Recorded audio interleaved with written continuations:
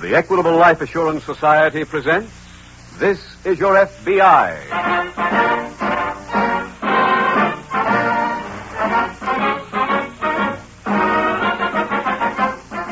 This is Your FBI, the official broadcast from the files of the Federal Bureau of Investigation.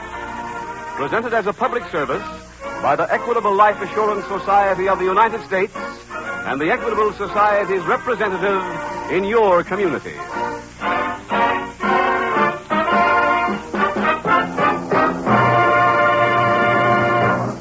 Would you know what to say if your telephone should ring like this?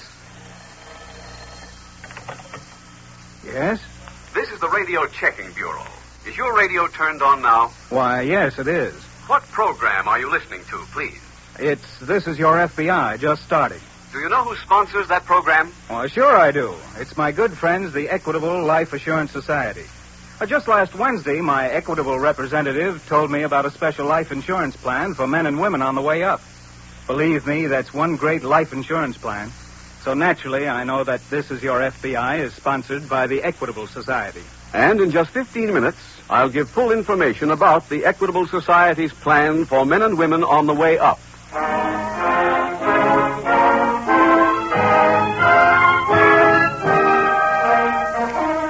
Tonight's FBI file, The Wayward Brothers.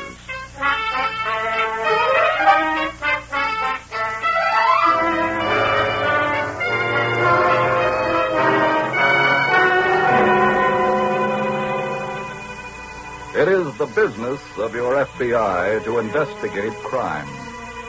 And in the carrying out of that business, it is necessary that they know as much as possible about the habits of the criminal. Because crime prevention is also a part of the work done by the Federal Bureau of Investigation.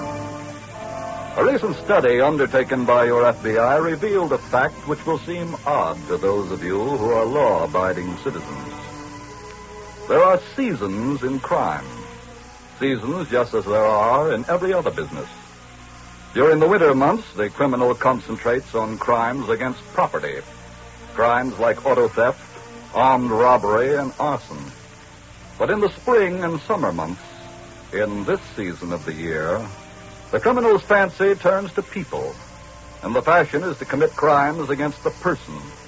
Crimes like extortion, kidnapping, and murder.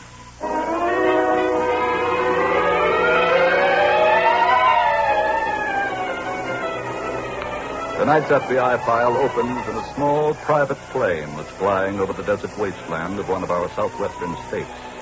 The young man is seated at the controls of the plane. He speaks to a girl who sits beside him. Sue? Yes, honey? See that mesa down there? On the left? Yes. That's our landmark. Oh. 20 minutes more and we're at the ranch. I'm kind of sorry to hear that. I've really enjoyed this flight so much. Well, I hope you'll enjoy the ranch, too. Well, of course I will. Ned? There's something I think I'd better tell you right now. Well? It's about your mother and Dad. Ned, I'm scared to death about meeting them. Are you kidding? Why, they're the sweetest guys you'll ever... I know all that. But, well, you're their only son. We're engaged. And they'll love it. I hope so. Oh, Susie, baby, will you please? Hey. Trouble, honey? I don't know. Yeah.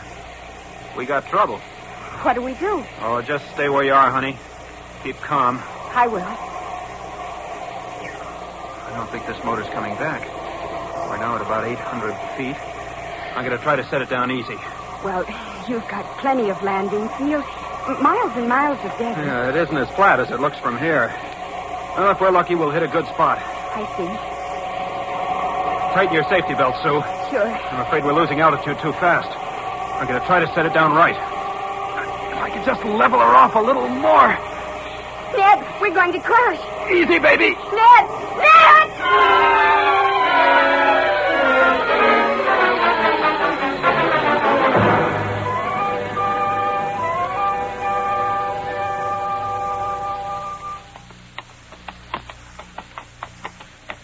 Hold it, Slim. Whoa, boy. There. There's the airplane. I told you I'd seen it fall. Yeah. Let's have a look at it. It plowed into the sand pretty deep. Yeah. Do you think there's people in it, Chuck? I don't know. Well, let's have a look.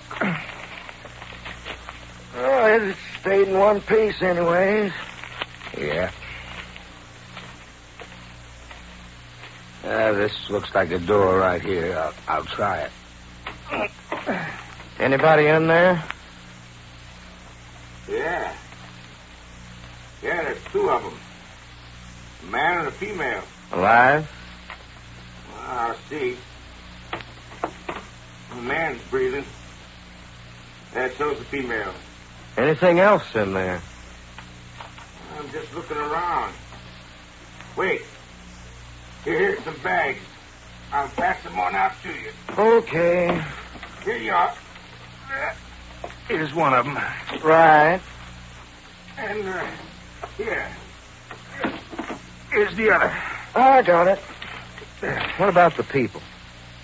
What about them? Don't you want to search them before we go through the bags? Nope. Why not? Well, I'm lifting the people out, too. What for? So as we can tend to them. What's got into you? Nothing. Why don't we take what we can here and just leave them be? Take a look at them bags, Slim. They cost plenty. So does a private airplane. So what? Well, these folks must be worth money. We'll get lots more out of being nice to them. I don't go along with that. Nobody's asking you to, Slim. That's just how we're doing it. Now, give me a hand.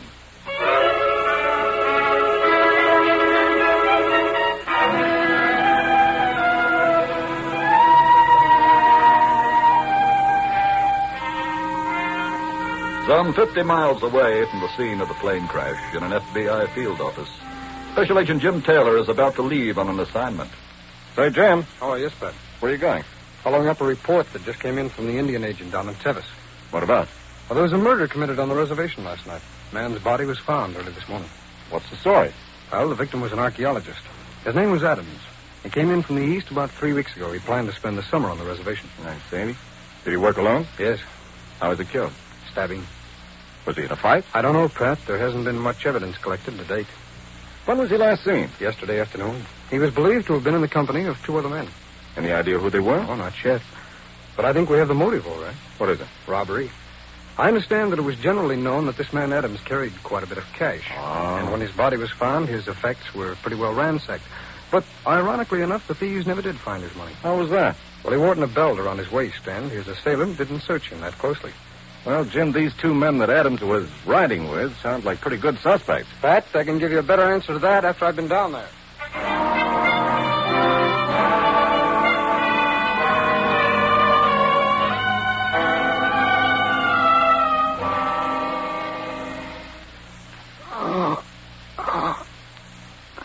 Take it easy, mister.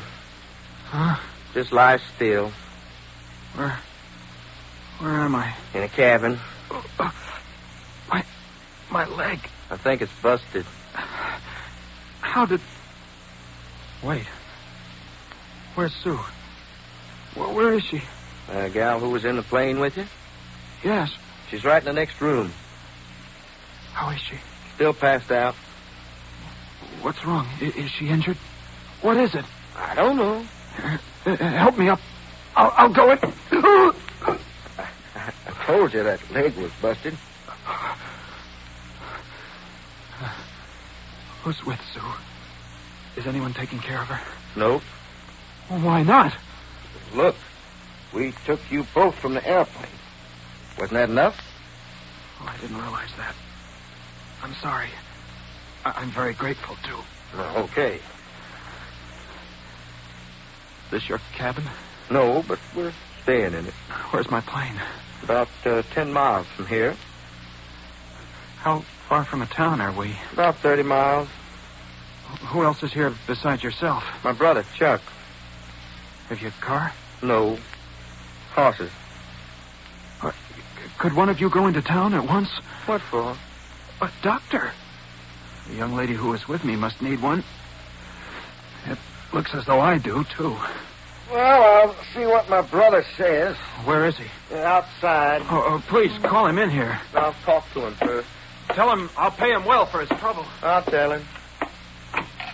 I'll be back.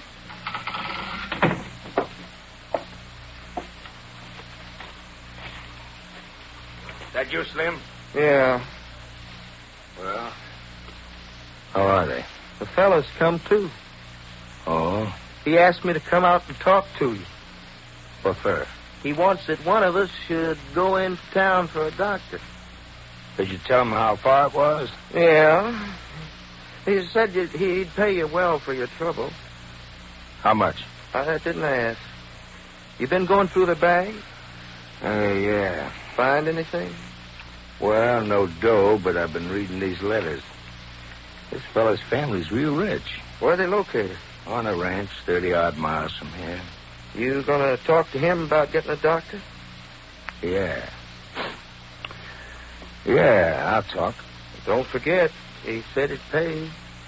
Slim, he's gonna pay. Plenty.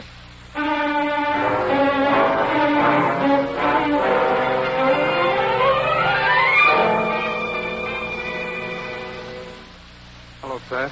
Hi, Jim. Pick up anything down Terrace? Yes, I was lucky enough to find the knife that the killer used. There were several good prints on the handle. Say, what about the two men on horseback? Oh, I just got a general description on them, Pat. Nothing really worthwhile. I'm going to get these prints off to the laboratory at once. Hey, wait a minute. I'm sending out a set of prints myself. No? What on? Well, a call came in right after you left this morning. A family named Robinson. They have a ranch about 20 miles out of town. They reported that their son had left Denver yesterday in his own plane. His fiancée was with him. Yes. And the plane was to arrive at the ranch early last evening. After it was several hours overdue, searching parties were sent out. I see. Early this morning, the plane was spotted from the air. The pilot landed, examined young Robinson's plane, and found it empty. Well? He noticed, however, that there were bloodstains in the cabin and numerous prints of horses' hooves around the plane. He returned and reported this to the boy's family. Pat, where did Robinson's plane land? On the Indian reservation. That's why the family called here. Did you go out and look it over? Yeah. You find anything? Just the fingerprints I mentioned before. Well, Pat, I wouldn't say that either one of us had an easy assignment, so let's go to work.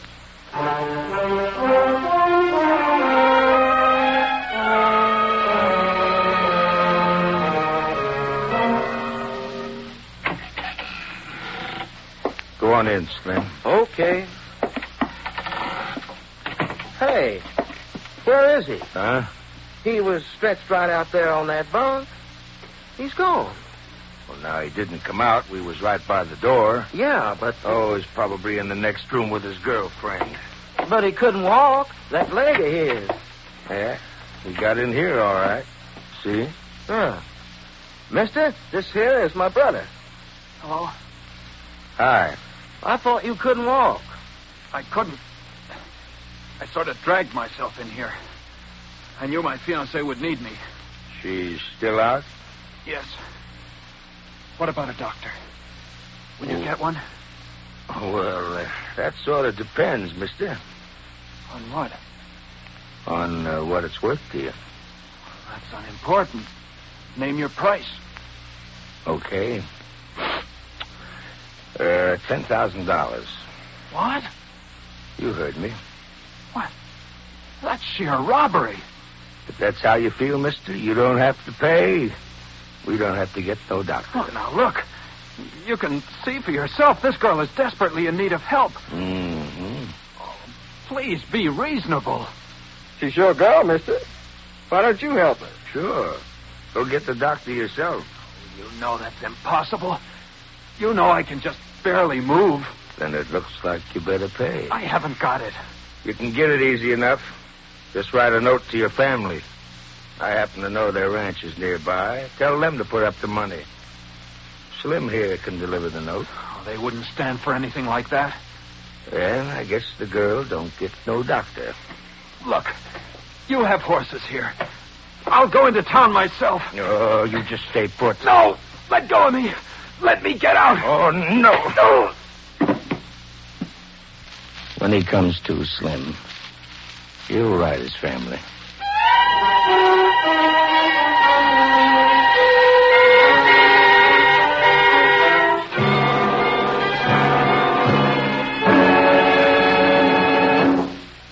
We will reopen tonight's FBI file in just a moment. Now, a special message to people on the way up. To the man who will soon phone his wife to tell her good news like this. Listen, honey, I've just seen the Acme Company. They've offered me the job. And boy, what an increase in salary. Yes, that's one of the great moments of life. And when it happens to you, when you finally achieve the success you're working and planning for, make sure you have life insurance designed to order for you. Right now, investigate the Equitable Society's special life insurance plan for men and women on the way up. A plan for people of all ages who expect to be earning more money 3 years from now than they are today. Does that mean that this Equitable plan is flexible, considers both my present and my future? Exactly right. And that's just one of several advantages of this Equitable Society plan for men on the way up. First, it gives you and your family needed protection right now. Second, this Equitable plan provides for readjustments in the future. 5 years from now, when you're making more money, you can make up your mind whether you want more protection or bigger cash values. Or you may decide to work out a retirement program. Third, this Equitable plan is flexible at all times. Can expand or contract as you see fit. That makes a lot of sense to me. How can I get the whole story? The easiest way is to get in touch with your Equitable Society representative. Phone him as soon as possible and ask him for full details on the Equitable plan for people on the way up. Or send a postcard care of this station to the Equitable Society. That's EQUITABLE. The Equitable Life Assurance Society of the United States.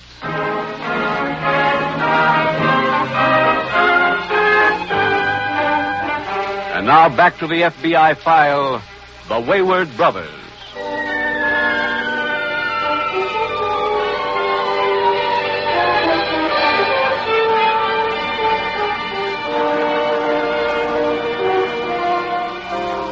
As you have seen aptly illustrated by tonight's case from the files of your FBI, there is no reasoning with the criminal mind. For there is neither logic nor compassion in the makeup of the criminal. The human being has no dignity as an individual to the criminal because he has chosen to live his life outside the conventions set up and obeyed by his fellow beings. That lack of regard for his fellow man is the basic reason for the lack of success of every criminal.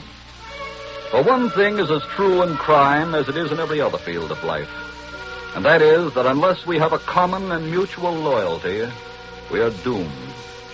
Because no one person is entirely self-sufficient. To rephrase that point, which the criminal can never understand, we are indeed our brother's keeper. Tonight's file continues at the local FBI field office. Special Agent Jim Taylor is seated at his desk reading a laboratory report. Finishing it, he jumps excitedly to his feet and calls out. Pat! Oh, Pat! Yeah, Jim? Come on in here a minute, will you? Charlie.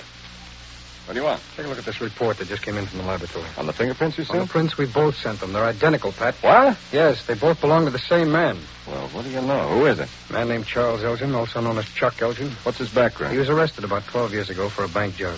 He's also been in trouble with local police in several states. I see. He's always worked with his brother. His name is John Elgin, also known as Slim. Then they could be the two men who were seen with Adams that afternoon before he was murdered. I would think so, yes. I've got a complete description here on both of them. They must have come across the disabled plane. Yes. And they undoubtedly took young Robinson and his girlfriend along with them. Right. Say, does that report have anything on where they can be found, where they live? No, but they're from these parts originally. The local police can probably help us on that. Yeah. Pat, I'll send out an alarm on these men. Good. While you're doing that, I'll run over and talk to the police.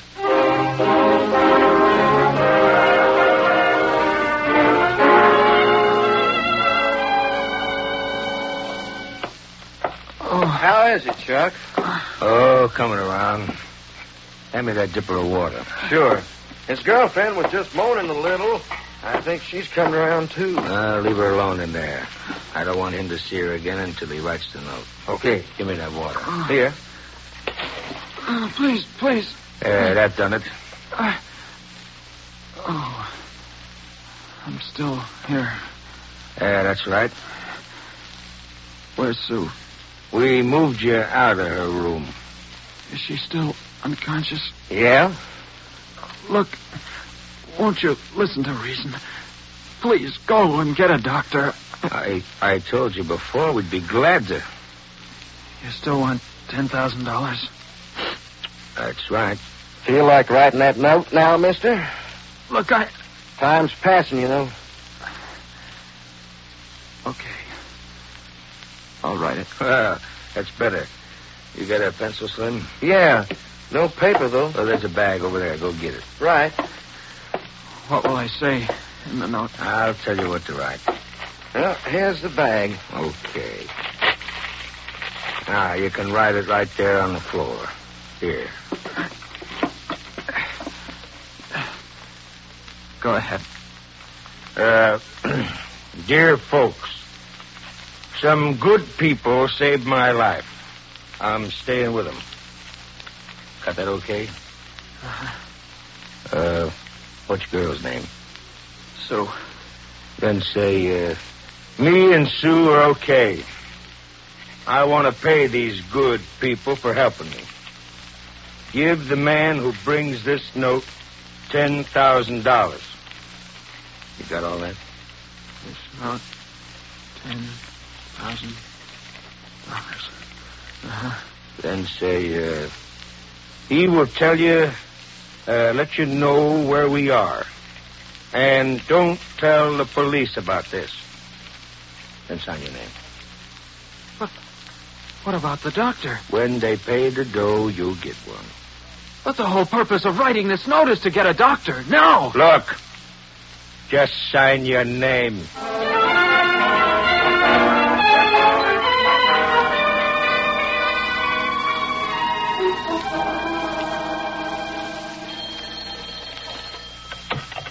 Special Agent Taylor. Hello, Jim. This is Pat. Oh, yes, Pat. How did you make out? Well, I spent most of the afternoon here at police headquarters.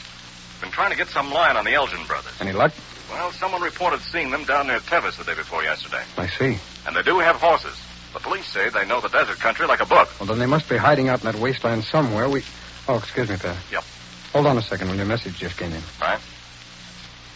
Hey, Pat, looks like we may be getting some action. What is it? This message is from Robinson's parents. They just received a phone call from a man who claimed he's got a note from their son. Really? Yes, he told them he'd be right out to see them. Pat, I'd better get right over to their ranch.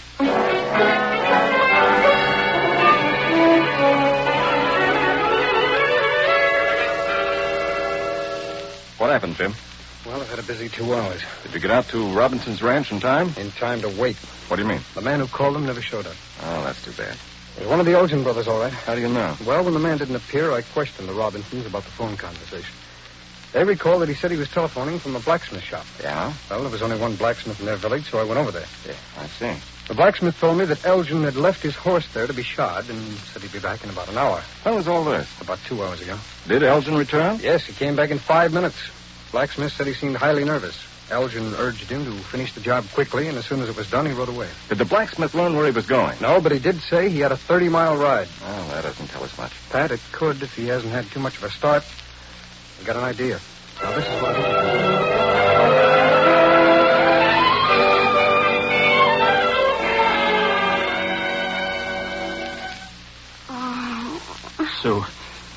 Sue, darling. What? It's all right, baby. I'm right here with you. Huh? I'm right beside you, darling. Oh, Ned. Oh, baby. Ned, where are we? We're gonna be okay, honey. But the plane, what's happened? Well, after we cracked up, 2 men came along. Took us here to this cabin. Oh. You passed out for a while. That's all. Oh. Ned, what's happened to you?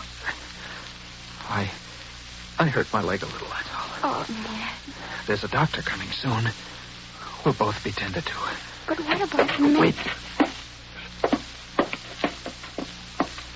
Well, she come too, huh? Yes. What about your brother? Oh, he's coming back. I just seen him riding down the hill. Alone? Yep. No doctor? Look, that happens after the payoff, remember? What's he talking about? Nothing, honey. What does he mean, payoff? I'll explain it all to you later. Charlie! I'm in here. How'd you make out? No good. What happened? Wouldn't they pay? I never delivered the note. Why not? I seen this newspaper before I went there. Look, What is it? Our picture's right on the front page. What for? Knocking that guy off. The FBI found out we'd done it. Oh. We gotta blow out of here, Chuck. Fast. Yeah. What about them? They stay here. Ned, what's this all about? These men wanted money, $10,000. Why? So you could get out of here alive, sweetheart, and we didn't get it. You still can't leave us here like this. I ain't going to. But you just said... I said I was leaving you here. I didn't say how. Chuck, we're wasting time. I know. Wait a minute. What are you going to do? What do you think? Put away that gun. Only after I'm done with it. But Ned... Shut up. Get it over with, will you? Okay. Drop that gun, Elgin. Huh? Drop it! Now raise your hands, both of you. Who are you? I'm from the FBI. Oh, thank heaven. How'd you get here? We knew you had a 30-mile ride. Inasmuch as planes travel faster than horses, we circled in a 30-mile radius until we picked up your trail. All right, Pat. Let's get these people out of here.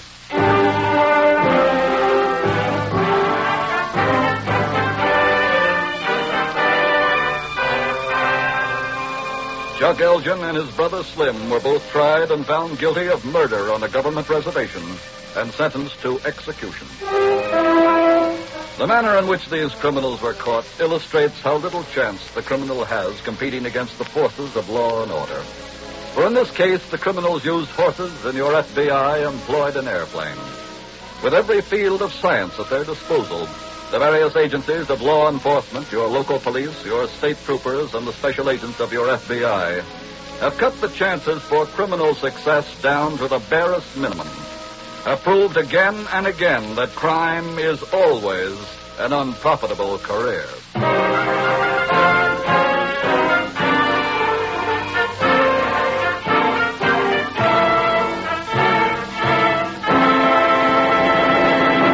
In just a moment, we will tell you about next week's exciting case from the files of your FBI. If you're what President Thomas I. Parkinson of the Equitable Society describes as a man with faith in his own future and the future of America, then you'll surely want to learn more about the Equitable Society plan for men on the way up. Exactly how much will this plan cost me? The Equitable man has the answer. Or how much protection does it give me right now? Your Equitable representative can work that out in 2 minutes. Does this plan offer me desirable options? You bet it does. Your Equitable man will be glad to give you further facts and figures on the Equitable Society's plan for men and women on the way up. Find him in the phone book or send a postcard care of this station to the Equitable Life Assurance Society of the United States.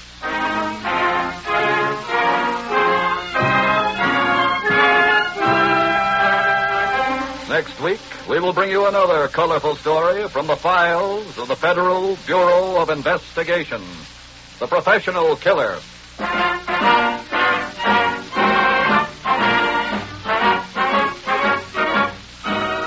The incidents used in tonight's Equitable Life Assurance Society's broadcast are adapted from the files of the Federal Bureau of Investigation.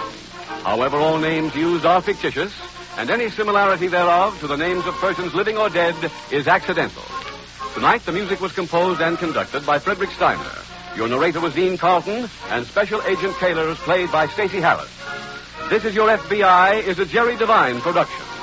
This is Larry Keating speaking for the Equitable Life Assurance Society of the United States and the Equitable Society's representative in your community, and inviting you to tune in again next week at this same time when the Equitable Life Assurance Society will bring you another thrilling story from the files of the Federal Bureau of Investigation. The Professional Killer on This Is Your FBI.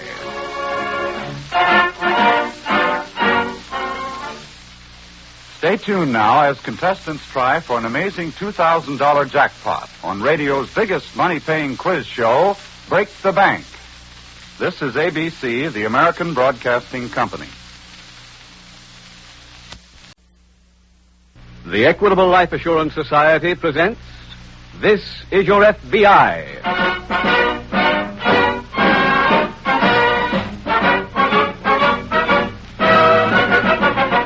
This is Your FBI, the official broadcast from the files of the Federal Bureau of Investigation. Presented as a public service by the Equitable Life Assurance Society of the United States and the Equitable Society's representative in your community.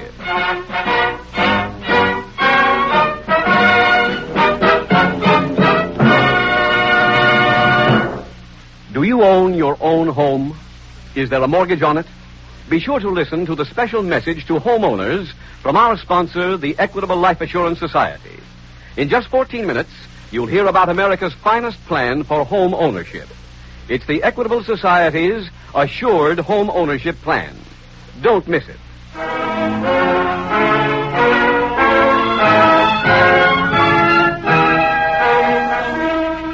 Tonight's FBI file, The Professional Killer.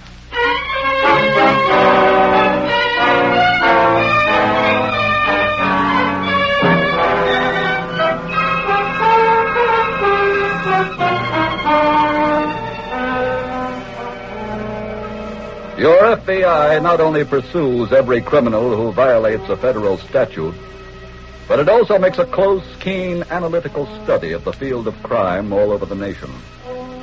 For crime is the business your FBI is engaged in. And like every successful organization, it realizes that the more it knows about its business, the better job it'll be able to do. With that in mind, your FBI recently completed a study of crime throughout 48 states. And the study brought forth one fact that is not only shocking, but is also indicative of the self-evident truth that the crime wave, unless stifled quickly, will soon be out of hand. That one single fact is that in the United States today and every day, there are 36 people murdered. In the past 2 hours, 3 people have been killed by criminals.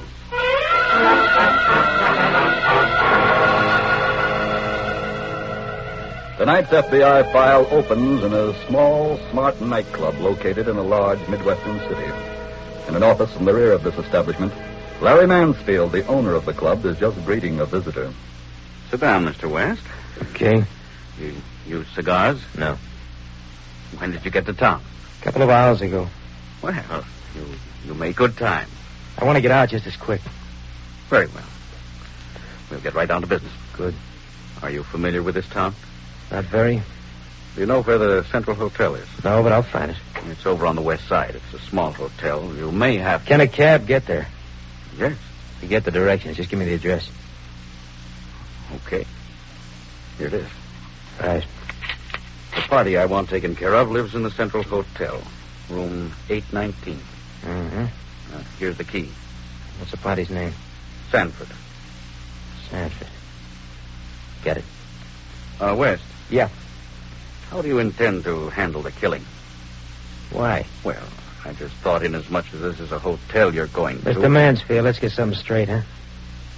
You own this nightclub, don't you? Yes. Am I telling you how to run it? No. It don't tell me how to run my business.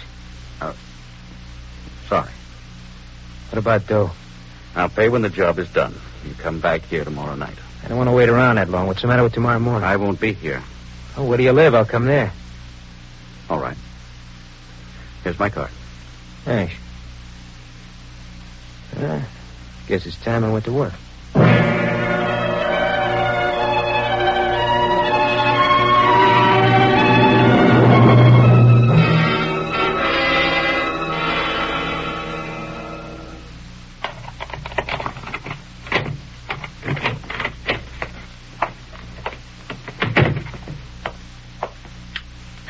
Don't rumble, sweetheart.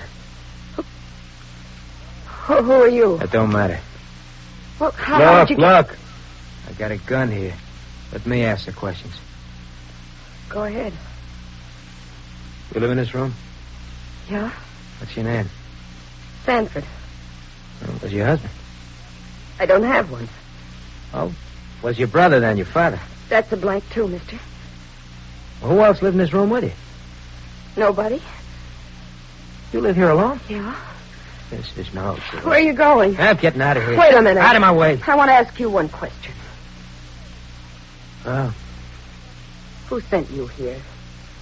nobody. Look, honey, I've been around. I know a hired gunsel when I see one. Yes, that is your touch, right?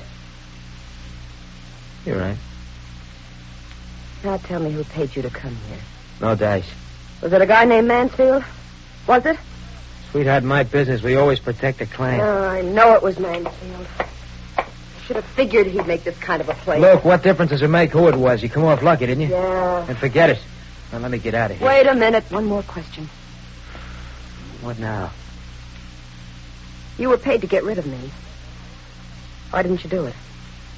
Look, I want to know. I don't kill dames. Oh. Do you buy dames drinks? Sometimes. I'm awful thirsty.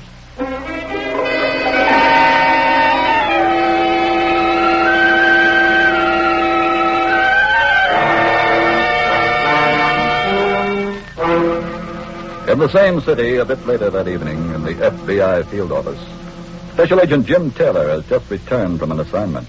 Jim. Oh, yes, Neil. A call came in for you less than 5 minutes ago. I took the message. Oh, what was it? Interstate Bus Company. Oh, yeah. The driver you wanted to see is out of town. He'll come over to see you first thing in the morning. Oh, good. What are you working on? It's kind of a strange assignment, Neil. What's the story? Well, a thief named Lou Palmer was convicted 2 years ago for sticking up a bank messenger. Over $78,000 was stolen on that job. And the money was never recovered. I see. A few days ago, Palmer sent word to the warden at State's Prison that he wanted to give some information as to the whereabouts of the money. What brought that on? Well, it turned out to be revenge. Palmer revealed that he had 2 Confederates on the job, a man and a woman. They evidently promised to take care of Palmer's family out of the loot. When they reneged, he talked. Who were these people? Well, the man's name was Larry Kent. The woman, she was Kent's girl. Her name was Vi Sanford. And you're looking for them? That's right. What progress have you made? Well, we've established that Kent and his girl were living in Cleveland at the time of the robbery. Immediately after it, Kent disappeared. What about the Sanford girl? Oh, she stayed on there. Evidently, Kent had walked out on her.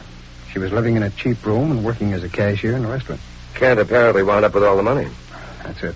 Has the girl been picked up? No, she left Cleveland 2 days ago, believed to be headed for here. I see. And from what we could gather, she's looking for Kent. She'd been tipped off that he was here. Jim, do you know where to find her? No, not yet. This bus driver I sent for may help us on that, though. She was on his bus. You alerted the local police? Yes, I gave them the girl's picture, and they're starting a check on all hotels now. We should get something on her very soon.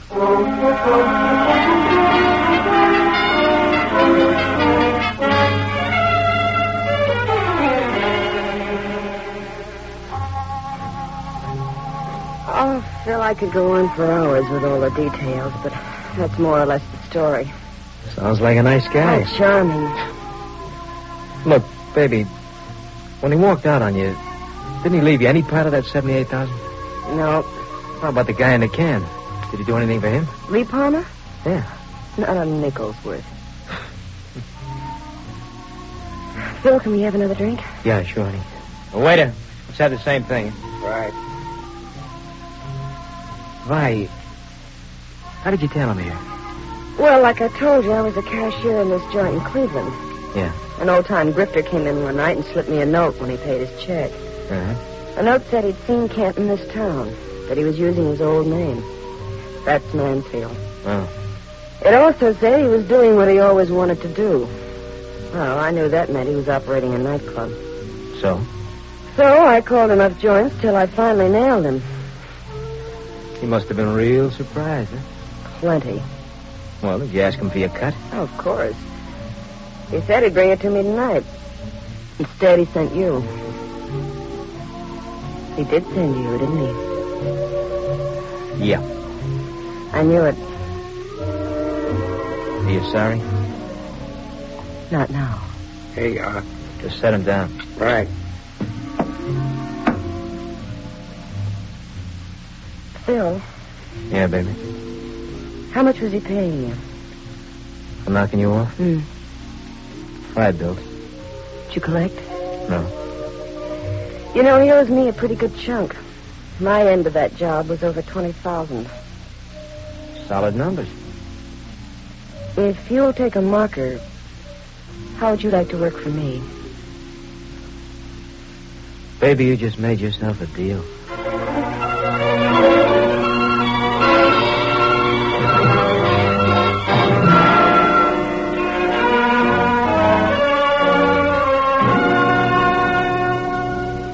Morning, Jim. Oh, morning, Neil. Talk to the bus driver? Yes, he just left here. Give you anything? Well, I showed him the Sanford girl's picture, and he definitely identified her. Said she'd come in on his bus all right. Did he have any idea where she went? Oh, unfortunately, he didn't. These pictures just came in, Jim. No, what are they? Pictures of Kent. Oh, fine. Washington also sent a copy of his records. Swell, Mister. Sure, here you are. Thanks. I read it through. There's nothing there at all to indicate where he's been for the last 2 years. No, I didn't imagine there would be. After all, he wound up with that $78,000, and that's enough for a man to retire on for a few years at least. Do you think he's gone into some legitimate business? Could have. Well, even if he's here in town, he won't be easy to find. Probably changed his name, even his appearance. Yes, I know. Jim, I sent Kent's pictures and a copy of his record to the local police. They might have something on him. Fine, I sure hope so. Oh, I'll get it. Special Agent Taylor. Oh, yes, Sergeant. Yes, that's right. Wait, I'll write that down. Okay. Good work, Sergeant. Thanks a lot. Goodbye. Well, Neil, we're getting some action. What, Jim? That was police headquarters. The Sanford girl is registered at the Central Hotel, and I think I'd better get right over there.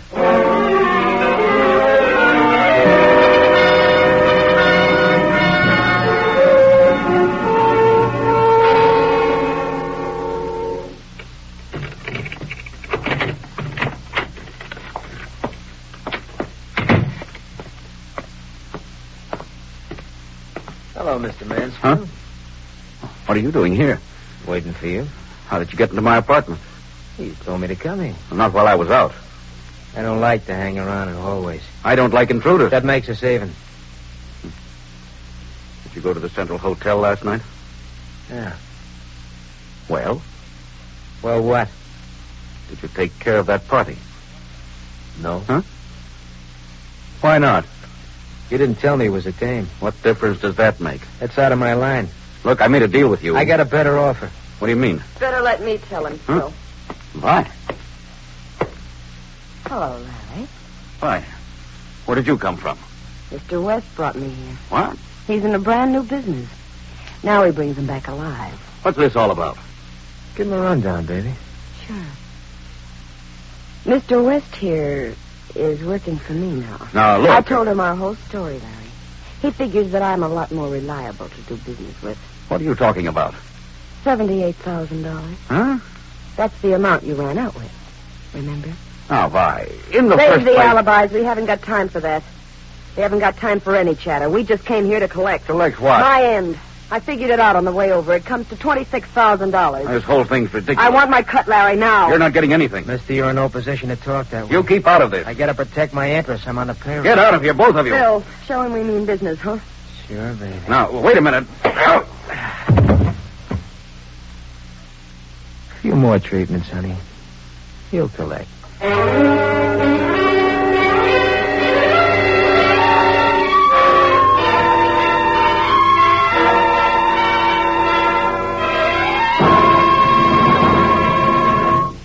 Tonight's case from the official FBI files will be reopened in just a moment.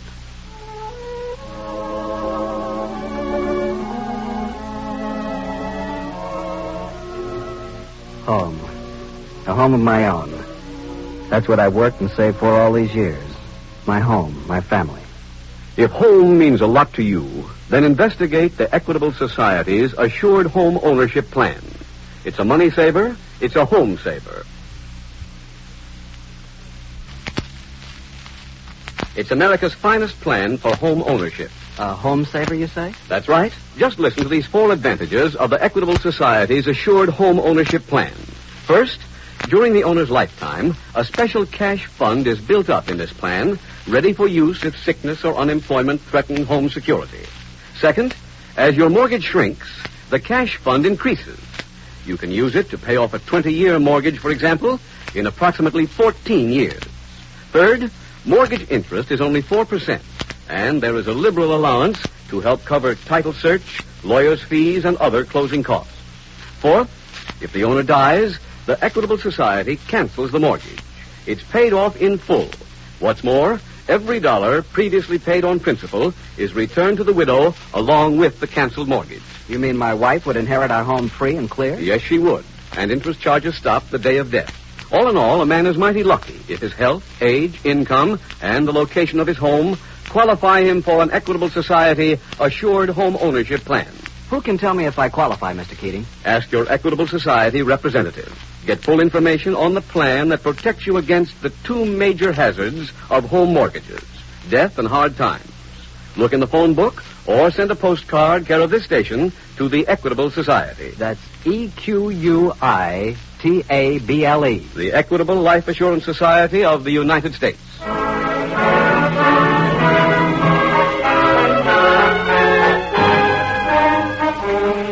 And now back to the FBI file, The Professional Killer.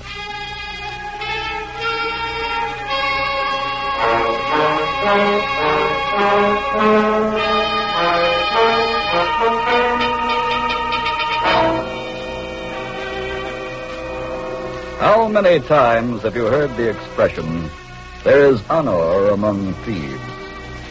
Probably 1,000 times. But next time you hear it, you'll know that it is not true.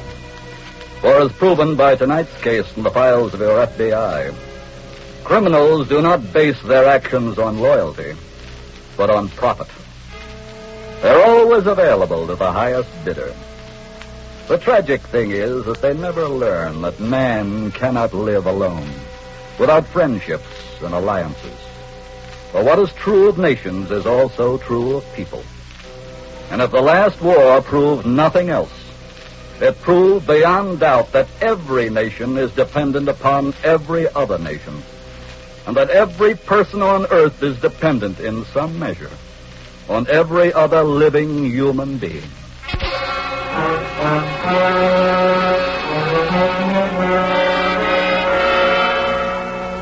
Tonight's file continues in Larry Mansfield's apartment.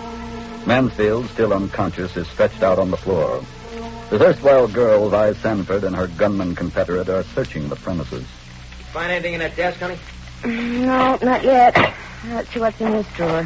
Thinking it'd be a wall safe behind one of these pictures. Oh, this is full of nothing but letters. Why, that dirty cheat. These letters are from dames. What's the matter? Look at this. This letter was written 3 years ago. I was still going with him then. My darling Larry, our date last night will be remembered always. How do you like that guy? That being a female, we got work to do. Look, there's no door on his desk. Where else can he... Wait a minute. He's coming to. You better watch him.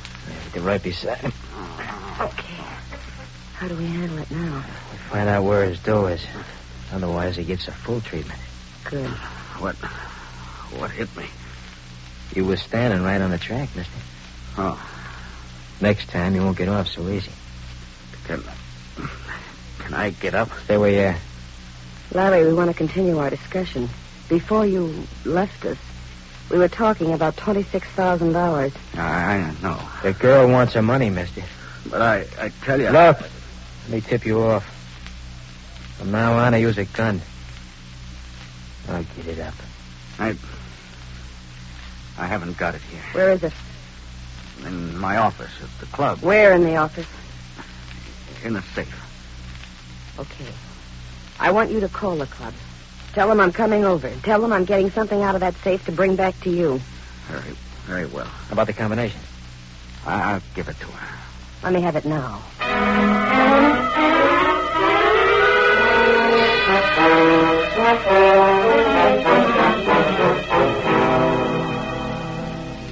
Jim. I'm right down here, Dale. I've been looking all over for you. The hotel manager said you were on the floor below. Oh. Did you get a search warrant? Yeah, I have it right here. Good. This is the Sanford girl's room. I have a pass key. No sign of her, Jim? No, she left the hotel early this morning. Hasn't returned since. There was a man with her. He didn't answer to Kent's description. There we are. Go ahead, Neil. Right. Thought it might be a good idea to search your room and see if we get any leads. Now, there's a small bag over there. Oh, yeah, I'll take a look at it. I'll see what's in that closet. All right. Could the management give you any line on what she's been doing? No, not much. He said she'd made quite a few phone calls. He's getting the slips together now. We'll pick them up on the way out.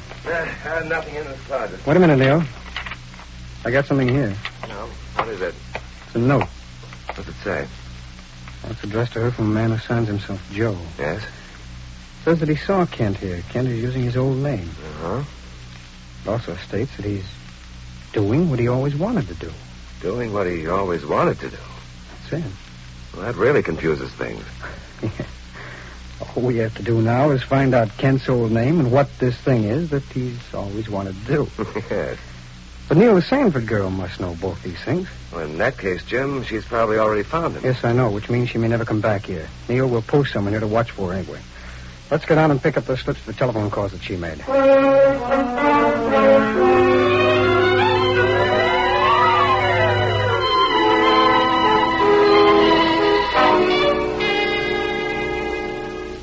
West. Yeah. Why don't you put that gun away? It makes me nervous. I'd be nervous without it. You handled me quite effectively before without a gun. You didn't know the score then. Tell me something, will you? What is it? Why did you double-cross me? What do you mean? You started out in this deal working for me. Why did you switch? I didn't like the way you operate. Is that the only reason? Yeah. I thought it could have been because you got a better offer. It had nothing to do with it. What has she promised you? What's it to you? I'd like to enter my bid. I don't get it. If I were to top her offer, maybe you'd come back to my team. Mister, that's just why I can't do business with you. Okay. Can we have a drink? Yeah, I guess so. There's some scotch in the cabinet there. Would you get it? Where? On the lower shelf. I don't see anything. Well, that ties the score.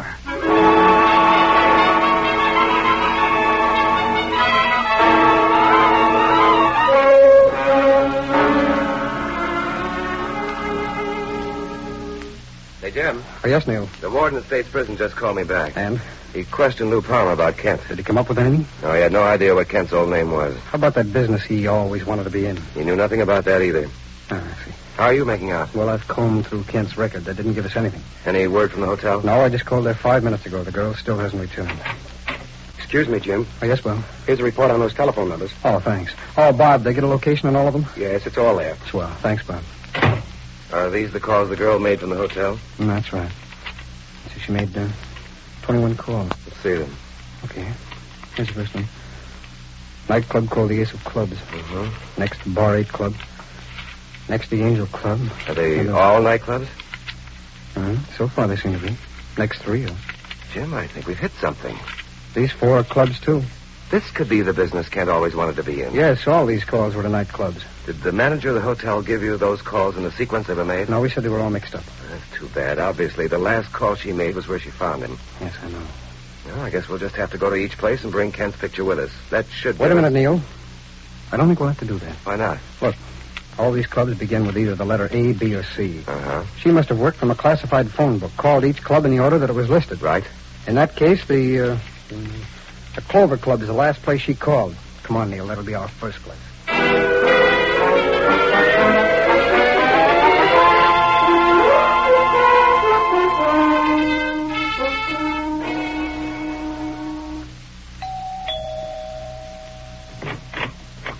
Come in, Vi. Where's Phil? He's inside. Oh. Did you get the money? Yes. Hope you didn't have any trouble. No. Thought you said Phil was in here. There he is. Where? Right there on the floor. What happened? It's just my turn to hit him. Say, what is this? My party now, Vi. Let me have my money. Wait a minute. Give it to me, I said. I gather it's in that bag. It's not your money. It belongs to me, and you know it. Honey, we're not going into that again. Besides, you will have no need for it. Why not? One has to be alive to enjoy money. What are you talking about? I'm going to have to kill you, Vi. In fact, I'm killing you both. Larry, wait a minute. It'll all be very legitimate, too. See, I came in, found you rifling my apartment, and I had to let you have it. You'll never get away with it. You forget, honey. In this town, I'm an honest man. Now, would you like it first? Larry, don't. Don't. Put away that gun. Sorry, Vi. Drop that gun. Go on, drop it, I said. Who are you? Special agents, the FBI. I'll pick up this gun, Jim. All right. You heard him. You heard what he was going to do. Oh, yes, Miss Sanford. We know all about both of you. That's why the manager let us in the back way. All right, Neil. Let's revive that man on the floor and take them all down to the office.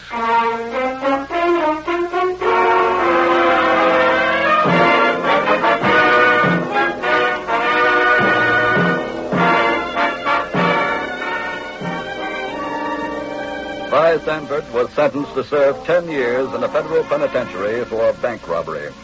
Her former accomplice was given a 20-year term for the same crime. Phil West was turned over to the local authorities to be prosecuted on an old murder charge. And thus your FBI thwarted the plans of 3 criminals, and also apprehended one for whom they had been looking for more than 2 years. 2 years is a long time in the life of a criminal, but not to the Federal Bureau of Investigation, for their patience never runs out. Your FBI never gives up in the search for a criminal, even if it takes 2, 10, or 20 years.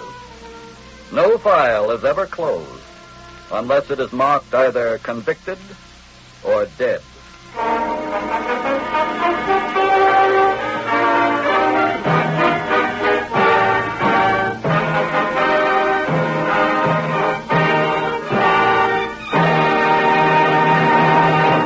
In just a moment, we will tell you about next week's exciting case from the files of your FBI. Mr. Keating, I've been thinking. I certainly hope I can qualify for that Equitable Society Assured Home Ownership Plan you were talking about. I do too, Jim, because look what you get in one package from the Equitable Society. A mortgage that's paid in full if the owner dies. If not, a cash fund to be used in financial emergencies. And mortgage interest at only 4%. No wonder it's called America's finest plan for home ownership. So don't delay. See your Equitable representative soon. Or write to the Equitable Society, care of this station. That's EQUITABLE. The Equitable Life Assurance Society of the United States.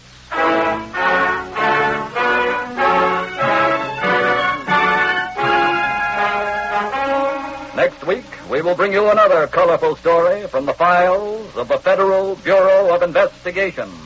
The Reluctant Thief. The incidents used in tonight's Equitable Life Assurance Society's broadcast are adapted from the files of the Federal Bureau of Investigation. However, all names used are fictitious, and any similarity thereof to the names of persons living or dead is accidental. Tonight, the music was composed and conducted by Frederick Steiner. Your narrator was Dean Carton, and Special Agent Taylor was played by Stacey Harris. This Is Your FBI is a Jerry Devine production.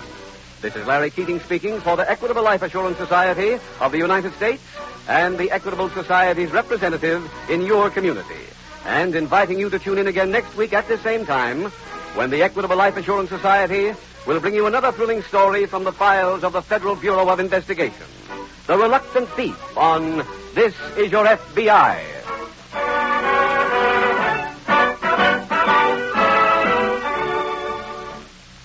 Now, match wits with contestants as they try for amazing sums of radio's biggest money-paying quiz show, Break the Bank, which follows next. This is ABC, the American Broadcasting Company. The Equitable Life Assurance Society presents This Is Your FBI.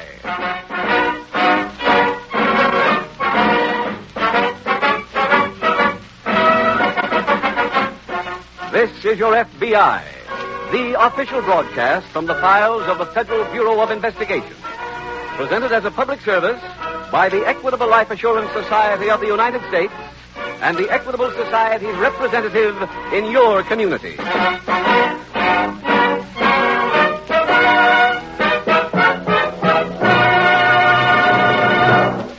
Homeowners, attention please.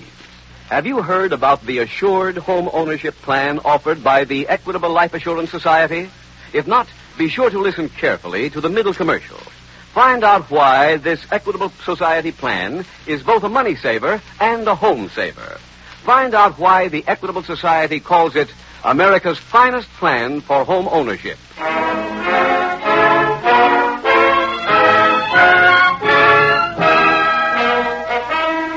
Tonight's FBI file, The Reluctant Thief.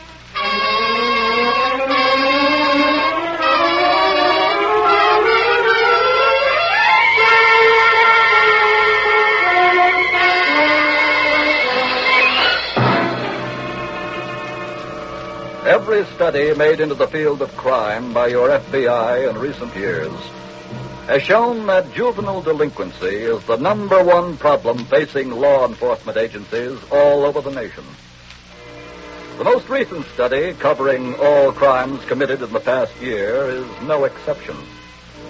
Year by year, America is producing more and more junior criminals. Youngsters who will, unless headed off, keep the crime wave mounting. For example, and this is only one of the frightening statistics produced by the study, the number of youngsters arrested in 1946 between the ages of 18 and 20 was 24% higher than in 1945. That is a jump of almost 1/4. And, as if to prove the inevitable consequences of the juvenile delinquents who grew up through the war years, arrests in the age bracket of 21 to 24 rose more than 64%. The time to do something about the juvenile delinquency problem is now, for tomorrow may be too late.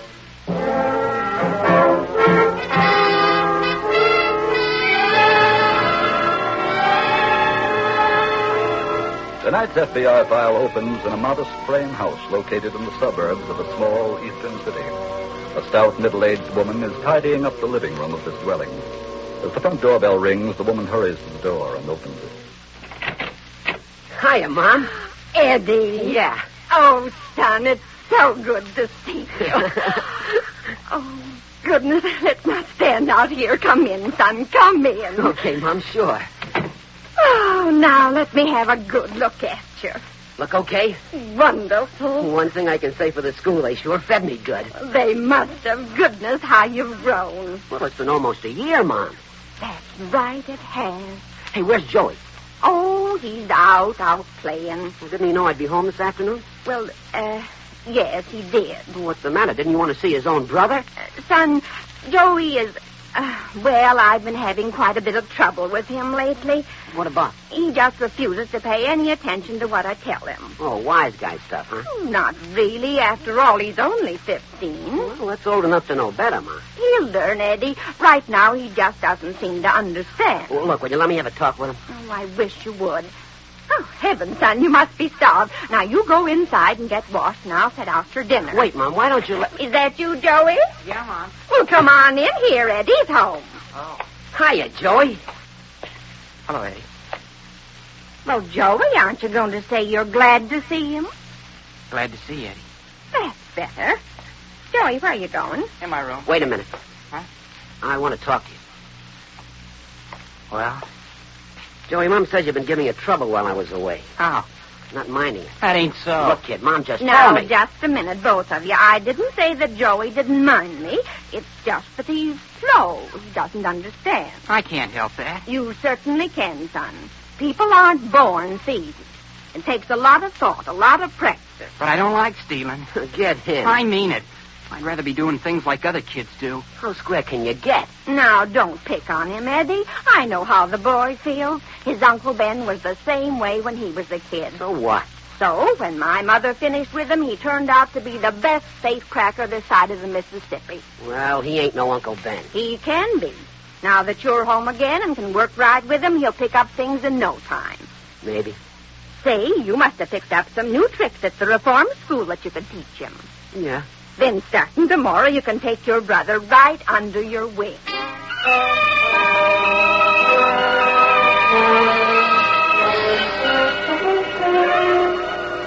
On the outskirts of the same city, at the local police pistol range, FBI Special Agent Jim Taylor has accepted an invitation for an afternoon of practice. Jim Taylor. Yes? Hello there. You remember me? Sure, you're Tom Guilford. Yeah, that's right. Oh, yeah. Swell. Hey, you were at the police academy last year when I was taking my refresher course. Right. When did you get into town? Several days ago. So I've been temporarily assigned to our local field office here. Say, how about having dinner with me one night this week? Why, sure. How's Friday night? Friday's fine. And, do you mind if I mix a little business with the food? Not at all, Tom. Our police chief has just assigned me to head up our juvenile delinquency bureau. Oh, I see. I know you fellas are interested in the problem. I had to call on you for some advice. Well, I'll be glad to help you with anything I can, Tom. Swell. Say, there's a target free now. Let's do a little shooting, huh?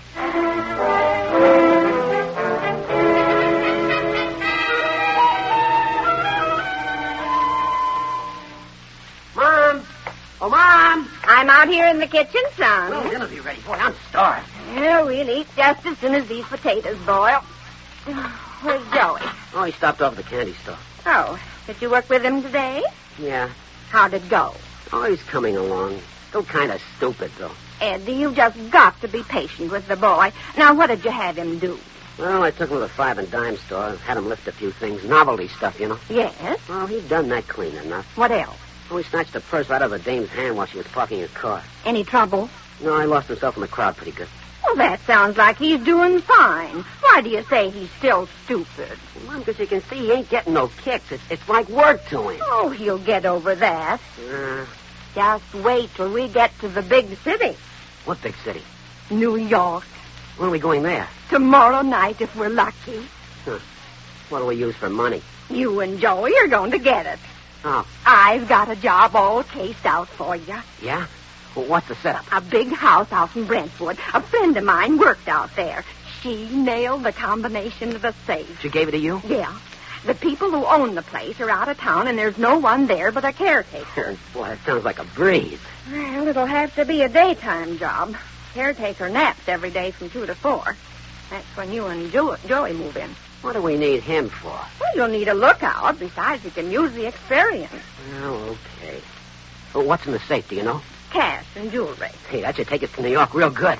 Oh, yes, that's what I've always lived for. Once my 2 boys get on the big time, I know they'll go right to the top.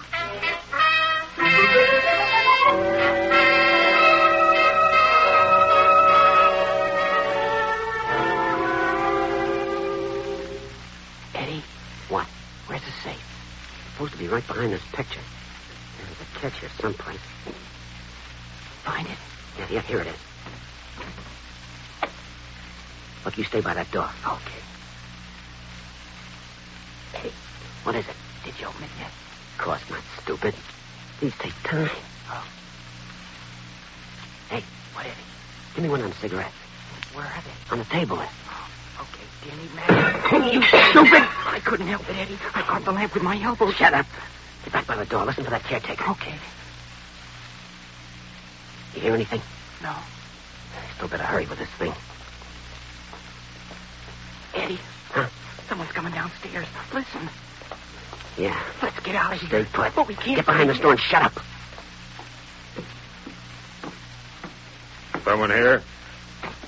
Who's behind that door? Come out. I've got you covered. Now, let's get that safe open.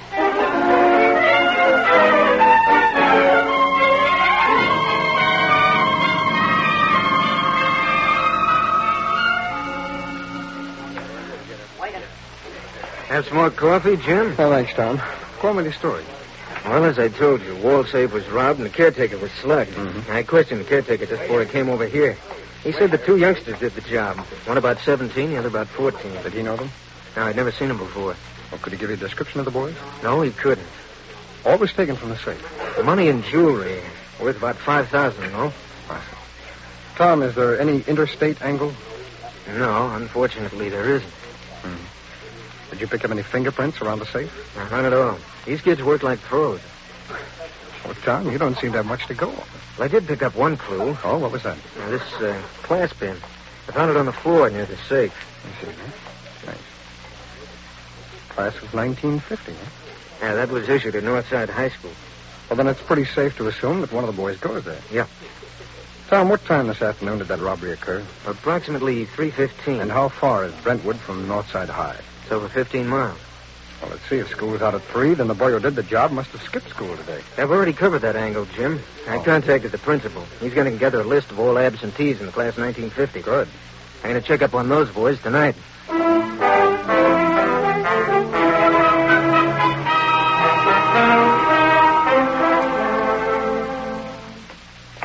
Eddie? Yeah, Mom. Are you all finished packing? Uh-huh. My bag's out in the hall. Where's Joey? In his room. He's packing, too, I guess. I wonder if he can even do that right. Eddie, you've complained enough about him. Look, Mom, I'm only beginning. When I think of the jam he almost got us in today, we could both be in the clink right now. He couldn't help what he did. Mom, I'm not talking about knocking the lamp over. I mean when he kicked that door. The poor boy was nervous. He had stage fright. It was his first big job. Mom, I'm telling you right now, you're wasting your time with that guy. He just ain't got no talent. Son, let's not start that again. Why do you bring him to New York? Why don't you send him to live with Aunt Mary? Oh, Ed. Why not? And have him wind up working in the bank. Your Aunt Mary is so honest. Oh, that must be Mrs. Carson. She's lending me an extra suitcase. Just a minute. Oh, yes? Mrs. Clinton? That's right. I'm Detective Sergeant Guilford. You're my badge. Well? I'd like to talk to you a minute, please. Can I come in? Of course. Come ahead. Who is it, Ma? A detective. Huh? What can I do for you, mister? You have a son named Joe? That's right. Is he at home? No. Where is he? Out playing. Do you know why he didn't go to school today? Why, what are you talking about? Joey went to school. Not according to the records, Mrs. Clinton. I'm going out back a minute, Ma. Hey, just a minute, son. Huh? Are you Joe's brother? Yeah, that's right. Is your name Edward? Yes. I believe you just completed serving a sentence in the state reformatory. That's right. I'm afraid I'm going to have to find out where you were today, too. Look, what's this all about? There was a robbery out in Brentwood, Mrs. Clinton. 2 boys were involved. Oh, goodness. One of them dropped this class pin. It's from Northside High School, class 1950. That's your son Joe's class. Well, I know that Joey didn't have anything to do with... I finished packing, Mom. Now should I... Who's this guy? He's a cop, Joey. Huh? I thought he was out playing. He must have come in the back way. I want to talk to you, son. What about? This pin. You ever see it before? Why? It was found on the floor in a house out in Brentwood that was broken into this afternoon. 2 boys did the job. I don't know nothing about it. Where were you today? I was in school. Not according to the records? Yeah. That's where I was, I tell you. You're lying, son? Look, I don't know anything about that robbery. Then where were you this afternoon? I was... Eddie, Mom, help me. I'm asking you, son. Leave me alone. Where were you this afternoon, Joey? Please. Answer me. Eddie, help me. Sure, kid. Oh, Eddie, my boy, I'm proud of you.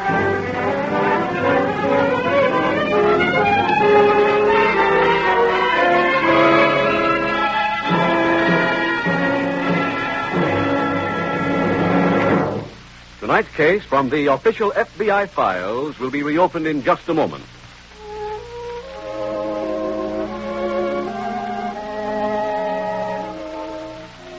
We worked and saved to buy the house we live in. It shelters us from the wind and the rain. Witnesses our joys and sorrows. Our home. The more home means to you, the more interested you will be in the Equitable Society's Assured Home Ownership Plan.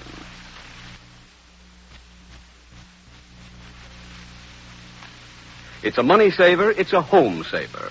It's America's finest plan for home ownership. Sounds like it was made to order for me. That's right. There's no plan for homeowners like it. Just listen to these 4 advantages. First, during the owner's lifetime, a special cash fund is built up in this plan, ready for use if sickness or unemployment threaten home security. Second, as your mortgage shrinks, the cash fund increases. You can use it to pay off a 20-year mortgage, for example, in approximately 14 years. Third, mortgage interest is only 4%, and there is a liberal allowance to help cover title search, lawyer's fees, and other closing costs. Fourth, if the owner dies, the Equitable Society cancels the mortgage. It's paid off in full. What's more, every dollar previously paid on principal is returned to the widow along with the canceled mortgage.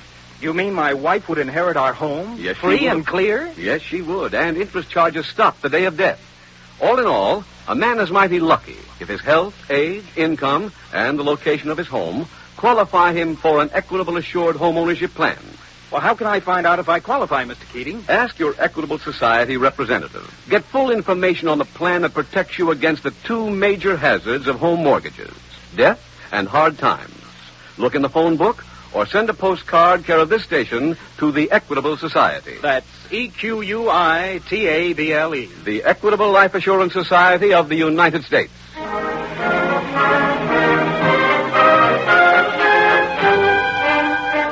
And now back to the FBI file, The Reluctant Thief.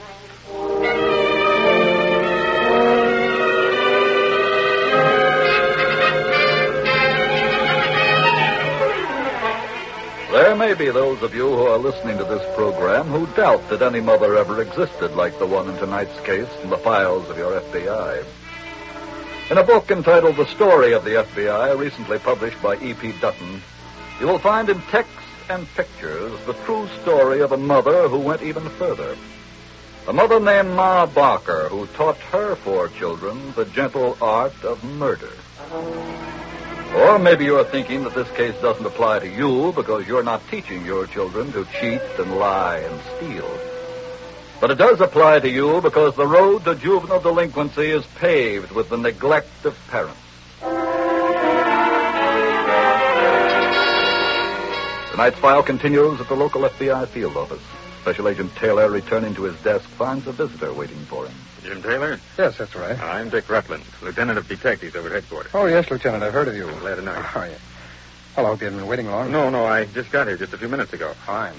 Well, what can I do for you? Well, this isn't a very happy mission I'm on. Oh? I've come here to tell you about Tom Guilford. Why, what's wrong? He was shot and seriously wounded last night. What? We didn't find him until this morning. He'd been driven across the bridge and dumped out on the other side of the river. How is he now? The doctors say he's off the danger list. Oh, good. What about visitors? He wants to see you. In fact, he sent me over here to get you. Where is he, Lieutenant? Memorial Hospital. Let's get right over there.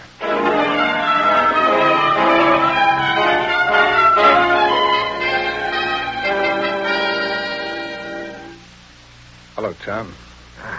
Hello, John. Just take it easy, boy. Keep your head down. Okay. I hear you're doing fine. Sure, I'm okay. Swell. Sit down, Jim. Okay, thanks. Did they tell you what happened? Look, I think I have this story. You just let me repeat it to you, huh? Right. Now, you went to see a family named Clinton. Mother and 2 sons. One son just out of the reform school. The other goes to Northside High. That's right. As you were questioning them, the older boy pulled a gun and shot you. Uh-huh. Then they put you in the back seat of your own car, drove across the river, and when they hit an isolated stretch of road, they dumped you on. Right. Then they obviously... Wait, Jim. What's the matter? Crossing the river took me into another state. Over the state line brings the FBI in. That's right. I kind of got you into this the hard way, huh? Yes, I should say you did. Well, to review the rest of it. An alarm has already been sent out on your car, Tom. So far, there's nothing on that. The Clinton house was searched, but no clue was found as to where they were going. Oh, one thing, Jim. Yes? Someplace along the way, I must have come to. Oh. I'm sure I heard one of them say something about going to New York. Well, the New York police have already been alerted to watch out for the Clintons and your car. Good. New York field office has been notified, too, so something should turn up from one of those sources. I hope so. Now, look, Tom, there's only one thing for you to worry about now. That's getting better. So now close your eyes and get some sleep.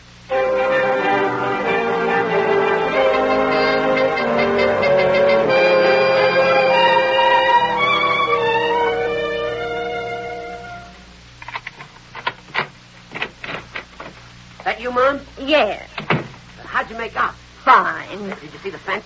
Yes, he was a very nice man, an old friend of your Uncle Ben. Well, what did he give you for the jewelry? $1,800. Is that all?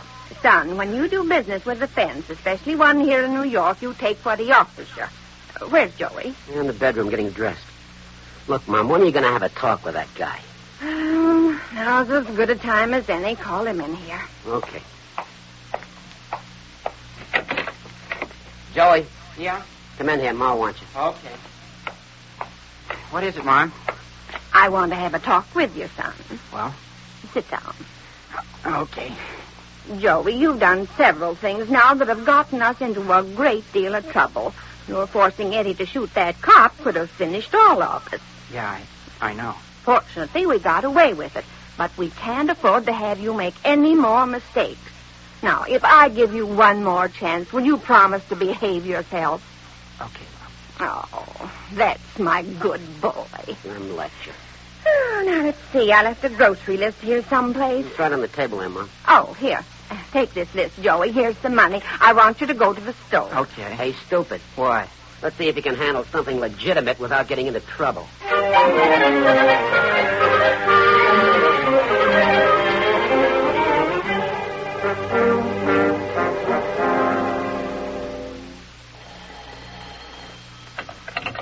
Special Agent Taylor. Hello, Jim. This is Dick Repland. Oh, yes, Dick. I just left Tom Guilford. He's feeling much better. Oh, swell. I've just got some news that should make him really feel better. What's that? I got a call about an hour ago from our New York office. They've located Guilford's car. Really? Yes, it was found abandoned on the Lower East Side. I see. And just a few minutes ago, the New York police called. Yes? They picked up a boy. When they questioned him, 40 minutes. Can you meet me at the station? Sure, Jim. Good. I'll see you at the ticket window.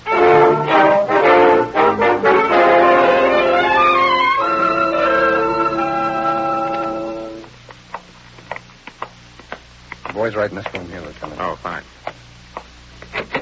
Go ahead. Thanks. Hello, Joey. Hello.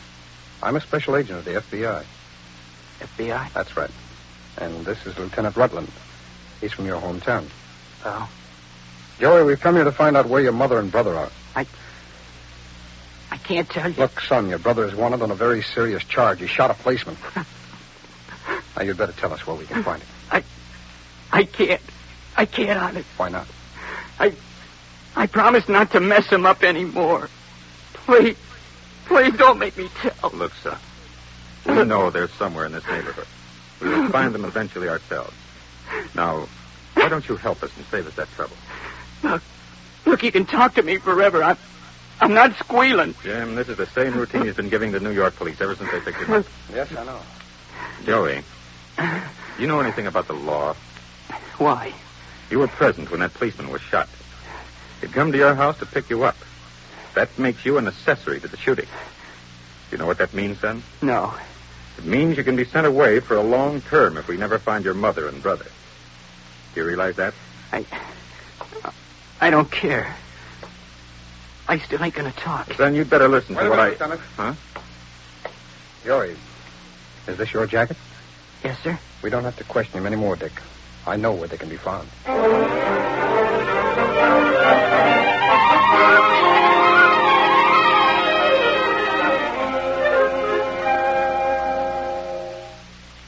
Eddie. Huh? Oh, what time is it? 10 after 6. Oh, what could have happened to him? He left here over 4 hours ago. I know. Do you think he could have gotten lost? No. He's missing. There's only one reason for it. He's in trouble again. Oh, dear. Look, Mom, if he's in trouble, he's most likely been picked up. Do you think so? Sure, when he's picked up, he's going to talk. Oh, no. Mom, he's bound to. If he talks, we better not stay here much longer. He wouldn't squeal on his own mother and brother. He's stupid enough to do anything. Wait. Huh? Might be the cops. Well, it could also be Joey. I'm going to find out.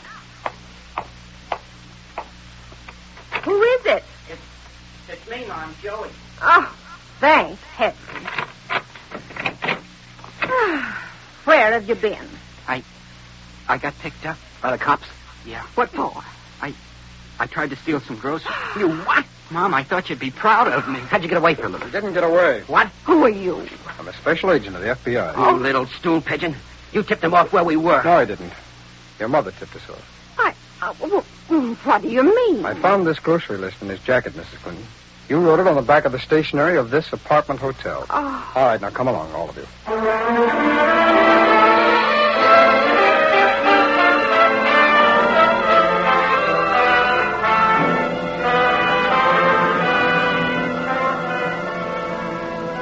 The Clinton family were turned over to the local authorities.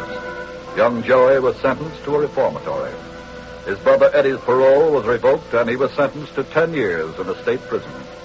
The mother was prosecuted as an accessory and aider and abettor to theft, and was sent to prison for 15 years.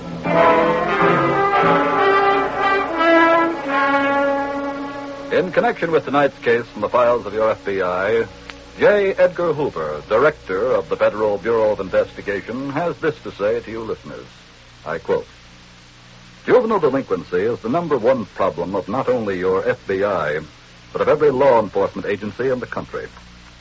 Children constitute 1/4 of the population of our nation, and 100% of the future of the country. For that reason alone, we dare not allow another day to go by without interesting ourselves in the problem of how to help the children of America. That is a problem that concerns you, because the solution to it lies in your own hometown. There are civic groups in your community who are trying to combat the evil. Join them and fight with them. They need your help because it is important that the children of the country know that the adult population is not composed of their enemies, but of their friends. This is the time to prove to your own conscience that you are indeed your brother's keeper.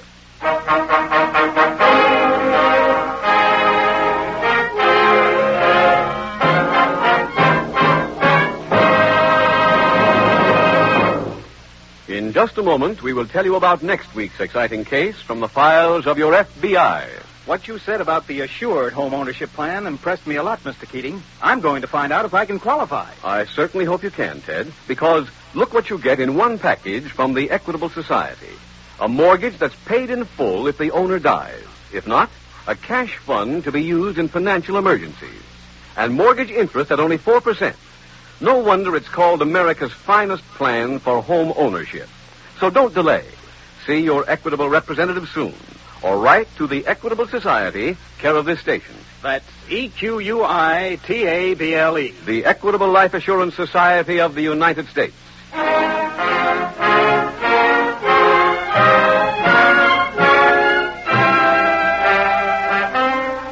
Next week, we will bring you another colorful story from the files of the Federal Bureau of Investigation. The Frustrated Mice.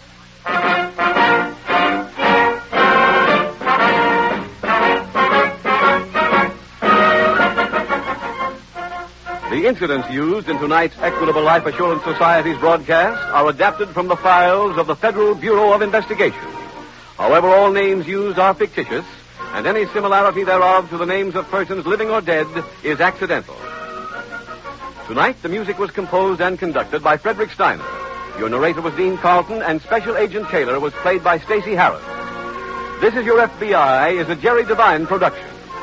This is Larry Keating speaking for the Equitable Life Assurance Society of the United States and the Equitable Society's representative in your community, and inviting you to tune in again next week at the same time when the Equitable Life Assurance Society of the United States will bring you another thrilling story from the files of the Federal Bureau of Investigation. The Frustrated Mice on This Is Your FBI.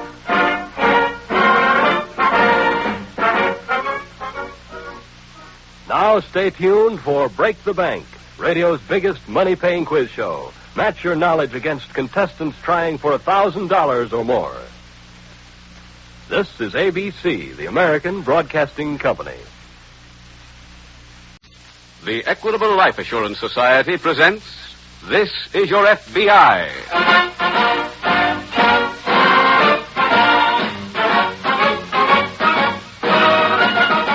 This is Your FBI, the official broadcast from the files of the Federal Bureau of Investigation. Presented as a public service by the Equitable Life Assurance Society of the United States and the Equitable Society's representative in your community.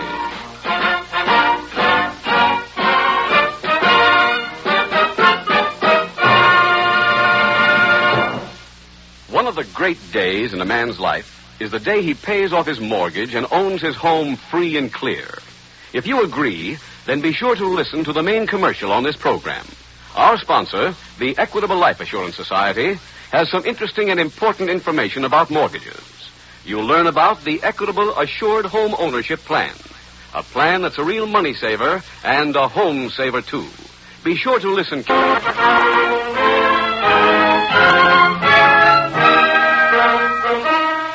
Tonight's FBI file, The Frustrated Mice.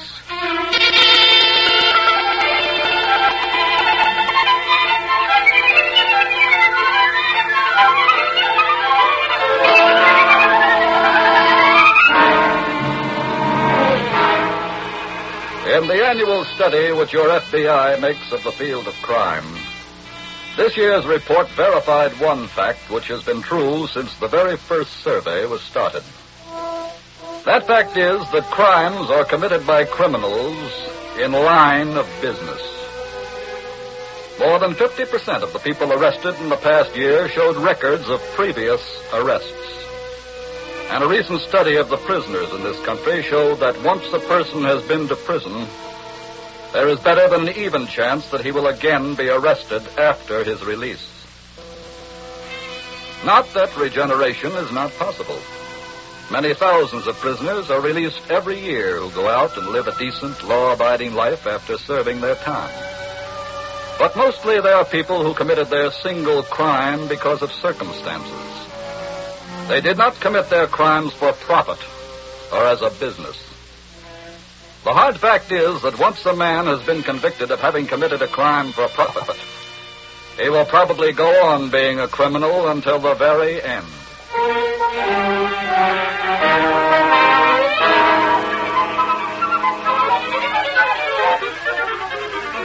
Tonight's FBI file opens in a small apartment located in the downtown section of a large Midwestern city. Wally Franklin, the occupant of this flat, is just ushering in a woman visitor. Put your coat on that chair, May. Okay. If you want a drink or something, help yourself. Thanks. Working on a little problem here. It's called the Fifth at Belmont Park. I saw the today. Yeah? How is he?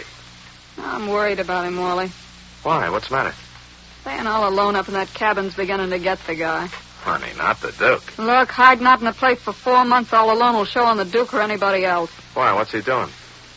Well, about a month ago, when I came up with his food, he asked me to bring some rubber boots next time I came.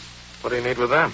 Said that he wanted to explore the streams around the cabin. What's wrong with that? Wally, in the old days, Duke Calvert would take a cab if he was going from here to your kitchen. So now he's a Lamister. He's got nothing else to do. 2 weeks ago, he asked me to bring up some lanterns. Said he wanted to explore an old abandoned mine near the cabin. What's the rap on that? Would you go down in the mine? Something was running down there, yeah. Look, honey, you still haven't proved your point. Just wait till you hear what he asked for last week. I brought him out today. What? White mice. Huh? 6 of them. White mice? Yeah. Now, do you think the joint's getting it? Yeah, that don't sound too good. Wally, we got to get him out of there. Honey, the cops are still looking for him, remember? I don't care. Look, he asked me to bring you out tomorrow. Will you come? Sure. Between the two of us, maybe we can talk him into doing something normal again, like robbing banks.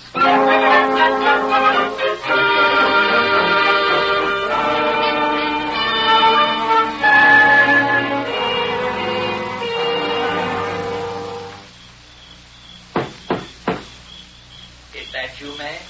Yeah. Just a minute. Good evening, May. Wally's with me. Well, hello there, Wally. Hiya, Duke. Come in, both of you. Go on, May. Yeah. Wally, I welcome you to Dismal Villa. Yeah, it's a good name for it. Just hang your wraps on that hook on the wall. All right. What's that? What? A big box laid out on the table here. Ah, a very interesting project. Come along, take a look at it. The idea was suggested to me from one of the science magazines you brought out, May. Yeah? I just finished it this morning. Duke, what is it? Well, I guess you'd call it a miniature labyrinth. What's that mouse doing in there? He's getting a lesson in frustration. He acts like he's crazy running around like that. He isn't yet, but he will be. Huh? You see, I put cheese in that center enclosure. I let him find it several times. Then I closed the entrance. He'll keep looking for that entrance until his nerves break down completely. There, Wally, what'd I tell you? Yeah. What did you tell him, May? That this place is getting you. You gotta get out of here. My dear girl, this is what keeps me sane. Look, I'm serious, Duke. You gotta get into action. I'm going to. When? Right now, tonight. That's why I had you bring Wally out here. Duke, you mean you got a touch lined up? Yes. What is it? Take a look at this newspaper. That girl's picture there on the front page. Oh, let me see it. Yeah. Queen of Spring Festival. Alice Marshall, daughter of prominent socialite, is chosen festival queen by local florist group. Well, so what? So, she's our action. $25,000 worth. How? That's what her parents will pay to get her back. You mean we snatch her? Yes. Oh, kidnapping's a tough rap, Duke. It's a quick touch. That's what I'm interested in. Getaway money. What's the setup? I worked the whole thing out. Go make us some coffee, May, and I'll tell you all about it. Okay. Oh, wait. Huh? Look at that mouse. See how he's acting? Didn't I tell you he'd go crazy?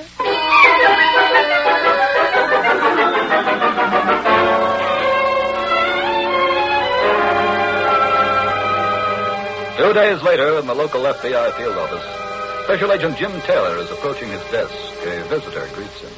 Jim Taylor? Yes, that's right. I'm Detective Sergeant Grafton, attached to headquarters. Oh, hello there. Hi. I've just been in to see your agent in charge. He told me to talk to you. Oh, fine. Sit down, Sergeant. Thank you. Well, what can I do for you? We received a report last night about 9 o'clock from a man named Marshall. He's a prominent local banker. Yes. He told us that his daughter had disappeared early yesterday afternoon. She'd last been seen leaving her class at Westside High School. I see. We got a complete description of the girl and sent out an alarm. Nothing came in on her last night. But this morning, her parents contacted us. They'd received a note saying the girl was being held for $25,000 ransom. Well, I gave the note to your agent in charge. He's forwarding it to your laboratory in Washington. Mm-hmm. Sergeant, was this note mailed to the parents? No, it was left in their mailbox. Have you been able to establish where the girl went after she left school? Well, we contacted one of her classmates this morning. Yes. You see, this Marshall girl had been chosen Queen of the Spring Festival. And? Her classmate said a woman approached Alice Marshall near the school, said she was a photographer on a national magazine, and asked to take pictures of her. Mm-hmm. They drove away in the woman's car. And that's the last that was seen of her? Yes. Any description on this woman? None. Has any of this been given to the newspapers? No, the parents have requested that there be no publicity. That's good. Now, did the kidnapper suggest any means of contacting them? Yes. They asked that an ad be placed in the personal column of the Morning Star. I see. Well, Sergeant, I gather that the FBI will merely be observers in this case. That is, until it's established that they've crossed a state line with the girl, or until the ransom money is paid. Yes, but we would appreciate your unofficial help. And we'll be glad to give you that. Well, tell me, have the parents consented to take that ad in the paper? Yes. Fine. Sergeant, all we can do now is wait for the kidnapper's next move.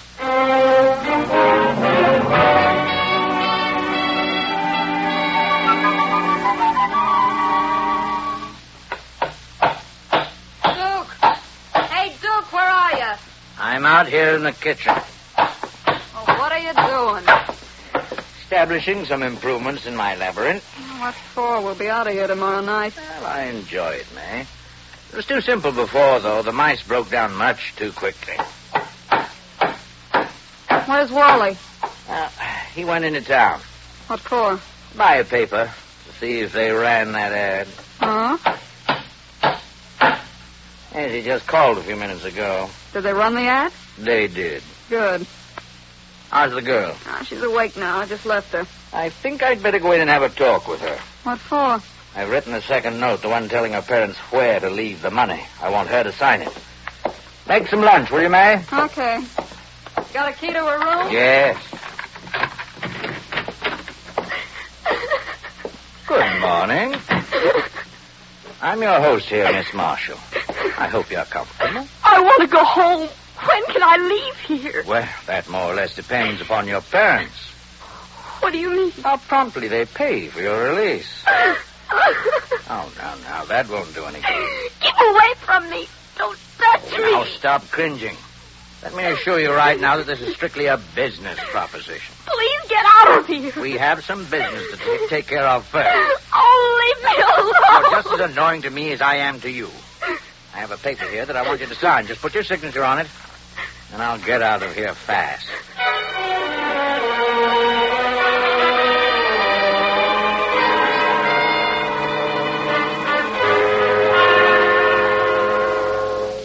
Jim, you busy? No. Come on in, Sergeant.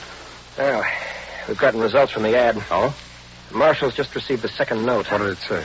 It instructed them to put the $25,000 in a bag, all small bills. Mm-hmm. Then they're to put the bag in the trunk compartment of their daughter's car. Yes, go on. And they're to keep the trunk compartment unlocked. Leave the car in a parking lot at the corner of 4th and Main Street at 8 o'clock tomorrow night. Then they've obviously gotten a description of the car from the girl. Yes. Oh, incidentally, the girl signed the note herself, so we can assume that she's still alive. Oh, I certainly hope so. Oh, by the way, we just received a teletype from Washington on that first note. Oh? What's the story? There were no fingerprints on it other than the girl's parents. The handwriting didn't check with anything in the files. More or less figured, I guess. They also sent a report on the ink. It was manufactured by Carlton Company in 1944. The paper was a cheap variety that sold in countless 5 and dime stores. Doesn't give us much to go on. Yes, I know. Oh, tell me, Sergeant, have the girl's parents decided to pay the ransom money? Yes. Good. Now, look, please assure them that no action will be taken by any of us until their daughter is returned safely to her home.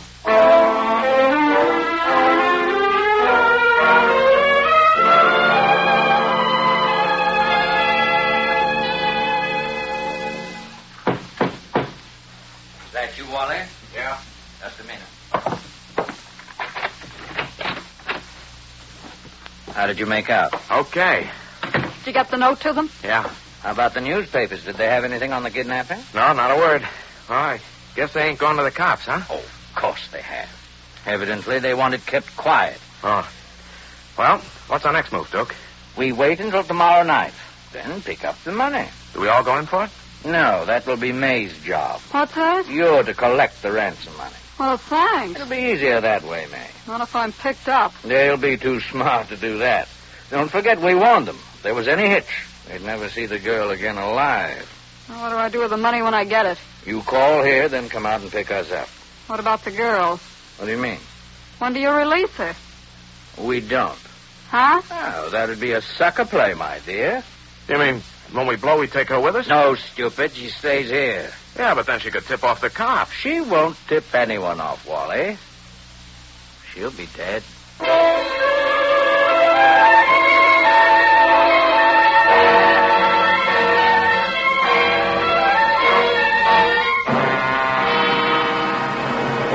Tonight's case from the official FBI files will be reopened in just a moment.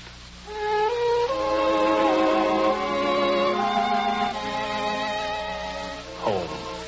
One of the most beautiful words in our language. A word that paints a picture of happiness and contentment, peace and security. And it is to guard that security, to protect that home, that the Equitable Life Assurance Society created its famous Assured Home Ownership Plan. What's that, Mr. Keating? It's an insured mortgage plan. You see, in the Equitable Society's Assured Home Ownership Plan, you get these 4 advantages. First, if the owner dies, the Equitable Society cancels the mortgage. It's paid off in full. What's more, every dollar previously paid on principal is returned to the widow along with the canceled mortgage. Second, during the owner's lifetime, a special cash fund is built up in this plan, ready for use if sickness or unemployment threaten home security. You mean if I get hard up or lose my job, this cash fund takes care of the mortgage payments for me? Yes. For instance, at the end of 5 years, the cash fund would be sufficient to carry your mortgage installments for nearly a whole year. You see, as your mortgage shrinks, the cash fund increases. You can use it to pay off a 20-year mortgage, for example, in approximately 14 years. Finally, mortgage interest is only 4%, and there is a liberal allowance to help cover title search, lawyers' fees, and other closing costs.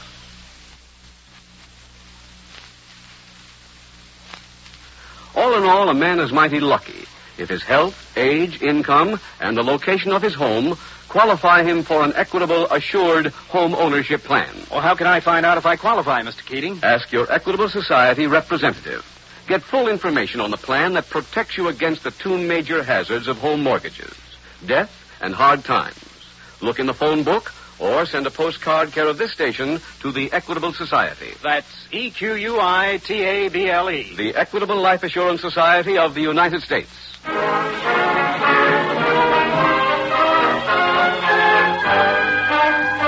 And now back to the FBI file, The Frustrated Mice.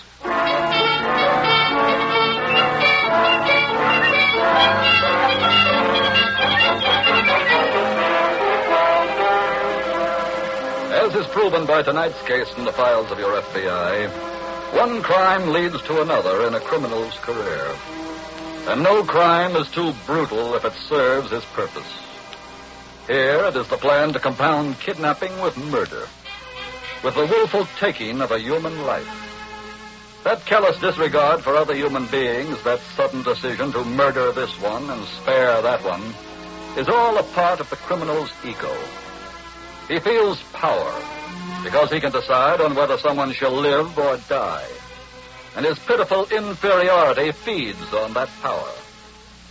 Whether his name is Hitler, Mussolini, or the criminal in tonight's case, Duke Calvert, he never realizes that there is a consistent record behind every such quest for power. And the record shows that in every case, lust has proven self-destructive.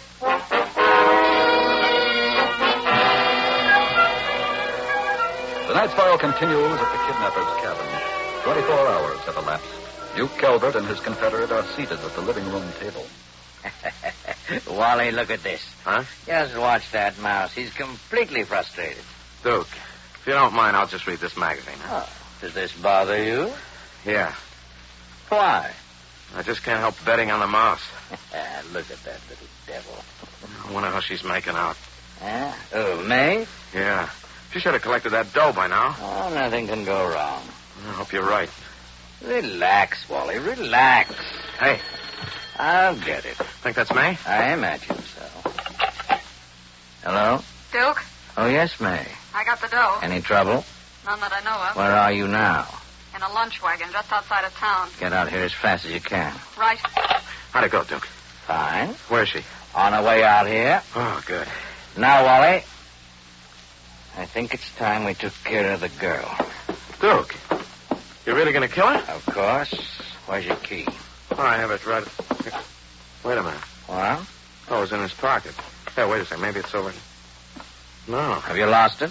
Well, I got it here someplace. Never mind. There's an extra one on the shelf. I couldn't have lost the whole ring of keys. This will let us in. Wait. Huh? That other door, the back door, it's open. The girl's gone. Gone? Yes. How could she get out that door? There's your answer. What? Your bunch of keys. They're in that lock. She got them and opened it. No, I don't get it. Look, how could she get out there? When did you see her last? I don't know. Think. What, an hour ago? No telling how far she's gotten, you stupid fool. Look, Duke, I couldn't help it. Duke, everybody makes mistakes. But you're not making any more.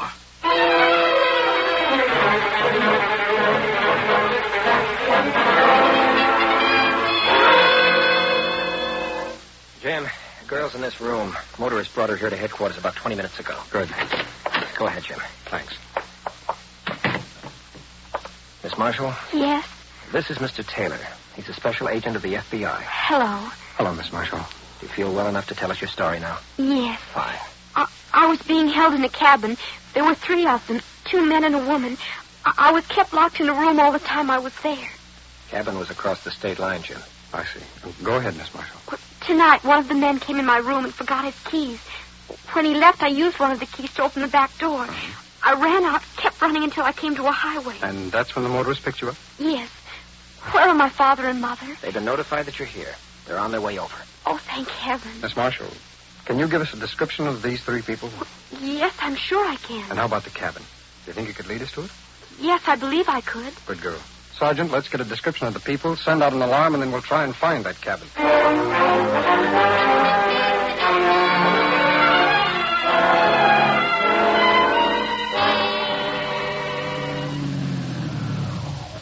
That you, May? Yeah? Just stay right in the car. What's the matter? Turn around quick. Duke, what's wrong? Do as I say. Okay.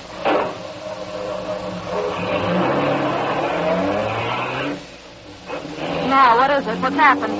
The girl got away. What? How? Our dear friend Wally left his keys in her room. Oh, brother, when was this? Oh, a couple of hours ago, I guess. Jerk, where is he now? Back in the cabin. You left him there? I wasn't interested in bringing a corpse. He's dead. Yes, my dear, he's very dead. That's kind of rough, Duke. I refuse to put up with stupidity. I see what you mean. Where do we go now? Just keep heading down the hill. Then what? When you hit the highway, head south. Don't you think the cop... Wait a minute. Huh? Down to the bottom of the hill. 2 sets of headlights, 2 cars coming up. Yeah. Stop the car. Why?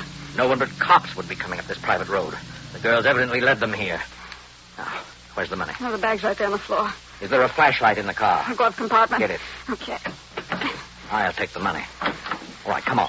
Where are we going? Up this hill. You can't go that way. That's sheer cliff. Just follow me. The cops are bound to come along and... May, listen. You remember that abandoned mine I told you about? You brought me the lantern so I could explore it? Yeah?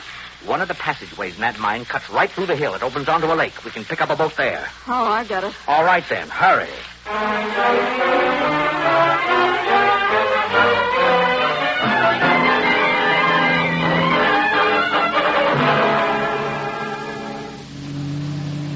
Sergeant, slow the car down. There's another car up ahead. Yeah, I see it. Oh, the cabin's right up there. Oh, good. The car's blocking the road. We'll have to stop. Miss Marshall, get out on the floor, please. We may have some trouble. Oh, sure.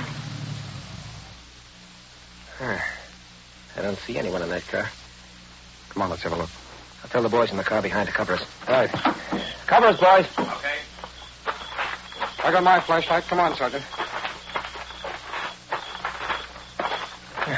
Certainly looks empty. Yes, the door is open. Uh-huh. There's no one in it. Jim. Yes? The motor's still warm. And this must be the kidnapper's car. They were probably making a getaway when they saw our headlights. Right. Sergeant, look here. What? Footprints. A man and a woman's, and they lead up the hill. Yeah. Sergeant, tell your men to take Miss Marshall with them up to the cabin. I think we'd better follow these footprints.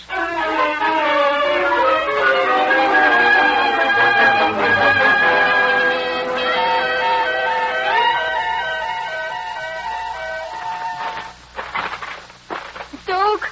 Yes, what is it? Hold that flashlight still. I can't see where I'm walking. Very well.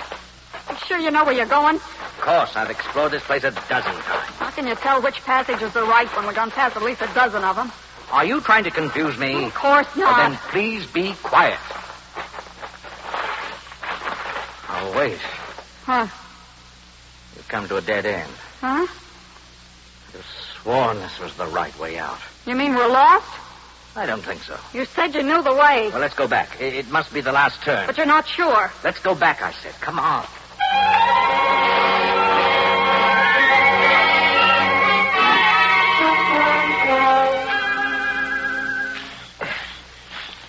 Jim. Yes, Sergeant? I think I have an idea where these footprints are going to lead us. Really? I'll know for sure as soon as we get up this little hill. Oh, good. Yeah, just as I thought. What? Flash your light over there. Okay. Well, looks like the entrance to a mine. It's just what it is. It was abandoned many years ago. I used to play up here when I was a kid. Look, those footprints lead right into it. Yeah, taking quite a chance going in there. It's quite a labyrinth. Sergeant, do you remember it well enough for us to follow them? Yeah, I think I do. Good, then let's go.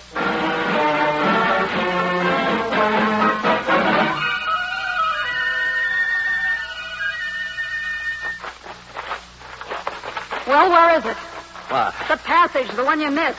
It should be right here. Right around this corner. Oh, what is it? Big rat ran right ahead of us. Oh, please stop being so jumpy. Come on. Okay. Wait a minute. What now?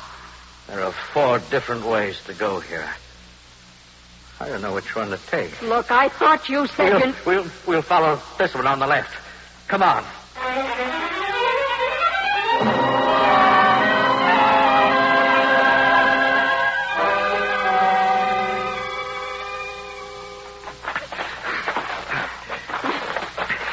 Oh, what do you want? Don't go so fast, please.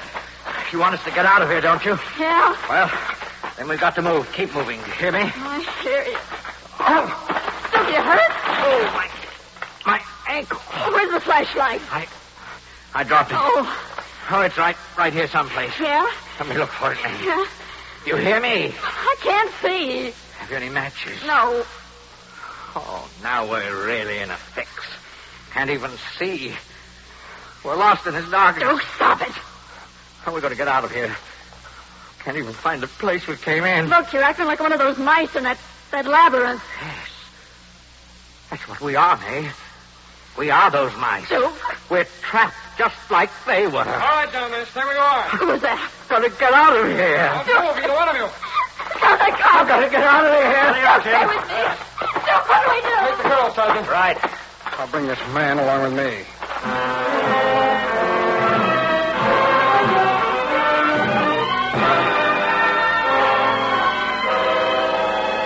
Duke Gilbert was sentenced to life imprisonment for kidnapping, then turned over to state authorities for prosecution for the murder of his confederate. His girlfriend, May, was sent to prison for life for her part in the kidnapping. In tonight's case from the files of your FBI, you have another example of how weak even a strong criminal is. Of how little chance there is for anyone to succeed in a life of crime. Because his plans went wrong at one point, the entire structure also fell. But even if everything had gone the way he planned, he would not have escaped. For your FBI does not allow kidnapping cases to remain unsolved. That is part of their credo. And what is even more important, that is also part of their record.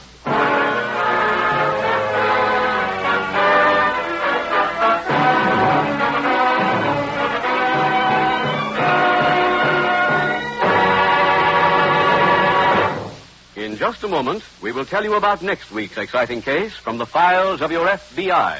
I've been doing some thinking, Mr. Keating, and I've decided to see if I qualify for one of those assured home ownership plans. Let's hope you do, Henry, because look what you get in one package from the Equitable Society. A mortgage that's paid in full if the owner dies. If not, a cash fund to be used in financial emergencies. And mortgage interest at only 4%. No wonder it's called America's finest plan for home ownership. So don't delay. See your Equitable representative soon. Or write to the Equitable Society, care of this station. That's EQUITABLE. The Equitable Life Assurance Society of the United States.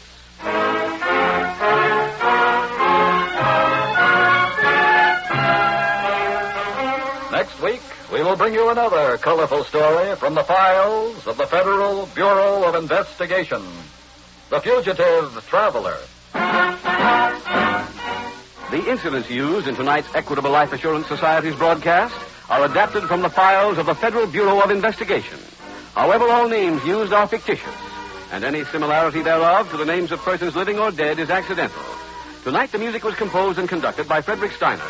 Your narrator was Dean Carlton, and Special Agent Taylor was played by Stacey Harris. This is Your FBI is a Jerry Devine production. This is Larry Keating speaking for the Equitable Life Assurance Society of the United States and the Equitable Society's representative in your community, and inviting you to tune in again next week at the same time when the Equitable Life Assurance Society will bring you another thrilling story from the files of the Federal Bureau of Investigation. The Fugitive Traveler on This Is Your FBI.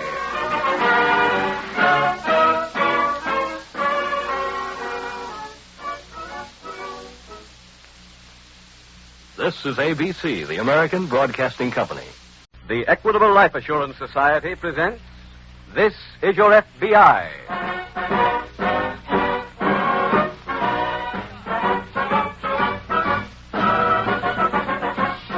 This is Your FBI, the official broadcast from the files of the Federal Bureau of Investigation. Presented as a public service by the Equitable Life Assurance Society of the United States and the Equitable Society's representative in your community.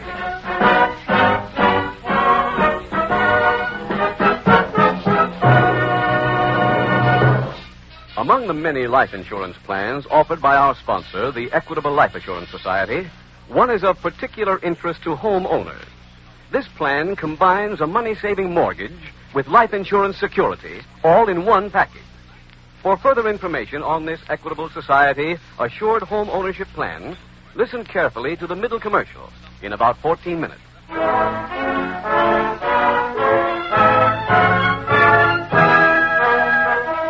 Tonight's FBI file, The Fugitive Traveler.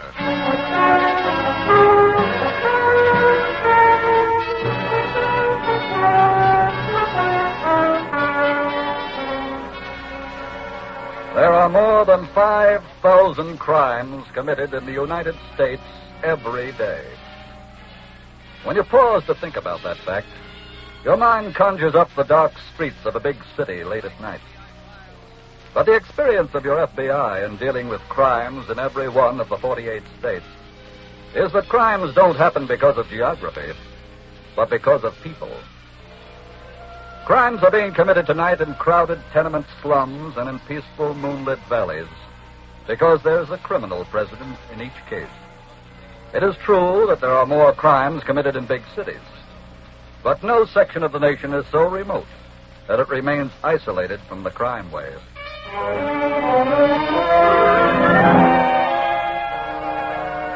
Tonight's FBI file opens in a farmhouse located in the hilly section of one of our eastern states. It is early evening. A young girl is seated alone on the back steps of this hillside dwelling. In a valley below, a passenger train moves swiftly through the dusk. The girl watches the train. Her eyes follow it intently.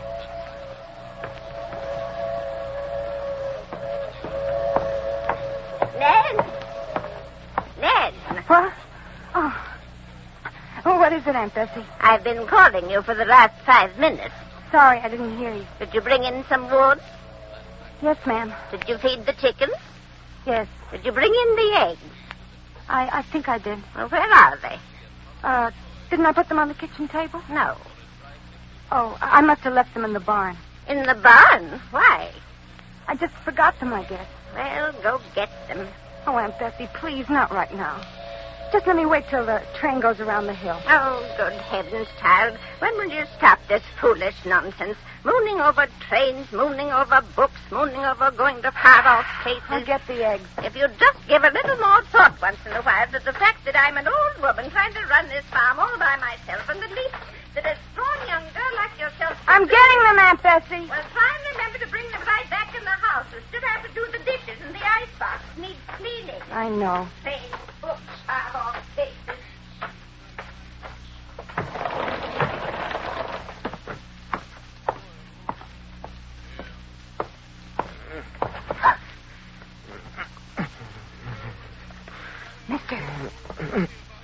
Mister.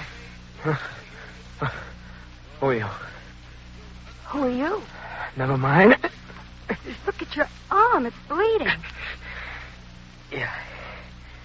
Let me go in the house. Please. Who else is in that house? My aunt. Is that all? Yes, just the two of us. How did you get here? Where did you come from? I fell off a train, a freight train. Oh. That's how you were hurt? Yeah. Yeah, that's it. I see. Look, I just want to rest a while, and I'll get out of here. But you're bleeding so you need a doctor. I'll find my own doctor. Did you come from far away? What's that to you? I just wondered. Len? Len? Who is it? My aunt, I've got to go. Wait a minute. Do me a favor, a big favor. Don't tell her I'm here. Why?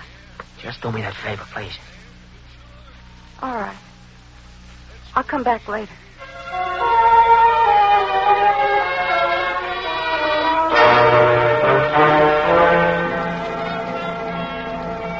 Some 50 miles away from the lonely farmhouse in a nearby city at the local FBI field office, Special Agent Jim Taylor is approaching the desk of the agent in charge. You wanted to see me, Mr. Henderson? Yes, Jim, come in. Oh, I see. Jim, you're about finished with the Brooks case, aren't you? Yes, I dictated my full report this morning. Good. We just received a teletype that you can go to work on. Oh, what's it about? Criminal named Ralph, alias Rip Gibson, was being transported here from the penitentiary to testify at a federal trial. Yes. He was traveling by train, had an armed guard with him. I see. While en route, he requested to go to the washroom. The guard consented. Once he was in there, Gibson smashed the washroom window and jumped off. While the train was in motion? Yes. Well, when did the guard discover this? Almost immediately. He heard the glass crash and rushed to the train platform, saw Gibson rolling down the embankment. Fired at him, believes he wounded him. But Gibson still got away. Yes. When did all this happen, sir? Several hours ago. Any trace of him since? No. The train was stopped. Searching party was organized. But Gibson must have found some means of transportation that took him out of the immediate neighborhood. Well, if the guard did wound him, and it's serious enough, he'll most likely be needing medical attention, and so... We've already notified all doctors in the escape area. Local police are cooperating, too. Oh, good.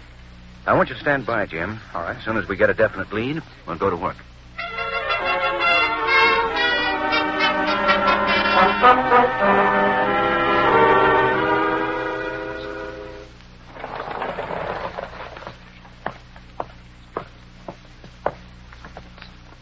Hello. Hello. How's your arm? Okay, I guess. I brought some bandage, some water. Maybe you'd like me to take care of it. Go ahead. I'd have been out sooner, but I had to wait till my aunt went to bed. Didn't tell her about me. No. I've got to rip your shirt sleeve. It may hurt a little. All right, I won't mind. Sorry. Okay. Now let me bathe it. Yeah, sure. I've got to get the wound clean first. The bullet went right through, didn't it? What bullet? The one the guard fired at you. What are you talking about? I know who you are. What is this? I just heard the report on the radio. Your name is Gibson, Rip Gibson. You escaped from your guard, jumped from a moving train. He shot at you. Look, I don't know what you're talking They about. gave you a description. Now, just lift your shoulder a little. Did your aunt hear this report? No. Did you tell anybody else? No. Please lift your shoulder. Okay. That's fine. Now I can put the bandage on. Look, Miss, Nan. Nan Carroll. Nan. Why didn't you blow a whistle? What do you mean? Why didn't you call the cops? Let them know I'm here. Doesn't matter. I want to know. I know what it's like to be caged. Huh? To not be able to get away. Be free. I've spent my whole life right here. Oh, Anyone who can escape from anything, I envy. I get it. That's the best I can do with the bandage. Well, thanks.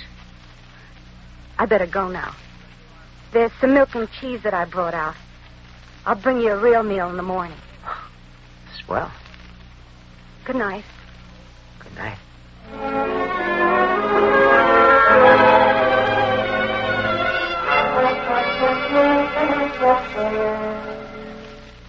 Mr. Henderson. Yes, what is it, Jim? If you've got the time, sir, I'd like to have you give a report on Ralph Gibson. Let's have it. All right. Well, 2 hours ago, we received word from a witness who saw a man answering to Gibson's description hop a freight train about half a mile from the point where he jumped. I see. This witness was a railroad employee. He said the train was a westbound freight. Its destination was a point about 50 miles down the line, Centerville to be exact. This was 2 hours ago? That's right, sir. The train should be there by now. Yes, I know. I've already contacted the yards. Some railroad detectives are going to search the train for me. Good. We have no guarantee, of course, that he didn't jump off somewhere en route. No. Excuse me. Sure. Henderson speaking. Yeah, just a minute. It's for you, Jim. Oh. Yeah. Thanks. Hello. Yes. Oh, hello there. Really? Well, did you pick up any other clues? Yeah, I see. Well, thanks a lot. All right. Goodbye. That was the Centerville Railroad Police. What do they have? A coat that they positively identified as belonging to Gibson was found in one of the freight cars. But no sign of him? No, they feel he jumped off somewhere en route. Oh, by the way, there was a bullet hole in the coat and it was quite heavily stained with blood, so he was wounded. Jim, I suggest that you alert the local police all along that 50-mile route. Right, sir. Then arrange for a crew to cover the tracks. See if you can pick up any evidence on where he jumped off that freight.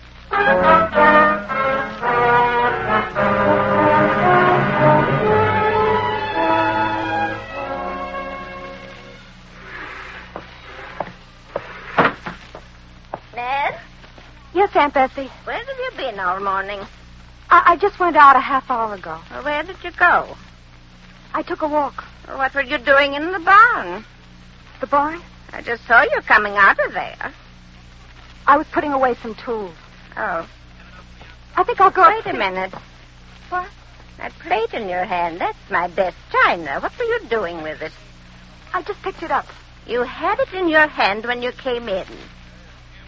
Well, if you must know, I used it to feed the chickens. My best china? I'm sorry, Aunt Bessie. Wait.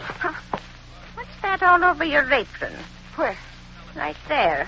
Looks like blood. Oh. It is blood. I cut my finger. Let me see it. Please, Aunt Bessie, leave me alone. Now, just a minute, young lady. But there's no point in making a fuss over just a little cut. I'm going to go upstairs and fix it right now.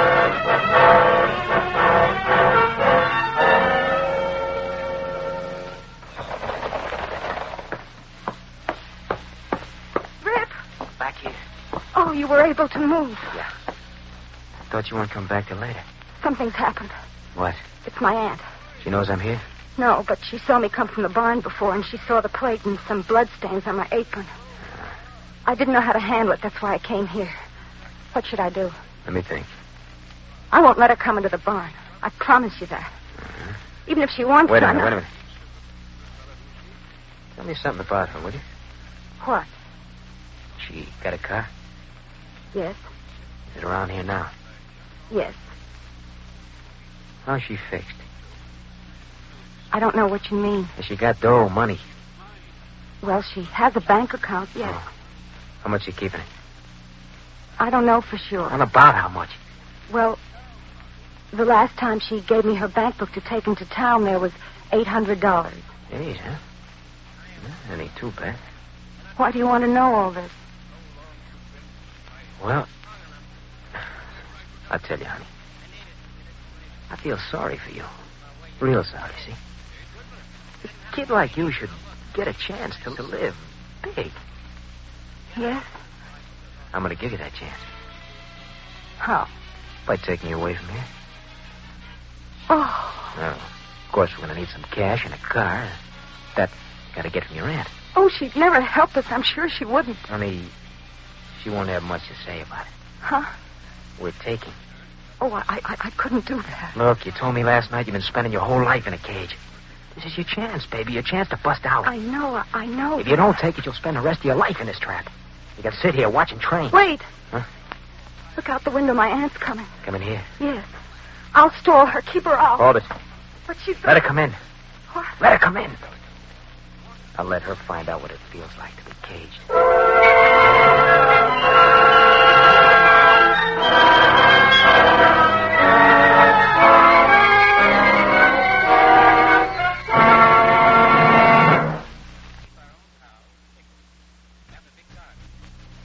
Tonight's case from the official FBI files will be reopened in just a moment.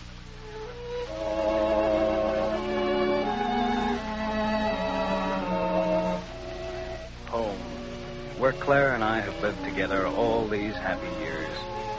Where Sonny took his first steps. The place in all the world we love the best.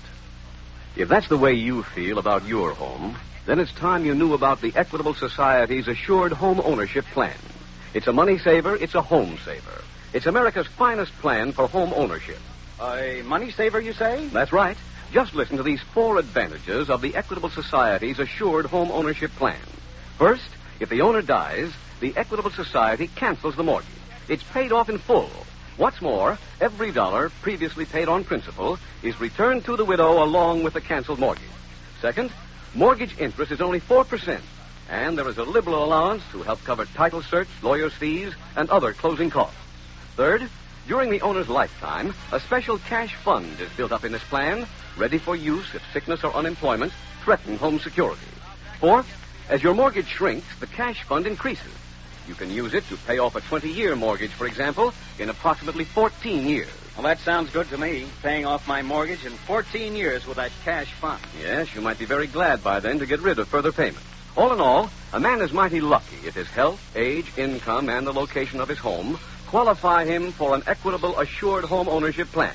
Well, how can I find out if I qualify, Mr. Keating? Ask your Equitable Society representative. Get full information on the plan that protects you against the 2 major hazards of home mortgages, death and hard times. Look in the phone book or send a postcard care of this station to the Equitable Society. That's EQUITABLE. The Equitable Life Assurance Society of the United States.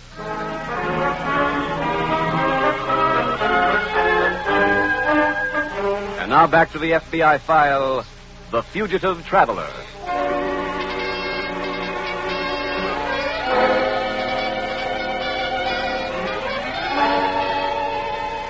Tonight's case from the files of your FBI points up 2 important morals. Important because they concern you.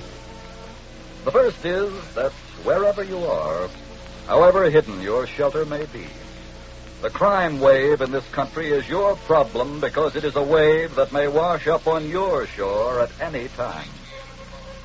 The second moral, and one which your FBI cannot impress upon you too strongly, is that you, the decent citizen, should have nothing whatever to do with any criminal.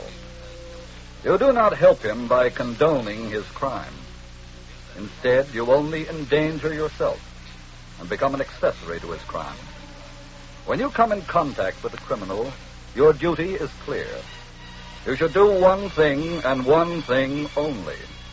Notify your local police.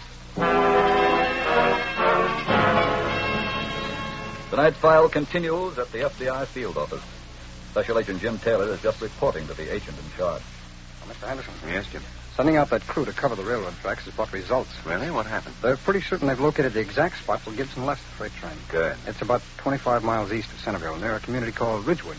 Well, I know Ridgewood. I have a good sheriff up there. Name's Morgan. Yes, that's right, sir. I just talked to him. Oh, fine. The track crew called him in on the case as soon as they established where Gibson had jumped. He's taking over right now. I think you better get right down there, Jim. All right, sir. Get Morgan to work with you. I'm sure he'll be helpful. Good. I'll let you have a report, sir, as soon as anything breaks.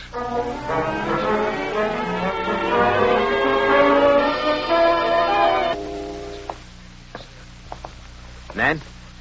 Yes. How's your aunt? I brought her some soup. You didn't untie her. No. She was awful mad at me. Well, if she's lucky we brought her in the house, she could still be tied up in that barn. How do you feel? Yeah, I'm okay. Did the walk-in from the barn tire you? No, I'm doing fine. Rich? When do we leave here? Just figuring that now. Look, what about this bank account? My aunt? Yeah. What is it, savings or checking? She writes checks. Would the bank take your signature? Oh, no. We got to get her to sign it. Rip, I wish we could just leave here and forget about the money. Are you kidding? We wouldn't get as far as that next corner.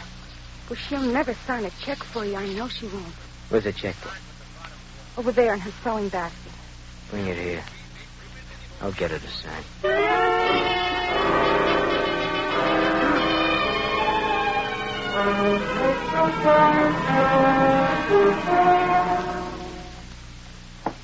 Sheriff Morgan? That's right. Hello, I'm Jim Taylor. How do you do, Jim? Glad to know you. Any word on Gibson, sir? Nothing yet, I'm afraid. We have a number of searching parties out looking for him. I see. Our bad break was that it rained last night. How do you mean? Well, as you know, Gibson's presence in this territory was established by that railroad crew who found bloodstains leading down that embankment. Yes. When I got out there, I picked up Gibson's trail. I followed it to a stream about 100 yards away. It's a shallow stream. Gibson waded into it. Obviously, to avoid detection. Right. Just at that point, the rain started. We worked both sides of the stream up and down for several miles, but we weren't able to find any trace of where he came out. The rain, of course, had washed it away. I see. Well, Sheriff, could you determine if he was bleeding much? I think he lost quite a good deal of blood. Well, then he couldn't have gotten very far. I know. I've set up a house-to-house search for him. Oh, I'd like to join you in that, if I may. You certainly can. Did you drive down here? Yes. Well, we'll divide up our assignment. I'll give you half a dozen farmhouses all on one road. Okay. You'll have no trouble finding them. Fine. Let's have that list, and I'll get started.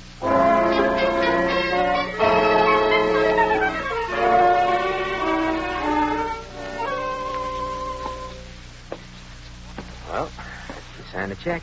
But was there any trouble? Of course not. She was very happy to do it. That's not true. You didn't hurt her. I didn't have to. What time is it? Almost 1 o'clock. This bank stay open till 3? I think so. All right. You better get into town and cash this. How much is it for? $500.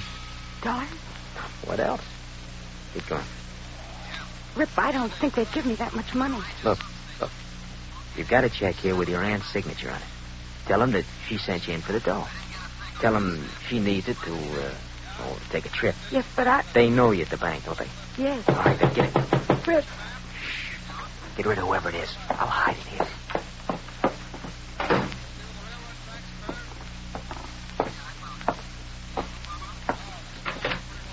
Hello. Yes? Are you Miss Carroll? That's right. My name is Taylor. I'm a special agent of the FBI. Yes? Here are my credentials. What do you want here? Well, I don't wish to alarm you, but we have every reason to believe there's rather a dangerous criminal at large somewhere in this vicinity. Oh. Have you seen any strangers around your place in the past 24 hours? No, sir. Well, I have the man's picture here. I'd like to have you look at it, please. All right. How will you try to remember him? And if you should see anyone resembling this man, get in touch with your sheriff at once. I will. I understand you live here with your aunt. That's right, but she's upstairs taking a nap. Oh, I see. Well, just pass this information on to her, too, will you? Yes, sir. Thank you. Oh, by the way, would you mind if I took a look around in your barn? No, go ahead. Thanks again. Goodbye, Miss Carroll. Goodbye.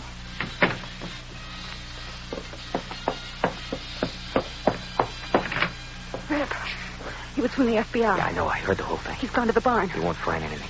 I cleaned up around where I've been. Oh. Now, look, you wait long enough for him to pull away from here. Then get into town and cash that check.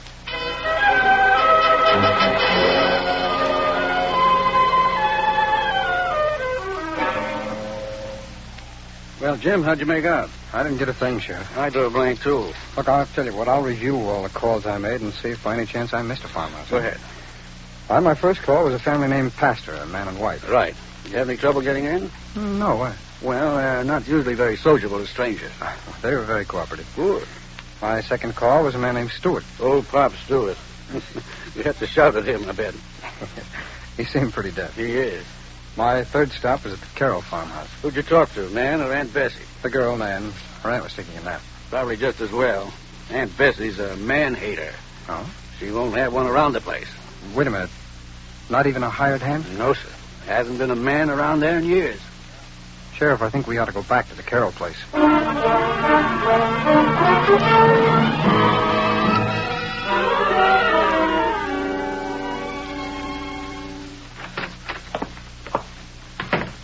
Rip. I'm right here. Oh, I stayed behind the door just in case. Well, how'd you make out? they cashed the check. Good, baby. It's at the door. Just a minute. Here. Okay. Small bills, that's good. Where's the car? Out back. Give me the keys. Are we leaving right now? Let's have the keys. Don't you think we should do something about my aunt first? We just can't leave her tied up. Honey, will you give me those keys? Sure. Here. I'll go get my bag. Wait. What? I've changed the schedule. What do you mean? You stay here. Oh, no. You heard me. But everything we planned, the reason I did all this was to get away. You've got to take me with you, Rick. No dice. You promised. Look, sweetheart, you're better off here. I don't want to stay here. I want to go with you.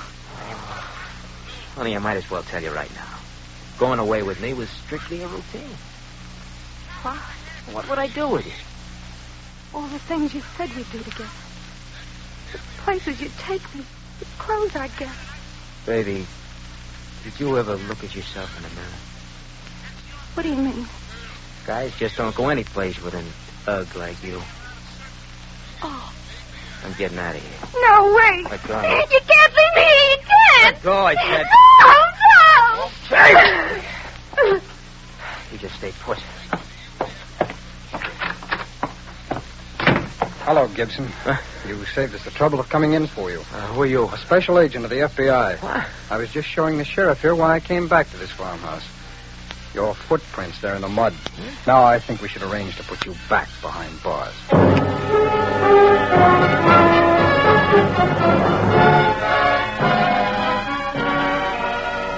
Ralph Gibson was returned to prison after being given an additional 20-year sentence in a state court for his brutal assault on the elderly farm woman.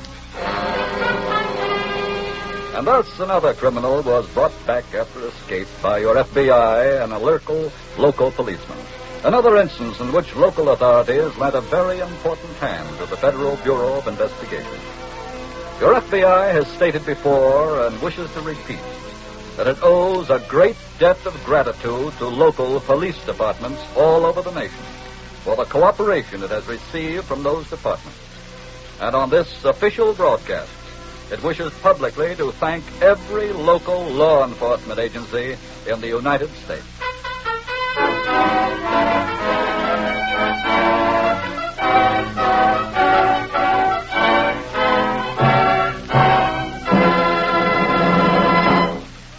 In just a moment, we will tell you about next week's exciting case from the files of your FBI. You say my Equitable Society representative is the man who told me if I can qualify for an assured home ownership plan, Mr. Keating? That's right, Joe. And don't forget, you get a lot of good things in that plan. A mortgage that's paid in full if the owner dies. If not, a cash fund to be used in financial emergencies. And mortgage interest at only 4%. No wonder it's called America's finest plan for home ownership. So don't delay. See your Equitable representative soon. Or write to the Equitable Society, care of this station. That's EQUITABLE. The Equitable Life Assurance Society of the United States.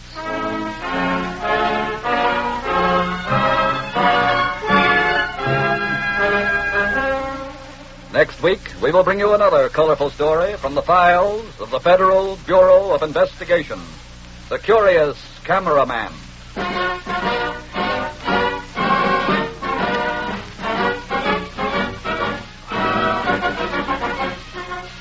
The incidents used in tonight's Equitable Life Assurance Society's broadcast are adapted from the files of the Federal Bureau of Investigation. However, all names used are fictitious, and any similarity thereof to the names of persons living or dead is accidental. Tonight, the music was composed and conducted by Frederick Steiner. Your narrator was Dean Carlton, and Special Agent Taylor was played by Stacey Harris. This Is Your FBI is a Jerry Devine production.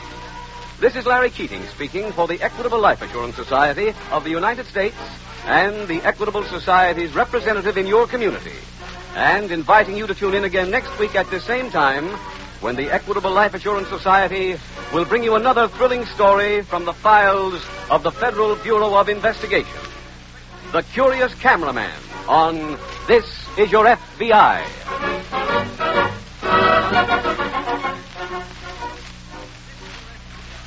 This is ABC, the American Broadcasting Company. The Equitable Life Assurance Society presents This Is Your FBI.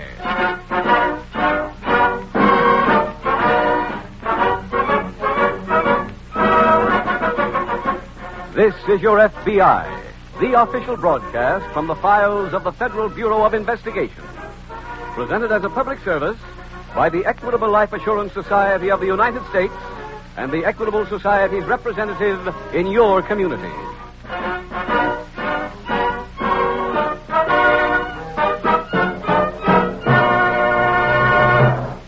Do you have a mortgage on your home? The reason I ask is this. In about 14 minutes, our sponsor, the Equitable Life Assurance Society, is going to tell you about America's finest plan for home ownership. It's called the Equitable Society's Assured Home Ownership Plan. Don't miss this important information. It's sure to save you worry. It may save you money.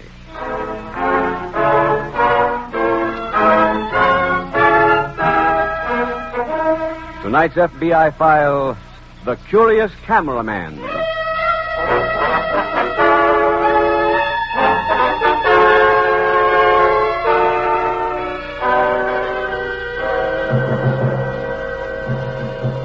When you hear that there is an army of 6 million people in the United States today who have engaged in criminal activity, you are likely to think of them as being all the same kind of people. But that would be a mistake, because men and women become criminals for many different reasons. Some do it out of desperation and hunger, others because of passion or revenge. But one group of criminals, however, engage in crime as a business. They are likely to be shrewd and cunning, and are the hardest to catch. This is because they plan their crimes well. And usually they all have one goal. Each one wants to commit the perfect crime. Tonight's FBI file opens in a car that is driving slowly through the factory district of a large eastern city. A man is seated behind the wheel. The girl is beside him reading a newspaper. Pete, Huh? will we get to the track in time for the second race? I don't know. There's a horse here called Paul's Dream. Gee, I gotta play him. It's a hunch for me. My sister used to go with a fellow named Paul. He was all the time having dreams. That sounds very scientific. What are you slowing down for? We're stopping here. Why? I'm going to take your picture. What? Sure. Let's get out, Ruth. Are you serious? Yes, sure. I've got my movie camera right here. Yeah, but what about the track? Don't you want to have your picture taken? Sure, but... All right, then just stand over there by that lamppost. Oh, you do the silliest thing. It won't take long. Well, is it color film? No. Well, I'll fix my makeup first anyway. No, don't bother. Okay. Pete, are you taking the picture from there? Yep. With that half-finished building in the background? Uh-huh. Well, look, couldn't I stand in front of something better than that? No, just stay right where you are. Okay. You taking it now? Mm-hmm. Well, should I wave or something like this? Fine, honey. Well, how about if I was to, well, maybe blow kisses, huh? Great. Now I'll spin around. Open my coat? Terrific. Well, Pete, I can't think of anything else. Oh, you're doing swell, honey. Just hold it there another few seconds. Okay. Ah, that's it. All over? Uh-huh. Oh, well, when will they be developed, Pete? Oh, next week. I'm dying to see them. I hope they turn out good. Well, I got some news for you, honey. Huh? You're not even in them.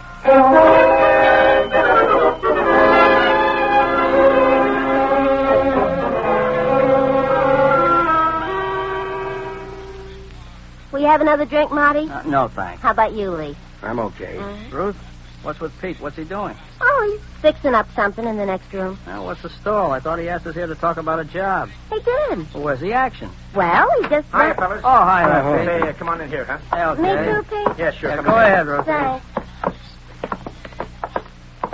What goes in here? I want to show you guys something. Hey, what's that thing? It's a movie projector. Huh? I'm going to show you some pictures. What is this? I thought we came here to talk business. This is part of the business. Put out the lights, Ruthie. Oh, sure. Are these the ones you took last week, Pete? The ones I'm not in? Yeah. Now, let me give you a short rundown here first.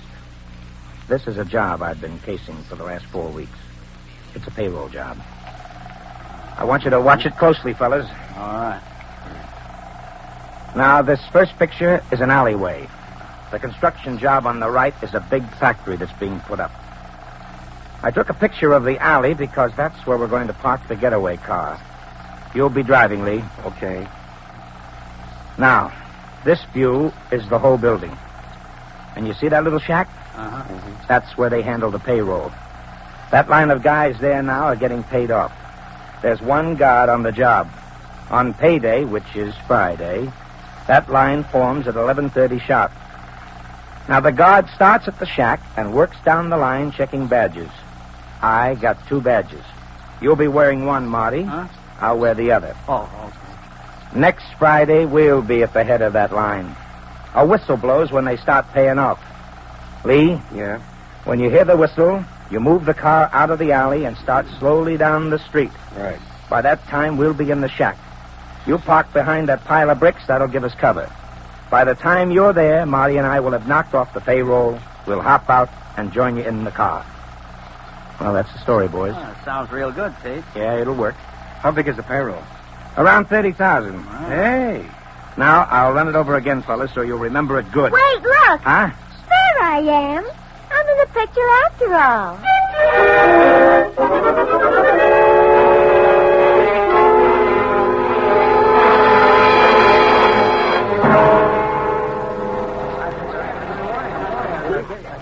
This is okay, Pete. Right at the head of the line. I told you we would be. Only 2 guys in the shack. I know. Well, this is it. Right. All right, you guys, come ahead. Let's go. Okay. All right, boys. Come ahead. Yes, sir. My name is Summers, sir. Badge number. Never mind that, you. This is a stick-up. Huh? Cover them, Marty. Right. Give me them envelopes. Slap in this bag. Look here, you. Shut up, you. How you doing? Okay. Anybody help outside? Not yet. Give me that bundle, too, mister. All right, here. Nearly done? Yeah. Yeah, this does it. Now, listen to me, both of you guys. Keep your trap shut until we're out of here, do you hear me? Okay. Now, let's go. What's happening here? Around this pile of bricks, Marty. Is that car there? Yeah. Everything okay? Yeah, get going.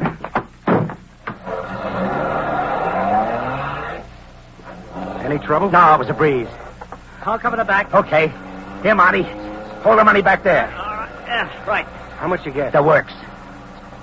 The payroll guy's just coming out in the Lee! street. Lee, look out for that cab. He's making a left in front of you. Yeah. Well, do something. Swing your wheel. You stupid jerk. You okay, Pete? Yeah, we got to get out of this heat. Oh. Wait, fellas, my leg. Hey, look. There's a cop in the corner there. Let's blow. Don't leave me. We're all on our own. Meet back at my apartment. Pete, the cop's pulling his gun. Yeah, scatter. Wait, you guys, wait.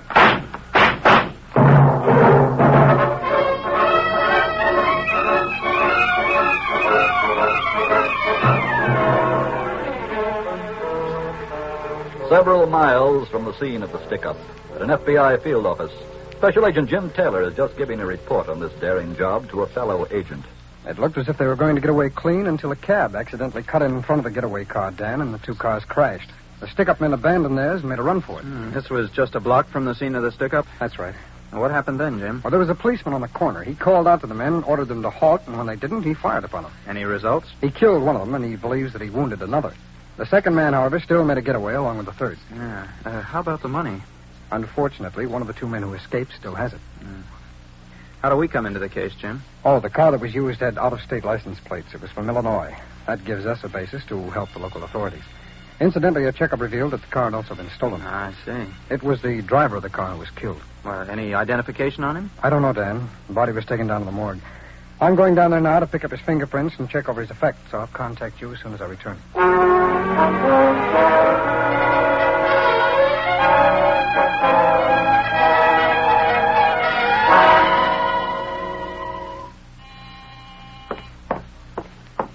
Who is it? Me, Marty. Oh, well, just a minute. Let me in. You alone? Yeah, Well, where's Lee and Pete? I don't know. What do you mean? What happened? Just let me sit down. Where are they, Marty? Where are they? We all scattered. We're all supposed to meet back here. I don't think Lee will make it. Why not? He got shot. Bad. Last I seen of him, he was stretched out in the street. What about Pete? He got away okay. Did the job go bad? No, that worked okay. After we got the dough pulling away, we ran into a cab. Oh. Cop seen us. When we made a break, he started shooting.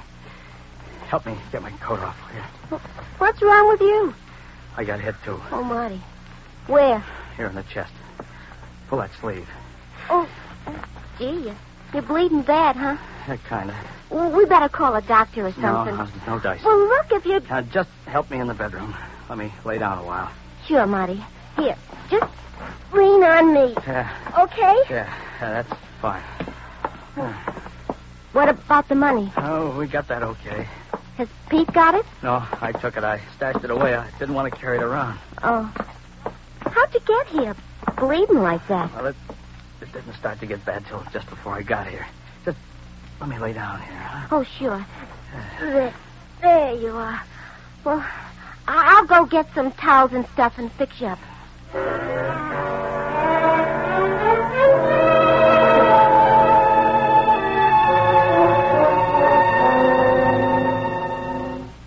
Jim, did you go to the morgue? Yeah, I just came from there. And? The police have been working. They contacted the Illinois State Police, gave them a complete description of the man who was killed. Yeah?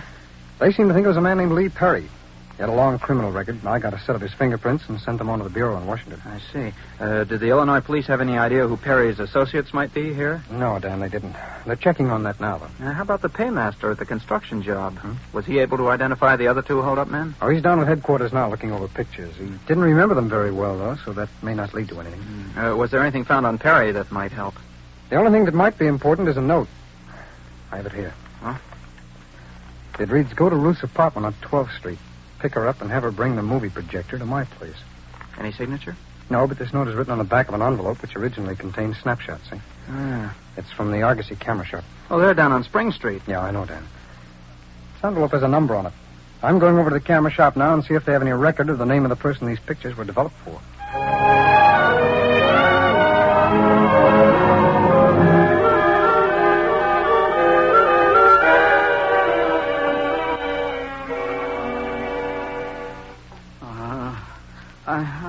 I went there. I was there on time. Marty. Little boy. Blue suit. Always wears a blue suit. Marty. Don't try it now. Marty. Huh?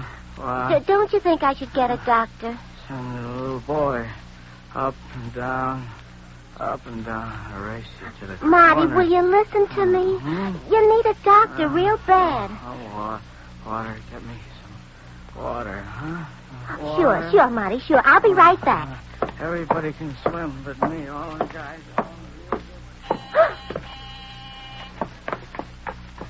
Who is it? Pete. Oh, Pete, I'm so glad to see you. Anybody get here? Yeah, Marty. Where is he? He's in the bedroom. Oh, he's in bad shape, Pete. He got shot, see, and he's bleeding real Never bad. mind that. Did he bring the dough? No, he didn't. What happened to it? He said he stashed it away. He didn't want to carry it around. I gotta go talk to him. I'll get him a glass of water. He's been saying right along how thirsty he is, and I was just going to get him... Ruth! Yeah? What is it? Where did Marty stash that dough? I don't know. Didn't you ask him? No. Oh, you blubberhead. Look, ask him yourself. I can't, stupid.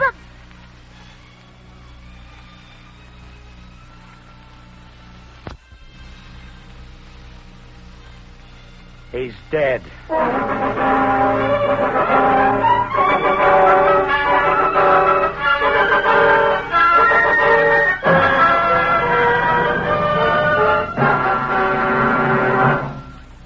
Tonight's case from the official FBI files will be reopened in just a moment.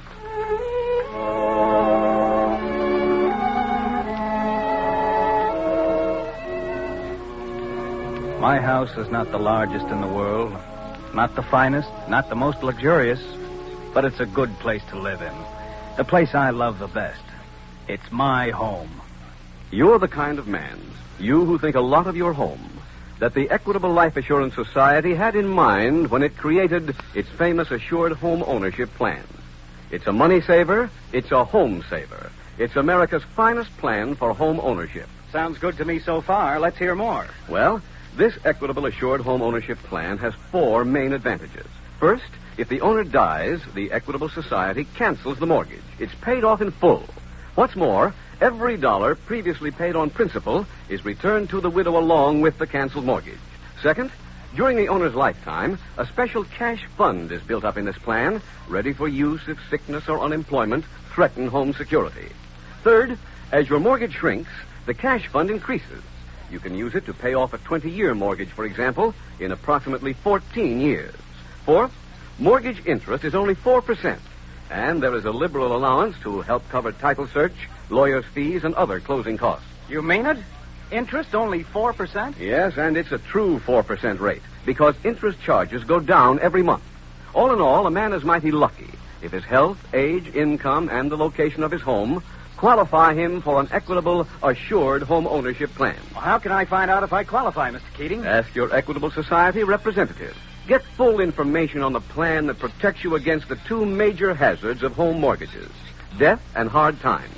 Look in the phone book or send a postcard care of this station to the Equitable Society. That's EQUITABLE.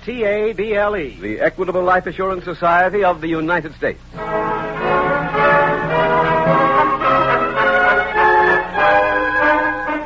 And now back to the FBI file, The Curious Cameraman.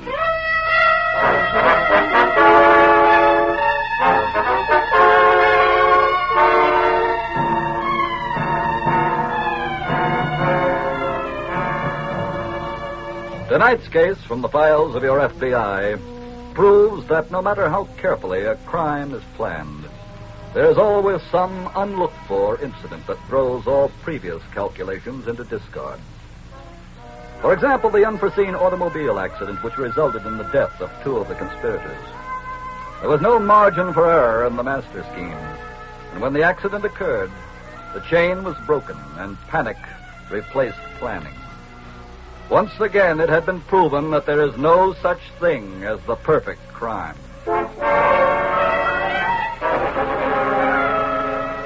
Tonight's file continues at Pete Warren's apartment.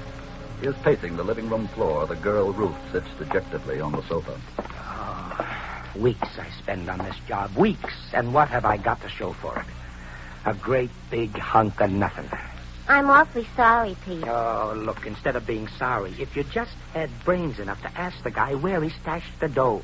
A 5-year-old child would have done that. But you always told me not to ask questions. Shut up. But you did, Pete. Shut up, I said. I'm trying to think. Not having the dough ain't our only problem. What do you mean? Well, I don't know how bad off Lee was. He might be singing to the cops right now. Oh? And that ain't all. We got a stiff in the bedroom. A dead body we got to get rid of. What do we do with him? Well, let me... I'm not asking you. Okay. Oh, give me a cigarette, will you? Gee, I don't think I have any. Oh, wait, I'll look in Marty's jacket. Gotta figure some way to blow town. I better get a hold of some cash in a hurry. No cigarettes in his pocket. Nothing but this claim check. Oh, for the... What? This, here. It's a baggage check. Let me see that. Sure, here. This is from the railroad station. There's a timestamp on it. Hey. What? He checked something this afternoon. Honey. Huh? This is where he stashed the dough.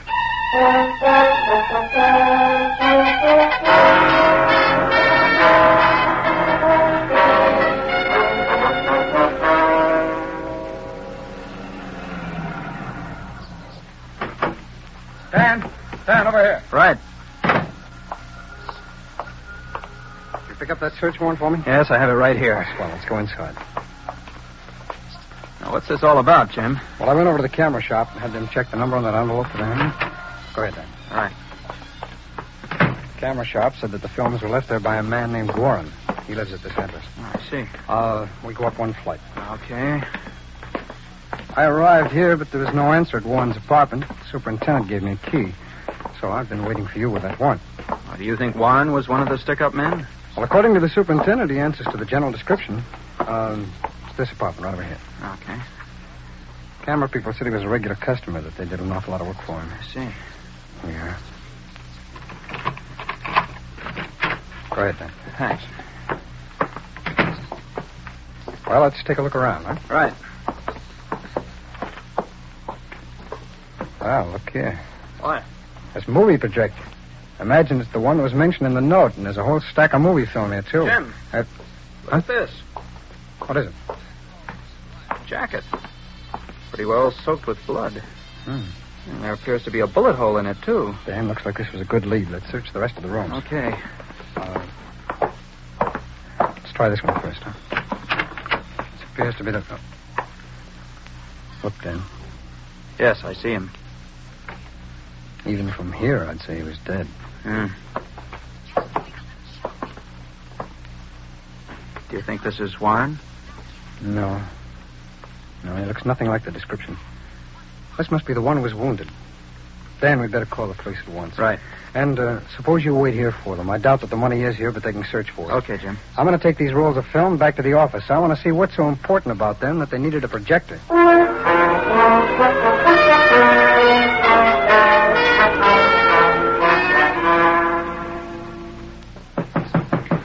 Yes, come in.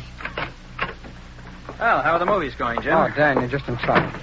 Snap that light off, will you? Sure.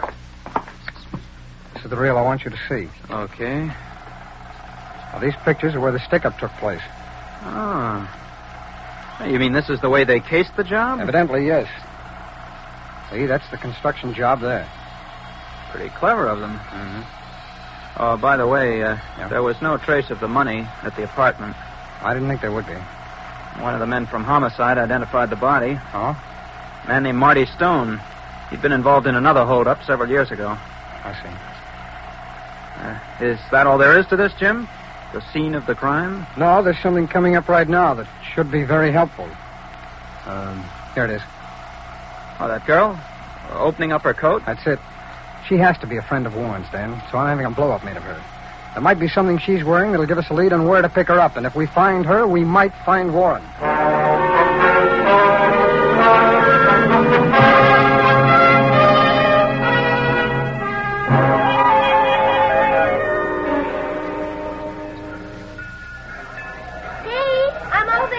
Okay. You got the money, huh? Yeah. I thought you said it was in a canvas bag. It was. Well, where'd you get that suitcase? I bought it in a luggage shop. The canvas bag was a dead giveaway. Oh. So let's get going. Where? To get some tickets. We're blowing out of here, honey. Now? Right now. Oh, Pete, we can't. Huh? Why not? I gotta go back to my apartment and pack. No good. But I haven't any clothes. I'll buy you some new ones. Look, there's a mink coat there, and I'm not leaving it. Honey, we can't take the chance. chance. A mink coat's a mink coat. You can buy the tickets, take me home, then we'll get a train.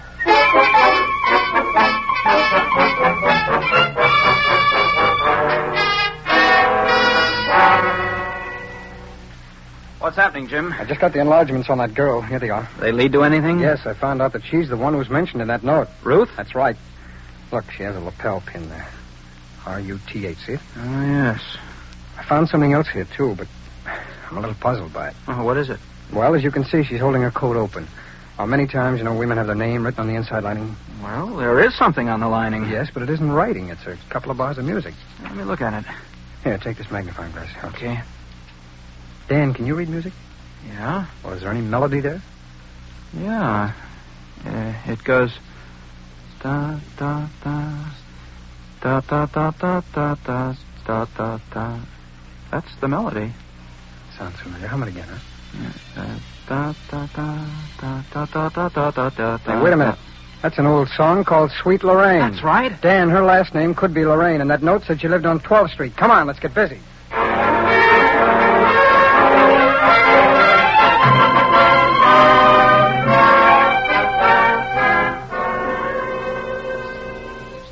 Aren't you finished packing yet? These are the last things. There. That's all. Well, close that bag and let's get out of here. Okay.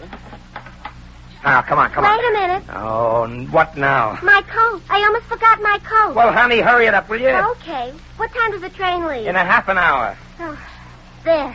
Now I'm ready. Good. I forgot to ask. Where are we going? West. Where west? California. Oh, wonderful. Okay, go ahead. Thanks.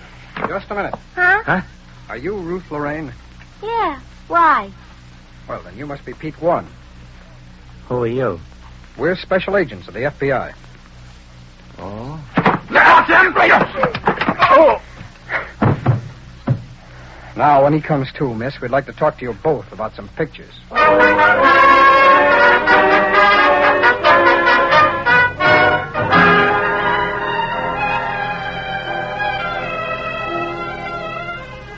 Pete Warren was convicted in a federal court for violation of the National Motor Vehicle Theft Act and sentenced to serve a 5-year term. He was then turned over to the local authorities for prosecution on robbery charges. The conviction of the two criminals in tonight's case makes you stop and wonder why two such people never learned the futility of crime for profit. That such a career is futile is proven again by the fact that prisons all over the nation are full to the point of being overcrowded. And yet criminals will not learn. They continue to try to commit that perfect crime. But they will not succeed so long as there are law enforcement agencies on the job. Law enforcement agencies like your FBI.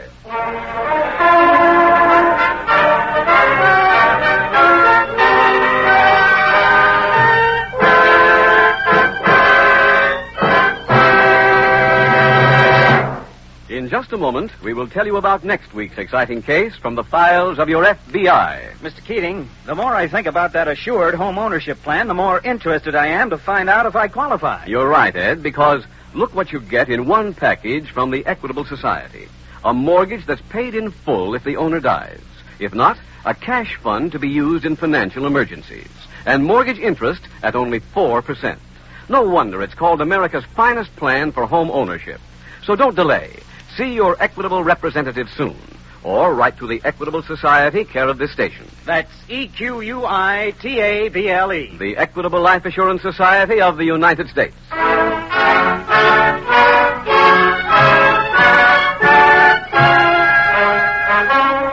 Next week, we will bring you another colorful story from the files of the Federal Bureau of Investigation.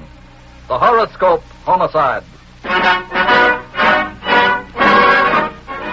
The incidents used in tonight's Equitable Life Assurance Society's broadcast are adapted from the files of the Federal Bureau of Investigation. However, all names used are fictitious, and any similarity thereof to the names of persons living or dead is accidental. Tonight, the music was composed and conducted by Frederick Steiner. Your narrator was Dean Carlton, and Special Agent Jim Taylor was played by Stacey Harris. This Is Your FBI is a Jerry Devine production. This is Larry Keating speaking for the Equitable Life Assurance Society of the United States and the Equitable Society's representative in your community, and inviting you to tune in again next week at the same time when the Equitable Life Assurance Society will bring you another thrilling story from the files of the Federal Bureau of Investigation. The Horoscope Homicide on This Is Your FBI.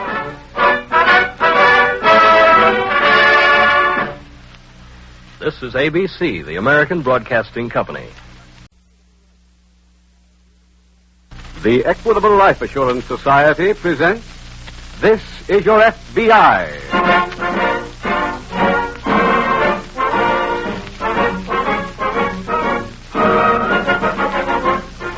This is Your FBI, the official broadcast from the files of the Federal Bureau of Investigation. Presented as a public service by the Equitable Life Assurance Society of the United States and the Equitable Society's representative in your community.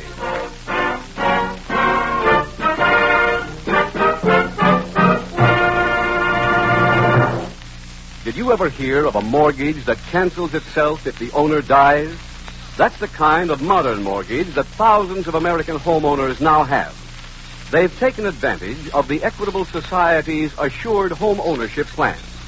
So if you own your own home, be sure to listen carefully to the middle commercial of this program for interesting information on America's finest plan for home ownership, offered by the Equitable Life Assurance Society.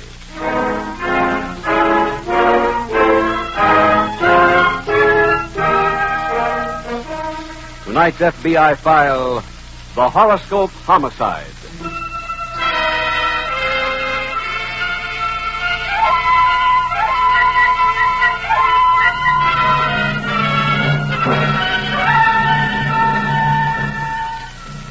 The basic quality of crime has not changed materially in the last 100 years. In 1847, men were committing murders and robbing other men and doing the very same things that criminals do today. And crimes were committed a century ago for the very same reasons they're committed today. For revenge or lust or greed. But there is one big difference in the crime picture today. And that is that law enforcement has progressed to the point of being not a business, but a science. In the old days, if the constable of a town did not apprehend the criminal before he fled, the criminal was safe. But today, there is a vast network of law enforcement agencies that makes every career of crime unprofitable. That network begins with your local police and ends with your FBI, the last line of your defense.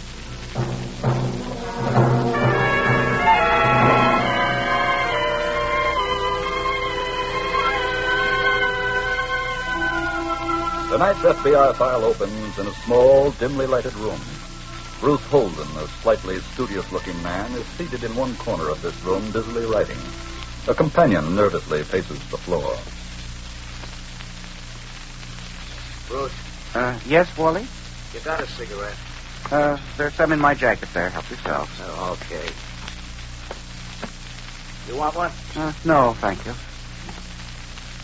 Bruce, does this bother you? What? My talking like this while you're working? No, not at all.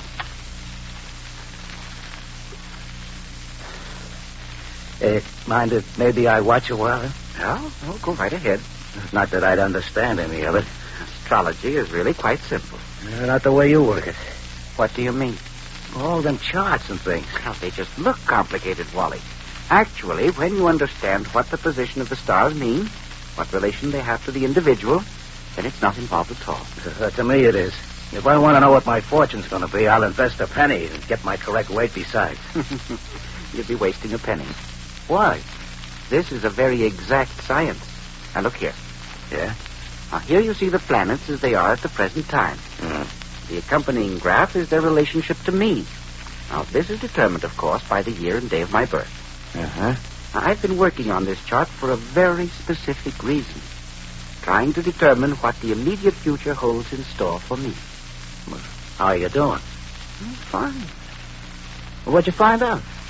This coming Wednesday will be a most favorable day for us to break out of this jail.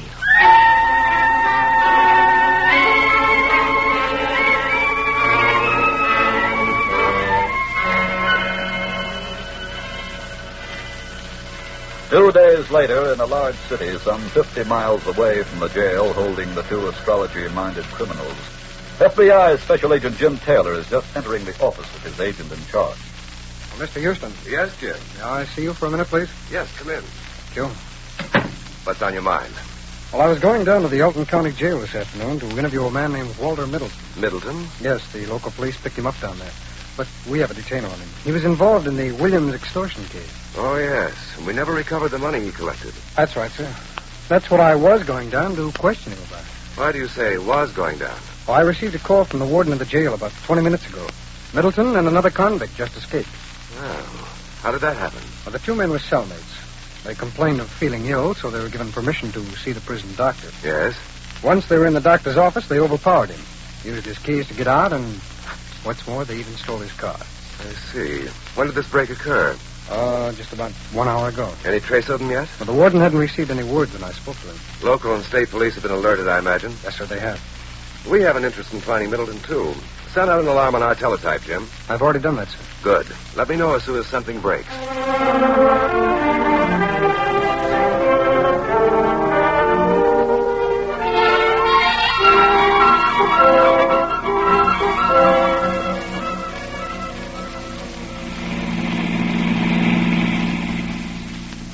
Relax, Wally. Huh? Relax and enjoy the scenery. Are you kidding? Look, as long as we stay on these back roads, we're perfectly safe. Believe me, nothing can happen to us. Oh, I know. It says so in the stars. Exactly. Look, Bruce, I don't want to put the whammy in your astrology deal, but I'd feel a lot safer if we were holed up someplace right now. We will be shortly. You mean if your mother done like you told her? I'm certain she has. When did you give her the word? Last week, when she came to visit me. What'd you tell her? That she should find a cabin in some isolated spot. How do you know she got it? Wally, I told you. She sent me a note describing the place. Said she'd wait there for company. Company meaning us. Oh. How far is it from here? About another 30 miles. What's the name of the place? Center Falls. I never heard of it. It's about 10 miles from Quincy. Oh. You know Quincy, don't you? Yeah. In fact, I seem to recall your telling me that you hid that extortion money somewhere near there. That's right. How much was that, by the way? 20 grand. Quite a sum. Oh, what good does it do me? I can't pick it up while the heat's on me. Say, I just thought of something. What? Perhaps my mother could help you out. How? I'll just tell her where the money is. Let her pick it up. Oh, I couldn't have anybody's mother do a job like that. Mine is quite exceptional. Just wait and see. Hey, what are you turning here for? I see a car parked down on the road there. There's no one in it. So? This doctor's car is pretty hot by now. I think we should work out an exchange.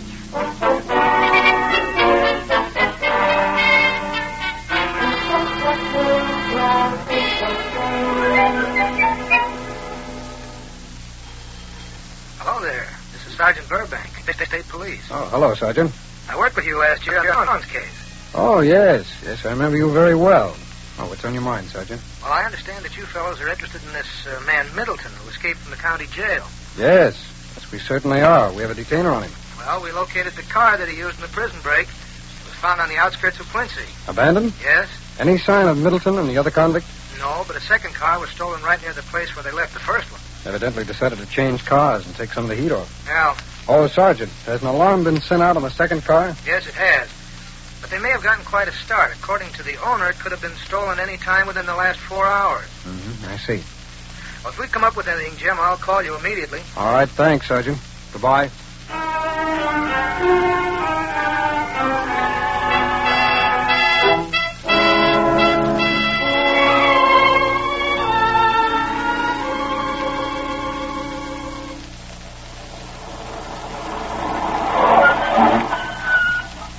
Well, here we are. This is really hidden away, all right. Let's get out on your side. Oh, okay.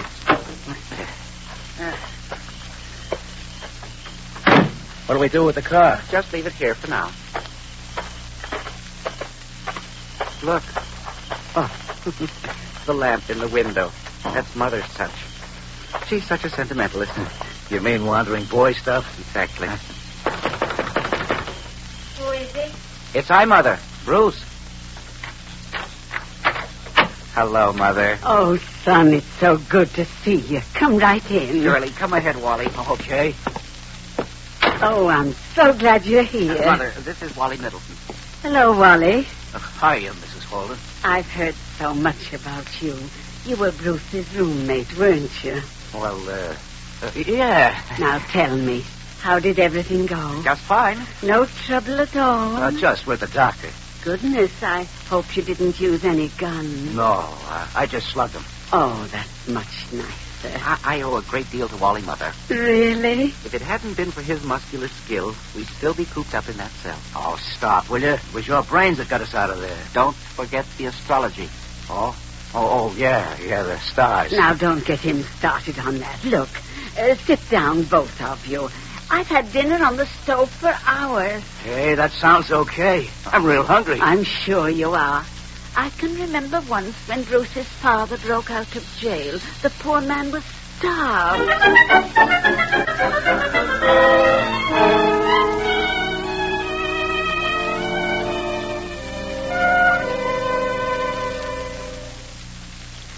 some more pie, young man? Oh, no, thanks, Mrs. Holden. How about you, Bruce? No, Mother. I'm full. Oh, what a dinner. I'm glad you enjoyed it. I'm afraid that roast will have to go a long way, though. Why's that, Mother? Well, son, I spent practically everything I had on getting here and renting this cabin. Oh? I'm afraid one of you is going to have to do a job real soon if we're going to go on living here. Oh, wait a minute. What? I got plenty of dough. Really? Oh, how wonderful. Mother, Wally is referring to some loot from a former job. He has it hidden away over in Quincy. Oh. Well, look, didn't you say before that your mother would go get it? Yes, but I didn't know if you wanted her to. Oh, sure I do. If it's okay with her. What do you say, Mother? I'm afraid I don't quite follow you. Wally has $20,000 buried over near Quincy. Yes? Well, I can give you the directions where it's hid. I see. How would you feel about going over tomorrow morning and getting it? Where did you get this money, young man? On a job. What kind of a job? Extortion. Oh, how clever. I'll get it first thing in the morning.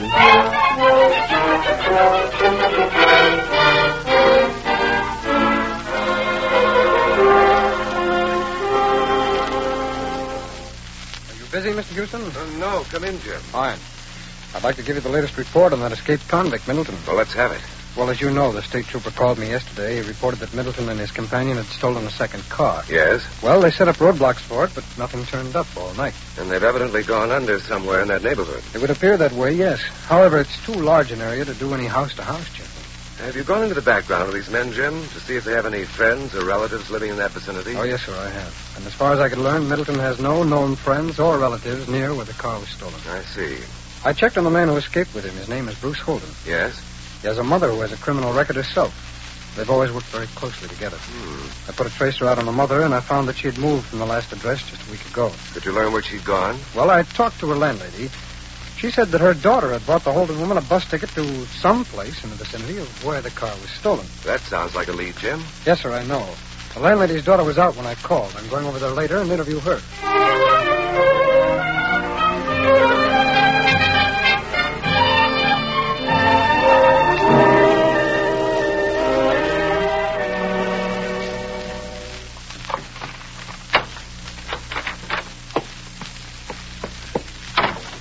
Bruce?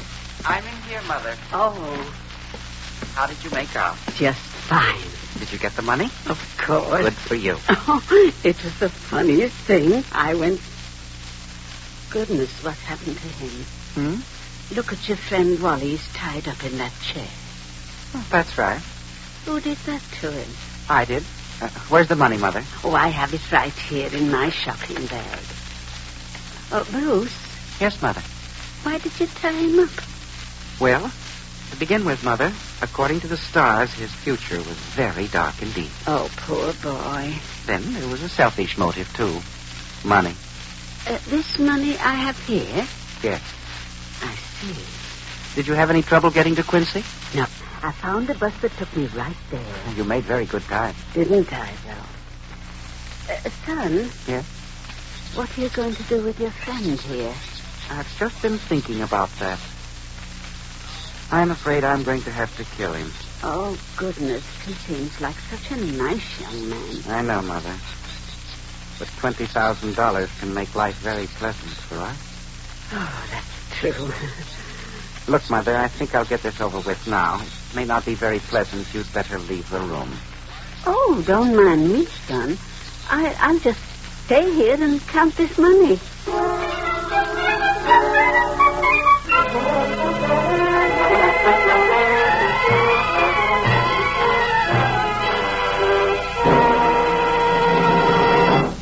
Tonight's case from the official FBI files will be reopened in just a moment.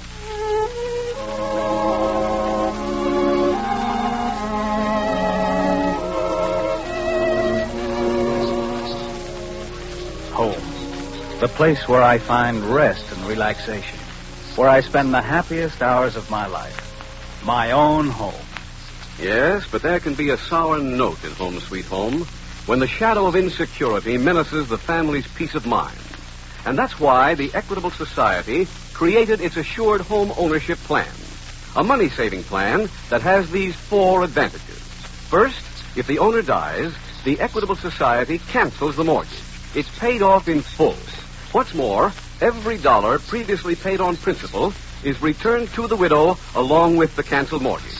Second, mortgage interest is only 4%, and there is a liberal allowance to help cover title search, lawyer's fees, and other closing costs. Third, during the owner's lifetime, a special cash fund is built up in this plan, ready for use if sickness or unemployment threaten home security. Fourth, as your mortgage shrinks, the cash fund increases. You can use it to pay off a 20-year mortgage, for example, in approximately 14 years. Suppose I don't use the cash fund for an emergency or to pay off my mortgage. It's yours. And after you've paid off your mortgage, the cash fund equals about half of the original loan. All in all, a man is mighty lucky if his health, age, income, and the location of his home qualify him for an Equitable Assured Home Ownership Plan. Say, I'd like to know whether I can qualify. Ask your Equitable Society representative. Get full information on the plan that protects you against the 2 major hazards of home mortgages, death and hard times. Look in the phone book or send a postcard, care of this station, to the Equitable Society. That's EQUITABLE. The Equitable Life Assurance Society of the United States.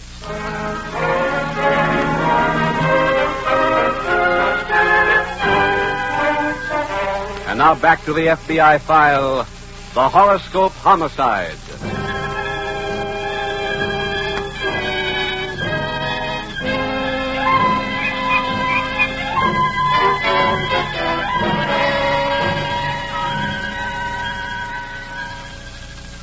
Recently, in a large eastern city, a policeman apprehended 2 men in the act of committing an armed robbery. In the gunfight which followed, one of the criminals was severely wounded. The other made his getaway. The policeman questioned the wounded thief before he died, but he could get no information. The next day, in recounting the story, one newspaper pointed out that this was the law of the underworld, that this was honor among thieves. But tonight's case from the files of your FBI proves that there is no such thing as honor or decency or loyalty among thieves when there's something to be gained by being disloyal.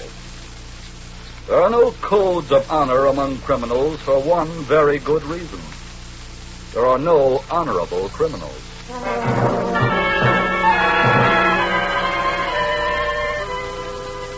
Tonight's file continues at the FBI field office. Special Agent Jim Taylor is talking to the agent in charge.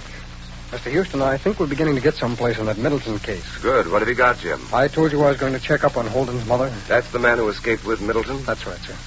I went to the place where she last lived and interviewed her landlady's daughter. Yes? She said she bought a bus ticket for the old woman to a place called Center Falls. I see. And Center Falls is only 10 miles from Quincy. Well, that sounds like she's involved, all right. Yes, I have a hunch that she's the one who set up the hideout. That's logical. I contacted the state trooper down there I've been working with and gave him a description of Holden's mother. I asked him to check with real estate men, tourist camps, and find out if she's been seen. Good. Mr. Houston, I think I should get down to Center Falls. I agree with you, Jim. Get going right away.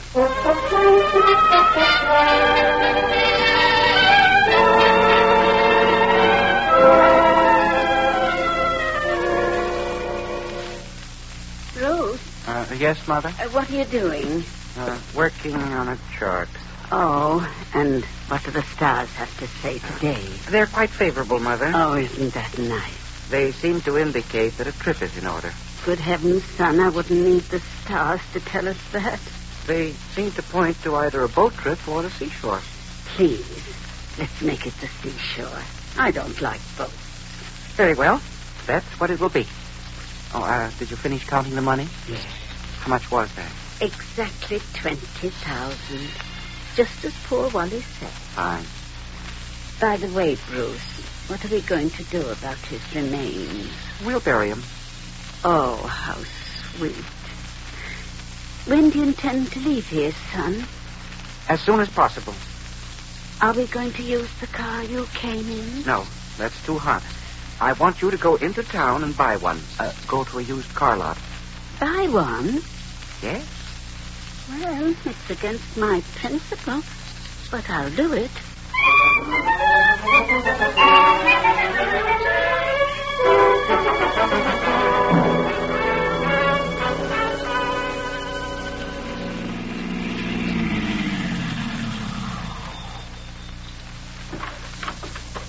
Sergeant.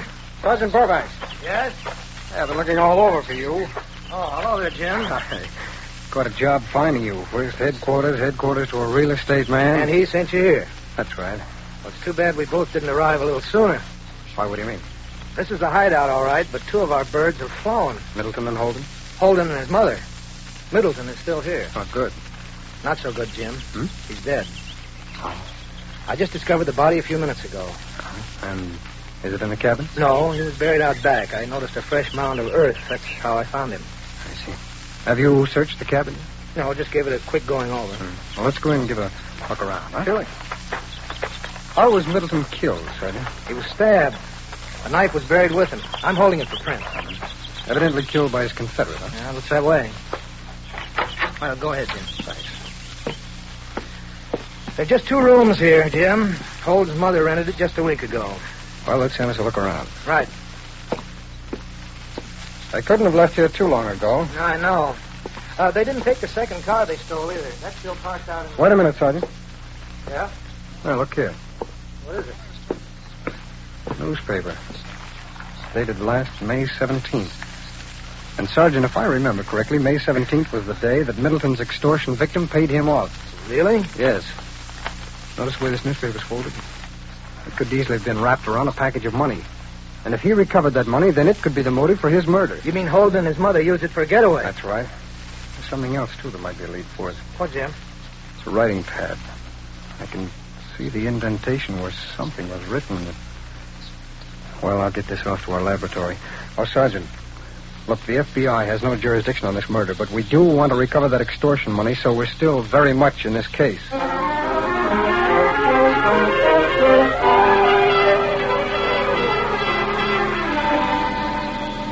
Jim? Oh, Sergeant, I've been waiting for you. I have a report here from our laboratory. It's on that indented writing we found on that pad. Yes? The report states the writing was a letter that Holden had sent to a book company requesting they send some astrology books to an enclosed address. An enclosed address? Yes.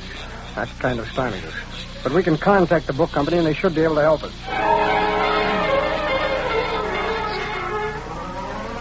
Sergeant. Yes, Jim? The book company just called me back. Yes? They recall getting that order. It was sent to Ocean City, General Delivery. In Holden's name? That's right. I'll check General Delivery down there at once. Sergeant, we've hit a stone wall. How's that, Jim? I contacted the Ocean City post office. The package was picked up yesterday. Oh, that is a tough break. Yes. Well, at least we know where they are. We can get the local police down there to help us look for them. Give them general descriptions. Wait a minute, Sergeant. There may be a quicker way of getting them. I just remembered something.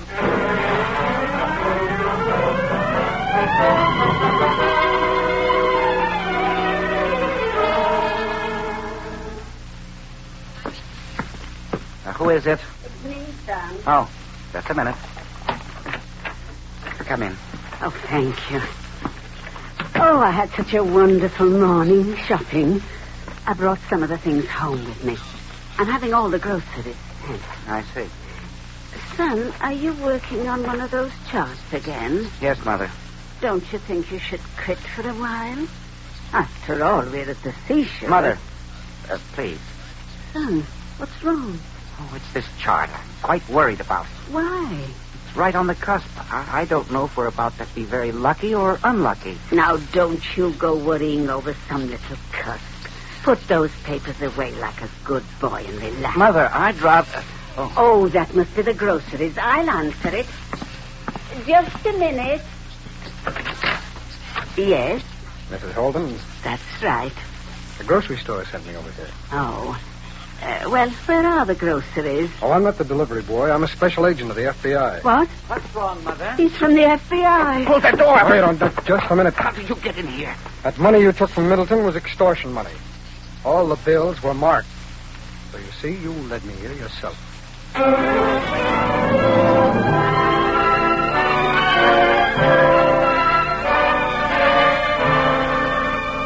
Bruce Holden was turned over to the local authorities, tried, convicted, and sentenced to be executed for the murder of Wally Middleton. His mother was prosecuted as an accomplice to the murder in the state court, and was given a life sentence. And so another file was marked closed because of the facilities that are available to law enforcement agencies today, like the FBI laboratories. And also because of the fact the special agents of your FBI have trained minds. Minds that remember things like the fact that the extortion money was marked. Those things are not accidents. Your FBI did not win its international reputation quickly or accidentally. It attained the status it now holds because it is made up of men who have dedicated their lives to public service, to the protection of every one of us, every minute, every hour, every day.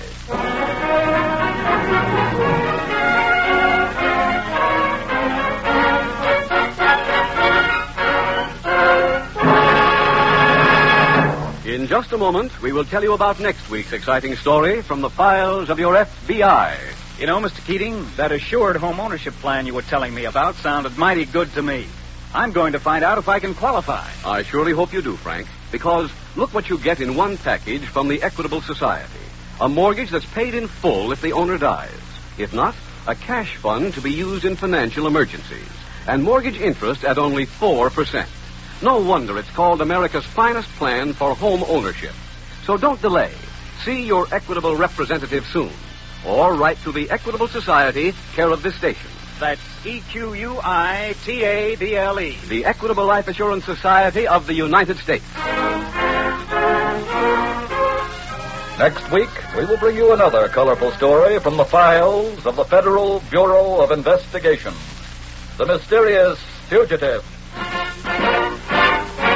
The incidents used in tonight's Equitable Life Assurance Society's broadcast are adapted from the files of the Federal Bureau of Investigation. However, all names used are fictitious, and any similarity thereof to the names of persons living or dead is accidental. Tonight, the music was composed and conducted by Frederick Steiner. Your narrator was Dean Carlton, and Special Agent Taylor was played by Stacey Harris. This Is Your FBI is a Jerry Devine production. This is Larry Keating speaking for the Equitable Life Assurance Society of the United States and the Equitable Society's representative in your community. And inviting you to tune in again next week at the same time when the Equitable Life Assurance Society will bring you another thrilling story from the files of the Federal Bureau of Investigation. The Mysterious Fugitive on This Is Your FBI.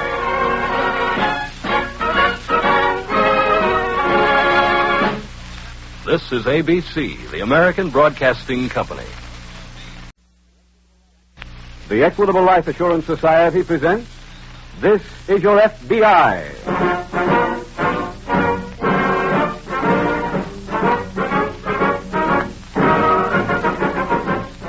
This is Your FBI, the official broadcast from the files of the Federal Bureau of Investigation. Presented as a public service by the Equitable Life Assurance Society of the United States and the Equitable Society's representative in your community.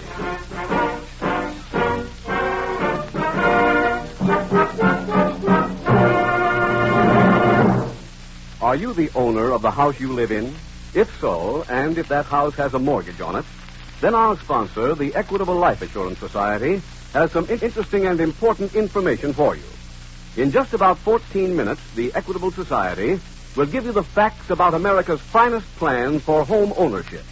It's called the Equitable Assured Home Ownership Plan, a money-saving plan that has meant increased security for thousands of homeowners.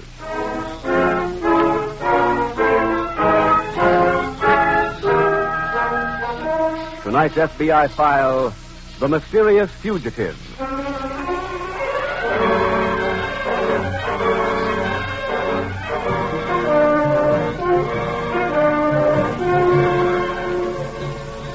It is the proud record of your FBI that 97% of those the Bureau apprehends and takes to court are later found guilty and sentenced. Now, that record indicates a thoroughness and a basic respect for detail in every investigation, because it often happens that the only testimony for the prosecution is given by special agents of your FBI. After conviction, the file on that case is marked closed. Now, those files are records of jobs well done, records of which the Bureau is justifiably proud.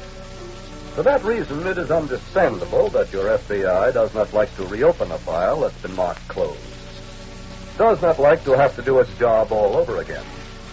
That does not happen very often, but as you will see in tonight's case, it does happen.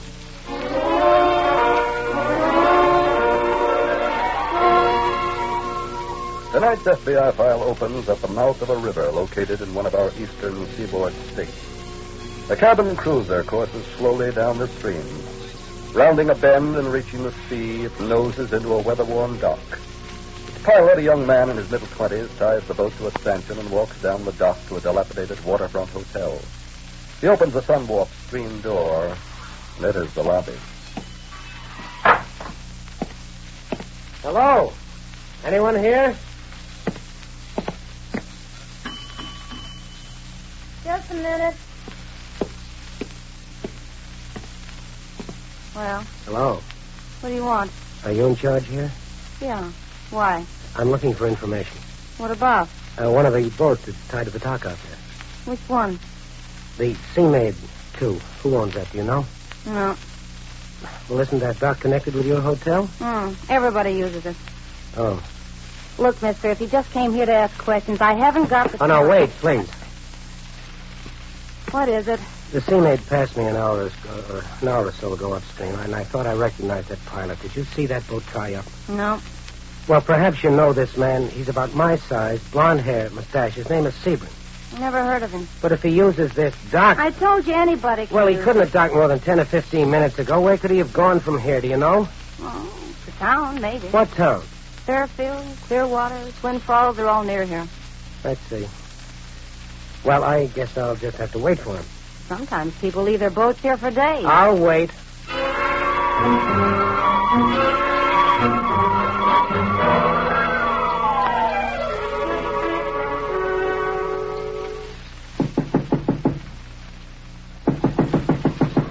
Who's there?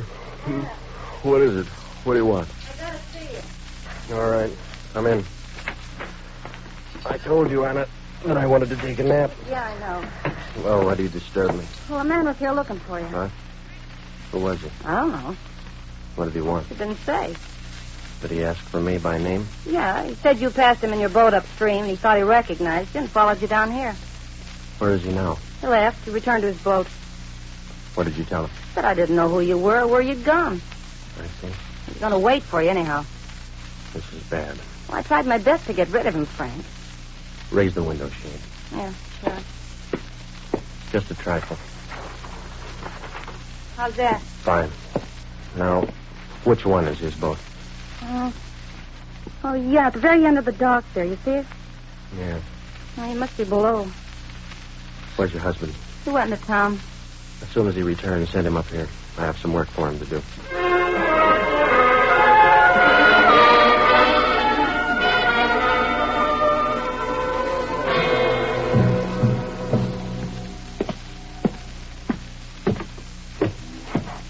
Hello, aboard there. Yeah. Someone hailing me? Yeah. What do you want? Are you the owner of this boat? Yeah. I see your license. Boat license? Nope, the license for using this dock. Oh, I didn't know that one was necessary. It's a town ordinance. Who are you? Deputy sheriff. Oh, I see. Well, can I arrange to get a license from you? Nope. Got to get one in town. They open this time of night? Nope. Well, then what do I do? Leave the dock. I couldn't do that. Look, mister, that's an order. Sheriff, Well, I might as well tell you why I'm here. All I'm interested in is a license. Listen, Sheriff, that boat right over there, the Sea Maid 2. I followed it down the river this afternoon. There was a man aboard that I think I recognized. Well? I know that government agents will be very anxious to apprehend him, if he's the man I think he is. Are you a government agent? No. Any kind of policeman? No. Well, then why are you so interested? I was in Army intelligence during the war. Buddy, the war's all over. Yes, but don't you... Look, which boat are you talking about? That one down there, with the black hull. Her name ain't Sea Maid 2. Oh, yes, it is. That's the Ebony Queen. I'm sorry, you're wrong. Come on, have a look for yourself. Very well. I'll prove to you that that's the Ebony Queen, mister. It's owned by a man named Smith who lives in Twin Falls.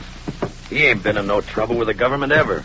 Well, is this Smith about my size, blonde hair, mustache? No, sir. He's short, fat, and bald. Well, would anyone else be using his boat? Nope. Well, what does it say there? Ebony Queen. Yeah. I don't understand. That's the boat I followed. Look, mister, your story just don't make sense. You go on back to your boat. Cast off your lines and pull out of here. I'm sorry, Sheriff. I'm staying.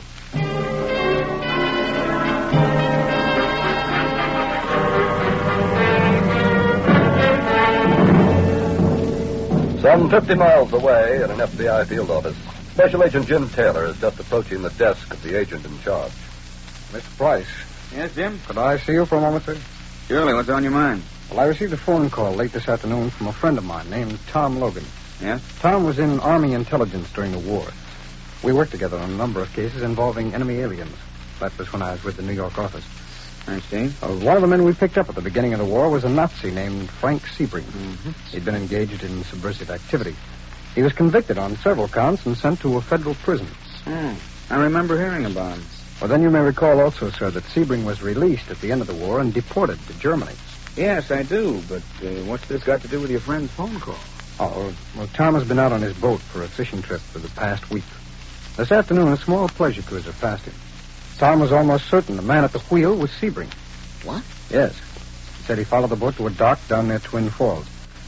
No one was aboard her, so he inquired at a nearby hotel as to where the man had gone, but he couldn't learn anything there. Jim, this sounds more like a case of mistaken identity. Well, I thought so myself at first, sir, but Tom insisted he had the right man. Knowing him, I'm inclined to believe him. We have a file here on Sebring, Jim.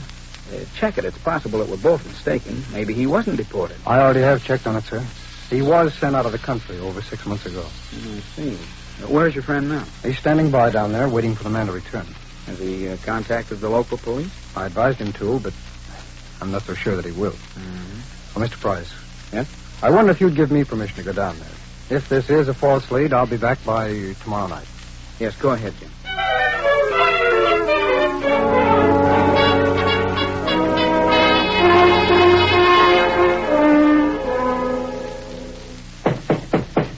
Yes? It's me, Carl. Come in. What happened? Weren't you watching from the window? It was too dark to see, but I didn't hear his boat pull away. Well, he ain't going. Why not? He just said he was going to wait until you came back. Did you impersonate a deputy sheriff? Yeah. Didn't you threaten to arrest him? Yeah, and he just said go ahead, so what could I do? What about the boat? Did you repaint the name? But he's still going to stay. What did you find out about him? He said he was in Army intelligence during the war. Oh? And he also said that government agents would be very happy to grab you. He's really going to be difficult to get rid of. Yeah. Where's Anna? Downstairs. Bring her up here at once. We're going to have to deal with this man a bit differently.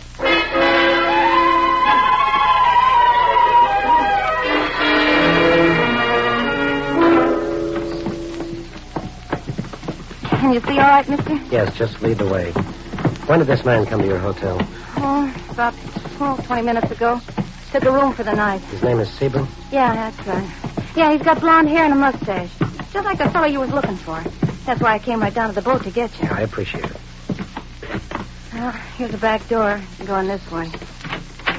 Now, his room is right at the head of these stairs. Thanks. Oh, wait a minute, mister. Yeah. I just happened to think. There ain't going to be any trouble between you two, is there? Well, to tell you the truth, there might be. Oh. Well, then I'd better get the sheriff. He's right out in front in the lobby. It might not be a bad idea. Bring him up to the room. Yeah, okay.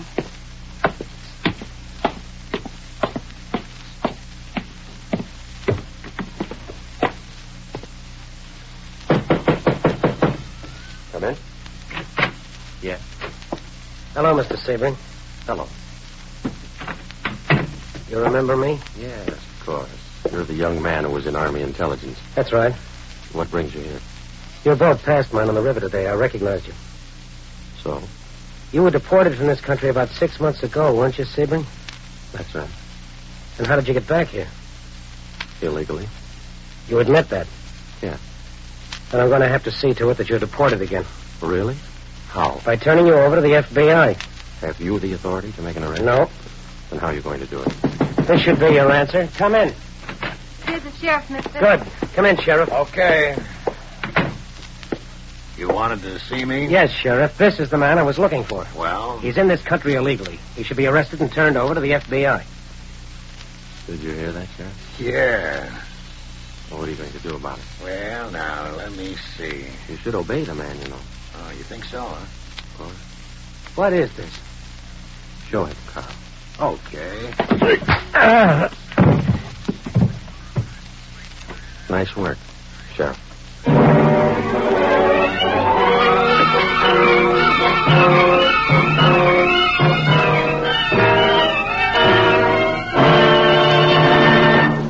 Tonight's case from the official files will be reopened in just a moment.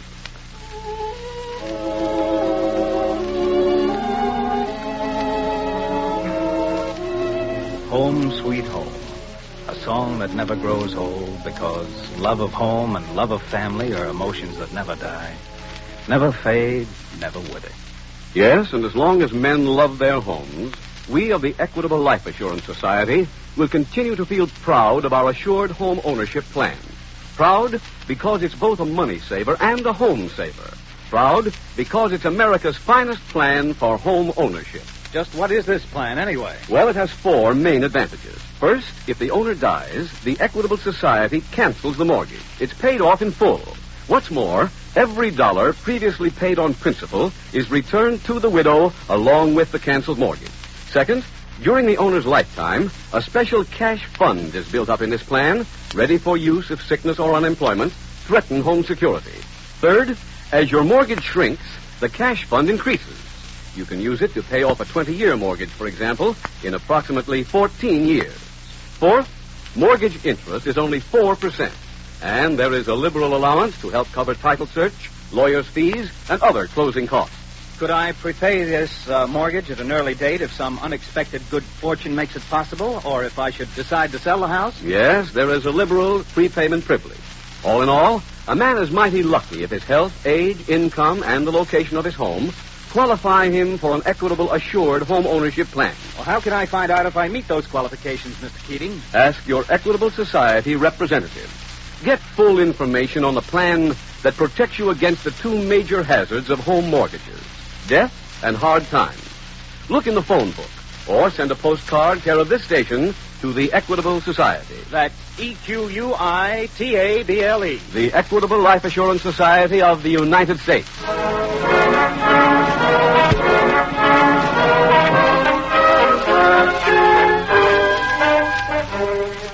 And now back to the FBI file, The Mysterious Fugitive.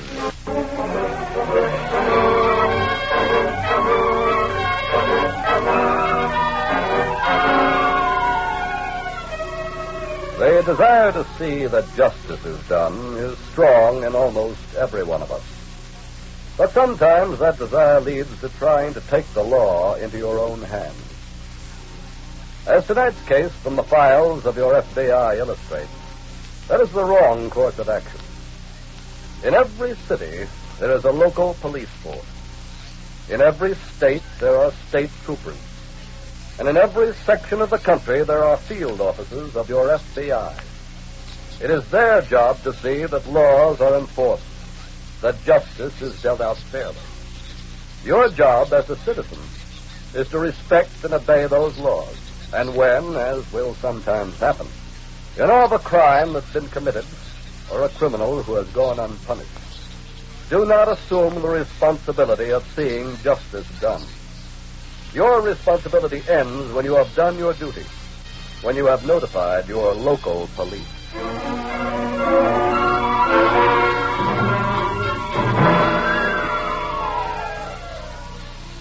Tonight's file continues at the police station in the town of Twin Falls. Special Agent Jim Taylor has just introduced himself to the chief of police. Sit down, Mr. Taylor. Thank you. Now, what can I do for you?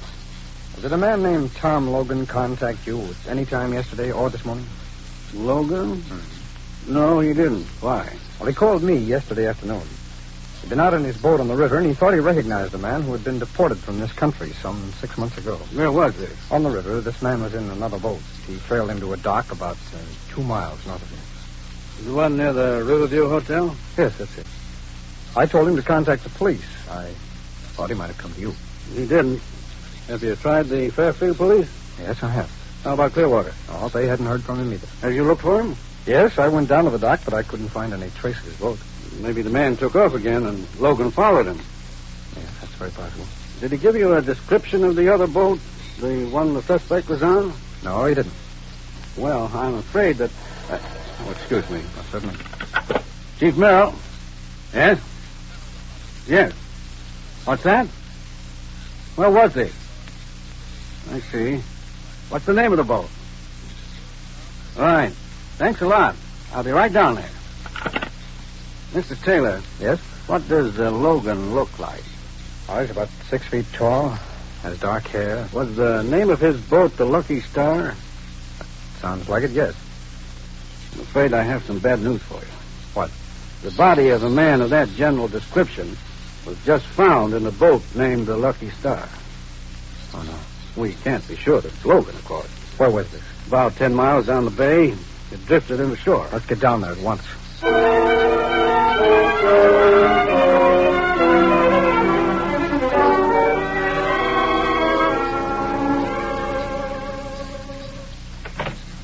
Anna, find out who that is. Okay. That you, Carl? Yeah. We're here in the back room. Carl, did you go into the village? Yeah. Any news of the boat? Nope. It'll probably be found sometime this afternoon. That soon? I imagine so. Well, what'll we do, Frank? I'll leave tonight just as I planned. I suppose the police should come here. Why should they? Oh, when they find his body. They could also learn that he docked here. My dear sister, in the first place, we took great pains to make it appear that his death was accidental. Why, sure we did. Furthermore, no one knows that he used the dock except us. I hope not. Oh, look, Anna, stop worrying. Everything's going to be okay.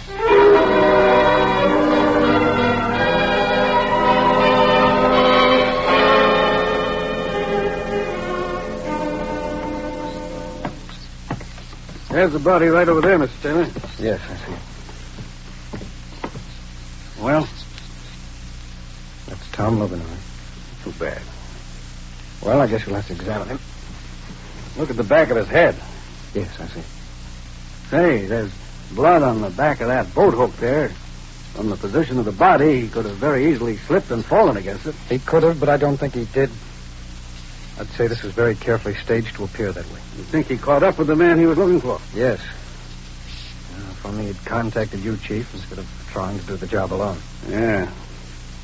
Well, shall we go below? Oh, wait, I want to search his pockets first. Very well. Just barely possible that he might have left a note of some kind. Telling you more about this man he was following? Mm-hmm. We just had a description of his boat. Yes, I know. Find anything? And just this book of matches. Might be of some help to us. How's that? From the Riverview Hotel. That's the place by the dock, isn't it? Yeah. Well, then you must have gone in there at some time. Chief, do you know the people who run it? Yes, a couple named Bremerton. Well, they might be able to give us some information. Well, we can... Hold on a minute. What is it? Some blue paint here on the deck. See it? Yeah. Very odd shade of blue. There's no color like it on the boat. Been spilled there. Looks like it rubbed off or something. Uh-huh. I'm going to scrape a few flecks of it off. Want a knife? No, I have one, thanks. Chief, why don't you go ashore and notify the coroner? I'll finish up here.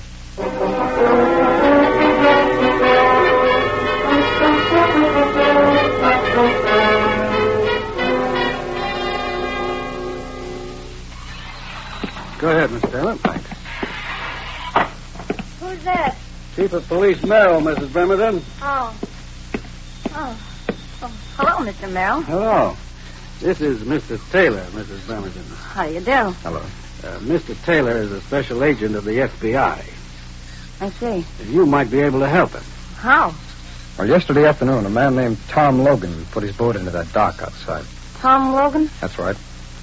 He was a man about 6 feet tall. Had dark hair, slightly broken nose. Did you see him by any chance? No, sir. Well, we have reason to believe that he came here to your hotel. Well, I didn't see anybody that looked like him. Did you see his boat? It was called the Lucky Star. No, sir. Well, here's my husband. He might be able to help you. Oh, good. Mr. Bremerton? Oh, hello, Chief. Oh, this is Mr. Taylor. He's from the FBI. Hiya. Hello there. We're looking for information, Mr. Bremerton, about a man named Logan who docked his boat outside here yesterday afternoon. It was called the Lucky Star. Did you see it? No, I didn't. Maybe you saw him. He was 6 feet tall, dark hair, slightly broken nose. No, but I didn't see him. Well, Chief, I'm afraid this was a bad lead. We'd better get going. But thanks a lot anyway, folks. Come on, Chief. Okay. After you, sir. Right. Carl. Huh? Get upstairs. Tell Frank who was here and hurry.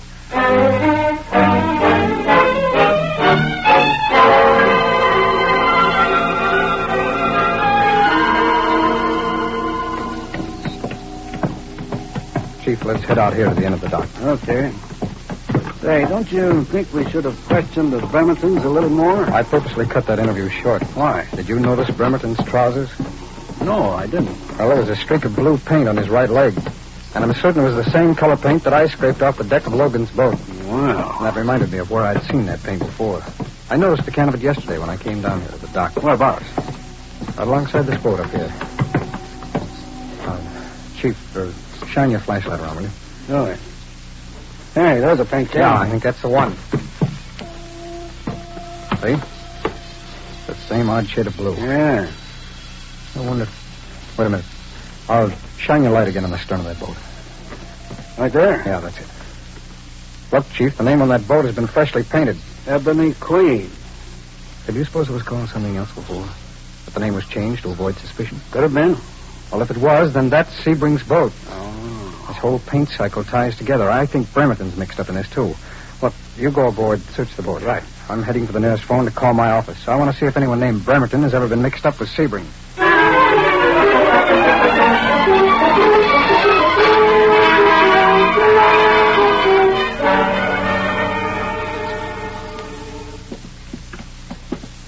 Is that you, Mr. Taylor? I'm below here. I've just been going through this chest. I found some papers that Try to put a Huh? hands. What are you doing on this boat? I'm Chief of Police Merrill. You haven't answered my question. Who are you? That doesn't matter. Would your name be Sebring? Yes, it is. Then you know why I'm here. Yes, but unfortunately it isn't going to do you any good. What do you mean? I'm about to take a trip down the river. I need a change. You won't get very far. I will if I travel alone. You'll be with me, Chief, but only in spirit. You talk real tough. As a matter of fact, I am. Is that you, Carl? Yeah. Come below. We have company. Okay. You undoubtedly know the chief of police. Yeah. He was nosing around down here. We're going to have to take care of him. Uh-huh. Go above and cast off the line first. I would prefer that this happen while we're out on the river. Well, do as I say. I can't. Why not? Because I have a gun in his back. Drop yours, Sebring. Pick up his gun, Chief. Okay, and thanks. My office told me that Bremerton was Sebring's brother-in-law, so I dropped by, picked him up, and brought him down here. I'm sure glad you did.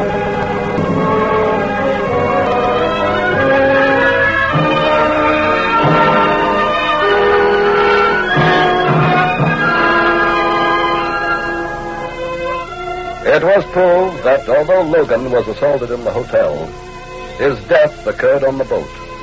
Therefore, Sebring was convicted in a federal court for murder on the high seas and sentenced to be executed. Carl and Anna were convicted as accomplices and given a life prison term in a federal penitentiary. At this time, your FBI marked its file not closed, but dead. And it was able to do that only because of the shrewd powers of observation of a special agent who remembered where he had seen an off-shade of pink. Now, those powers of observation are not a talent that anyone is born with, but they are a talent that can be developed, that has been developed in the course of study that every special agent must pass before he becomes a qualified member of your FBI, before he goes to work for you, the American people.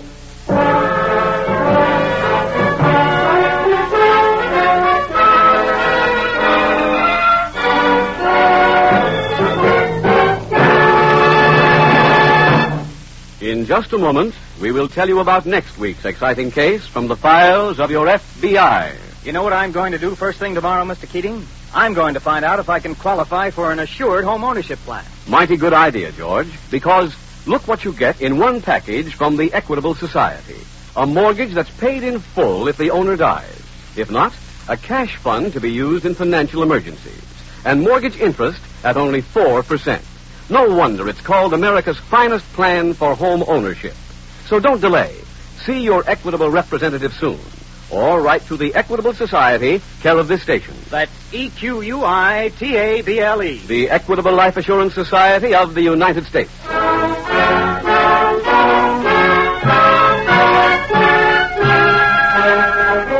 Next week, we will bring you another colorful story from the files of the Federal Bureau of Investigation. The Juvenile Shakedown.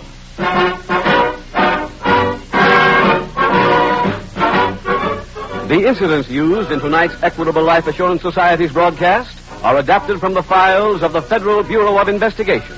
However, all names used are fictitious, and any similarity thereof to the names of persons living or dead is accidental. Tonight, the music was composed and conducted by Frederick Steiner. Your narrator was Dean Carlton, and Special Agent Taylor was played by Stacey Harris. This Is Your FBI is a Jerry Devine production. This is Larry Keating speaking for the Equitable Life Assurance Society of the United States and the Equitable Society's representative in your community. And inviting you to tune in again next week at this same time when the Equitable Life Assurance Society will bring you another thrilling story from the files of the Federal Bureau of Investigation. The Juvenile Shakedown on This Is Your FBI. This is ABC, the American Broadcasting Company. The Equitable Life Assurance Society presents This Is Your FBI.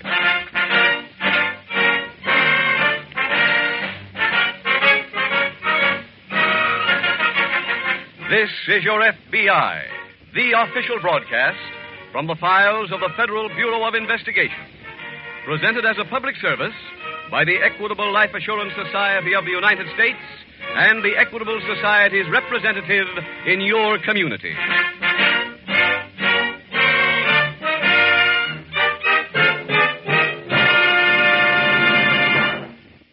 Homeowners, does this sound interesting to you? A mortgage that may save money for you and also furnishes you with life insurance security. Be sure to listen closely to the middle commercial. It's a special message to homeowners from our sponsor, the Equitable Life Assurance Society, telling you about the Equitable Society's Assured Home Ownership Plan. It's America's finest plan for home ownership.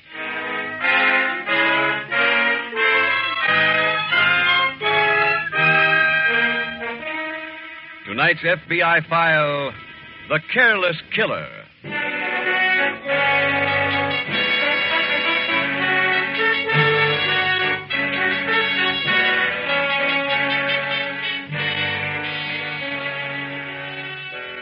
The enormity of the crime wave now engulfing the United States cannot be fully realized unless you know some of the figures. Figures which are the result of crime surveys made by your FBI. The number of people arrested and fingerprinted in this country in the past year is almost 25% higher than the number arrested 10 years ago in 1937. The number of crimes committed in the past year total more than 1,600,000. During the average day, 36 people were slain. Every 24 hours, an average of almost 400 people were feloniously assaulted or robbed. In addition, there were more than 4,000 other larcenies of various types being committed every day. Those are the shocking proportions of the current crime wave. The crime wave about which something must be done immediately, before it's too late.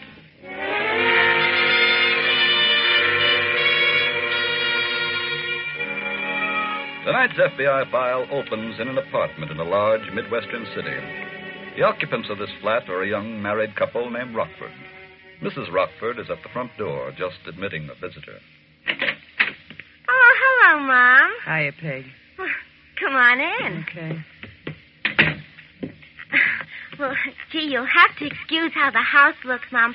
I didn't expect nobody so early. This ain't the first sloppy joint I've seen. Where's that husband of yours? Charlie? Well, how many husbands have you got? Just Charlie. He's in bed. Get him up. Oh, well, he's still sleeping, I Mom. said get him up. I want to talk to him. Sure, okay. He may not like this. That really worries me. Charlie. Huh? Charlie. Huh? What? Charlie, will you wake up? Oh, what is it? My mother's here. So what? She wants to see you. Oh, look, tell her to come back later, huh? I don't feel like... That's what you feel like. Huh? Wake up, you bum. Oh, good morning, Mrs. Wilton. It ain't morning, it's afternoon. Charlie didn't get to bed till awful late, Mom. Yeah, I don't care about that. Are you awake enough to listen to something? Sure. It's about that counterfeit stock plate you bought. Yeah? I advanced you the dough for it. I know you did. $4,000 I gave you. That's right. It ain't worth 10 cents. What? Mom, what do you mean? Your little genius here has done it again. I don't know what you're talking about. The guy guaranteed it. Oh, he did, huh? Yeah, he said all I had to do was put ink on the plate, then paper, then I had stock. You saw the certificates. I gave them to you. And I tried to cash him. What happened? The company he picked went out of business 10 years ago. Oh. Mom, how was Charlie to know that? Shut up. When I think of all the smart thieves you could have married, and I get a son-in-law like that. Oh, no, now look, Mother. Never mind that mother routine. Who was the guy you bought that plate from? A man named Carson. All right. Get dressed and get over and see him. What for? Get me my money back. Oh, but I can't do that. Why not? The deal's all closed. You can open it up again. You got a gun, ain't you? Sure. Take it along with you. Let him see you mean business. Oh, I know. Get over there. If you don't come back here with the money, you can use the gun on yourself.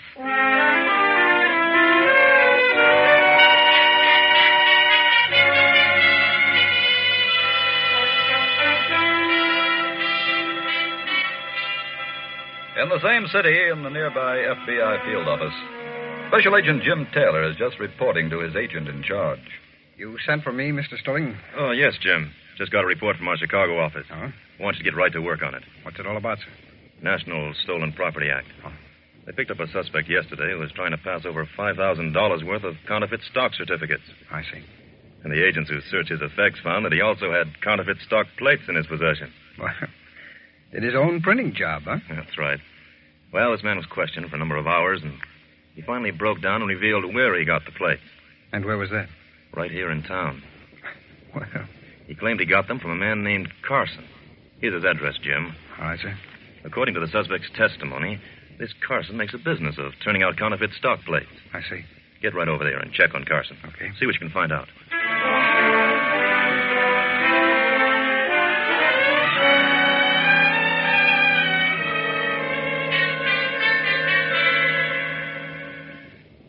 And now, as our story opens, we find Betty Jane, girl of the hills, sitting in the palatial drawing room of her husband Roger's mansion.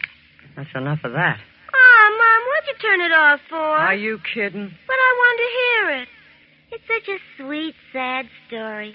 It's all about a girl who's looking for a missing husband. I'd rather hear about your missing husband. What's keeping that guy? Well, he's only been gone an hour. It's almost 2 hours. Mom, you don't like Charlie very well, do you? You can say that again. Well, what have you got against him? Mostly the fact that he breathes in and out. You know, it hurts him real bad when you talk to him real mean like you do. Ain't that a shame? He says he thinks of you like you're his real mother. That's just how he treats me. Do you realize how much dough I've shelled out for that grifter? Well, it was all on business deals. Some business deals. First, I set him up in that bookmaking joint. He blows that one. I make him a fence. He kicks that around. Oh, those were bad breaks. This one was the topper. A 6-year-old kid. A backward 6-year-old. Couldn't miss making dough these days. But no, he... I'll get it. Hello? Oh, hello, Charlie. Yeah? Huh? You what? What's the matter? Oh, Charlie, that's terrible. What is it? Hold on a minute. What's wrong? Charlie went to see that Mr. Carson. Yeah, did he get the dough? No. Why not? They had a fight. Charlie killed him. That's great. He wants to know what he should do. Wait a minute. Tell him to get out of town. Hello, Charlie. I just told Mom. She said you should get out of town. Huh? Wait a minute. He says he hasn't any dough. Tell him to dig it someplace. He ain't getting it from me. Oh, but Mom... Let me talk to that guy. All right, here. Hello? Yeah, this is Mother. I want you to listen to me, stupid, and listen close. You get out of town right now. Wait a minute. You ain't seeing Peg because she's coming with me. Look, get this straight. If you come near my club, you won't have to worry about the cops. I'll take care of you myself.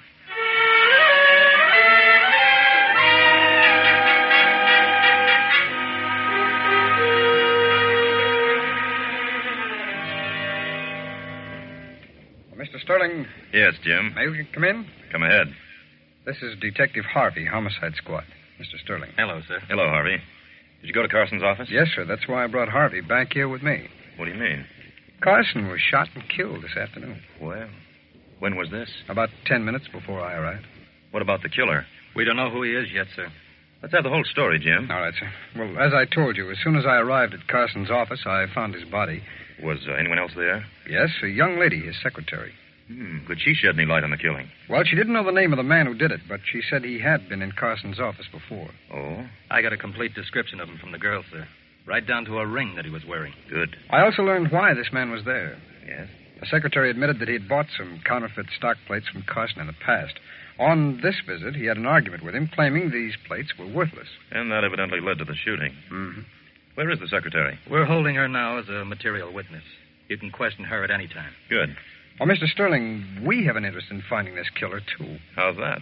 The secretary stated that he walked out of there with another set of counterfeit stock plates. Well, I'd suggest you work right along with the police on this. All right, sir. You can come down to headquarters with me now, Jim. We can see if the secretary's identified anyone. Okay. Is she looking over pictures? Yes, sir.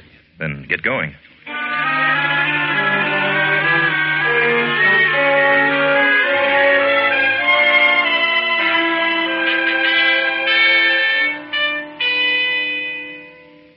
Oh, Jim. Oh, yeah, Bob. I've just talked to Carson's secretary. Any luck? Yes, she's identified the murderer. Good. Who is it? A small-time thief named Charlie Rockford. Charlie Rockford. I see. Our lieutenant seems to have a pretty good line on him. Oh? Knows where he lives, where he hangs out. Hey, that's fine. They've sent out a general alarm on him. They also have a squad car on the way over to his home. Good. Oh, Bob, I'd like to talk to that secretary now. See if I can get a complete line on Carson's operation.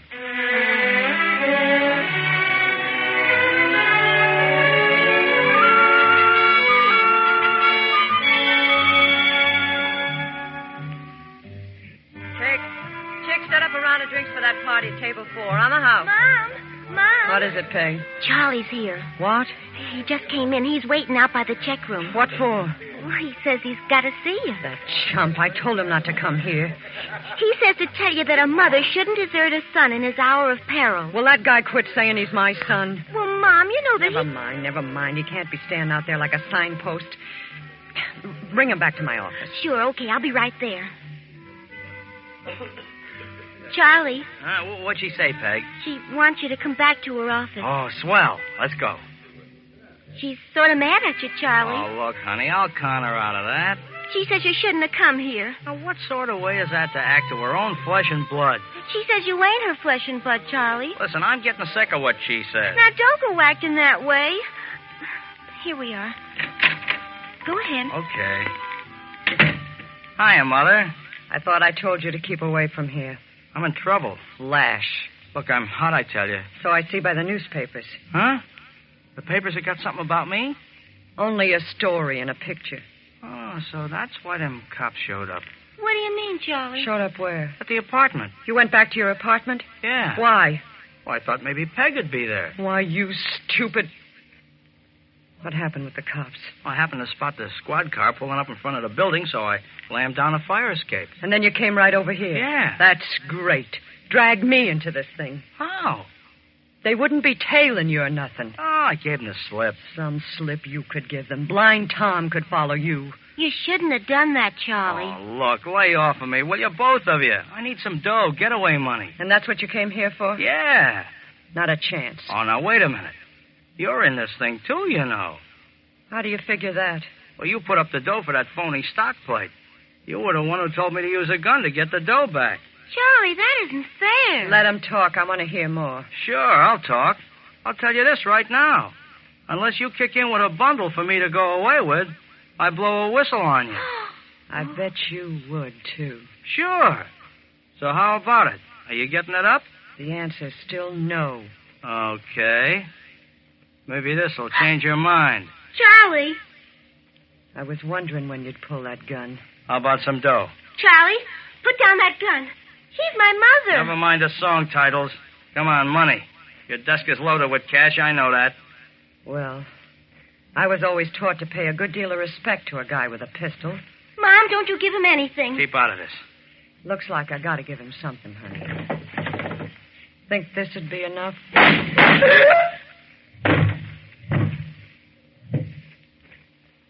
Is he dead? What do you think? Mom, you shouldn't have done that.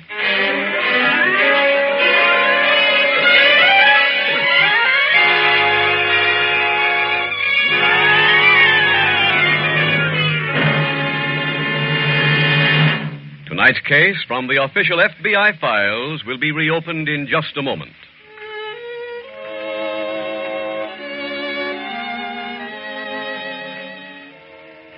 Home, sweet home. I forget the words now, but it's always hard for a man to express his real feeling, the warmth, the love of his own home. As a homeowner myself, I know what you mean. And for that reason, I also know you'll be interested in the Equitable Society's Assured Home Ownership Plan. It's a money saver. It's a home saver. It's America's finest plan for home ownership. Assured home ownership? Well, what is this plan, and why is it the finest? The Assured Home Ownership Plan has these four main advantages. First, if the owner dies, the Equitable Society cancels the mortgage. It's paid off in full. What's more, every dollar previously paid on principal is returned to the widow along with the canceled mortgage. Second, during the owner's lifetime, a special cash fund is built up in this plan, ready for use if sickness or unemployment threaten home security. Third, mortgage interest is only 4%, and there is a liberal allowance to help cover title search, lawyer's fees, and other closing costs. Fourth, as your mortgage shrinks, the cash fund increases. You can use it to pay off a 20-year mortgage, for example, in approximately 14 years. Well, what if I don't use this cash fund? Who gets it when the mortgage is paid off? You do. It's all yours. That's why I call this plan a money saver. After the mortgage is paid, this cash fund equals about half the original loan. All in all, a man is mighty lucky if his health, age, income, and the location of his home qualify him for an Equitable Assured Home Ownership Plan. Well, who can tell me if I qualify, Mr. Keating? Ask your Equitable Society representative. Get full information on the plan that protects you against the two major hazards of home mortgages, death and hard times. Look in the phone book or send a postcard care of this station to the Equitable Society. That's EQUITABLE. The Equitable Life Assurance Society of the United States.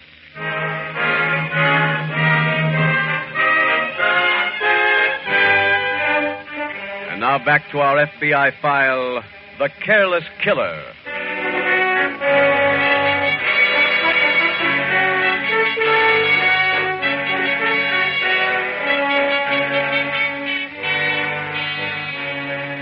The cold-blooded murder in tonight's case from the files of your FBI would be shocking if it happened in the lives of ordinary people. But it ceases to be surprising when it occurs in the lives of a criminal family. It seems like a stunning climax only because it violates every basic precept of family life. Love, loyalty, devotion, and protection. But those characteristics are connected with the lives of those who live by the law, who regard their fellow human beings with compassion and understanding. Love, loyalty, devotion, and protection are not in the criminal vocabulary, because they would stand in his way when he was stealing or murdering. To the criminal, nothing must be allowed to shackle his desires. In his own mind, the world was built to provide him with a living, an effortless living. And in quest of that kind of a life, the criminal will stop at nothing.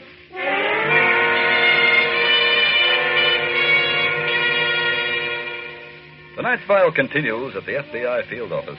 Special Agent Jim Taylor is seated at his desk as Detective Harvey enters. I didn't think you'd still be here, Jim. Oh, hello, Bob. Doing a little night work. These are Carson's books and papers. Oh, I see. Anything on that man, Rockford? No, he appears to have given us the slip. For a while, at least. Did the police go to his apartment? Yes. What happened? Well, I'm kind of ashamed to tell you this. What?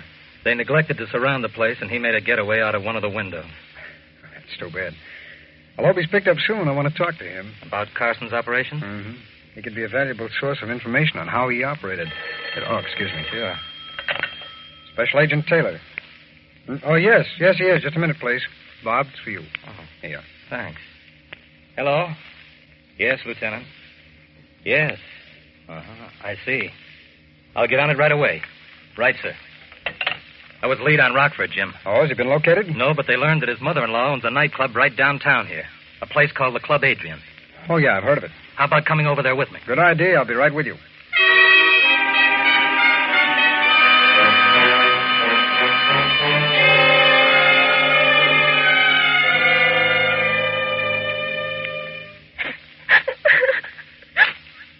Peg, will you cut that out?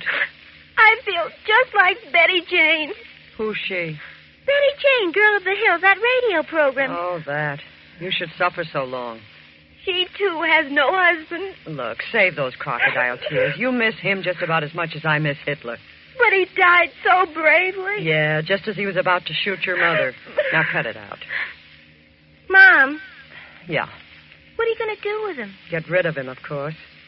Where is he now? In a closet in the back hall. Will anyone find his body? Eventually. Look, go on outside in the club and get a drink or something, will you? Yeah, but there's a couple of things I want to ask you. What? Well, first of all, should I start wearing black? Oh, that'd be great. The guy's body may not turn up for months. But I look good in black. Look, please go outside, honey. How are you going to get rid of him? I told one of the boys to pick up a truck of some kind. Steal it? Yeah, he'll come around to the back of the club and we'll load the body in after we close. Oh. Now, will you go outside? There's a lot of guys in the joint looking for young girls to dance with. Well, why didn't you say so?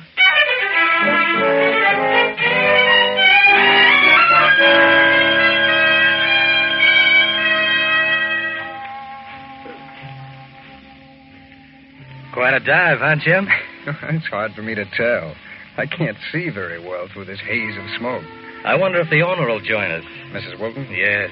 Oh, did you tell the captain we'd like to see her? Yes, but that doesn't... I beg your pardon, boys. Did you want to see me? Are you Mrs. Wilton? That's right. How do you do? My name is Taylor. I'm a special agent of the FBI. Oh.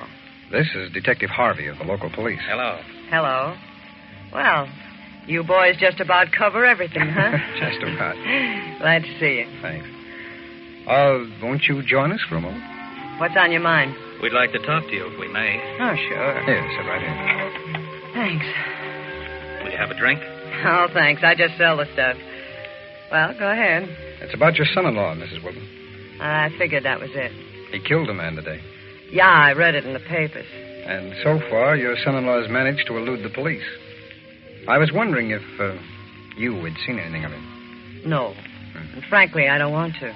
How about your daughter? Has she heard anything of him? No. How do you know? She's been with me all day and tonight. Is she at the club here now? We'd like to talk to her, too. Well, she ain't around at the moment. If you was to come back later or wait here a while... there you are. I've been looking all over for you, Mom. Is this your daughter? Yeah. I've just been dancing with that cute little guy. He works for an advertising agency. Excuse me, Mrs. Rockford. Yeah? I'm a special agent of the FBI. Huh? I've come here to find out about your husband. I already told you we ain't seen him. Oh, no, we ain't seen him all right. Not at all. Go finish your dance, honey. Oh, yeah. Yeah, sure. Goodbye. Nice to meet you. You see, she don't know any more about him than I do. Yes, I gathered that. How about a drink for you boys? No thanks. We've got to be going. Well, if the guy turns up, you can believe me, I'll get right in touch with you. I ain't looking for the kind of trouble he carries.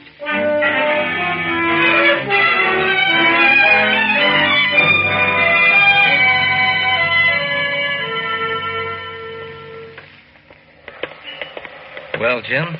Pretty phony routine she gave us. Yeah. I think they've heard from Rockford all right. In fact, I know they have. How's that? You remember that ring that Carson's secretary said that Rockford was wearing? Yes. Black onyx with 3 diamond chips. Mm-hmm. Well, his wife was wearing it tonight. Oh? Mm-hmm. Of course, it could be a duplicate, but I doubt it. Well, that means that he's been back here at the club. I think so. It could also... Look out, Bob! Thanks, Jim. It's okay. Oh, that would have been a nice finish. Knocked off by a truck from a diaper service. Yeah. He certainly was. Hey. Wait a minute, Bob. What? That alley the truck just went down. I'd like to see where it leads to. Okay. Seems to go around back of the club. Mm-hmm. What would a diaper truck be doing back there? Yeah. Bob, if Rockford is still in the club, they could be using that truck to get him out. That's logical. No one would ever suspect he was getting away in that. Bob. Yes, Jim. Let's find a patrolman. Have him cover the front door of this club. Okay. I'll cover this alley and keep an eye on the truck. Right. You get down and pick up a warrant for us to search this place at once.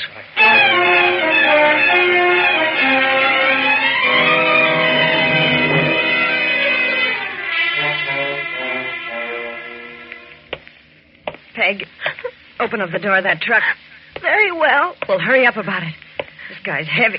Yes, Mom. Oh, well, you cut out that sniveling. This is his funeral, Mom. And I ain't even wearing black. Yeah, I know. Girl of the hills. Oh. Where's the truck driver? Inside grabbing a drink. Now, we got it. Quiet. What's that? Good evening, Mrs. Wilton. Who is it? Special Agent Taylor. The FBI. Oh, hello there. I thought I heard some kind of activity going on back here. Yeah, just taking in some laundry. Oh. And is your laundry usually delivered in a diaper truck? Yeah. Okay, Peg, you can tell the driver to come out. Oh, just a minute. Huh? I'm curious to know what it is you were putting in the truck, Mrs. Wilton. What do you mean? You just carried something in there, didn't you? No. You mind if I take a look in there anyway? No, don't. Shut up. What's wrong, miss? Keep away from that truck. Why? I've got a gun here. That's reason enough. That wouldn't be Rockford's body in there, would it? Real smart, ain't you? No, just observant. Well, that observant stuff ain't going to do you any good. Mom, take it easy. We might just as well add another body to the collection. Give me that gun. Not a chance, mister. Yeah. Huh? Give me that gun. No, let go of me. Sorry, Mrs. Wilton. I have the search warrant. Ah, Bob, you'd better change it to an arrest warrant for murder.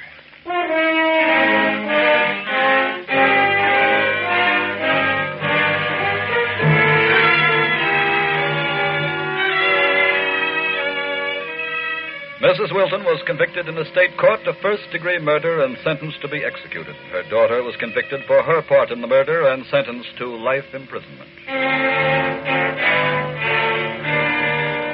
Too much credit for the closing of tonight's case from the files of your FBI cannot go to the local police department, whose cooperation is extended to the fullest extent. And it is true that in many cases throughout the year, your FBI would find their investigations much more difficult without the help of local law enforcement agencies. For that reason, the Federal Bureau of Investigation urges you to do your part as a citizen in seeing to it that your community has the strongest possible local police force. And by doing that, you'll be doing your part in fighting the crime wave.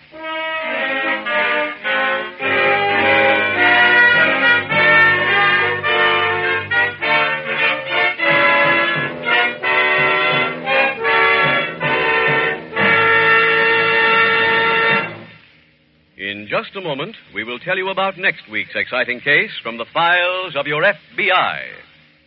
Mr. Keating, about that assured home ownership plan. My next move is to see my Equitable Society representative and find out if I can qualify. Is that right? Right you are, Ed. And he'll tell you more about what you get in one package from the Equitable Society. A mortgage that's paid in full if the owner dies. If not, a cash fund to be used in financial emergencies. And mortgage interest at only 4%. No wonder it's called America's finest plan for home ownership. So don't delay. See your Equitable representative soon. Or write to the Equitable Society, care of this station. That's EQUITABLE. The Equitable Life Assurance Society of the United States.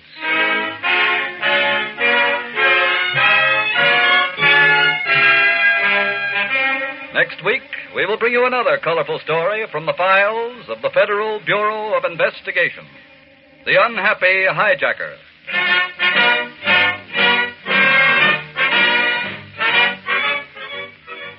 The incidents used in tonight's Equitable Life Assurance Society's broadcast are adapted from the files of the Federal Bureau of Investigation. However, all names used are fictitious, and any similarity thereof to the names of persons living or dead is accidental. Tonight, the music was composed and conducted by Frederick Steiner. Your narrator was Dean Carlton, and Special Agent Taylor was played by Stacey Harris. This Is Your FBI is a Jerry Devine production. This is Larry Keating speaking for the Equitable Life Assurance Society of the United States and the Equitable Society's representative in your community, and inviting you to tune in again next week at this same time when the Equitable Life Assurance Society will bring you another thrilling story from the files of the Federal Bureau of Investigation. The Unhappy Hijacker on This Is Your FBI. This is ABC, the American Broadcasting Company. The Equitable Life Assurance Society presents This Is Your FBI.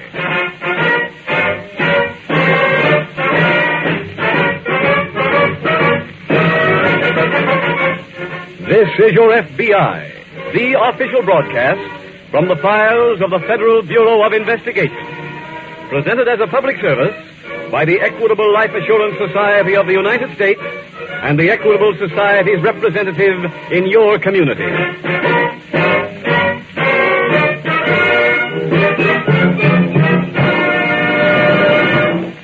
Are you taking a vacation this month? Here in the Equitable Life Assurance Society, we like to think that the 12 million policyholders and beneficiaries who own or will benefit by Equitable Society life insurance policies will have a specially enjoyable vacation. Holidays unmarred by fears and worries. Through life insurance with the Equitable Society, they have safeguarded their homes, provided secure futures for themselves. So, for a carefree vacation, for a worry-free holiday, better get in touch with your Equitable Society representative before you go.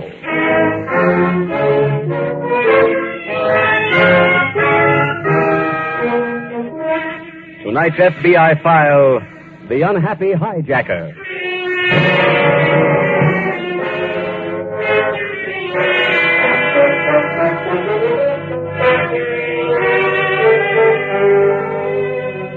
Last year, there were more than 1.5 million major crimes committed in the United States. Of the people arrested for those crimes, more than half had previous arrest records. And some of those arrested had records which covered many pages, many states, and many years. They are the professional criminals, the ones to whom a previous sentence is merely an interruption of their careers. They're driven on by many complex usages, but the basic ingredient behind their continuance as criminals is that they are sure they won't make the same mistake again, the mistake that resulted in their previous capture, arrest, and imprisonment. They're confident that their experience has made them smarter than all the police in the world. And when they have achieved that state of illusion, no crime is beyond them. Armed robbery, arson, or even murder.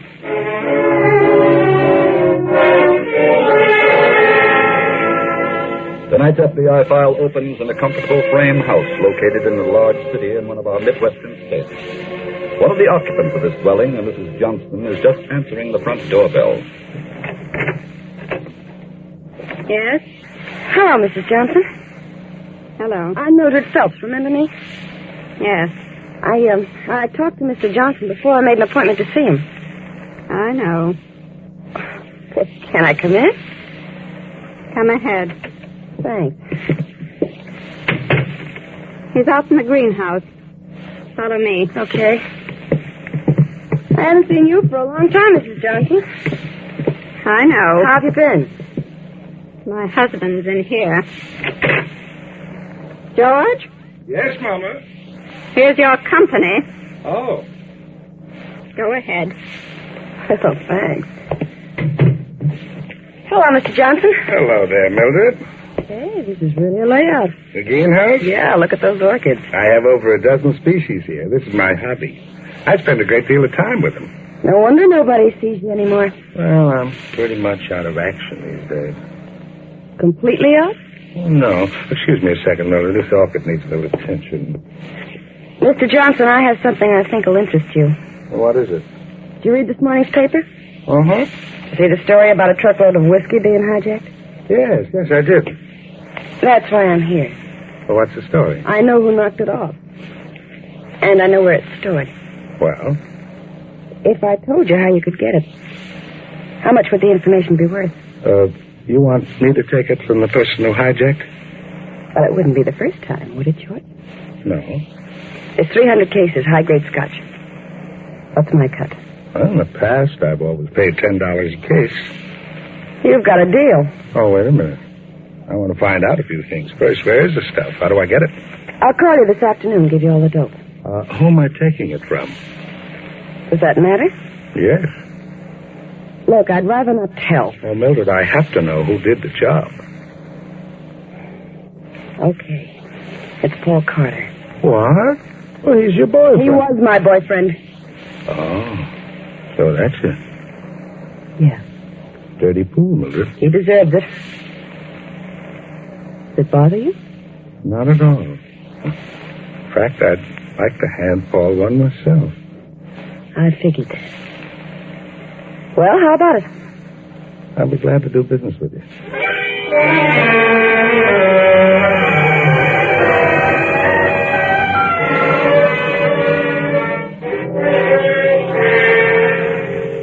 Well, Paul, that's the story.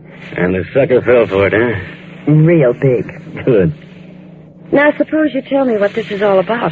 Well, to coin a phrase, I'm killing two birds with one stone. What do you mean? That truck I hijacked was awful hard. I got to get rid of it. So I'm going to let Mr. Johnson take it off my hands. But, honey, what about the whiskey? I've already taken that out, but I've left the empty cases.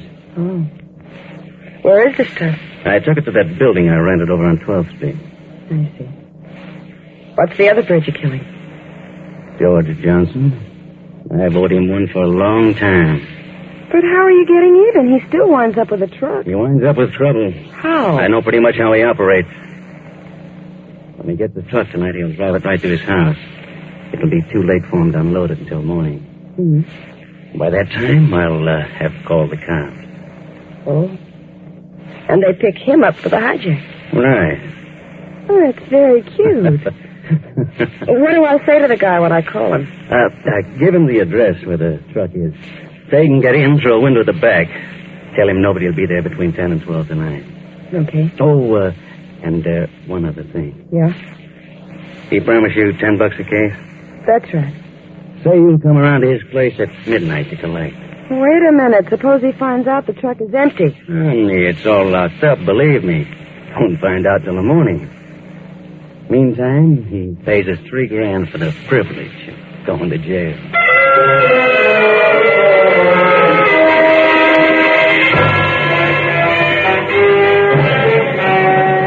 In the same city at a nearby FBI field office, Special Agent Jim Taylor is just entering the office of the agent in charge. May I see you, Mr. Morgan? Yes, come in, Jim. I've been waiting for you to come back to the office. Well, I've been caught all day. What's on your mind? I don't imagine you've had a chance to read the report on the hijacking that occurred last night. No, I haven't. A liquor truck was waylaid just across the state line. Just one man did the job. Oh? He overpowered the driver when he stopped for a traffic light on a lonely stretch of road. I see. The driver was severely beaten and left by the side of the road. However, he managed to make his way to a nearby filling station and report the crime. Now, what time did all this happen? Well, the hijacking occurred at approximately 12:30 a.m. The driver reported it to the police about 2 hours later. Any leads?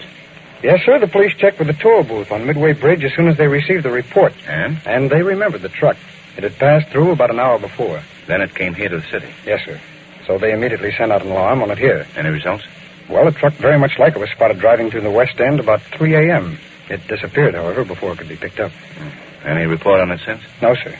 But we've set up a procedure that may bring some results. What's that? Well, the section where the truck was last seen is at the tip of that peninsula that juts out into the river. Yes. Now, going on the theory that it found cover there someplace, we've blocked out the whole area. Fine. The police are cooperating with us, and we're going to search every building. Good. What about the driver? He's in the hospital, sir. Could he give any description of the hijacker? No, not too good a one. Police have brought some pictures down to the hospital to him for him to look at. Fine, that's fine. I'll let you know, sir, if we get any results.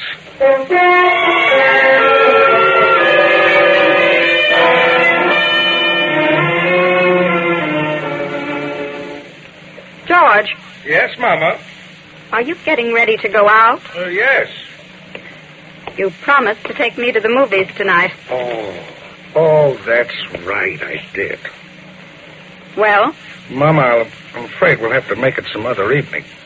Why? Well, tonight I have to go out on some business. I have a chance to make a very nice score. Mm-hmm. I heard of a truck full of liquor that's been hijacked. I was tipped off how to pick it up. I got to go over there right now. Wait a minute. Who tipped you off?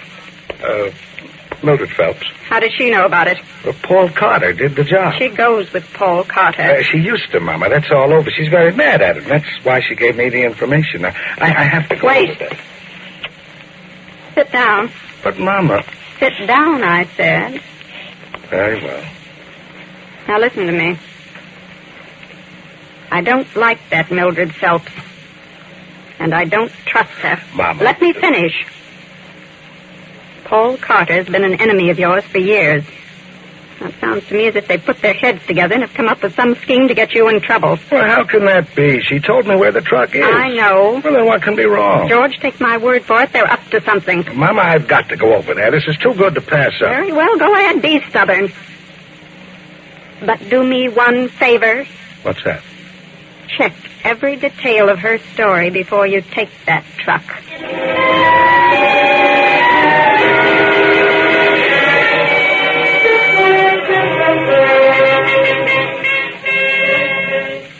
Any news, Jim? Oh, hello, Mr. Morgan. I didn't think you'd be here this late. Any report on the hijacked truck? No, sir, not yet. What have you got there? Oh, this is a detailed map of the peninsula where the truck was last seen. Oh? Now, those white pins indicate every possible building in which the truck could have been stored. I see. And the blue pins here indicate places that have already been checked by the police. Uh-huh. How many minutes they got on the job? A detail of over 24, sir. Good. They've been calling in every hour all evening giving their reports. Well, you're certainly doing a thorough job, Jim. Thank you, sir. Oh, say, did the driver look over those pictures of suspects? Yes, sir. He picked out 5 men that might possibly have been his assailant. The police are rounding them up now. Yes, sir. Oh, excuse me. Sure. Special Agent Taylor.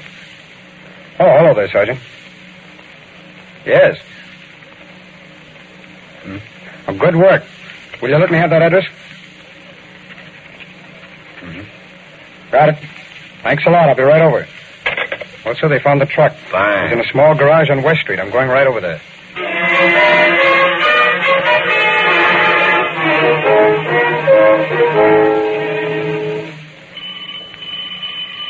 Just a minute. Hello, Mrs. Johnson. Come in. Thanks. Mr. Johnson get home yet? Yes, he's here. George? Yes, Mama. Your company's here again. Oh. Hello there, Mildred. Hiya, George. How'd everything go? Just fine. No trouble, huh? No trouble at all. Oh, that's swell. Well, you can pay me off then, if you will, and I'll be on my way. What's your hurry? Well, it's pretty late, you know. Let's have the dough, huh, George? I'm afraid I have some bad news for you, Mildred. What? There isn't going to be any payoff. What are you talking about? You got the truck, didn't you? No. I thought you said everything went okay. It did. But not the way you planned. What is this? Well, before I went over for the truck tonight, I told my wife the whole story. So? Well, I don't like to say this, but at times, Mama has a very suspicious nature. She didn't believe your story. Now, look. Let me finish. She warned me to proceed very cautiously, so when I went to the garage, I decided to examine the truck before I moved it out. Tell her what you found. There was no whiskey. The truck was empty. Well, I don't understand that. I think you do. Tell her the rest, George. Well, I realized then that Mama was right. Something was wrong. Look, I don't want to hear any more of this. He hasn't finished. I don't care. I'm getting out of here. Just stay where you are. Now, George, finish your story. Very well. You see, I decided to wait around the garage. I figured if it was a trap that Paul might drop by later to see if the truck was gone. That's just what he did. Paul came in? Yes. What happened? We discussed the matter, and then I left him there. Left him? What he means is, your boyfriend, Paul, is dead.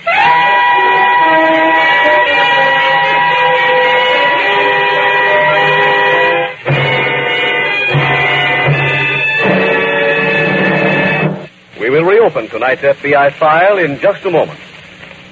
Did you ever hear of a professional worry lifter? What in the world is that? I mean a man whose life work is lifting the burden of worry from other people's shoulders. Not just a man who says, cheer up, everything is going to be all right, but a man who actually does something about it. Well, sounds like a man worth knowing. He is. He's your Equitable Society representative. You'll find that if you have fears about your family's future, your Equitable Society representative will leave no stone unturned to do a complete job of worry lifting.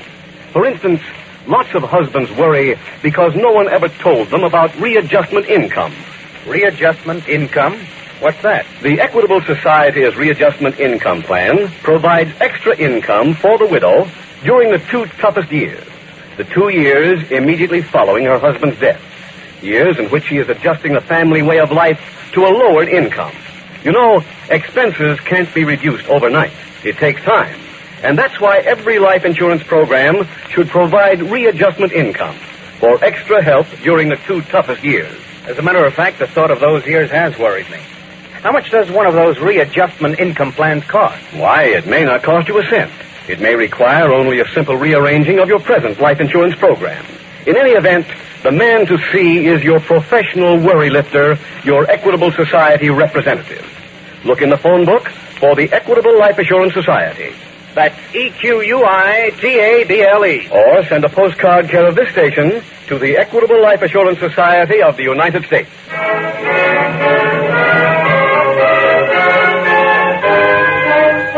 And now back to the FBI file, The Unhappy Hijacker.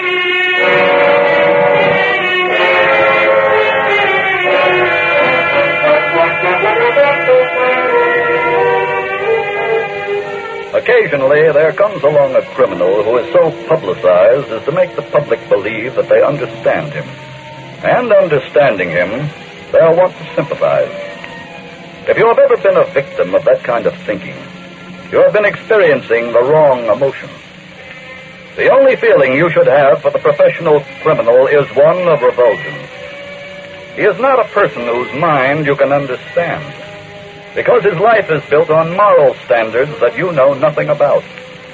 Moral standards which not only condone but approve lying, cheating, and above all, double-crossing. As you can see from tonight's case from the files of your FBI, they're all treacherous, evil people, and they want none of your sympathy or your friendship.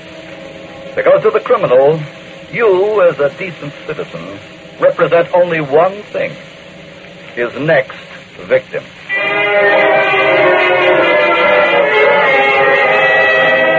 Tonight's file continues the following morning at the FBI field office. Special Agent Jim Taylor is just making a report. Good morning, Mr. Morgan. Oh, morning, Jim. Did you complete your investigation on that hijacking case last night? Well, no, sir. I'm sorry to say I didn't. Oh, what happened? I thought the police had located the truck. Oh, they did. Well? That only led to further complications. How do you mean? Well, let me give you the whole story. Yeah, go ahead. When I arrived at the garage, I learned that the police had found the body of a man named Paul Carter in the back of the truck. Paul Carter? Yes, he was a small-time racketeer and thief. Oh. One of the 5 suspects that the truck driver had identified from those pictures. Well, obviously, he was the right one. Yes, but that only complicated the case. How's that? The whiskey had been removed from the truck. Now, we searched the premises completely, but couldn't find any trace of it. Oh. Any lead on who killed Carter? No, sir, not yet. We found a window in the back of the garage that had been jimmied open. That was evidently how the killer came in. I see. There was a peculiar matted substance on the windowsill. It appeared to have come off the intruder's shoe. A matted substance? Yes, it resembled moss. I sent it on to the laboratory last night. We should have a report on it soon. Uh-huh. Say, this killer could have taken the whiskey, and that would keep us in the case. Yes, I know. Have the police checked on Carter's associates or enemies? Oh, they're doing that now. They're also trying to learn where Carter lived, and as soon as they have any information, they'll get in touch with us.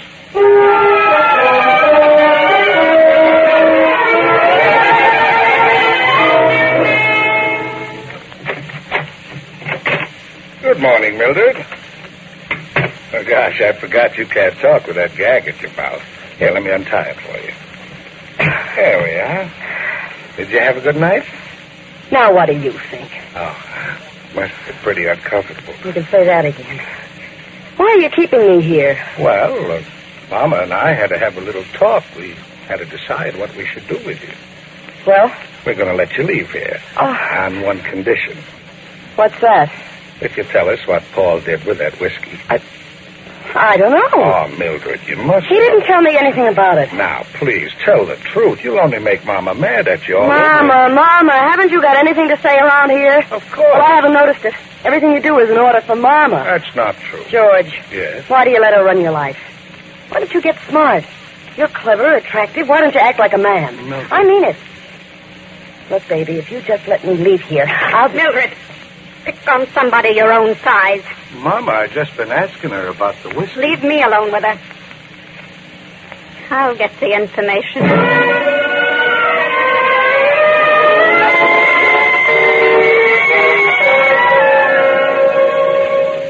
Mr. Morgan. Yes, Jim. A report just came in from the laboratory on that substance I found at the scene of the killing. Oh? What was it? Well, they describe it as a plant called fern root. It's a species of moss. I see. They also said that it's not native to this section. It's found mostly in the eastern states. Oh, that's strange. You say you believe it came from the killer's shoe? That's right, sir. There was a suggestion of a heel imprint on it. That's where I got that idea. You keep coming up with puzzlers on this one, don't you? Oh, by the way, a list of Paul Carter's enemies just came in. There's 22 names on it. Quite a roster. Mm-hmm. Won't be easy to pick any individual out of that. No. Police are cooperating with our agents, checking up on the men, finding out about their backgrounds, when they saw Carter last, and... excuse me, Jim. Certainly, sir. Morgan speaking. Yes, he is. Yeah? Yes. Jim, copy down this address. Go ahead. 228 North Adams Street. I have it, sir. We have it. Yes, he will. Goodbye. That was police headquarters, Jim. No? That address I just gave you is where Paul Carter lived. I told the police you'd be right over there.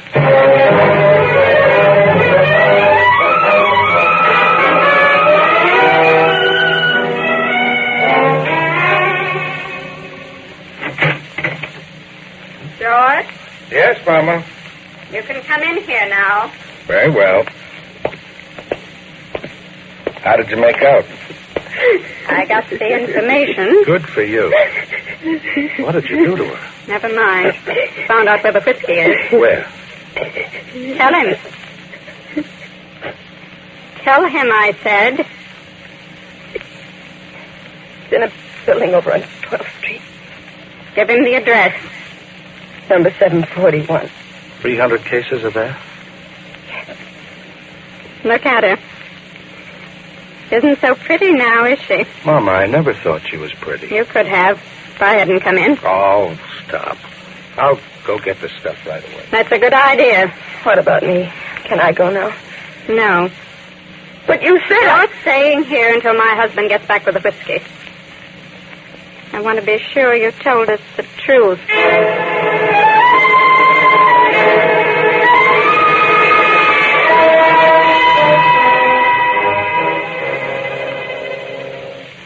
Morgan, I'm a little ashamed to be coming in like this again. What do you mean, Jim? I have to report another failure. What is it this time? Well, I went to the place where Carter lived, the small apartment downtown. Yeah? The police had already arrived there. They'd searched his effects. They found a rental receipt for a small building over on 12th Street. In Carter's name? That's right, sir. We went over there and found that it was the place he had used to store the liquor. Had used? Yes. By the time we got there, it was gone. Well, how did you know it had been there? Well, there were several boxes and a few broken bottles of the same brand that Carter had hijacked. Oh. Well, does that mean he moved it to another place before he was killed? I don't think so. Why not? A truck had just recently been driven into the building. We could still smell the exhaust fumes. Oh. Mr. Morgan, I have an idea that whoever killed Carter is the same person that came and took away the whiskey. What do you base that on, Jim? Well, I found several particles of what appeared to be that same matted substance that I picked up on the windowsill back at the garage. The fern root? Yes. I dropped it off the laboratory. They're going to make a quick comparison. You say a truck was used? That's right, sir. Were there any tire impressions? No, sir, there weren't. It was a concrete floor. No moisture. Come in. Excuse me, sir. What is it, Tom? I have a report from the laboratory. It's for Jim. Oh, let me have it, huh? Here you are. Thanks, Tom. Right. Is that a report on the second fern root sample, Jim? Yes, sir. It's the same substance. Something else, too. What? The laboratory says that fern root is used in the growing of orchids. Hey, wait a minute. What are you looking for? That list of Carter's enemies. I think it'll tell us who the killer is.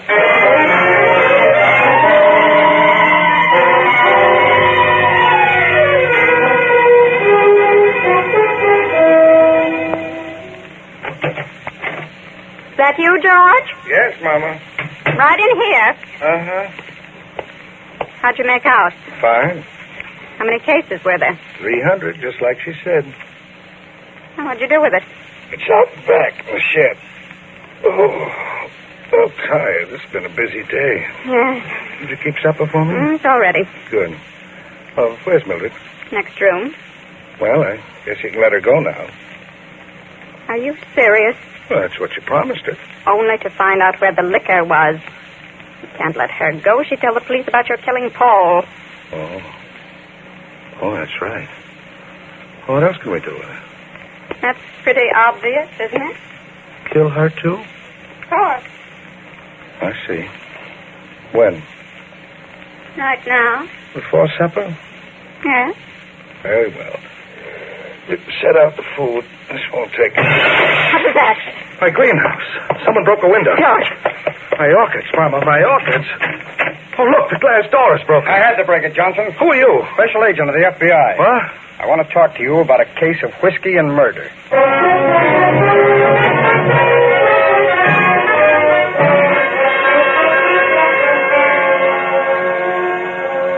George Johnson was turned over to state authorities, convicted of first-degree murder, and sentenced to be executed.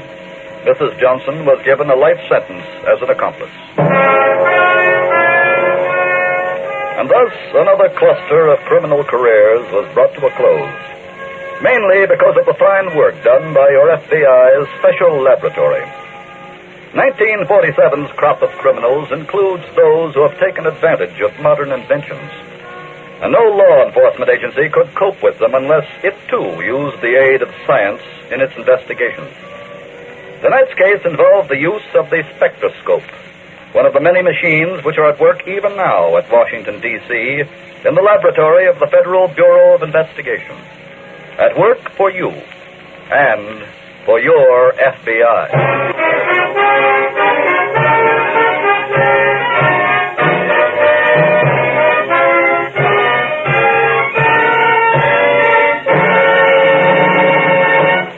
In just a moment, we will tell you about next week's exciting case from the files of your FBI. Now, Mr. Keating, let me see if I have this Equitable Society readjustment income plan straight. As I understand it, this plan would give my wife extra income during the first 2 years after my death. That's right, Jim. Extra cash every month for 2 years, to give her time to adjust her expenses to a new standard of living. Well, knowing my wife was going to get that would surely take a load off my mind. Then let me suggest that you get in touch with your Equitable Society representative without delay. Let him show you how little it costs to provide your wife with equitable readjustment income. Call your Equitable representative soon, or send a postcard care of this station to the Equitable Life Assurance Society of the United States.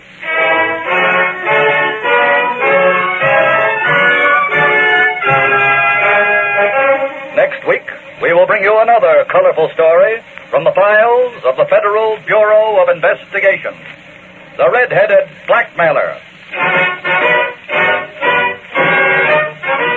The incidents used in tonight's Equitable Life Assurance Society's broadcast are adapted from the files of the Federal Bureau of Investigation.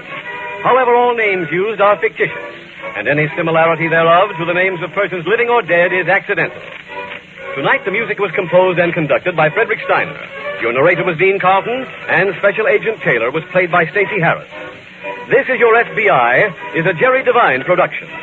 This is Larry Keating speaking for the Equitable Life Assurance Society of the United States and the Equitable Society's representative in your community, and inviting you to tune in again next week at the same time when the Equitable Life Assurance Society will bring you another thrilling story from the files of the Federal Bureau of Investigation. The Red-Headed Blackmailer on This Is Your FBI.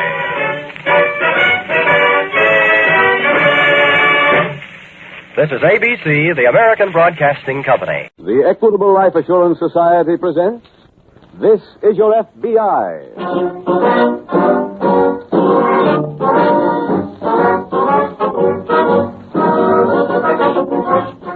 This is Your FBI, the official broadcast from the files of the Federal Bureau of Investigation.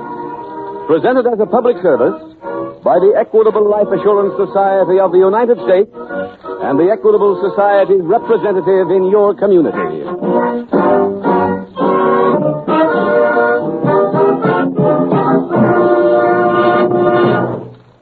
Are you this kind of a person? You go on a summer vacation only to discover that all your worries have gone right along with you. If that's a true picture of you, then we of the Equitable Life Assurance Society would like to make a very simple suggestion. See your Equitable Society representative without delay. Ask him to fix you up with a lifelong vacation from worries about your family's financial future.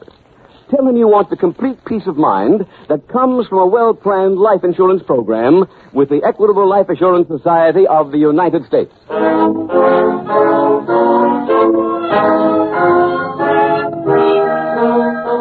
Tonight's FBI file, The Benevolent Hijacker.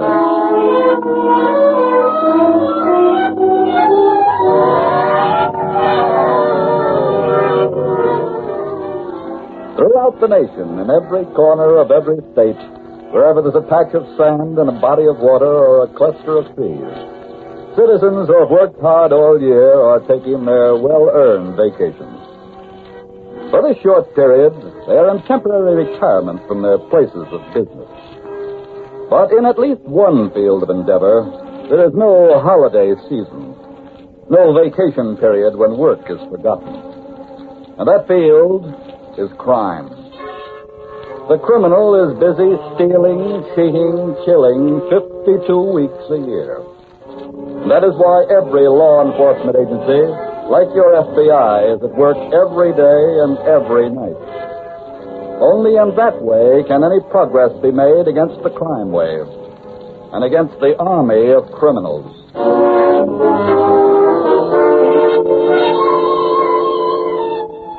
Tonight's FBI file opens in an apartment in the smart residential section of a large eastern city. A young man is sitting in the living room of this suite.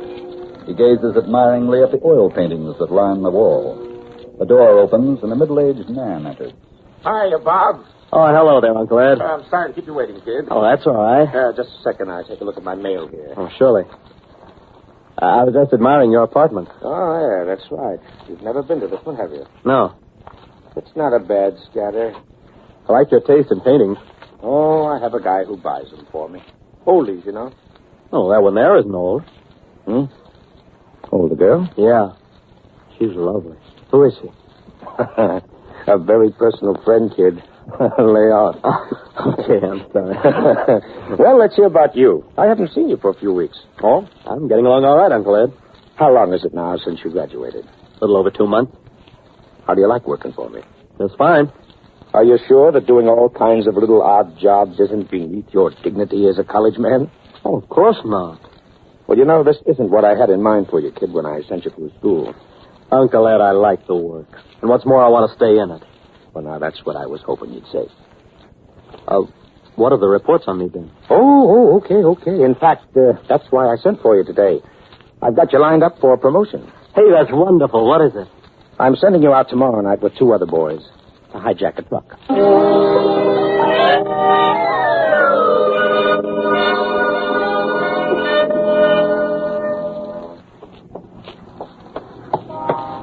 Pardon me. What? This is Mr. Shelby's car, isn't it? Oh, yes, he called for it. He didn't. I did. I'm Miss Jackson. Yes, I recognized you. Have we met? Well, no, but I've seen your portrait in my uncle's living room. Oh, you're Ed's nephew, Bob Norwood. That's right. Heard an awful lot about you. It's nice to see you. Nice to see you, Miss Jackson. Can I drive you someplace? Where's your uncle's chauffeur? Oh, he went to the ball game. I told him I'd stand by and take any calls. Now, where to, Miss Jackson? I'd like to go to my hairdresser. All right, hop in. Thanks. Where is your hairdresser? 12th and Main.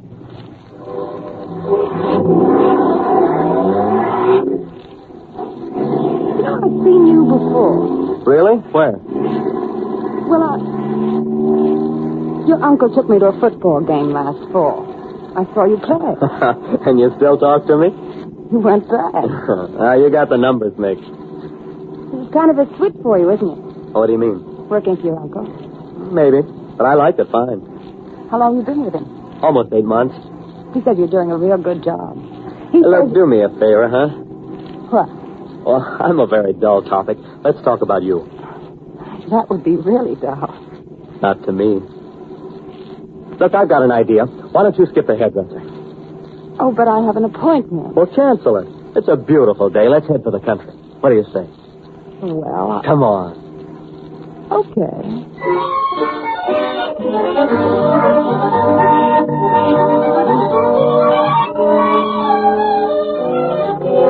In another section of the city, at an FBI field office, Special Agent Jim Taylor is just approaching a fellow agent's desk. Oh, Carl. Yes, Jim. Have you talked to Mr. Price? Yes, just a few minutes ago. He told me that we've both been assigned to the same case. That's right. I've already been out doing some preliminary work on it. I just left police headquarters. Well, suppose you fill me in, Jim. Okay. Well, as you know, a truck was hijacked early this morning. Yes. It was traveling interstate. That's what brought us into the case. Where was this? Out on Route 17. 2 men slugged the driver just as he left an all-night diner. They took his keys and drove the truck away. Was the driver badly hurt? Yeah, he's in the hospital. Could he identify either of the men? Well, no one has talked to him, Carl. He's still unconscious. Well, are there any clues on the thing at all, Jim? No, not a one.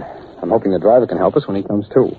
What were you doing at police headquarters? Oh, they reported the case to us and asked me to drop over there. Oh, I see. They've been trying to solve a series of hijackings that have happened in the past few months. They were local jobs, but the pattern of operation is exactly the same as the one employed in the case that we're working on. Sounds like the work of a professional gang. Yeah, Carl, I'd say it does. Now, incidentally, in one of the cases the police are working on, the truck driver was killed. Wow. So we'll work right along with the police on this thing. Well, that should be a help. Jim, what's our next procedure on this case? Well, I think we should go over to the hospital to check on that injured driver, see if he's well enough to talk.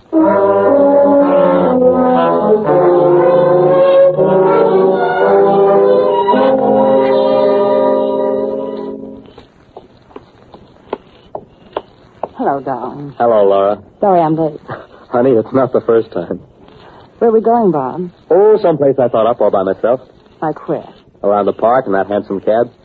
Wonderful. Come on. Okay, I haven't done this in years. Oh, you don't know what you've missed. Well, there's your other customer, driver. Shall we just hop in? Right. Here, let me help you in, honey. Give me your hand. All right. There you go. There we are. Okay, driver, let's go. Go on, Ellie. Well, how is it? Pretty collegiate, but I like it. Good. And no one will see us. Are you still worried about that? You should be, too. Don't forget, honey. He's your uncle. I know. He put me through college, gave me my start, and I should be properly grateful. You should.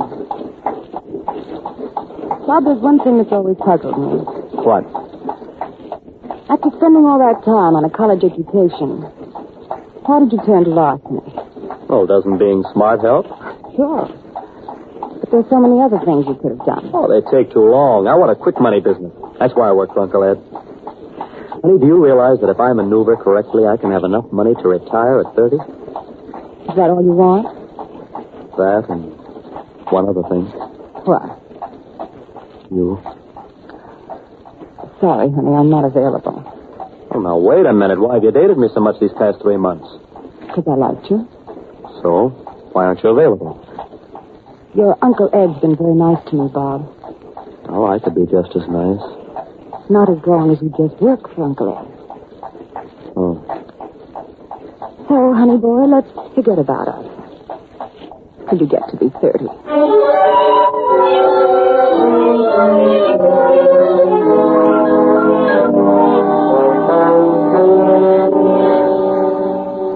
Oh, Carl. Yes, sir. The police have found the truck. The one that was hijacked? Mm-hmm. Where was it? At the bottom of the river. What? Yeah, I'll give you the whole story, Carl.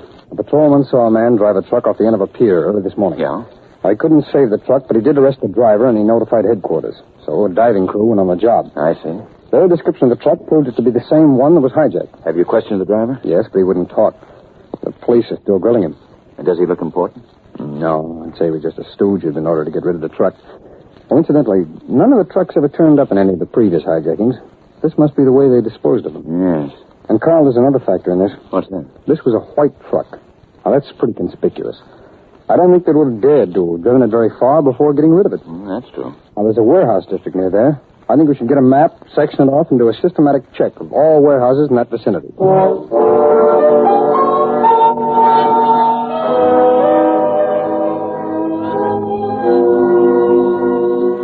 Did someone just come in?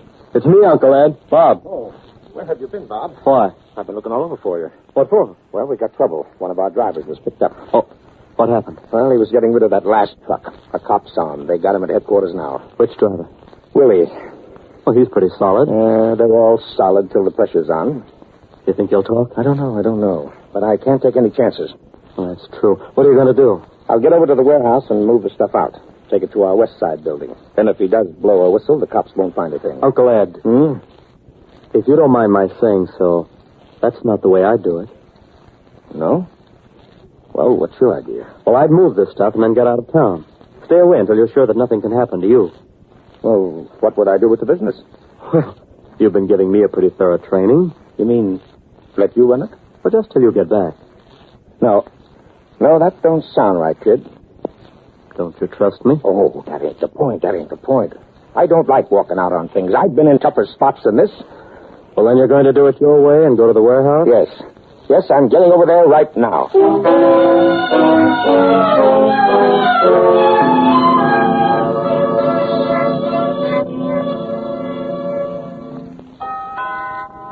Just a minute. Hello, honey. Bob, what are you doing here? Paying a social call. Darling, I told you never to come here. And I told you I was sick of meeting you on back streets and in handsome cabs. Well, aren't you going to ask me in? Okay, just this once. Thanks. Well, this place really fits you. What do you mean? Duplex living room, white leather chairs, very plushy. Oh, I'm glad you approve. Well, now, what kind of a hostess are you, anyway? What about a drink? Okay. But, Bob, I'm going to warn you now. You can't stay long. Why not? Your Uncle Ed is due here at 8 o'clock. Honey, I don't think he'll show up. Why? Oh, he's got trouble. One of his drivers was picked up by the police. He's being questioned now. Oh, that's that. What's Ed going to do? Well, I tried to advise him to go away. Go away? Just temporarily, till the trouble was over. Wait a minute. That isn't what you had in mind. What do you mean? You tried to get him to go away so you could take over. Darling, yes, I did. I bet it didn't work.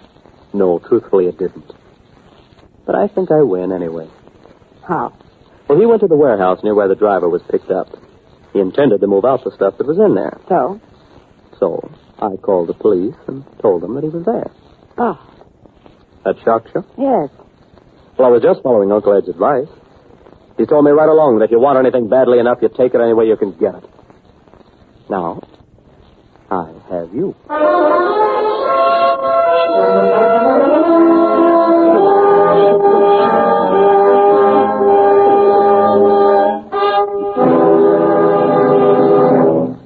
We will return in just a moment to tonight's case from the files of your FBI.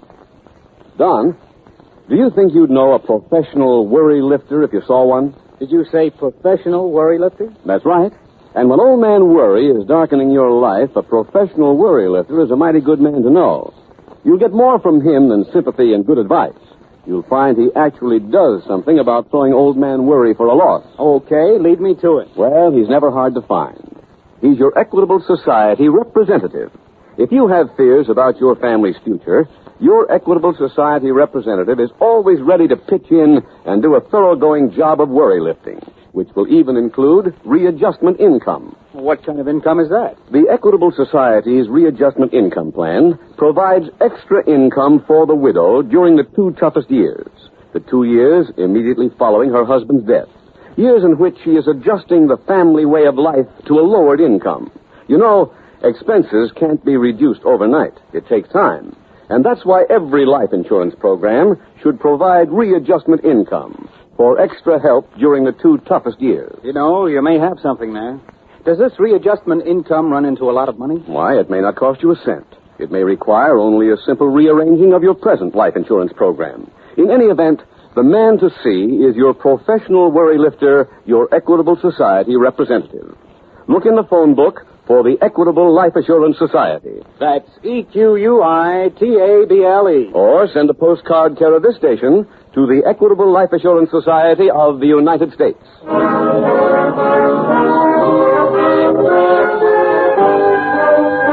And now back to the FBI file, The Benevolent Hijacker.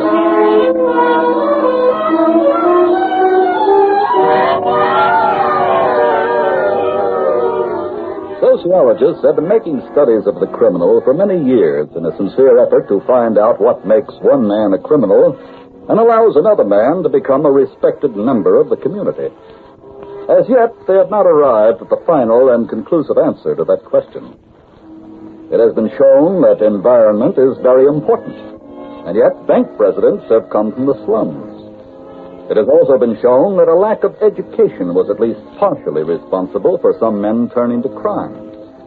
And yet, as can be seen from tonight's case from the files of your FBI, formal education is not the complete answer either. This man, with the benefits of a college education and an unlimited allowance, still turned to crime and ended by betraying his benefactor. Tonight's file continues at the FBI field office. Special Agent Jim Taylor is seated at his desk. Jim, I didn't think you'd still be here. Well, I've been waiting for you, Carl. Without having dinner. Something developed in the hijacking? Yes. The head man has been arrested. I seem to miss out on everything. How did this happen?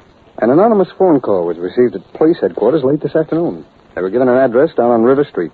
Told to go there and pick up the man responsible for the recent hijackings as well as a goodly portion of the loot. And the tip really paid off? That's right. Well, that was a break. Who is this man? Well, his name is Ed Shelby. He has a long criminal record. And where is he now? Well, the police have booked him. He's in city jail. Did he admit to the hijacking? No, he wouldn't talk. But he doesn't have to. There's sufficient evidence in the warehouse to indict him, and the place was leased in his name. Oh. There must have been a number of men employed in his operation. Were any of them picked up? 2 of them. I believe the police are trying to get a line on the others now. How about our jurisdiction on this? Will he be liable to federal prosecution? Oh, the DA will work that out with the United States Attorney. But I have a feeling the state will try him first. Why? Well, there's a murder charge against him from one of those early hijackings, remember? Oh, yes, of course. Well, Carl, now that this one is over, I think we ought to get to work and write up our report.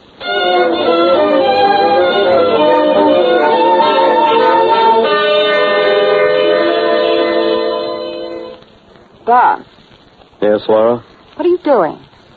Just making a few notes. About what? Procedure. What? How I'm going to handle things now that I'm in charge. Oh. One question, What? What's there left for you to be in charge of? Are you kidding? No. Police have knocked off Ed in the warehouse, and they undoubtedly picked up some of the boys. I've taken all that into consideration. There's still plenty left. Like what? Well, like the second warehouse over on the west side. It's full of loot. And there'll be enough boys who weren't picked up to keep us in business. Do you think they'll work for you? Yes. Just because you're Ed's nephew? No, because I'm moving in fast. Uncle Ed always said that's what you should do if you want to take over. Oh. And that's just how I'm going to work, honey. I'm going to round up the boys now. I'll see you later.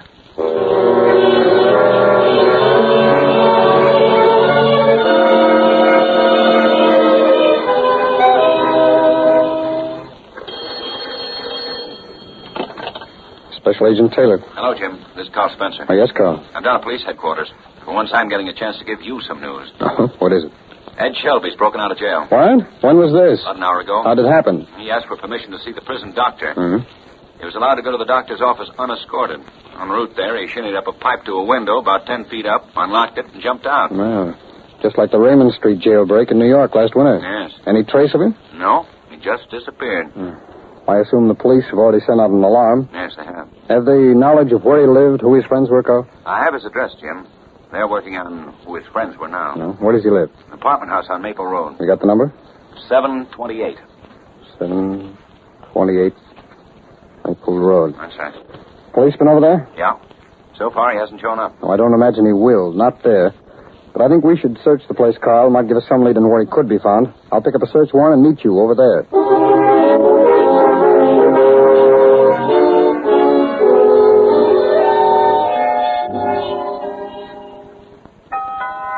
Just a minute. Hello, honey. Oh. Come in, Bob. Thanks. Well, everything worked fine. Yeah? Mm-hmm. Make me a drink, honey, and I'll tell you all about it. Sure. You know, I owe a great deal of thanks to Uncle Ed. How's that? Oh, he taught me well. I used his technique today, and it worked like a charm. His boys were delighted to come over with me. Do you want soda? Please. Here you are. Thanks. Aren't you drinking? Not right now. No. A toast to Uncle Ed. Thanks, kid. What? Thanks for the toast. Uncle Ed. What are you doing here? Oh, Laura's an old friend of mine. I mean, I thought you were in jail. I was. How did you get out? Busted out. Oh. Well, congratulations. Stop the con, kid. I know everything that's happened. What do you mean? I've just been having a nice long talk with Lara. She gave me the full rundown. Laura, you told her? Yes. You see, kid, there's a couple of lessons I didn't give you.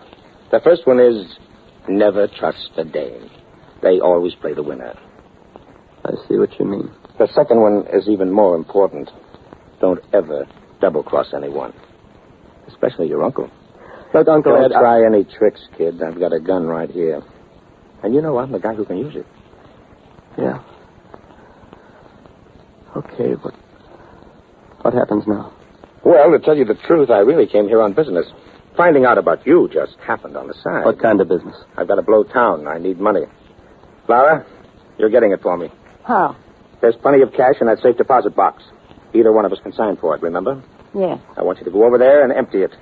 I'll call one of the boys to escort you there and back, just to keep you in line.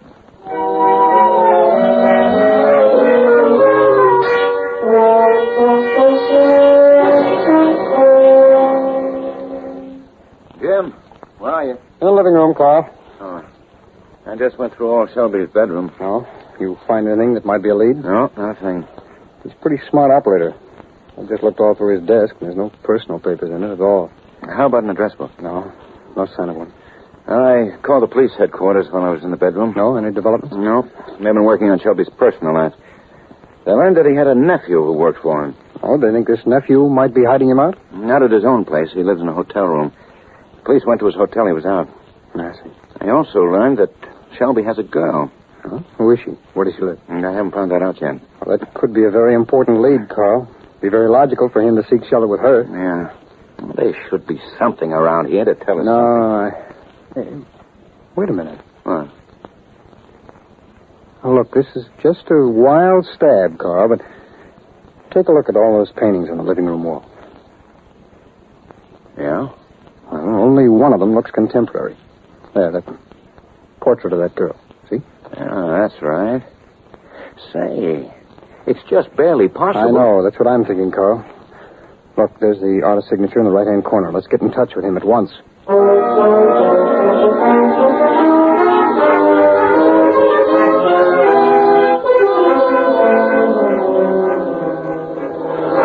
Wait a minute. Where are you going, kid? I just wanted to get a cigarette. Oh? Well, remember, I still have the gun. I know. Go ahead. Throw me one, too. Here. Thanks.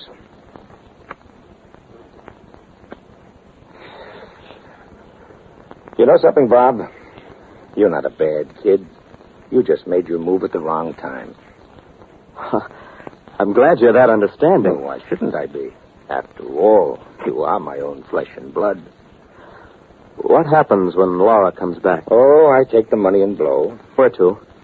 South America. Do you think you'll get that far? Well, sure, why not?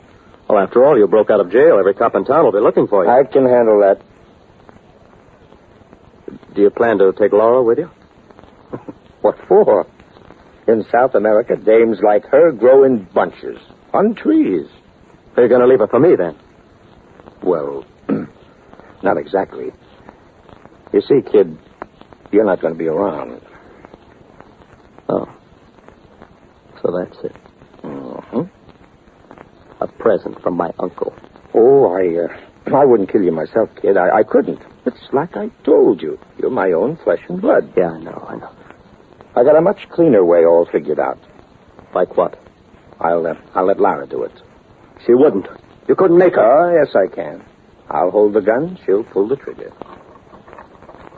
There she is. Stay right where you are. She's got her key.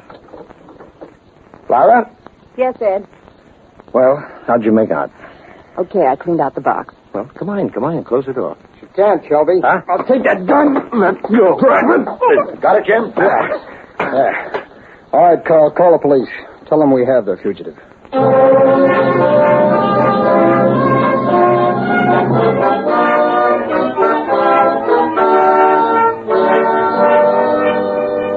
Ed Shelby was turned over to state authorities, convicted and sentenced to be executed for murder. His nephew, Bob, was convicted in a federal court for theft from an interstate shipment and sentenced to 20 years. For her complicity, Laura Jackson was convicted on the same charges and sentenced to 5 years in a federal penitentiary. Tonight's case was brought to a successful close because a special agent of your FBI was able to recognize that one portrait in a room full of paintings was a recent work.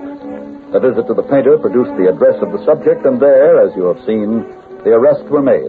Arrests which led to removal of these criminals to a place where they could no longer be a menace to the safety of you or any other American citizen.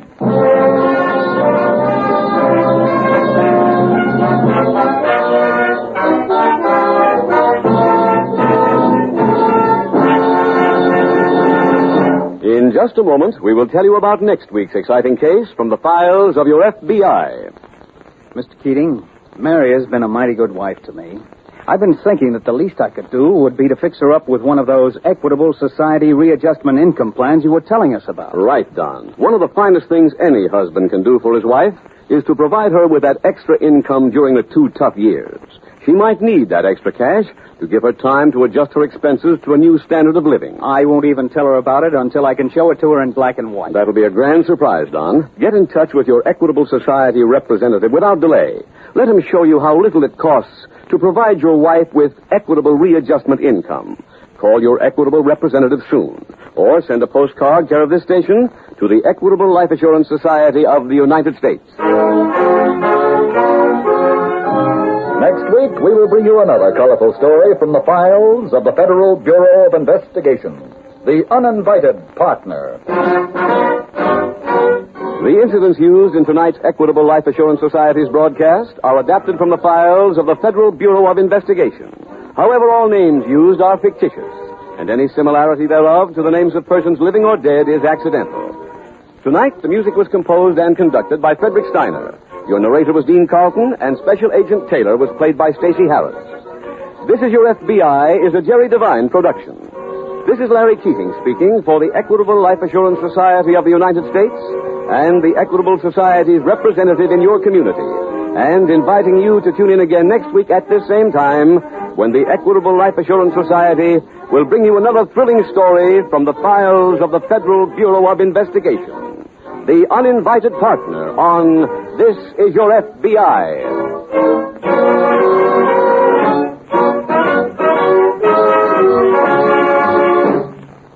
This is ABC, the American Broadcasting Company. The Equitable Life Assurance Society presents This Is Your FBI.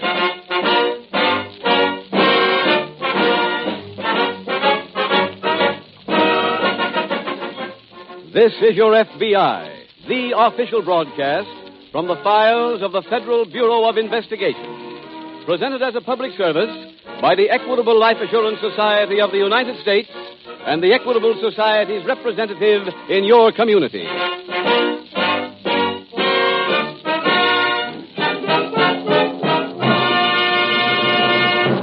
A tour, a cruise, the mountains or the shore, wherever you are this summer, if you are one of the 12 million policyholders and beneficiaries who own or will benefit by Equitable Society life insurance policies, we like to think that your vacation is especially pleasant. Your Equitable Society policy safeguards you against uncertainty and insecurity. Yes, to enjoy a completely carefree vacation, make sure you have all the life insurance protection you need. See your Equitable Society representative soon.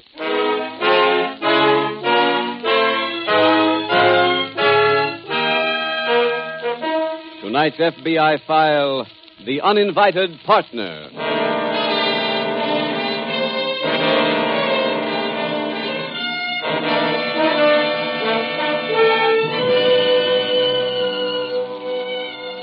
Our civilization is the most advanced in the long history of the world. We who are alive today enjoy advantages of living undreamed of generations ago. And yet, with all of our refinements, if you can pay for it, you can still rent a human being to commit murder. These professional killers have no single base of operations. And they murder not because they hate, but because it's their business. They care not why they kill, nor, in most cases, whom they kill, just so long as they remain employed.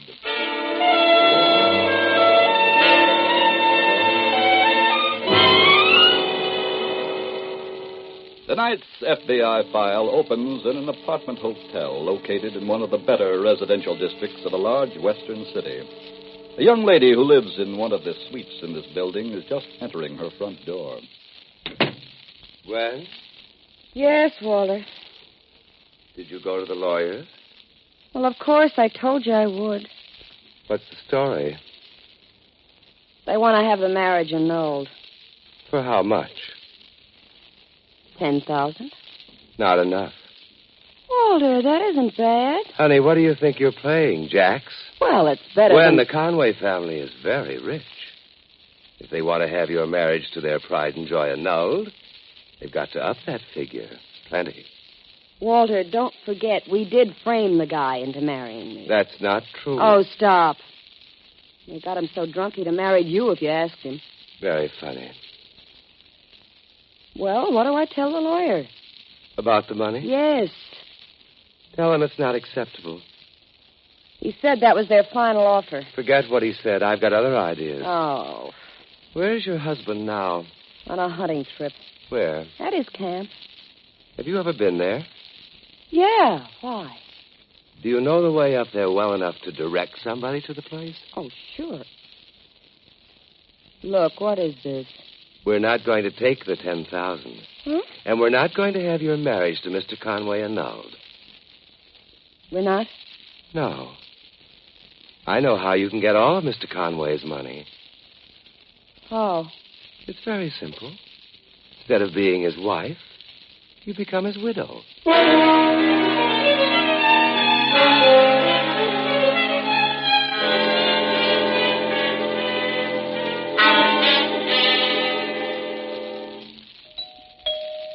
Answer the door, will you, Gwen? Okay. Just a minute. Hello. Hello. Is Walter Hughes here? Oh, are you Russ Moody? That's right. Come in, please. Hello there, Russ. Hello, Walter. This is Miss Blair, Mr. Moody. How do you do? Hello. Well, it certainly has been a long time, huh? Yeah. You haven't changed a bit, Russ. You look fine, fine. Walter, let's get down to business. Oh, sure. I've got a job for you. I can use one. The horse has been running bad? They've been running fine, but too slow. Can I make you fellas a scotch? Swell. Scotch and soda for me, honey. Yeah, I'll have the same. Okay. What's your deal, Walter? I've got a client. I can't tell you his name. He wants to have a certain party disposed of. For how much? 1,000 in cash. Where did you come up with that kind of a client? Russ, I don't ask you anything about your business, do I? Sorry. Where is this guy? He's up in a hunting lodge about 30 miles from here. Miss Blair's drawn a map for you with all the directions. Okay. When do you want the job done? As soon as possible. Tomorrow? Fine. Oh, one thing. Yeah? It should appear to be an accident. A hunting accident.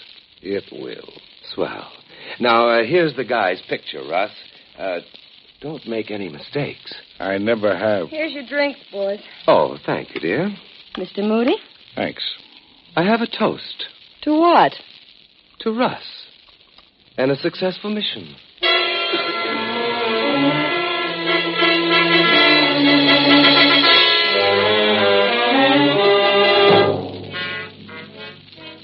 The following evening at the local FBI field office, a sergeant of the state police is just introducing himself to Special Agent Jim Taylor.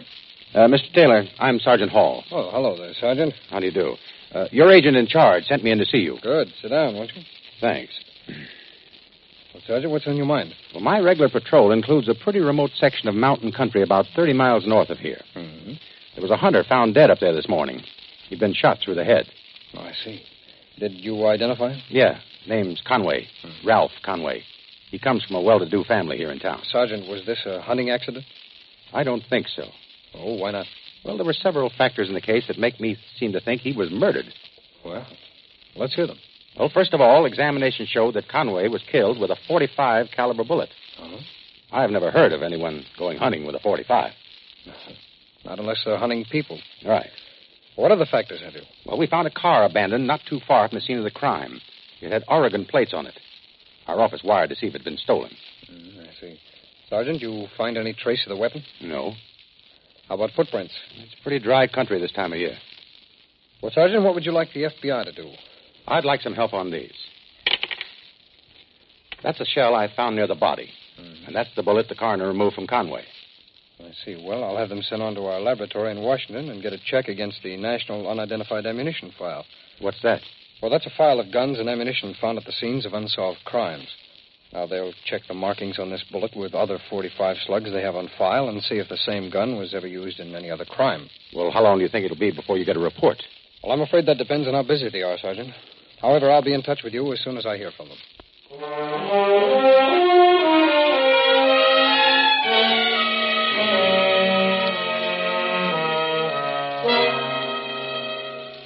Walter, Yes, Gwen?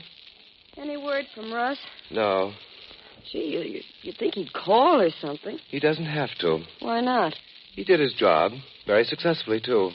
How do you know? I'm just reading the morning papers. They've all carried an account of a very tragic hunting accident. To Conway? Of course. Was he killed? Naturally. That's wonderful. You should read these papers when you get a chance. They gave the story quite a play. One of them even has an editorial warning all of its readers to be more careful when they go hunting. No kidding. Hey, maybe we did some good with this. Darling, that was the whole idea, to help the community. Well, what happens now? I think you should go to see Conway's lawyer.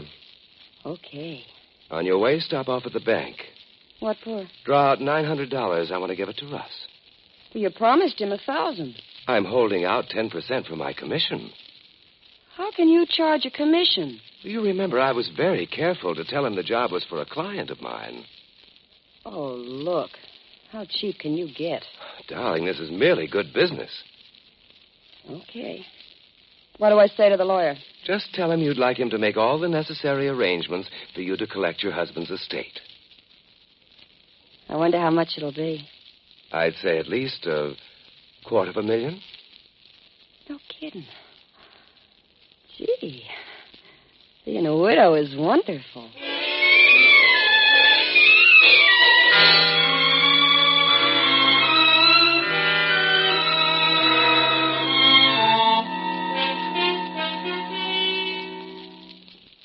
Busy, Mr. Taylor? Oh, no. Come on in, Sergeant. I just got your message a little while ago. Have you heard from Washington? Yes, I received a report on that bullet. Wait, it's in this file here. Here it is. The bullet used to kill Ralph Conway matched two others in the unidentified ammunition file. Two others? That's right. In October of 1946, there was a petty racketeer killed back east with the same gun. And in June of this year, the same gun was used to murder a bookmaker. Almost sounds like the owner is a professional. Yes. There's one thing that puzzles me, though. What's that? Well, the other two known murders that were committed with this gun were killings that involved other criminals. Yes? Now, you told me that Ralph Conway was from a well-to-do family. How does he fit in? I don't know. We checked on him, but he was never in anything that wasn't legitimate. But if we're correct in assuming that he was killed by a hired gunman, he had to be mixed up in something. That's true. Well, Sergeant, I think the first thing to do is go and talk to Conway's family. See if he had any enemies. Would you mind doing that? Oh, not at all, Sergeant. I'll get over there right now.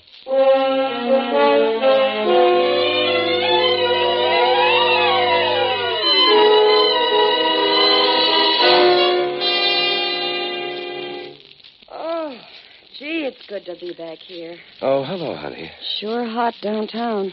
Was it hot in the lawyer's office? No, his place is air-conditioned. That's not what I meant. I mean, how did you make out with him? Oh. Well, I don't think he likes me very much. Really? Why not? I was so charming. Nothing happened. You mean he didn't go for the widow routine? Oh, yeah. He admitted I was a legitimate widow. That's all I wanted to hear. Did you ask about the estate? Mm-hmm. How much? Over $300,000. Such sweet music. Oh, that must be Russ. Let him in. Okay. Hello. Hello, Mr. Moody. Come on in. Thanks. Hello there, Russ. Hello, Walter. Allow me to congratulate you. That was a fine job you did. Thank you. Well, I suppose you've come here about your fee. That's right. Gwen, Yeah? did you bring back that cash? Yeah, I have it right here. Miss Blair cashed my client's check. As you know, he requested secrecy. I know. Here's the money, Walter. Thanks. Here you are, Russ. Your 1,000 less 10% commission from me, making 900 net. Okay. Well, I guess that closes the books, Not quite. What do you mean? Let's review a few of the facts.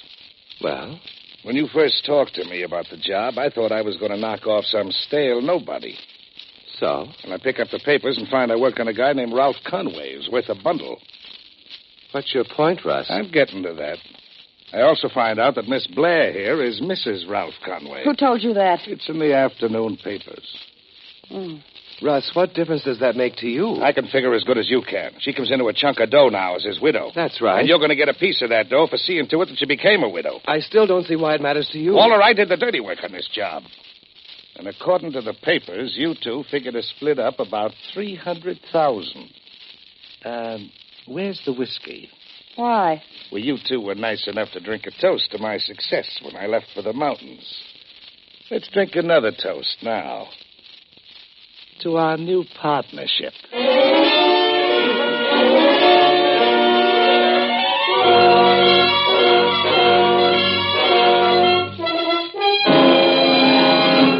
We will return in just a moment to tonight's file from your FBI. Ed, I've just been talking to a professional worry lifter.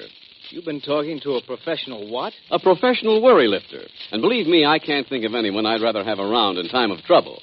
He's not the ordinary garden variety of worry lifter, the kind that's long on advice and short on action. He's a professional who really knows how to go to work and crack down on worries. I sure could use one right now.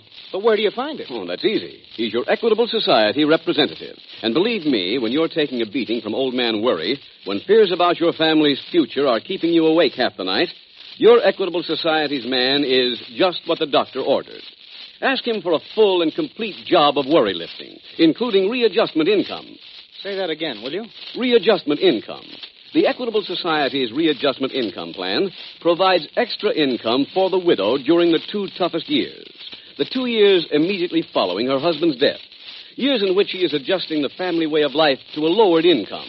You know, expenses can't be reduced overnight. It takes time.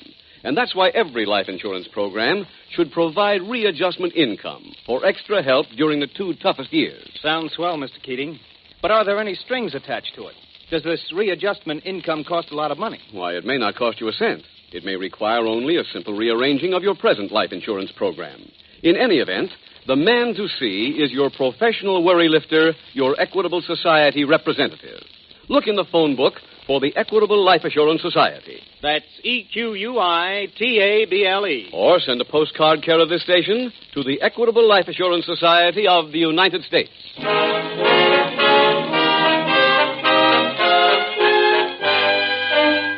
And now back to our FBI file, The Uninvited Partner.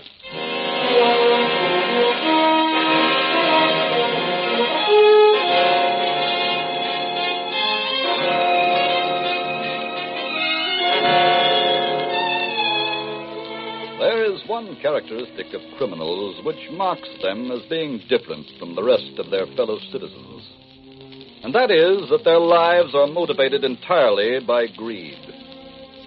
The success of one plan, in this case the marriage of the nightclub singer to the young playboy, does not satisfy the criminal. His insatiable greed always drives him on to the next crime. Even if that next crime, as in tonight's case from the files of your FBI, is murder.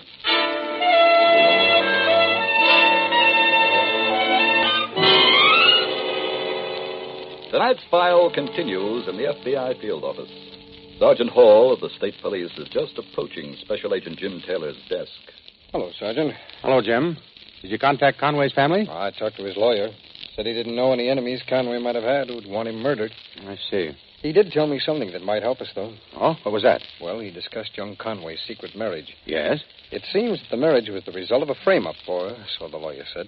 Well, why didn't they have it annulled? Well, the Conway family hates publicity, and they were in the process of dickering with the girl to get her to agree to an annulment. And what was her reaction to that? Well, according to the lawyer, she seemed about to accept their offer of $10,000 when the murder occurred. Oh, I see. She gets the whole estate now, I guess. That's it. And she's already been to see him about it, too. I wouldn't say she was exactly in deep mourning, then. No. Well, who is she? Or who was she before she married Conway? A nightclub singer. She met Conway in one of the places she was working. According to his lawyer, she got him quite drunk one night, drove him to a justice of the peace outside the city, and then married him. Did you find out where we can locate her? Yes. Yes, she lives in an apartment hotel. I checked over there before I came back to the office, and she'd left word at the desk that she wouldn't be back for about an hour. Can I use your phone? Sure, Sergeant. I want to make a report on this to my office. Okay. I think I'll go over and talk to the widow. We'll meet back here.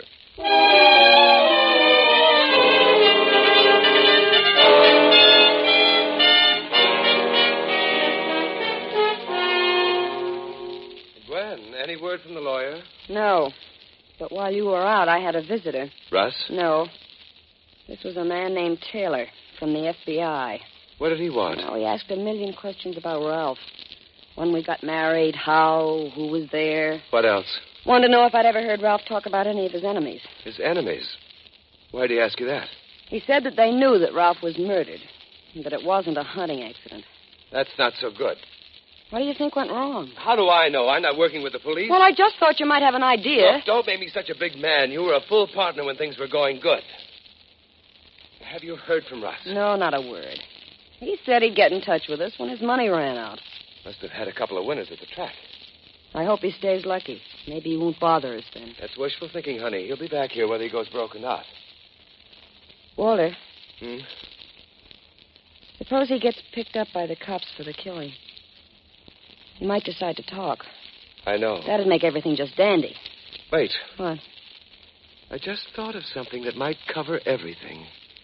What? Have you got any stationery in your desk? Yeah. I want you to write a letter. To who? To the FBI. Now get some stationery and write what I tell you.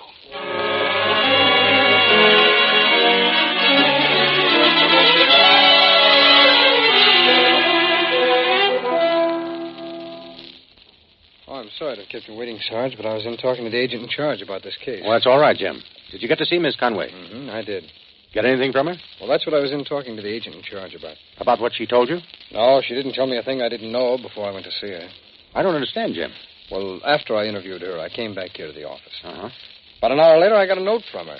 What does it say? Well, when I was talking to her, I asked her whether or not she knew of any enemy Conway might have had who would go so far as to kill him. And she said no. That's correct. Now, in this note here, she says that she used to go with a hoodlum named Russ Moody before she married Ralph Conway. And she thinks that Moody may have killed Conway? That's it. She says that Moody was insanely jealous of anyone she even spoke to, and that in some way he found out about her secret marriage to Conway. Who is Moody? Oh, we checked up on him. He's got a bad record. Fortunately for us, he's wanted by the FBI now for unlawful flight to avoid prosecution. Are you going to pick him up? Yes, I'm having a warrant drawn up now for his arrest. Another one so that we can search his apartment, too. Mrs. Conway included his address in her note. Well, when do you want to go over there? Well, what time is it now, Sarge? 3:15. Well, those warrants ought to be ready by now. Let's pick them up and get going.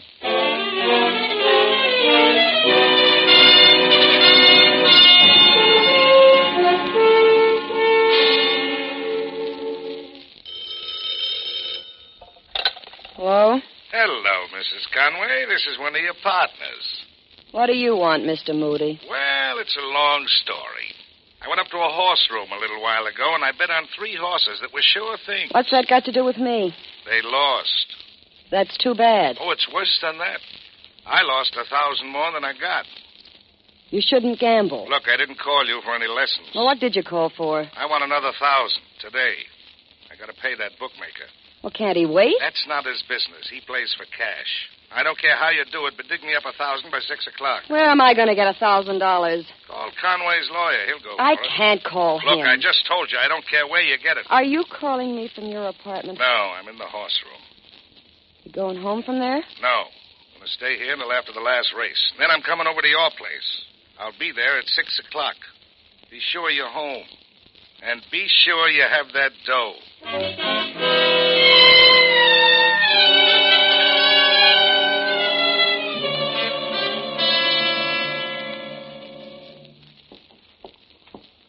That you, Jim? Yeah, I've got the keys. I showed the superintendent the search warrant, and he handed them right over. Well, let's go in. All right. Yeah, it does. Go ahead, Sergeant. Thanks.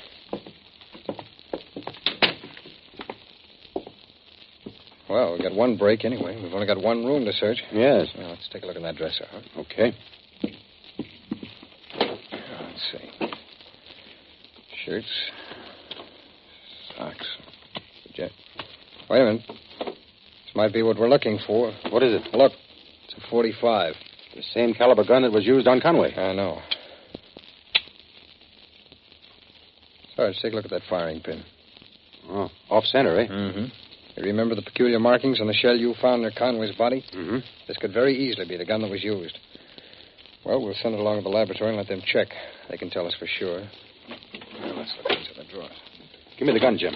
I'll wrap it up. Okay, here you go. Anything in there? No. Well, let's see what's in there. Mr. Moody doesn't have many possessions. No. Hey, wait a minute. What? Something under these handkerchiefs, eh? Oh. Look here, Sarge. What is it? A hand-drawn map. Does it look familiar to you? Yes. That's the territory where Conway was shot. Mm-hmm. This ties Moody into it, all right. I think it does more than that, Sergeant. Let's get back to the office.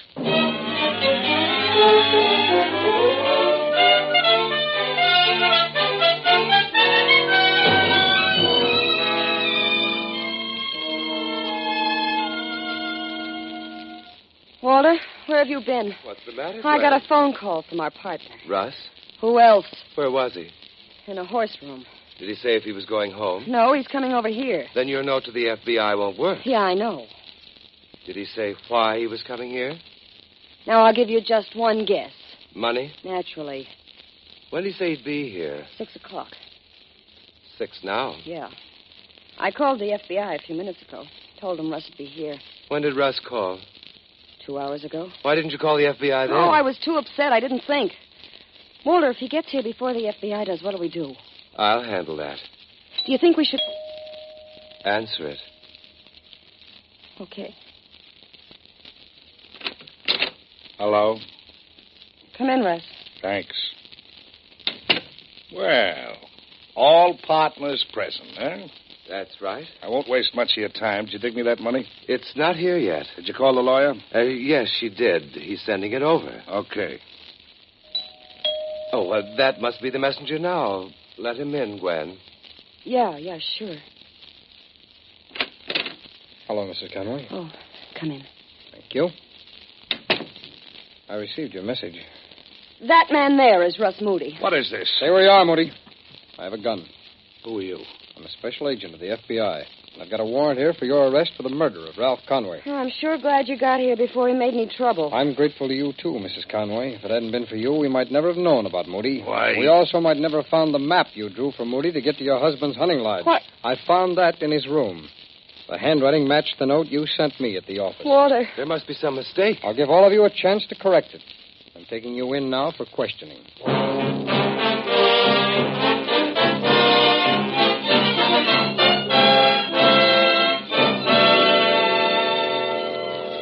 Russ Moody was convicted in a state court for murder and sentenced to be executed. Walter Hughes was convicted as an accomplice to murder and sentenced to be executed. Gwen Blair, his female companion, was also convicted as an accomplice to murder and given life imprisonment. And thus, 3 more criminals saw their careers ended because of thorough investigative work by a special agent of your FBI. And the important thing about the arrests was that it removed from circulation a professional killer, a man who made his living by murder. His conviction also closed the files on a number of unsolved murders, thanks to the unidentified ammunition file, a little known but very important section of the laboratory of your FBI.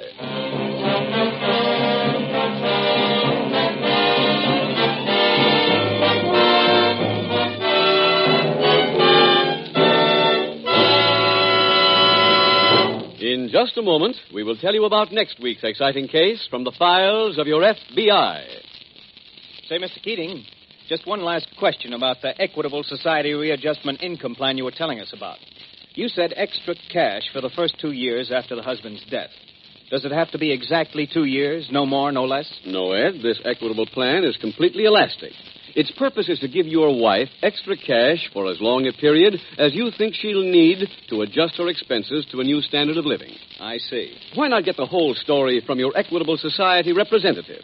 Let him show you how little it costs to provide your wife with equitable readjustment income.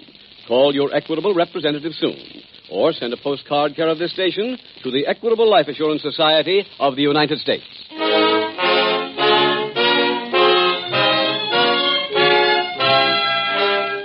Next week, we will bring you another colorful story from the files of the Federal Bureau of Investigation, the Big Buildup. The incidents used in tonight's Equitable Life Assurance Society's broadcast are adapted from the files of the Federal Bureau of Investigation. However, all names used are fictitious, and any similarity thereof to the names of persons living or dead is accidental.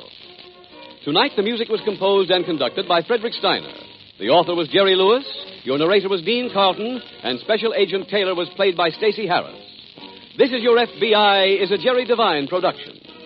This is Larry Keating speaking for the Equitable Life Assurance Society of the United States and the Equitable Society's representative in your community, and inviting you to tune in again next week at this same time when the Equitable Life Assurance Society will bring you another thrilling story from the files of the Federal Bureau of Investigation. The Big Buildup on This Is Your FBI. This is ABC, the American Broadcasting Company. The Equitable Life Assurance Society presents This Is Your FBI.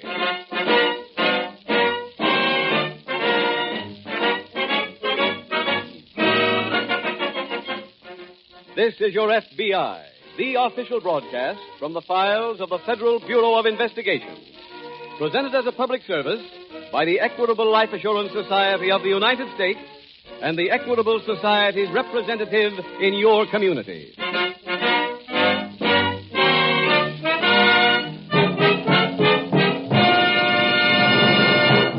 By rail, by bus, by car, plane, or ship, Americans are on the move. It's vacation time.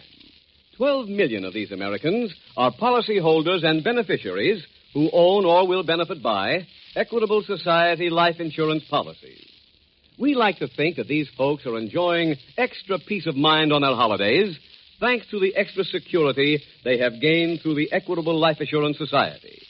To make your own vacation carefree, take care to have all the life insurance protection you need. See your Equitable Society representative.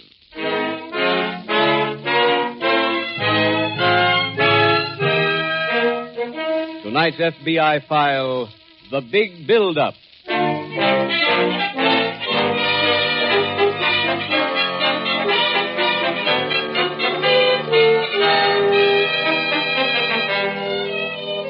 In many ways, the world of crime is an accurate reflection of the customs and the conditions of the country.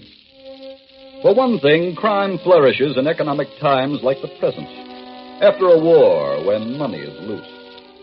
But perhaps the way in which the criminal population has most completely mirrored our civilization is that this, for them, too, has become an age of specialization. A time when one man does one job well. Whatever his field of crime, be it arson, blackmail, or swindling, once he finds a formula that works, he does not deviate. That is true of almost every type of criminal, but is especially true of one specific type, the criminal known as the confidence man.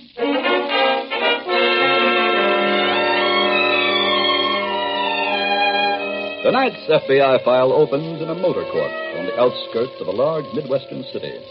There, in one of the cabins, confidence man George Thompson is present as his two partners, Mr. and Mrs. Jack Milford, engage in a family fight. George, trying to stop it, speaks. Oh, Gloria, why don't you just relax, honey? This isn't getting us any place. Shut up. But I'm trying Look, to... you're not doing any better than he is. A fine pair of con men. Oh, Gloria, lay off. We've been here 5 days now, and the only people we've met are bartenders. That's a lie. Sure, we've been at every meeting at that convention since it started. It was your idea to come to the convention, not mine. But you were with us when we heard that this loyal order of Lemrods was loaded with rich guys. I know. And we've been working on them, too. We even learned their secret handshake. Sure, and we got badges that say we're loyal sons of the Lemrod. What more do you want us to do? The convention ends in 3 days. I want to see some action. Look, we've dropped the wallet 5 times already. And every time we do, the sucker is either too rich or too honest to go for. Yeah. Oh, don't con me. There aren't that many honest people in the whole world. Okay, you know it all. You take over. That's just what I intend to do. Come on, let's all get dressed and go into town. I'll find a sucker tonight if it kills me.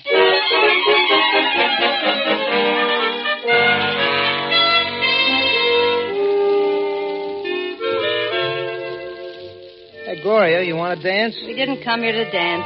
Oh, I thought we could chase the room better from the floor. I'm looking. If anybody alive comes in, I'll see him. Okay. You run it the way you want. Thanks. Only do me one favor, will you? Stop nagging all the time. Hey, what are you staring at? I don't round now, but I think I see our man. Where? The next table right behind you. It's okay now. Take a gander. Oh, yeah. How do you figure him? Well, for one thing, I saw him slip the head waiter a fin when he sat down. Uh-huh. Saw him look at the wine card and order a bottle of high-class Fino. Oh. And he's wearing his badge from the Lemrods. Yeah, better put yours on. Yeah, okay. How do you think we ought to make them? Just leave that part to me. All right. But don't let this one get away. Good evening, Brother Lemrod. Hello, son. I can't quite read your name on that badge in this light, but my name is Milford. Glad to meet you.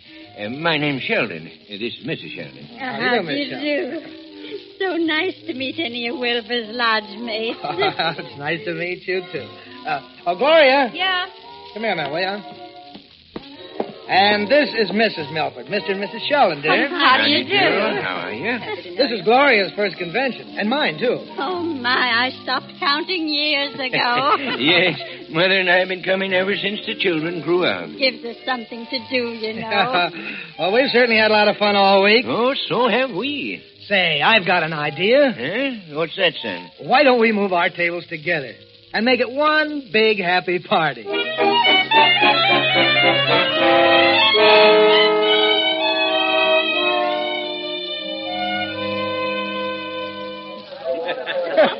All right, now, hold it, everybody. Hold it. What is it? What for? The girl's going to take another picture of it.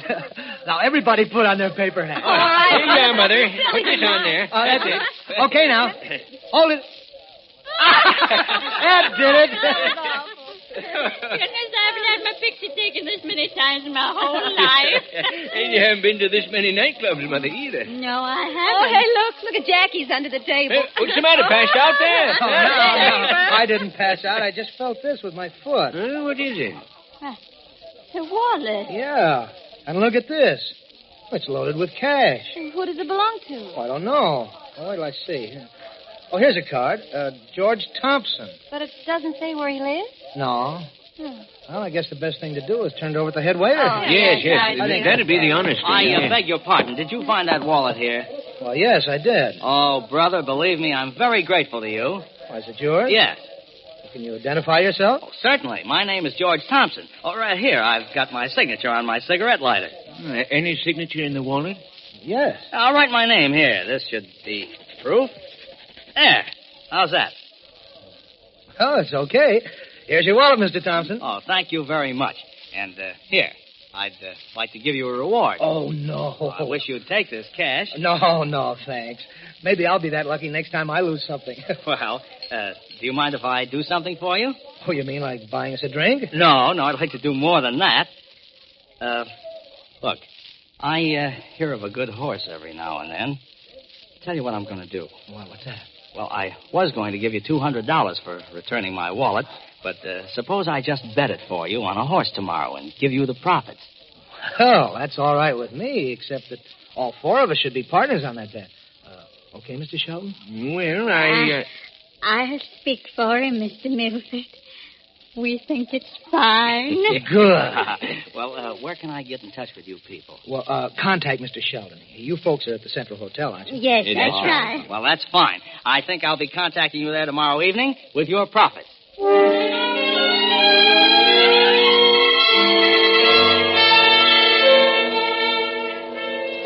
Meanwhile, in that same city at the local FBI field office, Special Agent Adam Preston is just entering the office of his fellow agent, Jim Taylor. Jim, Mr. Weaver said I was going to work with you. What's it all about? Well, Adam, we just received a wanted circular from the Chicago office on 3 swindlers. Mm-hmm. Chicago thinks they're headed this way? Yes, their lead is that the trio was headed here by car. In fact, they should already be here in town now. What's the racket? Well, they've been pulling the old wallet gag and tying it up to another old horse racing swindle. How does that work? Well, the wallet gag is worked when one swindler finds a wallet full of money in front of the victim. The swindler's partner then steps up and claims the wallet. Uh-huh. He offers a reward, which the swindler refuses. Then, in gratitude, he says he'll make a free bet for the swindler and the victim on a sure-thing horse. And the horse loses? Oh, no, the horse wins. But instead of paying any money, the man with the wallet says he'll bet it back on another horse. I see. Now, that horse wins, too. Well, by now, the swindler and the victim theoretically have a profit of, say, several $1,000s. What happens then? Then the man with the wallet says he'll give them their profits. But before he does, they have to prove that they would have been able to pay that much had they lost. Mm-hmm, I see. And the victim draws his money out of the bank to prove that he could have paid. That's it. Whereupon, swindler and his confederate take the victim's money and leave. And people fall for that kind of a swindle? Oh, yes, indeed they do, Adam. What do you think ought to be our first step in this case, Jim? Well, let's start a check on every hotel and rooming house in the city. Maybe we can catch them before they build up another victim.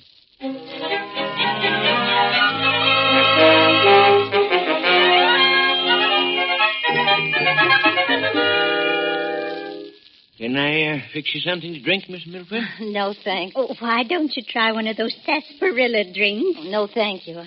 Jack should be here any minute. I just hope I'm not inconveniencing you hanging around like this. Well, of course not, child. He said he was seeing that Mr. Thompson, didn't he? Yes. He was going to collect our winnings. How much have we won all together now? Over $4,000. Oh, good heavens. Darling. Answer the door, Father. Yes, dear. Hello, Mr. Sheldon. Well, hello, son. Come in. Hi, Miss Sheldon. Hello, dear. Hello, honey. Well, folks, we won again today. Good. No. How much? Our total is now $12,000. But that's $6,000 apiece. That's right. But there's one small hitch. Oh, what is it, son? Well, Mr. Thompson won't give us the $12,000 unless we show him $12,000 of our own money. He says he wants to be sure that we could have paid this much if we had lost. Oh. And then he'll give us the money? Oh, yes. Well, that sounds fair and square to me. Yes, but where am I going to get $12,000 to show him? I've only got about $6,000 myself. Oh, well, we can help you there, son. Oh? Why, after all, we're partners. Yes, that's right. You put up $6,000, and we'll put up the other $6,000. Yes. Oh, swell. When does Mr. Thompson want to see this money? Well, he said he'd meet us here at the hotel tonight at 9. Up here in this room? Yes. Well, you get your money, and I'll go get ours. And we'll all meet back here.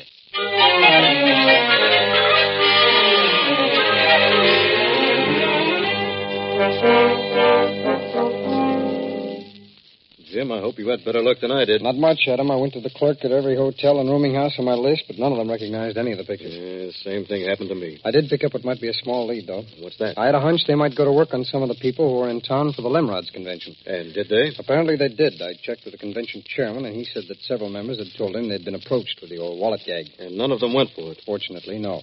Chairman said he'd warn the other delegates at the next meeting. That ought to stop them there. Mm-hmm. Then I went over to the city desk at each paper, gave them the story with pictures of the 3 swindlers. Are they going to print the pictures? Yes, with stories, too, warning the people about the racket. Well, I guess they'll have trouble pulling anything now. I'd still like to nail them, though, before they leave town. What do you think we ought to do? Oh, I received a teletype from the Chicago office just before you came in. About the swindlers? Yeah, it said they just learned the trio had lived at a motor court in one of the suburbs of Chicago. Do you think they're following the same pattern here? I don't know, Adam, but let's try and find out.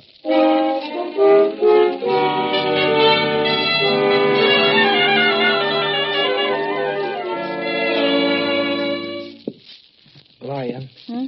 What is it? Before we get to Sheldon's room, let's check up on our routine. What is there to check?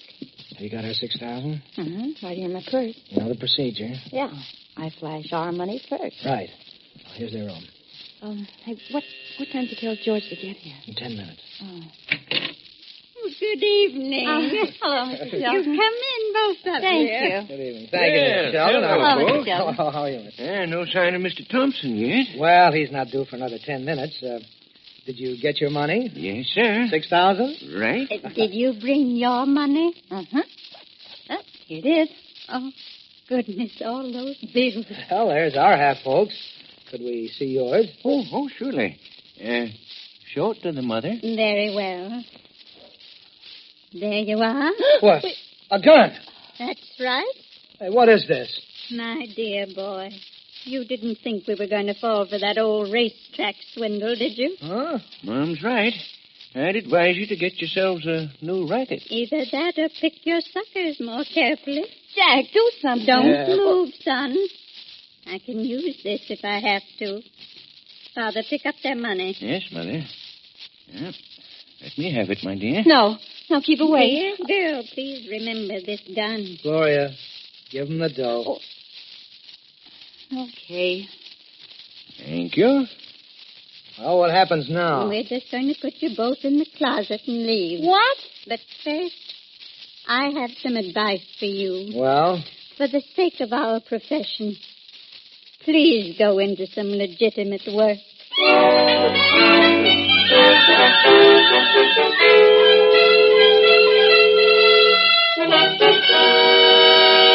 We will return in just a moment to tonight's case from the files of your FBI. Tom, how would you like to meet a professional worry lifter? Professional worry lifter? Well, that's a new one on me. Well, a professional worry lifter is a man whose business it is to make other people's worries vanish. For instance, an amateur worry lifter may give you plenty of sympathy and nothing else. A professional worry lifter really does something about it. Actually works hard to make your worries disappear. Say, he must be a popular man. He's your Equitable Society representative. And if you are haunted by thoughts of what might happen to your family if you were no longer there to take care of them, let me suggest that you see an Equitable man right away. You'll find he doesn't miss a single trick. His plan will include everything, even readjustment income. Readjustment income? What's that? The Equitable Society's readjustment income plan provides extra income for the widow during the 2 toughest years. The 2 years immediately following her husband's death. Years in which she is adjusting the family way of life to a lowered income. You know, expenses can't be reduced overnight. It takes time.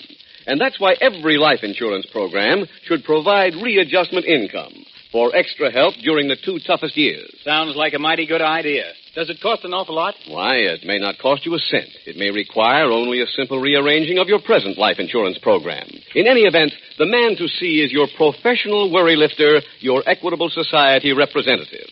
Look in the phone book for the Equitable Life Assurance Society. That's EQUITABLE. Or send a postcard care of this station to the Equitable Life Assurance Society of the United States.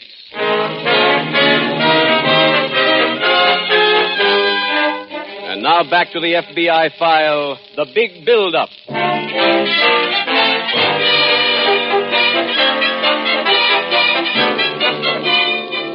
Statistics are available on almost every field of crime.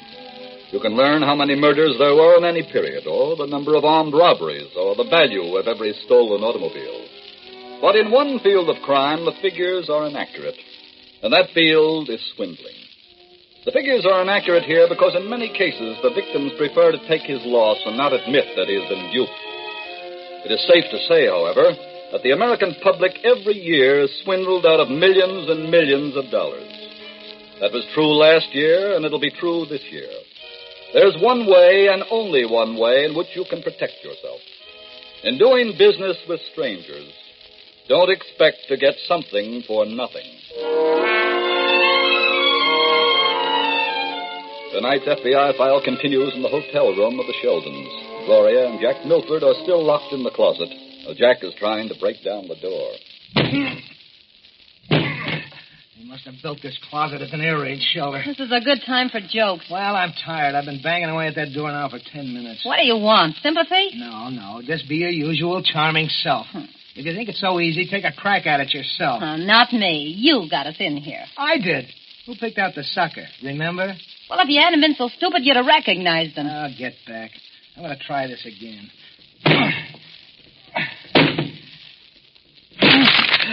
Oh, there, now I can reach out and unlock the door. There. Come on. There, they're gone. Naturally. Did you think they'd wait for us? Oh, shut up.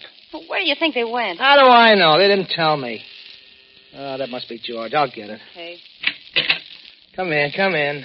What's been going on in We here? got stuck up. Stuck up? Who did it? Our two suckers. Huh? We asked to see their dough, and they asked to see ours first. When Gloria flashed it, the old lady came out with a Betsy. Oh, that's great. Well, there's only one thing to do. Let's try to find them and get our dough back. Okay, well, let's split up. I'll see what I can find out here at the hotel, and I'll meet you at the Crystal Bar in an hour.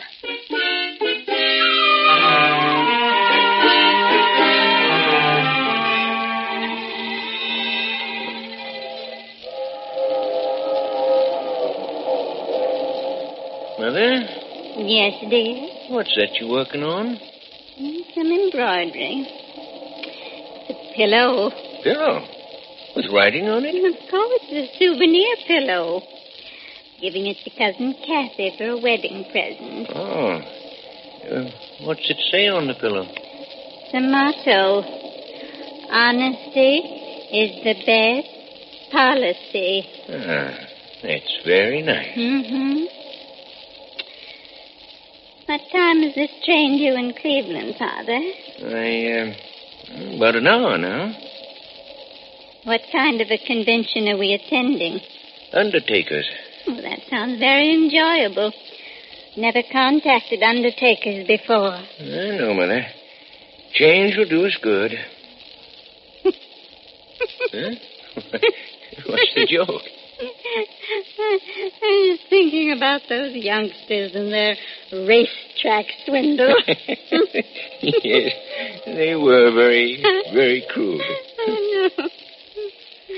But, Father, they do make it hard for the rest of us. The way they work, they'd make anyone suspicious. Yeah, make people honest, too. Oh, heavens, don't say that. People are getting more honest right along as it is. No, Mother. Don't start talking yourself into one of those moods.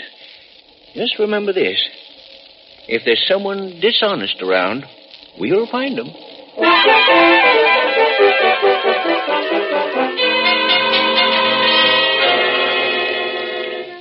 Where have you been, Jim? Looking at tourist cabins. I located the place where our swindling trio was staying. Was staying? Yeah, they checked out several hours ago. I searched the cabin, though. Did you find anything? Yes, this picture here. It was taken at the 907 Club. That's Milford and his wife, all right. Now, I also know that old couple that's with him. You do? Who are they? Well, that's what I've been trying to think of. I came back here to check their picture against the files. I have a strong hunch they're wanted, too. Are they also swindlers? I think so, Adam, yes. You think they might have all been working together? No, that's pretty hard to tell.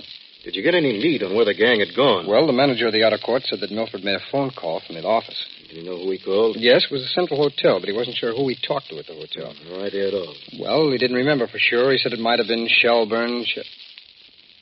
Wait, I remember now who that old couple is. That's Mom and Pop Sheldon. Then they must be the ones at the Central Hotel. That's right. Let's get over there right now.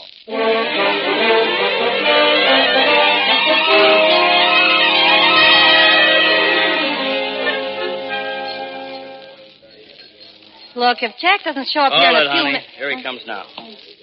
Well, I didn't get much, but I got something. Yeah, what's that? Well, nobody at the hotel knew where the Sheldons went, but I picked up some information from the bartender here. Well, don't keep it a secret.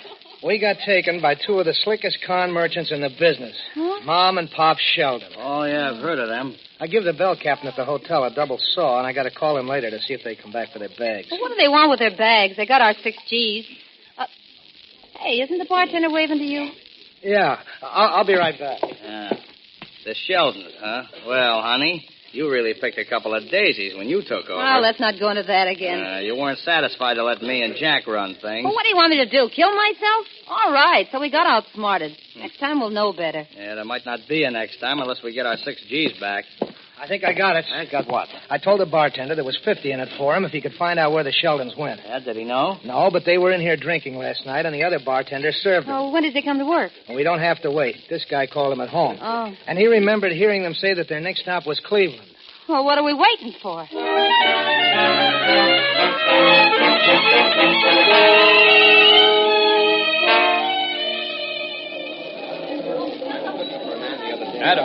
Adam, over here. Jim. Sheldons have skipped without paying the hotel bill. Well, Did you find anything in the room? not a thing except the smashed closet door. You think there was a fight? No, hardly. The Sheldons are too old to fight. My guess is they locked someone in that closet and then left. Could it have been the Milfords? Could have been. The elevator boy remembers taking them up there. He identified them from the pictures I showed him. It sounds like everybody was double-crossing everybody else. Oh, why?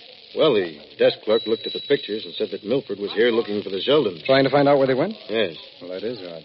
But I think there's one thing we can be sure of, Adam. What's that? If we can find the Sheldons, we've got a good chance to grab all of them. Yes, but there's not a single lead on where the Sheldons went when they left here. Oh, there's only one. What's that? The bell captain told me that during the week, old man Sheldon sent him out to buy a book on embalming. On embalming?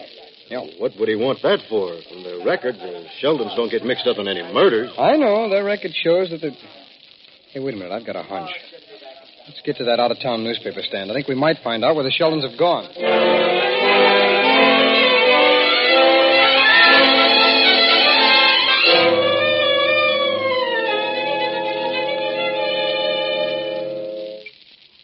Mother, pass me the butter, please. Surely. Here you are. Thank you, dear. This is a wonderful idea, having dinner served in the room. Yes, gives us a chance to rest. You know, every time I walk into a hotel dining room, it's like work. Always looking for a prospect. Me too. This ought to be a wonderful convention. Yes, there are a lot of rich undertakers. Mm-hmm. There's some more coffee, dear? No, thank you. When I get a good night's sleep. Convention opens at 9 tomorrow morning, you know. Yes. I must be the waiter coming back to the table. Yeah, are you all finished, Yes, dear? let him in. All right. Hello, Mr. Sheldon. Mr. Milford. That's right. Back up and let us in. Father? Who's that? It's us, Mrs. Sheldon. Oh, George, keep that gun on him. Right. Now, don't move, either one of you.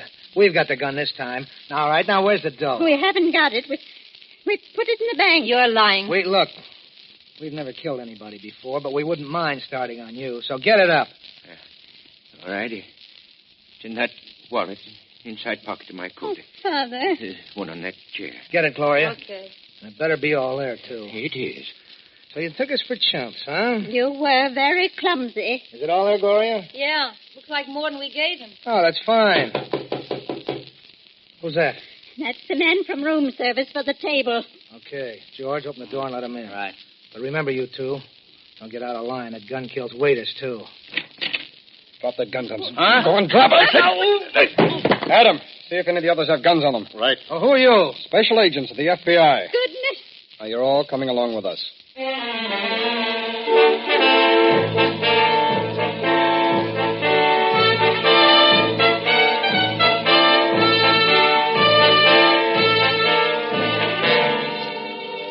All 5 swindlers were tried and convicted for violating the National Stolen Property Act and sentenced to long prison terms in a federal penitentiary. And thus, 5 criminals engaged in confidence games were removed to a place where they will not be able to swindle anyone for quite a while. Now, this case in the files of your FBI was closed because a special agent, hearing that a confidence man had bought a book on embalming, remembered that the confidence man always worked conventions. A study of out-of-town newspapers showed that there was to be a convention of undertakers in nearby Cleveland. Putting those 2 pieces of information together closed the case, and once more protected you, the American people, from a criminal enemy.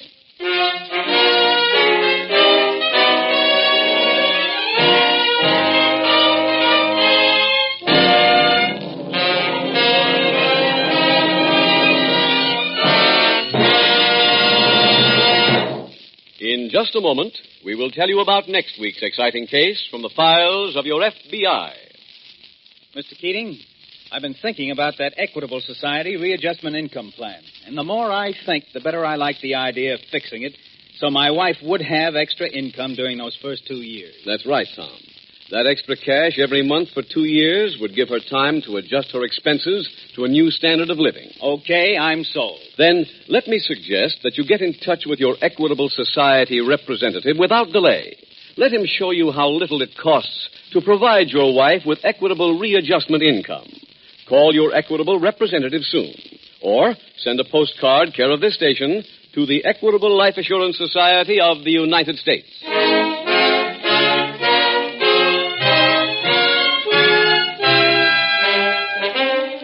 Next week, we will bring you another colorful story from the files of the Federal Bureau of Investigation, The Ambitious Widow.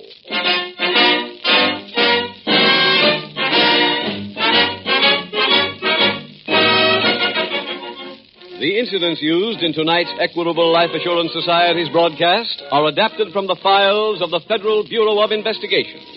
However, all names used are fictitious, and any similarity thereof to the names of persons living or dead is accidental.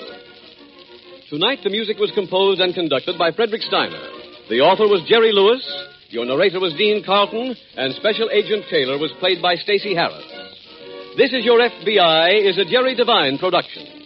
This is Larry Keating speaking for the Equitable Life Assurance Society of the United States and the Equitable Society's representative in your community, and inviting you to tune in again next week at this same time when the Equitable Life Assurance Society will bring you another thrilling story from the files of the Federal Bureau of Investigation. The Ambitious Widow on This Is Your FBI. This is ABC, the American Broadcasting Company. The Equitable Life Assurance Society presents This Is Your FBI.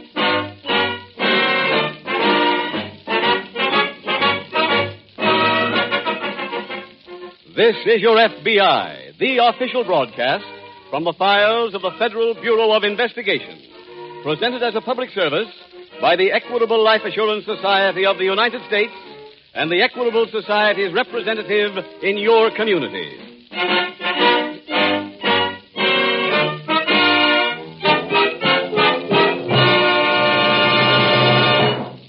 Rain isn't the only thing that can ruin a summer vacation. Worry is another. Worry about the financial future of your family. Well, why not slip some of that burden onto the broad shoulders of the Equitable Life Assurance Society? The Equitable shoulders have the combined broadness of nearly 4 million members who have joined forces to protect one another. For the peace of mind that only well-planned life insurance can give, see your Equitable Society representative. He'll arrange to give you a lifelong vacation from worry.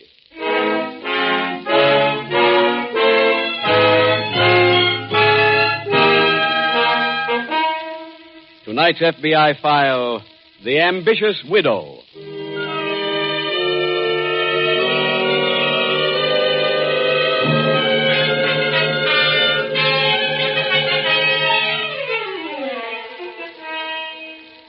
There have been many wise and practical suggestions offered to your FBI and to every other law enforcement agency on methods of curbing the current serious crime wave. Most of those suggestions had merit. But of them all, only one was an absolute preventative. That one was eternal vigilance.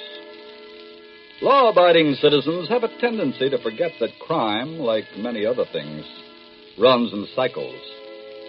Let one crime seem to be successful, and there will be a series of such crimes. Then, because the gap has been filled, those crimes cease, and another type will begin. But there's no way of knowing which new trend will begin. And that is why your FBI tells you that there's only one way for you, the citizen, to help fight the crime wave. That way, to repeat, is eternal vigilance.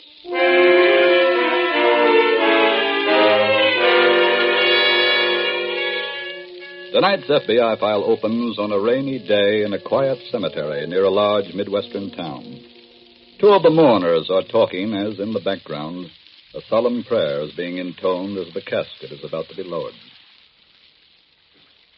For as much as hath pleased Almighty God, in his wise providence... Poor Lou. take out of this world Yeah. the soul of our You know, Hank, I still can't believe he's dead. Therefore commit his body... Yeah, I sure went God's quick. acre. I saw him the day before he died. Ashes to Never looked healthier to me. Uh-huh. He was a nice guy. I liked working for him. Yeah, Lou was okay.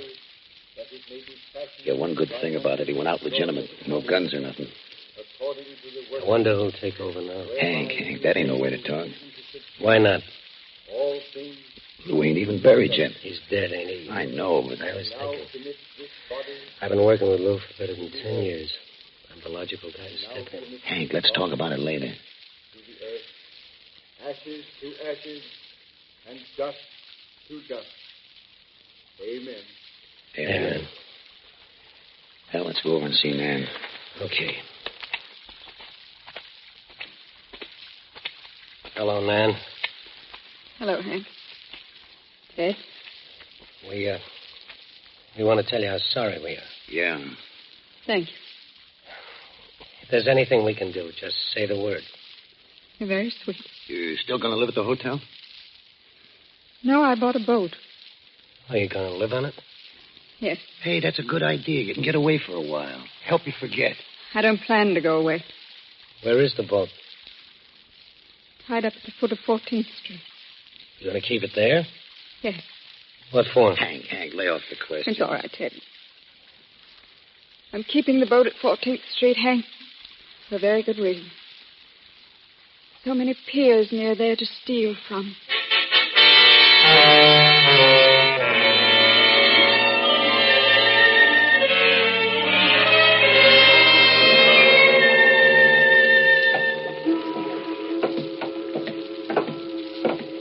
Hey, Hank, there's a lot of boats tied up here. It's a public dock. Anybody can come in. Well, how do you tell which one is Ann's? Ted, she told me the name. It's the Dolphin. And there it is. Where? That black job down at the end, see? Oh, yeah. Hey, that's a big boat. Yeah. Hey, I don't see Nan. We'll hail her. Oh, hi there. Anybody aboard? Hey, there she is. Jump aboard, boys. Okay. Hi, Nan. Hello. It's so nice of you to come down to see me. As soon as we got the word you were looking for us, we came right over. It's quite a boat. Well, I think it should be good to work with. You know, when Lou and I were first married, we spent our honeymoon on a cruiser like this. Oh? We stole enough to make us rich. Stole what? Stuff off piers. And then? Yes? Is that what you plan to do again? Yes. That's kind of tough for a dame, ain't it? Well, I'm really depending on Lou's friends to carry me through. Is that why you sent for us? Yes. You're the last two boys on my list. I've talked to all the others. They're all coming along with me. You got definite plans for action? Yes. Would you care to join us? Okay. Good. How about you, Ted? Anything you say is good enough for me. Oh, fine. Come on down to the cabin, then I'll tell you about our first job. When is it? Tonight.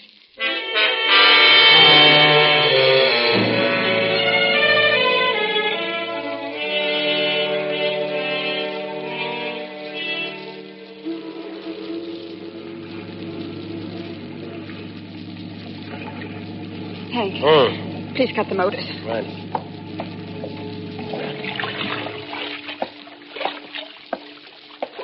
We'll drift in just right. Hey, look at those crates of silk. We should be able to load all of them onto the boat in 10 minutes. What about the watchman? We always stays up front. You cased this thing pretty good. Lou always said it pays to be careful. Hey, how much is that silk worth, man? There ought to be about $30,000 in that load. That much? Surely.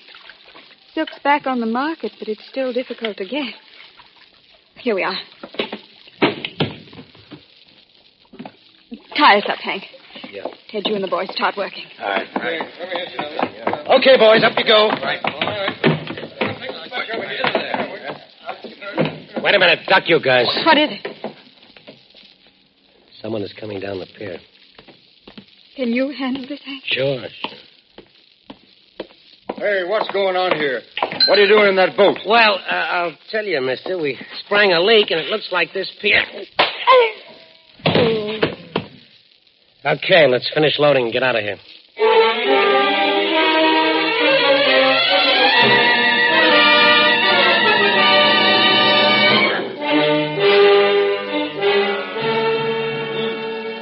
The next morning in the field office of your FBI, Special Agent Jim Taylor enters his office to find Elliot Sheridan waiting for him. Well, hello, Elliot. Hi, Jim. You look like you've done a hard day's work. I have. I've been climbing all over Pier 27. Oh, I was hoping you'd come into the office before you went out there. Oh, why? Well, when I checked in this morning from Salt Lake City, I finished my report. The boss assigned me to work with you. Hey, that's fine. Well, there's plenty of work for both of us to do. Oh, what's the story? It's a theft from an interstate shipment. Done with the boat? That's right. Yeah, what was stolen? Over $30,000 worth of soap. Oh. Any clues? No, we can't tell yet. Watchman was slugged, but he may be able to help us. How? Says he got a pretty good look at one of the men on the boat. He's almost certain he can identify that man. And where's the watchman now? He's down at police headquarters looking over pictures. If he finds the man he saw, they'll call us. What's the next step? Well, I've alerted all dock owners to be doubly careful, keep their goods well guarded at night. Any chance of locating the stolen silk? I've already contacted every silk wholesaler in town. No luck, though, huh? Well, none yet. But they're going to call in if they come across any of the loot. And what do we do now? Well, there's nothing much we can do, Elliot, but wait until we hear from that watchman.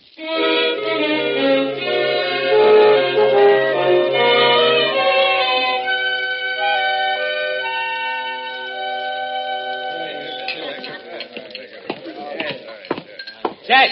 Oh, hi, Hank. Come on, have a drink. You buying? Sure. Okay. Hey, Matt, couple of ryes. All right. Where you been? Oh, I went to the boat. Oh, did you get paid? Sure. How much? Huh? How much did Nan give you? 5 bills. 500? Uh-huh. No wonder she wanted to pay everybody off one at a time. Hey, what are you talking about? I spoke to the other guys. They got 100 apiece. What? Is that all? Yeah. That's 800 for them and 5 for you. That's 1,300 she's paid so far. Out of 8,000. She told me she only got 2,000. I checked up. She got 8 G's in cash. Okay. Well, I'll tell you one thing. She ain't going to pay me off in the dark. I did a lot of work. I arranged for the trucks to pick up the stuff off the dock. I even arranged for the fence to get rid of it. Well, I guess there's always trouble when you work for a dame. There don't have to be. Not if you handle them right. How much you going to ask for? 25%.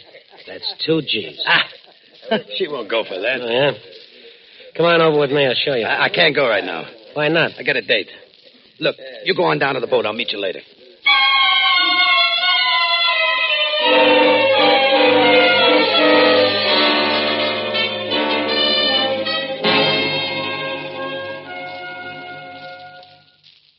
Hi, Jim. Hello, Elliot. Any news from the watchman? Yes, while you were out, police headquarters called. The watchman definitely identified a man named Henry Davis, alias Hank Davis. What's the record on Davis? I've got it right over here. Here it is. Take a look at it.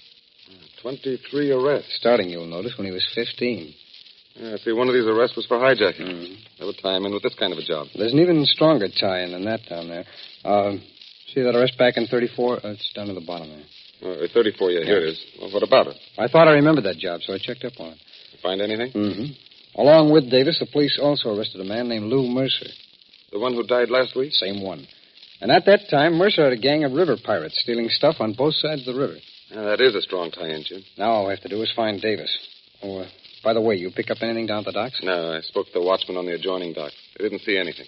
No clues of any kind? Not a thing. Looks like they must have glided up to the pier with their motors off.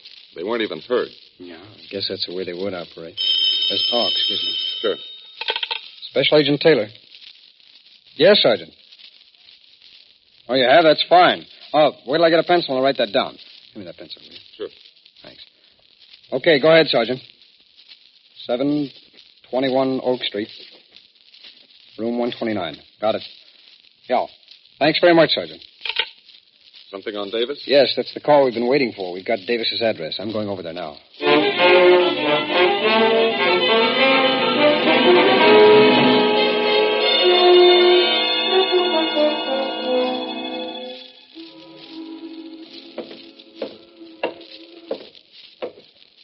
Ahoy there!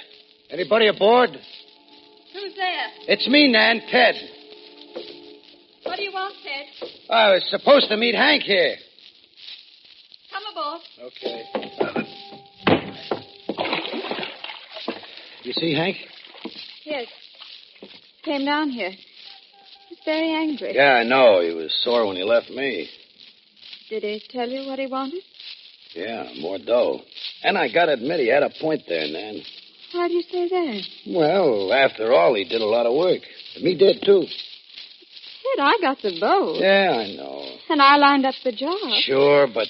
How can you say that you boys did so much work? Well, I should have got more than 500, Nan. After all, you got 8,000 for the stuff. Well, supposing I did, what about it? I want a bigger cut. How much? Same as Hank. You know what he asked for? Yeah, 25%. That's right. Did you give it to him? No. Well, what did Hank do? Tried to use violence. Cut me around. What happened? Come over to the cabin. Look there. On the floor. Hank. He looks dead. He should. He is.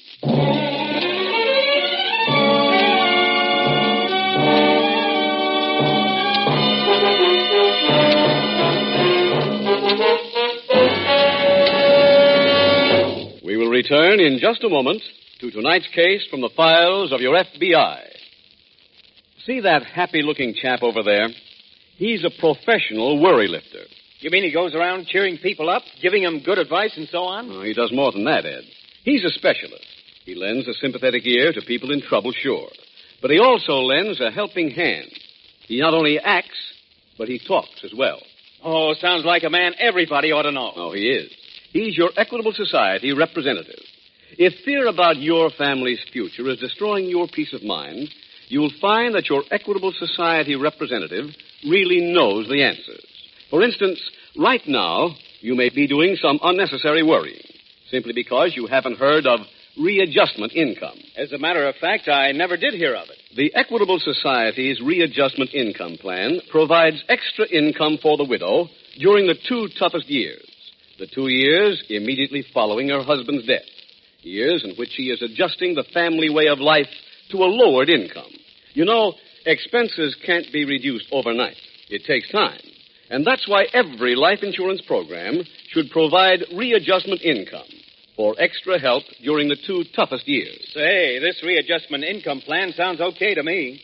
Is it expensive? Why, it may not cost you a cent. It may require only a simple rearranging of your present life insurance program. In any event, the man to see is your professional worry lifter, your Equitable Society representative. Look in the phone book for the Equitable Life Assurance Society. That's EQUITABLE. Or send a postcard care of this station to the Equitable Life Assurance Society of the United States.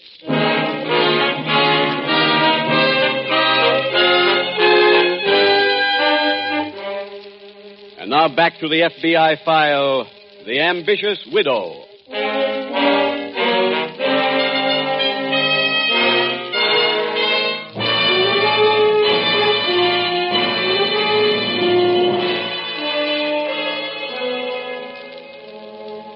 It is not the purpose of tonight's case from the files of your FBI to tell you that the mobs of criminals operating in this country today are being run by women.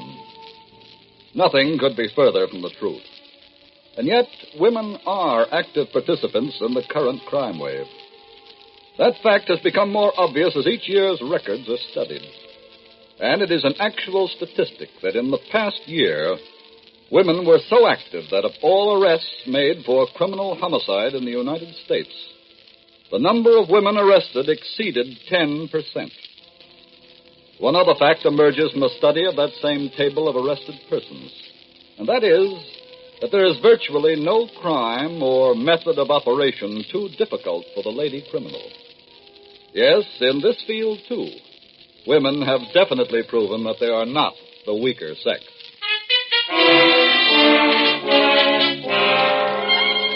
Tonight's file continues in the FBI field office.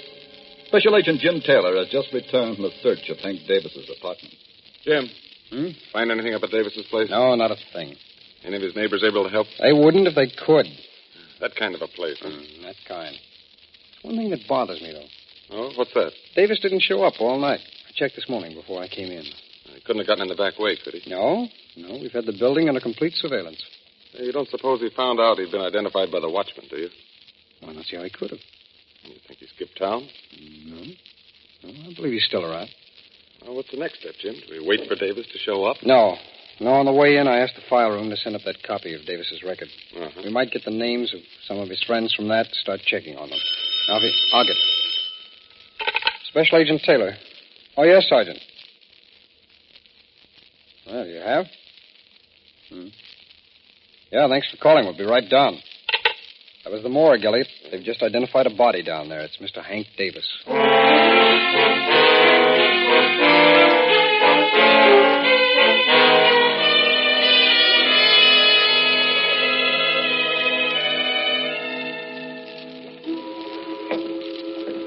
Nan! Ahoy there, Nan! That you, Ted? Yeah, okay to come aboard? Come ahead. I thought you might still be sleeping. No. Been up for hours. Did you get rid of the package? What package? Hank. Oh, yes. Tied some weights on him, dropped him overboard. Right here? Surely, why? Suppose he comes up. Didn't you ever hear of a current? Oh. Ted, stop worrying. Okay. Do any of the other guys know about Hank? No. Well, suppose they find out. Well, They might not like it. I'm afraid they'll have to like it. It'll teach them that a woman can be efficient, too. Did you call that number I gave you? Oh, for the truck? Yeah. He'll be here at 6 a.m. Good. I called the rest of the boys. They're ready. Will we go tonight? At midnight. Oh, I hope it ain't too soon after the last job. Ted, just let me do the worrying. Come here. I want to show you something. What is it? You'll see. Look under that canvas. Hey, a machine gun. And the way it's mounted, you see, you can swing it to cover any angle. Well, what do you want with a machine gun? Just in case of trouble. Oh, This is going to be your job. the gun? Yes. You stay back here from the time we leave until we get home. Okay. And I don't have to tell you what to do, Ted. If there's trouble, you use it.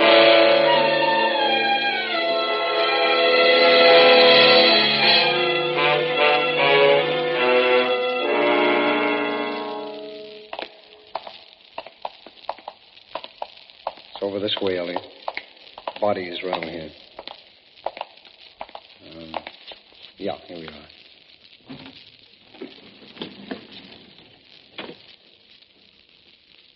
Ah, it's Davis, all right. A bullet hole in his head. Must have been dead when he hit the water. According to the coroner, he was.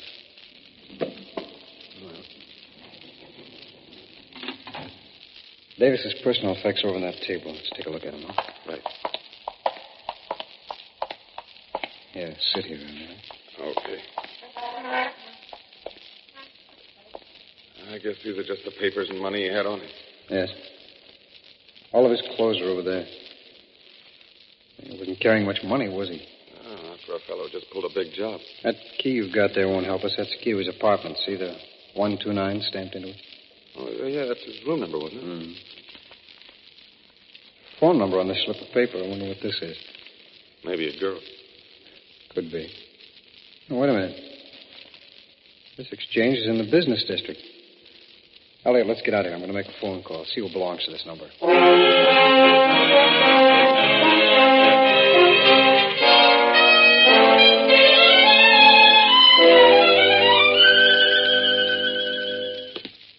Elliot, I called that number. It was a trucking outfit. Trucking outfit? Mm-hmm. He could have been in on the job. No, I checked up on them down at the office. They're legitimate. Well, what did they have to report? They picked up some crates of silk from the dock at the foot of 14th Street. Yeah, but who paid for the job? Well, they were paid at the warehouse where they delivered the silk. Oh, I see. I had the police send a radio patrol car around to the warehouse. Pick anybody up? No, there wasn't anyone at the warehouse, but the silk is there. Hey, the office can find out who owns the warehouse and the tax records. It'll probably turn out to be Davis. Well, the office is already working on that angle. I don't think Davis was the head man, though. Oh, why not? Well, the trucking outfit I spoke to said they got another call just about an hour ago. With another order? That's right. To pick up another load tomorrow morning and at the same dock. Why don't we go down to the dock, pick up whoever's anchored there? Well, the 14th Street pier is open to the public. There's always about a dozen boats tied up down there. Oh. But I've got an idea. Let's get back to the office and we'll work from there. I know the police will want to join us.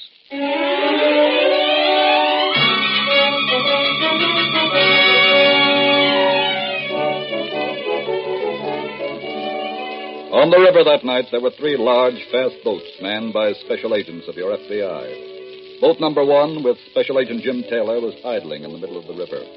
Boat number 2, with Special Agent Elliot Sheridan aboard, was north of 14th Street. Boat number 3 was to the south. Special Agent Taylor is talking over the 2-way radio to both of the other boats. I see movement aboard a large black boat. There are about 10 men aboard. It's now pulling away from the dock.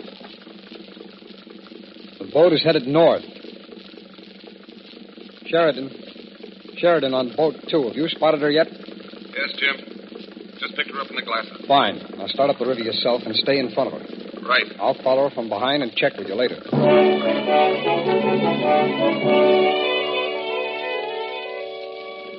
Jim Taylor. Come in, Sheridan. You see what she's doing now, Jim? She's headed in toward a pier. That's right. All right. Stop your motors and stay where you are. We're going to follow her in.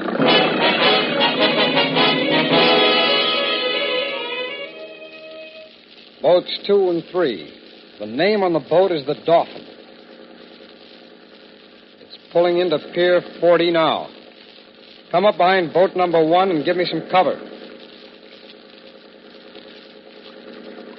The Dolphin is now tied up to the pier. They're starting to load. We can nail them in the act. Let's start to close in.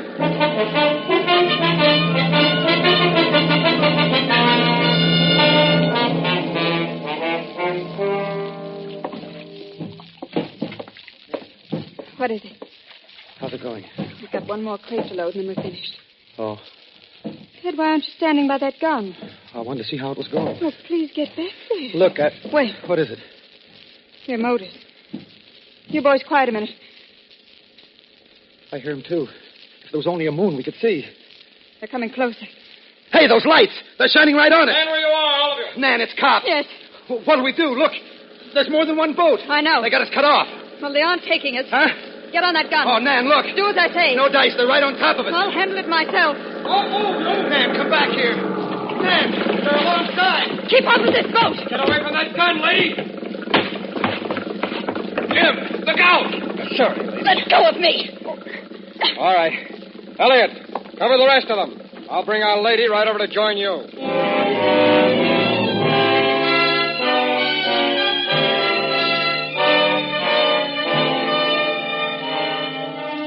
All members of the hijacking gang were tried and sentenced to serve long terms in the federal penitentiary for larceny from interstate shipments.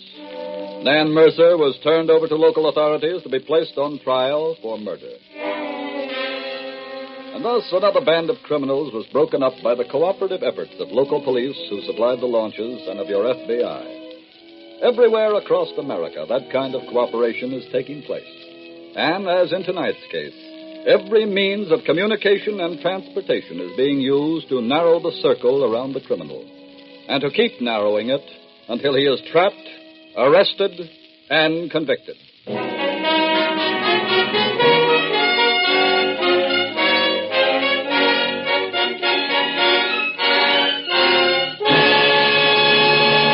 In just a moment, we will tell you about next week's exciting case from the files of your FBI.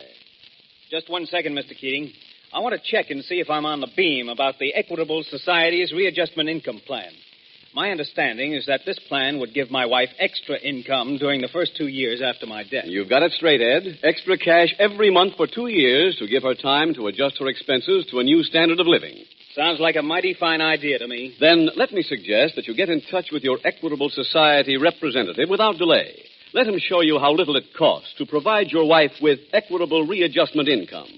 Call your Equitable representative soon, or send a postcard care of this station to the Equitable Life Assurance Society of the United States.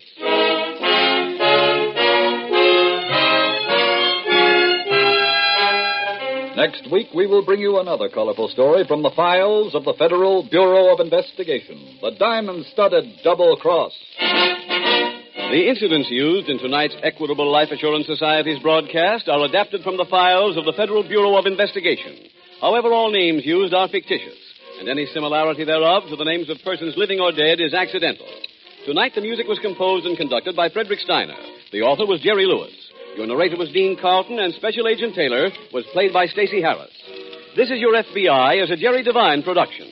This is Larry Keating speaking for the Equitable Life Assurance Society of the United States and the Equitable Society's representative in your community, and inviting you to tune in again next week at the same time when the Equitable Life Assurance Society will bring you another thrilling story from the files of the Federal Bureau of Investigation. The diamond-studded double cross on This Is Your FBI. This is ABC, the American Broadcasting Company. The Equitable Life Assurance Society presents This Is Your FBI.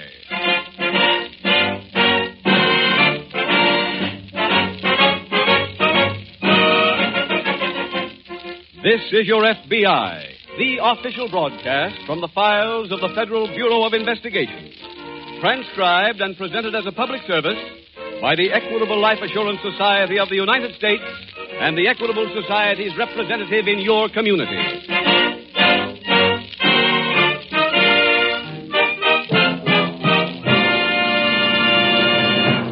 We are acutely aware that our Equitable Society radio messages are listened to in millions of homes. To the Equitable Life Assurance Society, that means a serious responsibility. Therefore, our Equitable commercials are keyed to your home and family problems. Tonight's message is on education. Are there young children in your home? Then be sure to listen to the special message on the Equitable Education Fund, coming in just 14 minutes.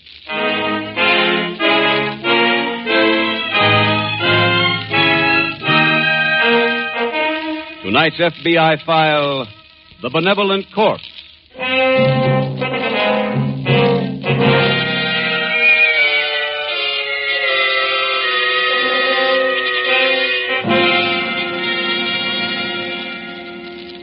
If you think about crime or criminals very much, you're likely to think that most crimes are committed out of hunger, out of passion, or a desperate need for revenge. But if those are your thoughts, then you are laboring under a popular delusion. The simple truth, and it is proven by the records of your FBI, is that more than half of all persons arrested have records of prior arrests. That a large number of crimes are committed by those who have devoted their lives to this field. Therein lies the great tragedy behind the current crime wave. For the number of people who enter this field every day is increasing. And there is a serious question in many minds as to whether or not any nation can long stand the steady drain of its manpower. As a people, we have faced our problems honestly and squarely. We have succeeded in solving most of those problems by combined national effort. The time has come to turn that national effort into fighting the nation's criminals.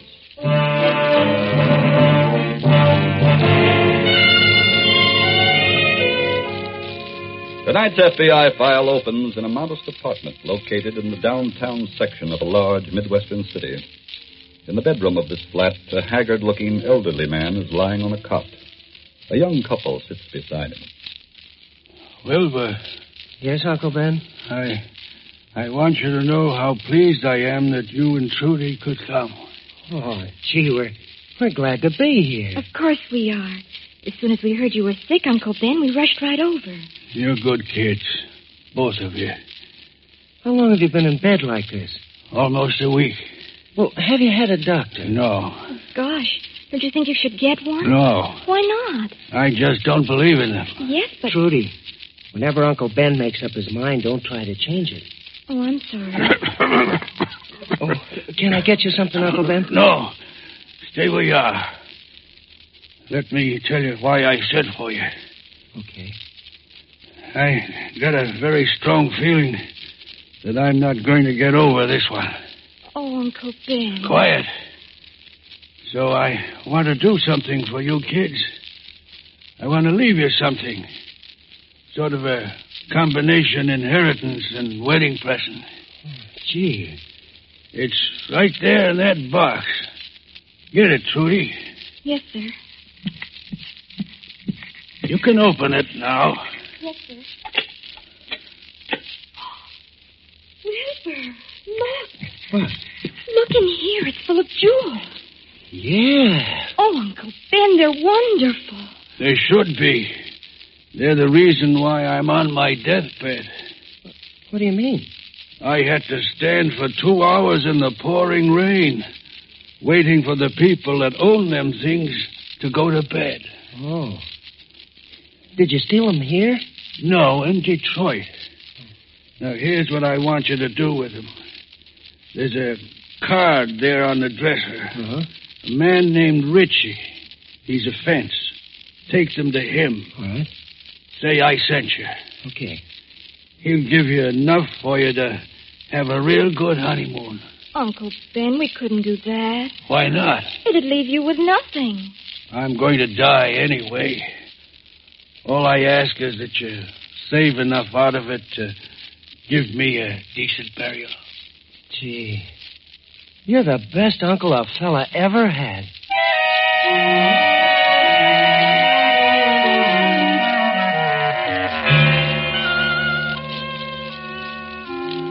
In the same city at a local FBI field office, Special Agent Jim Taylor is seated at his desk as a fellow agent approaches. Oh, Jim. Yes, Andy? How about coming down for some lunch? Oh, I can't right now, Andy. I'm waiting for a report from the local police. Oh, what on? Suspect that's wanted by the Detroit office. And what's the story, Jim? They had a jewel robbery out there about 3 weeks ago. Local residence was broken into. Very professional job. Yeah? Over $30,000 worth of gems were stolen. I see. A car was seen pulling away from the house the night of the robbery, and a witness spotted the license plates. They were from our state. Did he get the number, too? Fortunately, yes. I did a checkup and found that the car was one that was stolen from him. Oh. The Detroit office combed the car for prints and finally found one behind the driver's mirror. Mm-hmm. It was worked up, sent on to the laboratory, and identified as belonging to an old-time thief named Ben Cooper. Cooper? Mm-hmm. The name sounds very familiar. Yeah, it should. I checked with our local police. They knew him very well. In fact, to the best of their knowledge, he makes his headquarters here. Oh, excuse me, Anita. Special Agent Taylor. Oh, yes, Sergeant. Yes. Wait, let me write that down, will you? 342 North River Street. Got it. Yeah. Thanks a lot, Sergeant. Goodbye. There's an address on Cooper. The police say you're still living there 2 months ago. Well, that's a break. Yeah. I'll get a warrant. I'm sure the police will be glad to go over with me and pick Cooper up.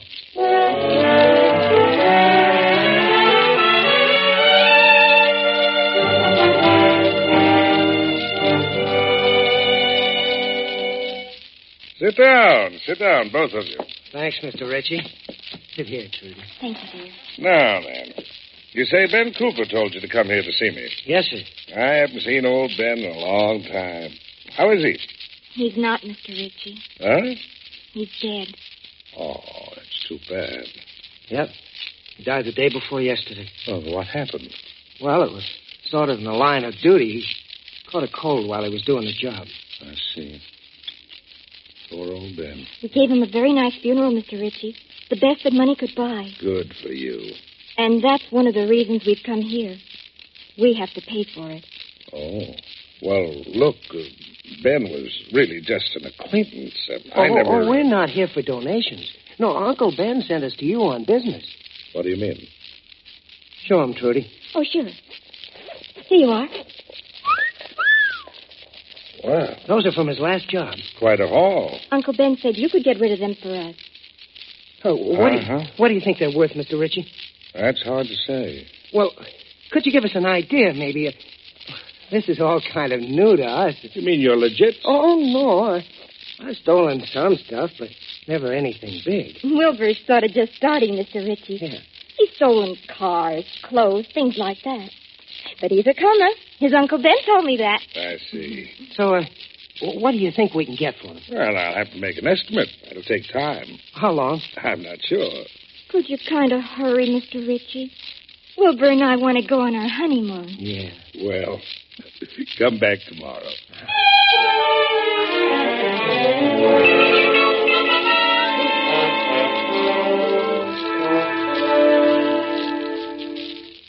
Well, Jim, did you pick up your suspect? No, Andy, we didn't. Oh, what happened? I thought you had an easy one there. Well, it would have been, except for one factor. Cooper is dead. Well, when did this happen? Oh, he died 2 days ago. And of natural causes, too. Did you get this from an authentic source? Oh, yes, it's true enough. I talked to the undertaker who buried him. Mm-hmm. What about the jewels? No trace of them. Oh, fine. Mm-hmm. Searched his living quarters? Yes, I spent all afternoon in his apartment. No trace of them at all.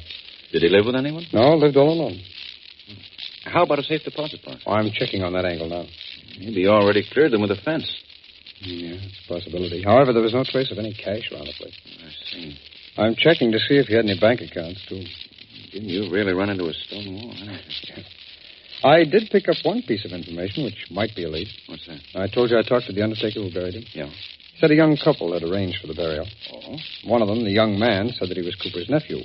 They paid for everything? No, they just gave him a small deposit. They said they'd pay the remainder in a few days. Did he have an address on this couple? Just the uncle's residence. They may just forget about it. Well, I felt that way too, Andy, but the undertaker said that they seemed like very nice kids. He was certain that they would pay him. Let's hope he's right. Yes, I told him if he did hear from them to let me know at once.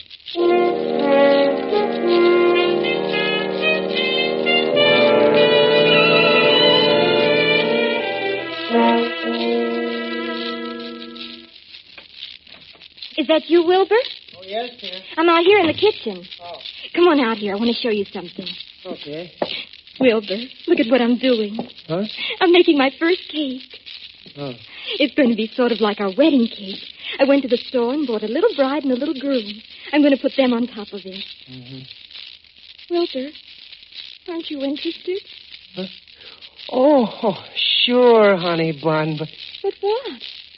Well, I've just been to see Mr. Ritchie. Yes? He gave us back the jewels. Huh? What for? Well, he said he didn't want to handle them. Why not? Well, he said they were too hot for him. Oh. Oh, gee, this is awful, Trudy. Now we won't have any money for our honeymoon or for Uncle Ben's funeral. Wilbur, don't be discouraged. We'll still get the money for those things. Oh, how? Well, we'll go to Cleveland. There's a fence there we can see. Oh. Oh, very nice man. He's an old friend of my father's. Did your father ever do business with him? All the time. You know yourself he was the best jewel thief in the business outside of your Uncle Ben. Yeah. Now, just give me those jewels. Okay. Here. We can start packing right now. And as soon as we... Wait a minute. What's the matter? This brooch. Well, what about it? Those aren't the same stones that were in it when we took it there. What? Let me look at some of this other stuff. Trudy, what do you mean they're not the same stones? These are imitations. Fake. Oh. How can you tell? Wilbur, I used to look at diamonds when I sat on my father's knee. I had one of those glasses that fit in your eye before I had dolls. But they look just the same. They are the same setting, but the real jewels were removed. Well, the only one who could have done that is Mr. Ritchie. I know. Oh, so that's why he gave them back to us. It must be.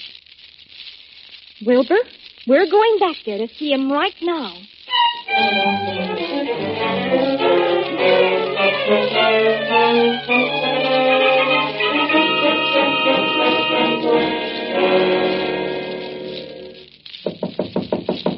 Just a minute. Hello, Mr. Ritchie. Oh. What do you want? We want to talk to you, Mr. Ritchie. Well, look, I'm busy right now. This is very important. Go ahead, Wilbur. Now, just a minute. Sorry, Mr. Ritchie. What's the meaning of this? Tell him, Wilbur. Well, we came here because... Well, because you... We came back here because the stones were taken out of our jewels. What are you talking about? I know jewels, Mr. Ritchie. The ones Wilbur brought back were fake. Well, they were fakes in the first place. That's why I wouldn't handle them. Oh, but you said before they were too hot. Oh, I thought you were nice kids. I didn't want to hurt your feelings. I don't believe you. Now, look. You give us back the real stones. We want to take them to Cleveland. We know someone there who will treat us fairly. All right, I've heard enough of this. Get out of here. Wilbur, don't you let him talk to us that way. Get out, I said. Wilbur, make him give us back those jewels. Mr. Ritchie, you heard what she said. Now, if you don't give them back, I'll... You'll what? He'll use force. Won't you, Wilbur? Yes. Why, you little punk. You hit him. That's right. Wilbur, you get right up and hit him back. Very well, Trudy. Mr. Ritchie, that's just about it. Stop. Now, Wilbur, let's look for those jewels ourselves.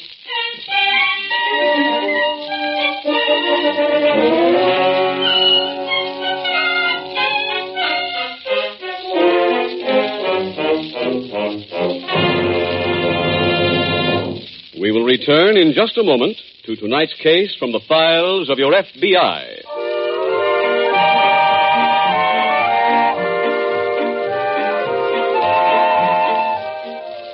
How that grand old song brings back memories of bright college years. Years when you were forming friendships that were to last you all your whole life through. You're right, Mr. Keating. They were mighty good years. Profitable years, too, Bob. You may not know it, but the more a man learns, the more he earns. The fact is that the average college graduate earns $72,000 more during his working years than the average American. Of course, exceptional individuals do rise to the top without higher education. But the fact still holds good. College is the best investment loving fathers and mothers can make for their children. I wish I could be sure that my two boys would go. Don't just wish, Bob. Make sure they go. Make sure with an equitable education fund. What is an equitable education fund? It's a surefire plan offered by the Equitable Life Assurance Society, and it includes these important features. 1, you start when your children are young and spread their educational costs over 10 or 15 years instead of taking a licking in 4. 2, when your boy or girl is ready for education, the money is ready and waiting for him, right there in the Equitable Education Fund. 3, this equitable plan works whether you live or die. If you are totally or permanently disabled, the fund continues to build up without any further payments. If you die, the education fund becomes fully established immediately. Boy, that's just what I need. How do I start an equitable education fund for my kids? The man to see is your Equitable Society representative. Give your children their chance to earn that extra $72,000 by getting in touch with your Equitable representative soon. Or send a postcard care of this station to the Equitable Society. That's EQUITABLE. The Equitable Life Assurance Society of the United States.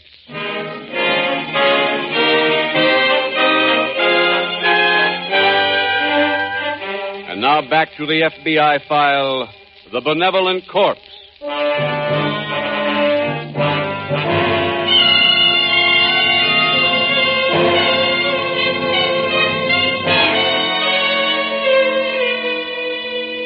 Tonight's case from the files of your FBI deals exclusively with professional criminals, with those who make their precarious livelihood illegally. There's a reason for presenting this file to you, because there has been built up in the public mind a false picture of the typical criminal. There is no such thing. Now, tonight, for instance, you meet 4 separate and distinct types. 1, the old man, whose age lends him a false gentility. 2, the young novice, whose youth lends him a false note of innocence. 3, the young bride, whose background gives her a knowledge of crime beyond her years. And 4, the fence, whose hardness and cunning make him difficult to detect. There are many other types of criminals whose age brackets likewise cover the young, the middle-aged, and the old, whose appearances are equally varied. So take this bit of advice from your FBI. Do not assume that you can spot a criminal by the way he looks, because no one can. Honesty is not in the face. It's in the heart.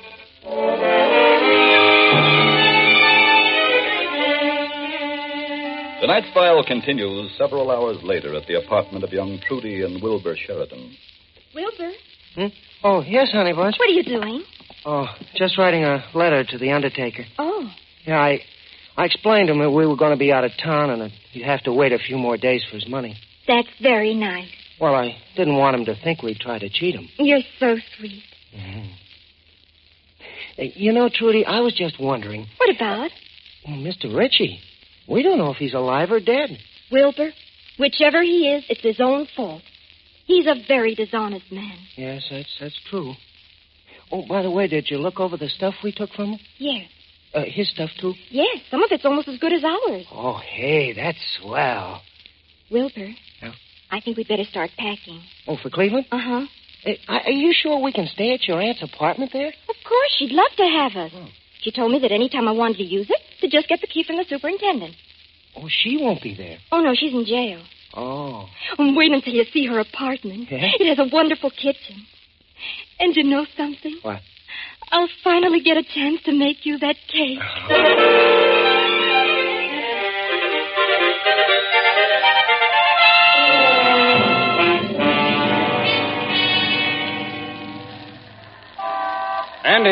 Andy, over here. Oh. Hope I haven't kept you waiting, Jim. No, I just got here. You got that warrant for me? Yeah. I have it right here. Oh, swell. Let's go inside, huh? All right. This where that young couple live? Mm-hmm. Go ahead, Andy. Thanks. Let's see. Apartment's right down the hall here. How'd you finally locate them, Jim? Well, that undertaker received a letter from the young man. His name is Wilbur Sheridan. Sheridan? Mm-hmm. He explained he was going out of town, said he'd forward the money later. He put this return address on the outside of the envelope. I see. Here we are. Do we ring the bell? No, they're not at home. Superintendent saw them leave with luggage last night. He gave me a key. That does it. Okay, after you, Andy. All right. Did Sheridan say anything in the letter about where he was going? Yeah. Cleveland. Oh, did he give any address there? No. Oh, I thought we might find something around here that'd give us a lead. The place looks pretty barren, Jim. I'd say they're gone for good. Would appear that way. I'll take a look around in the bedroom. Wait a minute. Huh? What do you got? This card was on the table there.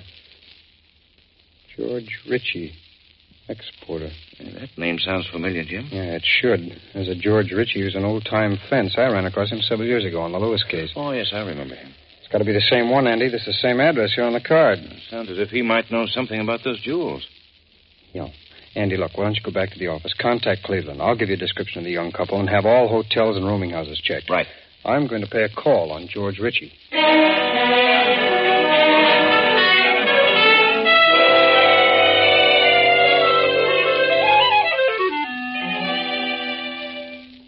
Trudy! I'm in the kitchen, Wilbur. Oh. Close your eyes before you come in. Oh, what for? Oh, Wilbur, please. Okay. That's it. Now you can open them. Gee, the cake. Uh-huh. Isn't it beautiful? Oh, yeah. See the little bride and groom on top. Sure, swell. You want a piece? Oh, be ashamed to spoil it. Oh, don't be silly. I'll cut you one right now. Okay, thanks. Oh, I saw the fence. What did he say? He said the stuff should be worth at least $10,000. Oh, that's wonderful. Wasn't he a nice man? Yeah. When did you collect? Oh, he said I should come back this afternoon. Then we won't have to stay here at my aunt's at all. No. As soon as we get the money, we can go right off on our honeymoon. Sure. Oh, dear. What's the matter? I dropped a piece of the cake.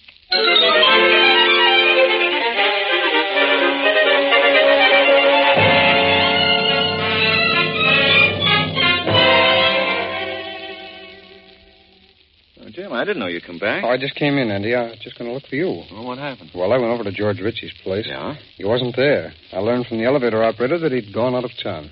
Everybody disappears on this case. It seemed that way. Any idea where he'd gone? No, but we may have. Well, how's that? Oh, I got a warrant. Searched Ritchie's apartment. I found some pencil notations on the telephone pad. Oh, what were they? Well, one said 10:55, the other said 3:30. Well, they sound like a train or plane time. I believe they're train times. I talked to the switchboard operator in the building. She said that Ritchie had put in a call to the railroad depot just before he left. Oh. So I'm having railroad schedules checked now to see if they have a train leaving and arriving at a destination at that time. We should get some word soon. Good. Oh, Andy, I found something in Ritchie's apartment that definitely links him with a jewel robbery, but I must say I'm a little puzzled by it. What do you mean? Oh, wait a minute. Here. Take a look at these. Well. Now, those are the same settings that Cooper stole in Detroit. But all the original stones have been removed. These stones you see there are just worthless hunks of glass. What do you make of it, Jim? Well, nothing yet. Oh, by the way, anything turn up from Cleveland on that young couple? No, not yet. I'm still checking rooming houses and hotels. Well, we have... Jim. Yeah, Bob? Here's the information you wanted from the railroad. Oh, swell. They have a train that leaves here at 10:55 for Cleveland. Does it arrive there at 3:30? Yes. Fine. Thanks a lot, Bob. All right. Andy, what time are you at? 1 o'clock. I think we can catch up with Mr. Ritchie.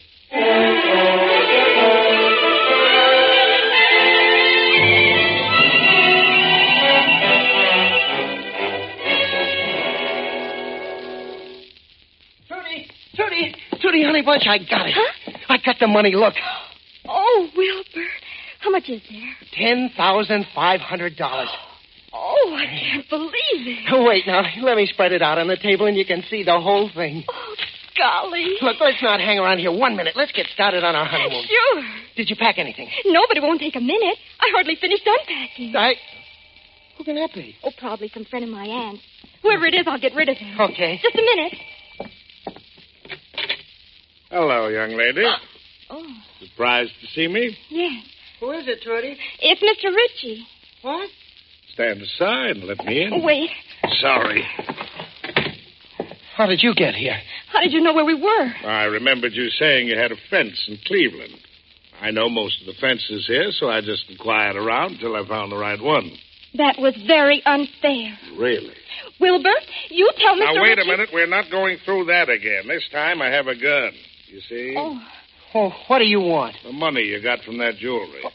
I see you very conveniently laid it out for me. Keep away from that money. Oh, no. Mr. Ritchie, that's for our honeymoon. Very touching, but I'm taking it with me. Oh, Wilbur, this is awful. These bundles may bulge my pockets a little, but I don't think the inconvenience will be too great. Wilbur, what can we do? I don't know. There's nothing you can do. I have the money, and now I'm leaving. No, don't. Wilbur, call the police. I think you'd have a tough job explaining things to them. You just stay put. Goodbye, suckers. Just a minute, Richie. Huh? There you are. Oh, thank heaven. Who are you? Special agent of the FBI. Huh? Get me out of here. Oh, no. We spent too much time locating you. You were picked up at the train, Richie, and trailed while you visited all those fences. I arrived here in time to see you visit the right one. Now, come along, all of you.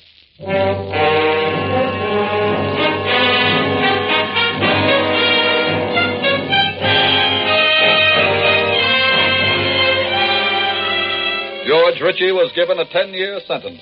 Wilbur Sheridan a 5-year sentence, and Trudy Sheridan was given a 3-year sentence in federal prison for violation of the National Stolen Property Act. And thus your FBI ended a few more criminal careers, and ended them because of a factor in law enforcement that few criminals consider. They commit a crime in one city, sell their loot in another city, and then flee to a third city. There they assume that they are safe. The distance lends them security. But your FBI is more than just a collection of trained specialists in crime investigation. Your FBI is also a network of field offices, each one available to every other office, which makes the flight of the criminal valueless, because he can find no dark corner of the nation without an arm of that network, without a representative of your FBI.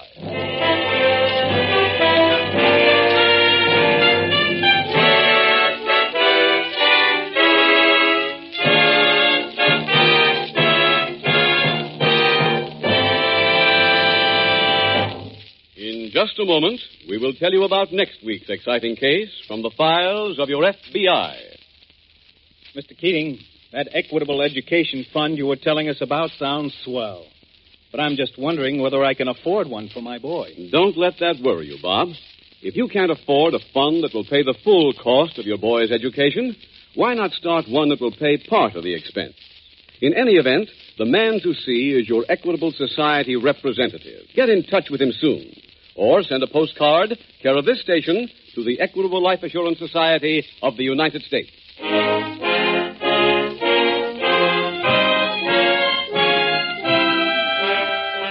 Next week, we will bring you another colorful story from the files of the Federal Bureau of Investigation.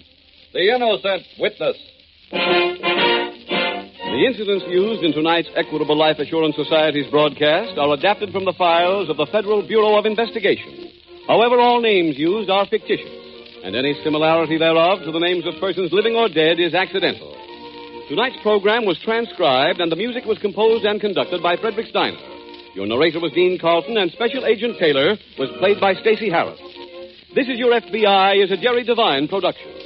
This is Larry Keating speaking for the Equitable Life Assurance Society of the United States and the Equitable Society's representative in your community, and inviting you to tune in again next week at the same time when the Equitable Life Assurance Society will bring you another thrilling story from the files of the Federal Bureau of Investigation. The Innocent Witness on This Is Your FBI. This is ABC, the American Broadcasting Company. This program was transcribed from an earlier network broadcast. The Equitable Life Assurance Society presents This Is Your FBI.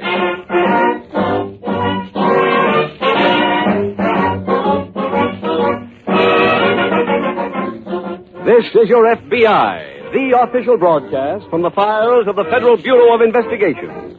Transcribed and presented as a public service by the Equitable Life Assurance Society of the United States and the Equitable Society's representative in your community.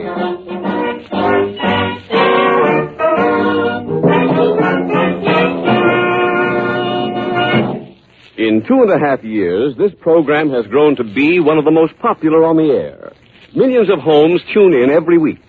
To this great home audience, we of the Equitable Life Assurance Society feel a special responsibility. Our equitable messages must be keyed to home and family problems. Tonight's equitable commercial concerns the education of the coming generation. Are there children in your home? Then don't fail to listen for valuable information on the Equitable Education Fund. You'll hear it in about 14 minutes.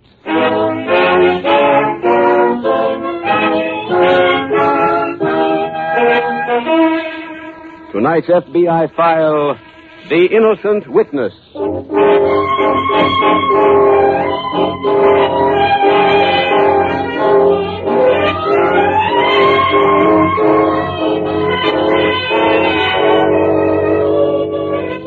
There is a feeling shared by many citizens that the current crime wave, the most serious and widespread in the history of the nation, is the concern of local police departments and other law enforcement agencies. In part, that is true, because it is their problem. But it is not their problem exclusively. The crime wave is also your problem, and it is shared with you by every other decent, law-abiding American. Because any study of the 5,000 major crimes committed in this country every day shows that the great majority of victims are innocent people. For that reason, it is to your best interest to see to it that your local police department is as strong as possible and as free from corrupt political influence as it can be. In that way, you'll be helping to protect everyone in your community, including yourself.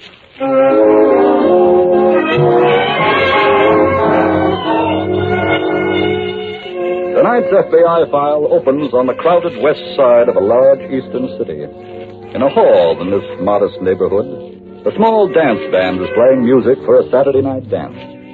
One of the couples on the floor, young Nick Gonzalez and his girl Peg, are paying much more attention to each other than to the music. Peg. Yes, Nick? What do you think I did during lunch hour today? What? I went looking at furniture. Oh? What'd you see? Oh, a living room suite, all covered with that plush stuff, just the way you wanted it. Was it very expensive? Honey, everything is expensive. Well, yes. Look, if we're going to get married, we got to have furniture. I know that. Well, then let me worry about the money end. Hey, Nick. Nick. Huh? Over here. Hey, honey, look who's there. It's Phil. Oh, yeah. Hey, let's dance over to the edge. Okay. Hiya, Nicky, old boy. Hiya, Phil. Long time, huh? Yeah. Hey, you remember Peg, don't you, Phil? Sure. Hello, Peg. Hello. You know, the last time I saw you, honey, you were playing with dolls. Hey, now, wait a minute. She wasn't that young. When we were in the 8th grade, she was in the 4th, remember? Nicky, I was just kidding. Still sucker for a rib, huh? I guess so. Hey, what brings you back to the neighborhood, Phil? Well, to tell you the truth, kid, I came here to see you. Oh? It's, kind of a private matter? Well, Nick, I'll let you two talk. Hey, wait, Peg. Phil didn't mean that. It's private, Nick. I'll go powder my nose. Now, get the soda fountain and finish your drink. Okay. Let's sit down over here, huh? Yeah, we'll grab this booth, Nick. Right. Sit down over there. Okay. I'll fill you in on why I'm here. Go ahead.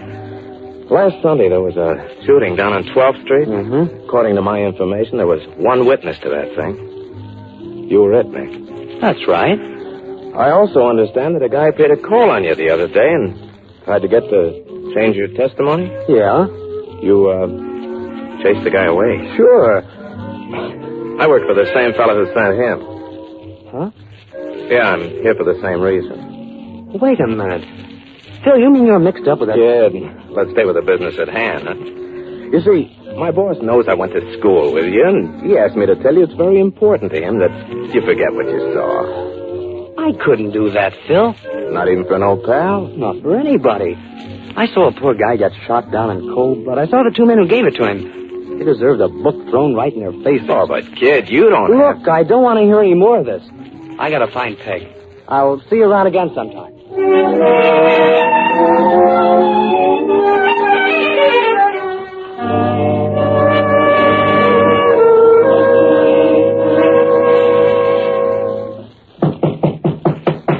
Just a minute. Hiya, kid. Oh, hello, Phil. Can I come in and see you a minute? Sure, come ahead. Thanks. Ah. Nice. Nice little room you got here. Oh, that's okay. I just dropped by, kid, to see if you changed your mind since last night. No, Phil, I haven't. I didn't think you would. Hey, nice picture of Peg. I tinted it myself. Yeah? Nice. Say, what's this I hear about you two? What do you mean? You're gonna get married, is that true? Yeah. Well, why don't you let a guy know these things? Well, I haven't seen you in 4 years, Phil. Where can I get a hold of you? That was a rib, kid. Okay. When are you getting married? Next month. Big church wedding, I suppose. Yeah. All kinds of preparations. Uh-huh. You know, it'd be a shame to spoil all that, wouldn't it? What do you mean? Well, have something happen that would upset everything. What are you talking about? That shooting you were a witness to. Well? Remember there was a third guy, the guy who got away, the guy nobody saw? Yeah. I just got the word this morning on who that third guy was. It's Peg's brother. What? Her brother, Jimmy. Now, wait. Is this another one of those ribs, Phil? No, kid. This time I'm leveling. The boss himself gave me the information. Told me to pass it on to you. Oh, I see. He also said to tell you that if you testify that you recognize the two killers, they'll turn around and blow a whistle on Peg's brother. Oh. I hate to hand you one like this, kid. Oh. What can I do? I can't change my testimony. Oh, you can go away. In fact, I got a place all picked out. I could never get away with that. Look, you stay under till the trial's over. Then you cop a plea. Amnesia. It's worked before, kid. Plenty of time. Well, when do you think I should go? Right now.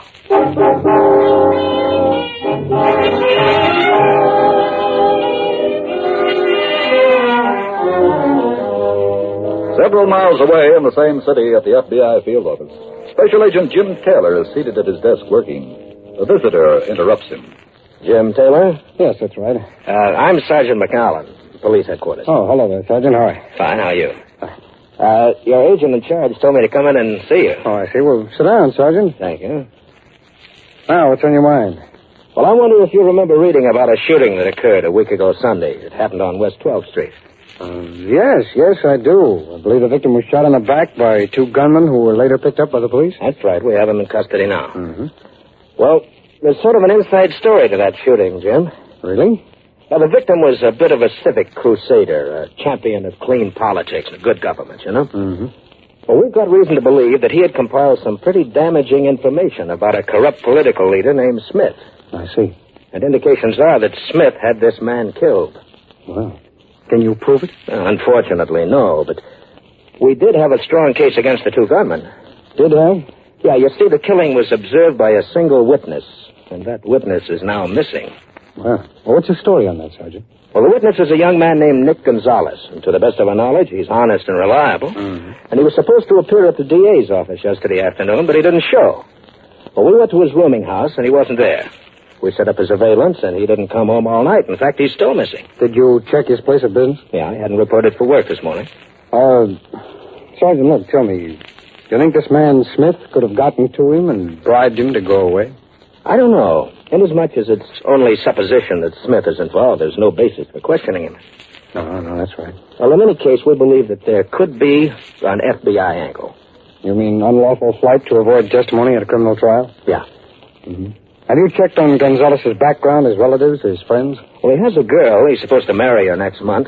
Her name's Peg Martin. I'm going over to question her now. Fine. And, Sergeant, let me know what you find out.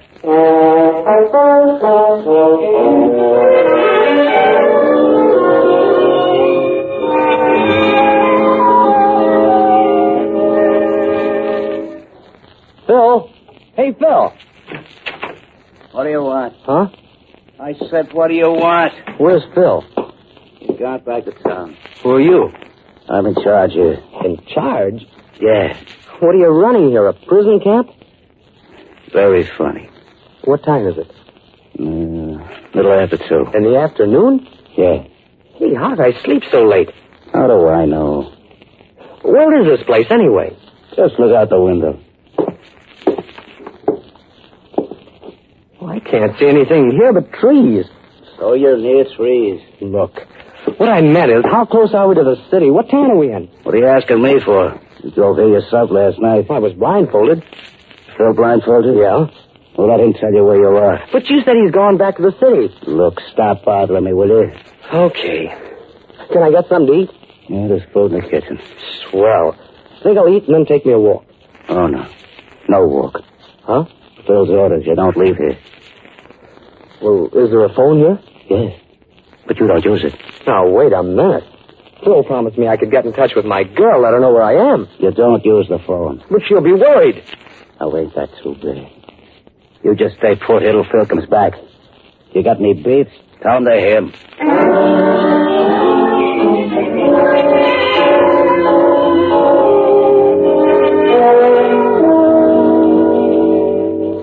You busy, Jim? No. Come on in, Sergeant. Thank you. Did you get to talk to the Gonzales girl? Yeah, I just left her. Did she give you anything?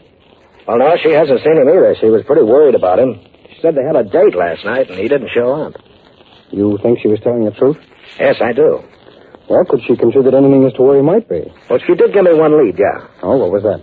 Well, they went to a dance Saturday night, and a guy named Phil Dayton showed up there. He'd gone to school with Gonzales. And? Well, they went off in a corner and talked, and when Dayton left, the girl said Gonzales was quite upset. What about? Well, she gathered that Dayton had tried to persuade the boy not to testify. Oh, I see. Oh, Sarge, have you ever heard of this man Dayton before? Oh, yeah, he's a stooge for the politician Smith. Well, that certainly ties in. Yep. Sergeant, look, before we can get in this case, we must be sure the witness has fled and then consult the United States Attorney.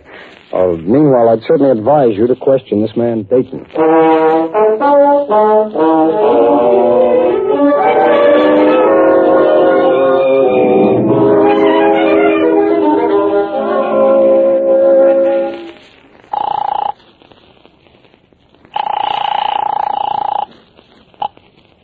Hello? Hello, Peg? Oh, Nick. Yeah. Oh, Nick, where are you? What? I can't tell you that. What do you mean? Oh, what's happened? I had to go away. But where? It's not far, honey. Just 1 hour's ride from town. Nick, the police were here looking for you today. They questioned me for almost an hour. What for? It was about you. They think you've run away because of the trial. Nick, did Phil Dayton have something to do with your going away? Phil Dayton? Why should he? He told me at the dance that he asked you not to testify. Sure, but I told you then it didn't make any difference. Look, you've got to come home at once. Peg, I can't. Well, listen to me. My family know about this. They think you've run away, too. If you don't come back, it can mean the end of our marriage. Of everything. No. Honey, that's what my father said. But he can't do that. I'm telling you. Look, Peg, I'm doing this for you. What do you mean? Well, I didn't want to tell you, but I've got to. What? I did run away. Oh. I ran away because Phil told me your brother Jim was the third man in the killing. Jim? Yeah, that's why I'm in hiding. Look, honey, I can't talk much more. I had to sneak this phone call. Maybe the guy who's watching me's asleep. Nick, wait a minute. That killing was a week ago Sunday night, right? Yeah. Well, Jim was home here all night. We all were. Are you sure? My Uncle Ben was here, too, and he's a policeman. That should be evidence enough. Well, sure it should. Peg, Phil lied to me. He must just... Give me that. No. Told you not to make no calls. Wait, I just found out something. Get back in your room. Oh, no, I'm getting out of here. You what? I'm getting back to town. No, you're not. Oh. Just staying right here.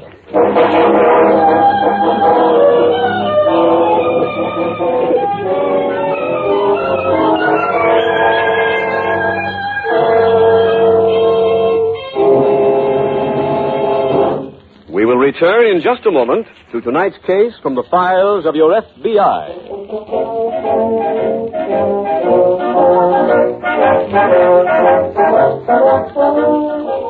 To every college man, there is no music ever written that can compare to the songs he sang in his student days, on victorious football fields, or gathered round the piano in the old Union House. Well, I guess I did my share of singing, Mr. Keating. But I majored in physics. I also had to study pretty hard. I'm sure you did, Jack, and there are plenty of others like you. That may be why the average college graduate earns $72,000 more during his working years than the average American. What's more, that extra $72,000 is just half the story.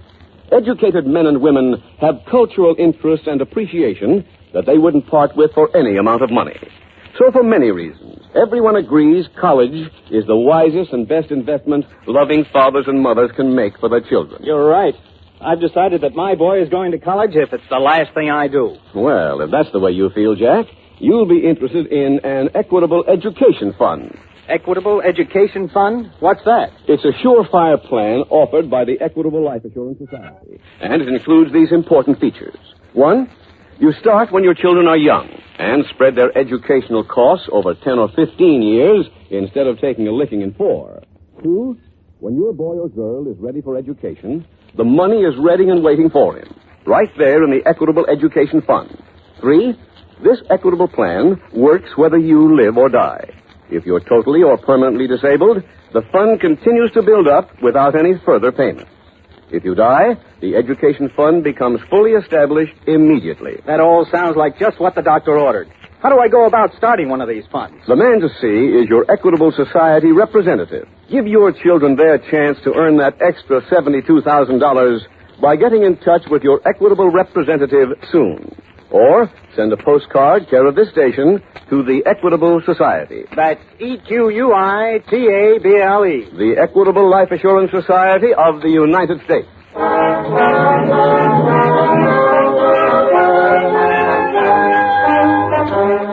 And now back to the FBI file, The Innocent Witness.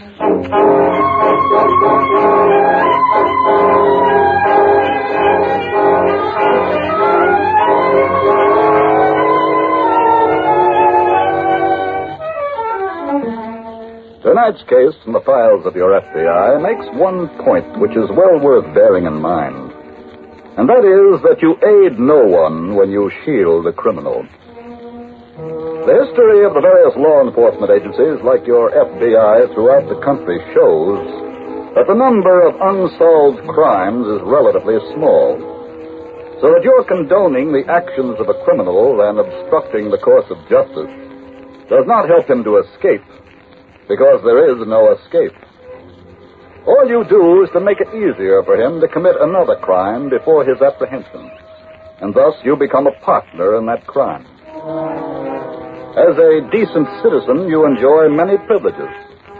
But because you enjoy those privileges, you also have a moral responsibility to your fellow citizens.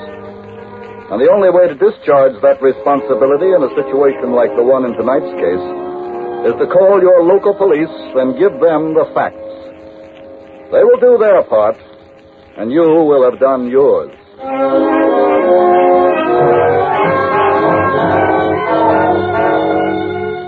Tonight's file continues at young Nick's hideout. His old schoolmate, Phil, has just arrived from town. Larry? Right with you, Phil.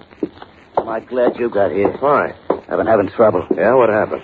I caught the guy using the phone. Oh, that's great. I thought I told you Look, I couldn't keep watching him every minute. Who'd he call? I don't know, but I stopped it quick. Did you hear the conversation? No. Where's the kid now? In his room. I had to belt him. What for? He wanted to blow out of here. Now, look, what's this all about? Well, we got him here in the first place. Oh, he was a witness that killing last Sunday. The big guy paid to have it done. The boys who did the job declared that unless they beat the rat, they'd talk. Yeah, I get it. Now I better go in and see Nick. Find out who he talked to. Okay. Hiya, Nick. Oh, you're back. Yeah. I thought I'd come out and see if there was anything you needed. I need to get out of here. Oh, now look, kid. Larry just told me what he did to you, and I'm giving him strict orders. That has nothing to do with it. You lied to me, Phil. About what? About Peg's brother, Jim. I spoke to Peg on the phone. She said Jim was home all that Sunday night. She has witnesses. Really? Yeah. You just gave me that story so I wouldn't testify. Oh, no, that ain't so, kid. I only told you what the big guy told me. You both lied. Now let me out of here. Oh, kid, please, don't make me call on Larry again. Next time he'll use a gun. You stay here until the trial is over. You think I'll keep quiet even then? If you do, you're crazy. Look, you can't keep me here forever, Phil. When I do get out, even if it's 5 years from now, I'll blast you and your boss wide open. Well, thanks for the tip. I'll be talking to you later.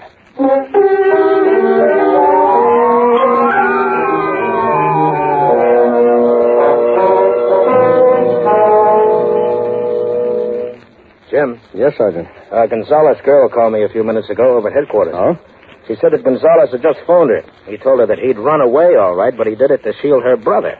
To shield her brother? Yeah. Well, what does he got to do with it?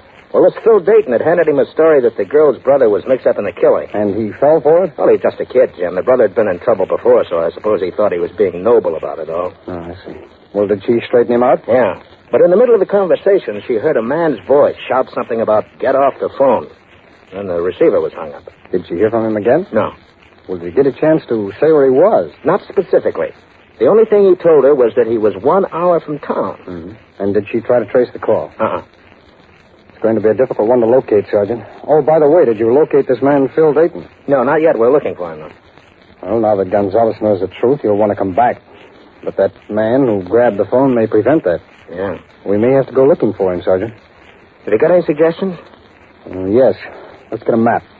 Now, if he was, say, 1 hour from town, that should cover about a 50-mile radius. Yeah? Now, we'll draw a circle at that point and contact every telephone exchange. See if they have a slip on anyone who's called that girl's number.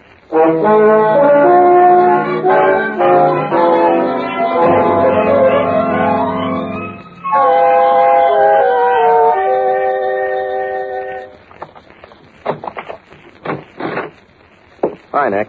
What do you want? All right. Just went into town. I saw the big guy. Your boss? Yeah. I told him the whole story. I kind of hated to do it, kid, but after all, I worked for the guy.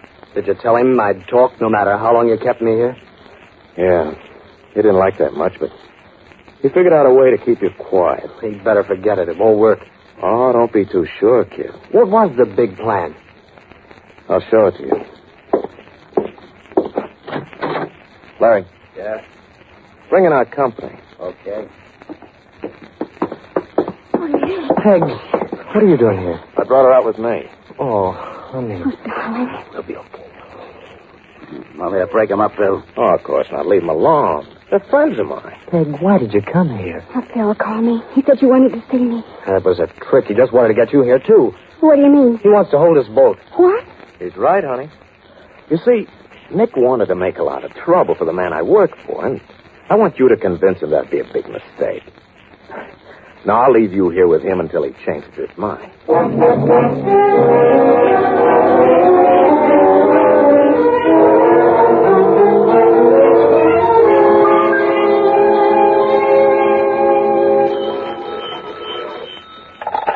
Special Agent Taylor. Hello, Jim. Oh, hello, Sergeant. Did you get anything yet from the telephone company? No, I got a map full of pins here, but nothing's turned up. I just went to see Peg Martin. Gonzalez's girl? Yeah. She'd gone out about a half hour before. Mm-hmm.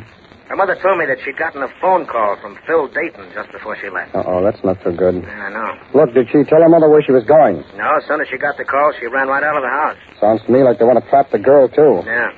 Dayton and Smith are pretty desperate men, Jim. There's no telling what they'll do with those kids. Sergeant, you better get right over here. I've only got a dozen more exchanges to call. We may get something from one of them by the time you arrive.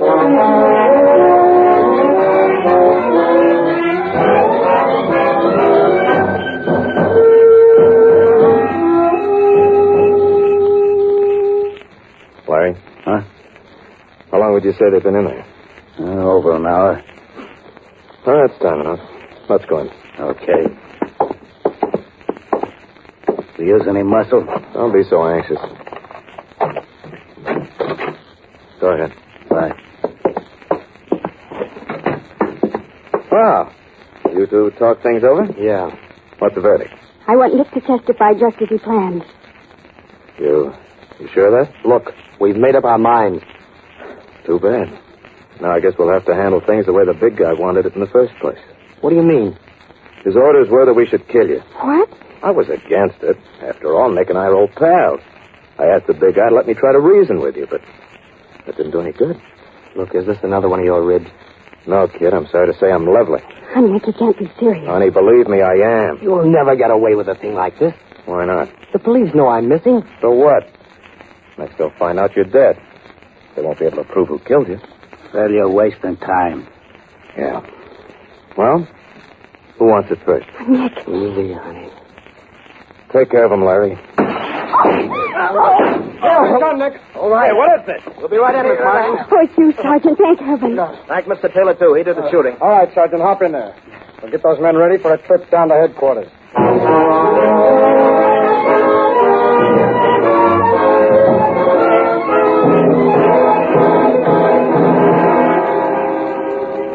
Bill Dayton was tried, convicted, and given a 20-year sentence for assault, battery, and intimidation of a witness.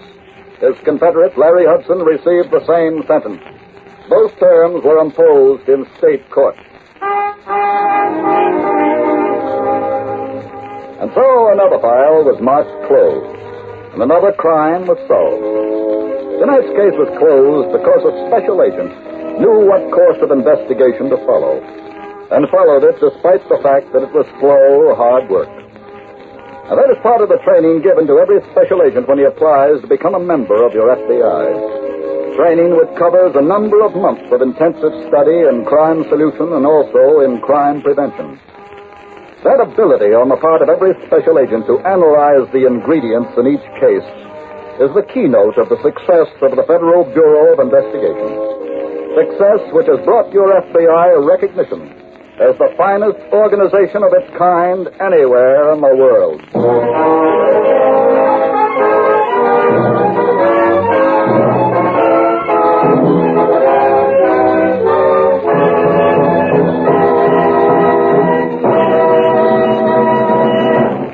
In just a moment, we will tell you about next week's exciting case from the files of your FBI.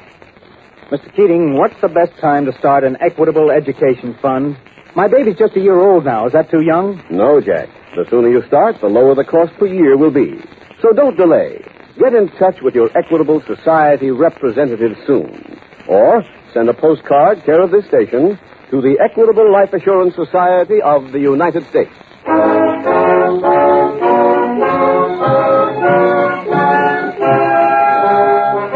Next week, we will bring you another colorful story from the files of the Federal Bureau of Investigation. Mr. Big Shot.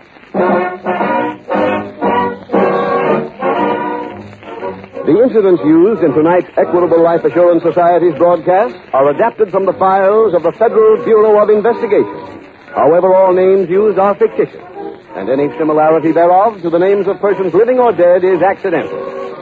Tonight's program was transcribed, and the music was composed and conducted by Frederick Steiner. Your narrator was Dean Carlton, and Special Agent Taylor was played by Stacey Harris.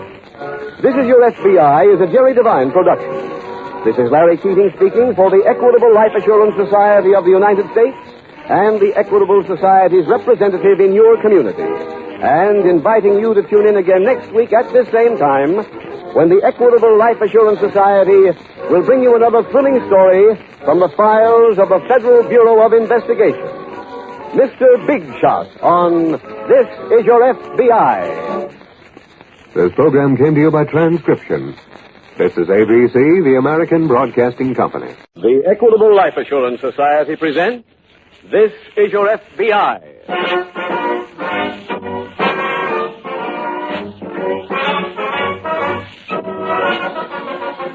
This is Your FBI, the official broadcast from the files of the Federal Bureau of Investigation.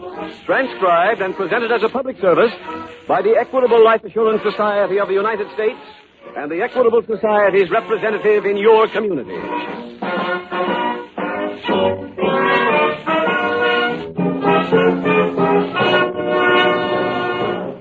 Here in the Equitable Life Assurance Society, we never lose sight of the fact that our equitable radio messages go into millions of homes. Because of this, we feel that it is our responsibility to key these equitable commercials to home and family problems. Tonight's message concerns education. Are there young children in your home? Then you'll be interested in getting the facts on the Equitable Education Fund. For full details, listen carefully in just 15 minutes.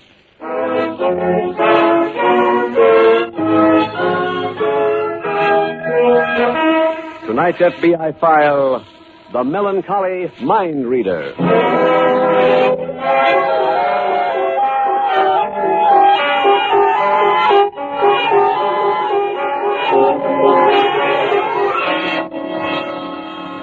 More than 1.5 million major crimes are committed in the United States every year. And they are committed for a variety of reasons. Some are the result of passion or temper and are usually unpremeditated. Some are the result of an overwhelming desire for revenge. But for the most part, crimes are committed because the criminal is overcome with greed. That type cannot wait until he has earned what he desires, because waiting, to his point of view, is needless. Take what you want when you want it is his personal credo. And in order to live up to that, he will stop at nothing. Not even murder.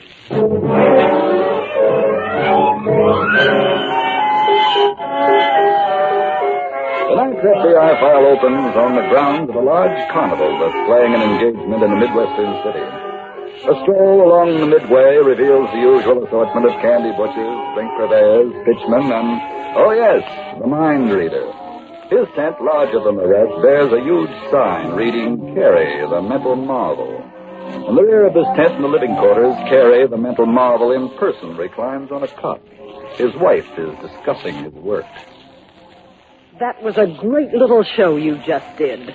Great. What, baby? I'm talking about your performance. It's a wonder we weren't booed off the stage. Oh? Look, will you put down that bottle for a minute and listen to me? Go ahead, Mac. Do you realize what a fool you made of yourself out there tonight? And what a bigger fool you made of me? Oh? You were so drunk you blew 50% of the answers. That many? Yes, that many. I have an object here in my hand. It belongs to someone near and dear to the owner. Identify the object, please. What do you come up with? A black sedan. Gotta laugh, didn't I? Oh, what's the use? Look, baby, quit steaming, huh?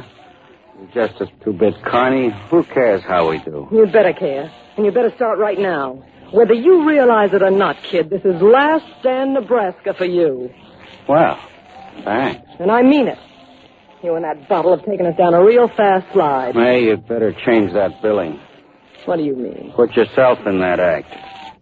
What are you talking about? You're the little girl that brought me and the bottle together. Are you kidding? Just think back, May. It adds up awful easy. Oh, you're not going to start that old routine again. How I've run around with other guys. How I made a sucker out of you. How I drove you to drink. Honey, that's every drunk's excuse since bums laid on their backs and squeezed it out of grape. In my case, it happens to be true. Ha! I can prove it to you, May. I can show you where Wait. Lancaster's on. Yeah, the great Lancaster. He is great. He's magnificent. Look at him. Watch him ride that motorcycle on nothing but a wire. There he goes.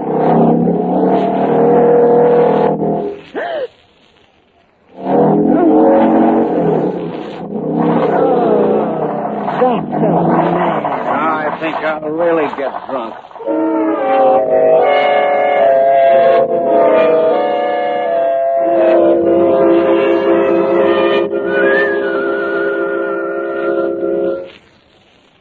Can I come in, Roy? Huh?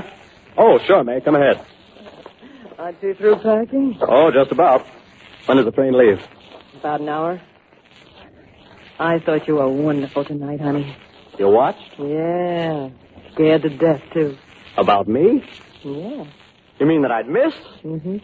Hey, look, sweetheart, I ain't blown a trick in 5 years. Oh, Roy. When that motorcycle turns upside down in the air, my heart does the same thing. I just can't help it. That's on account of the guy who's riding it. Am I right? You are right. Come here.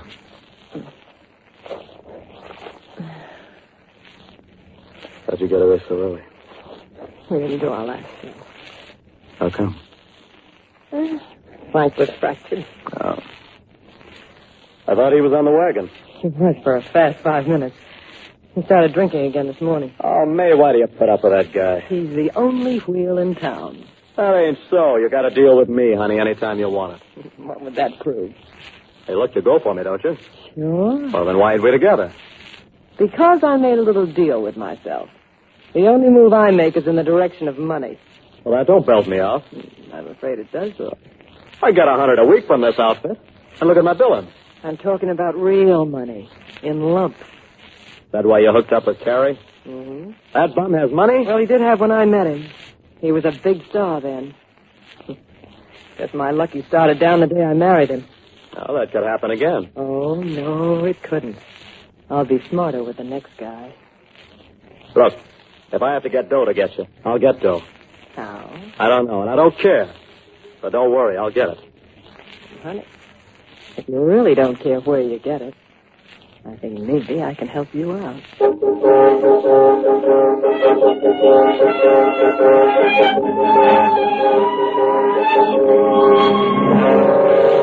Several days later, in an FBI field office, Agent in charge Newton is just greeting a visitor. Sit down, Mr. Pomeroy. Thank you, sir. As I understand it, the local police sent you here. That's right. They told me that my case came under your jurisdiction. Yes, I've heard enough of the facts to believe it does. I wonder if you'd mind giving me the whole story. Well, as you already know, I'm the owner of a carnival called the Pomeroy Wonder Show. Yes. We just finished playing a week's engagement in Cleveland last night. I see. Then we packed and moved on here to Detroit. We have our own private train. Mm-hmm. Well, sir, last night, somewhere between Cleveland and here, our money car was broken into. Safe was cracked and over $30,000 was taken. When did you discover this? Not till the train pulled in here this morning.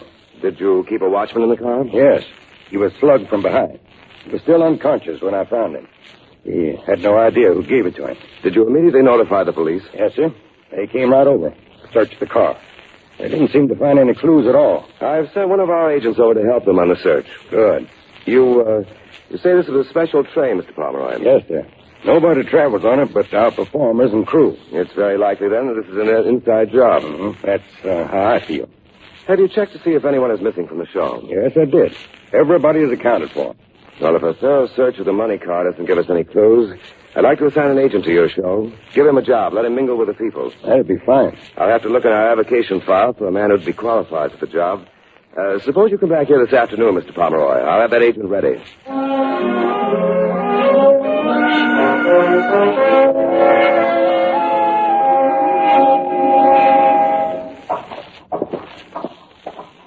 Roy, can I talk to you? Oh, yeah, sure, May. Come on over to my tent. Okay. I see you got your wire up early. Yeah. Pomeroy asked me to do an extra show. He's expecting big business. Uh-oh. How's Carrie? Still drinking? Can he work today? Just about. Go ahead, May. Right. Roy, you did it. Yeah. How much did you get? Over 30,000. Honey, that's wonderful. Did you have any trouble? No, it was a breeze. Yeah, the watchman's in the hospital. He'll be okay. Oh, you're terrific. Where's the money? In that repair box. Well, that's no good. Well, I don't know what else to do with it. You got any ideas? You better let me take it. Where'll you put it? In with my costumes. Oh, but May, that's not a Now, good look, I place. lined this job up, didn't I? It was me that made it come off. Oh, yeah, but I took all the... Let me handle the money. Oh, okay. I'll take it over to my tent right now. Hey, wait a minute. What's our next move? How long do we stick it out here? Not long. A few days at the most. Oh, now, May, we can't leave that soon. They'd know we have the money. Not the way I'm laying it out. What do you mean? Come to my tent after the show's over. You'll see what I mean.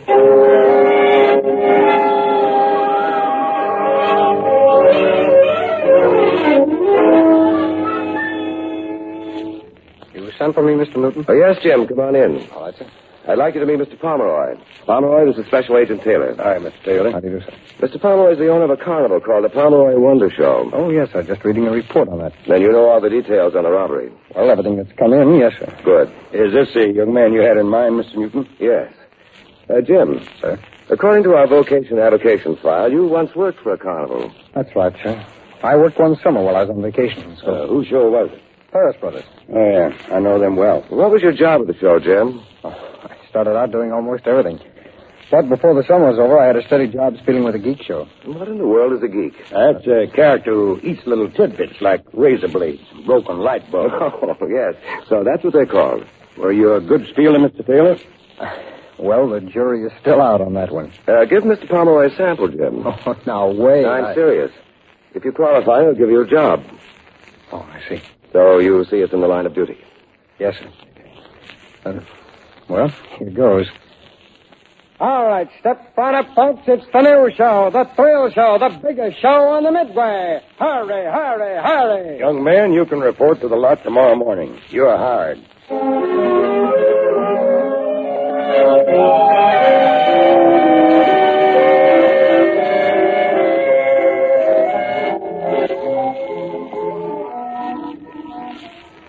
that you, Frank? Yes, Meg.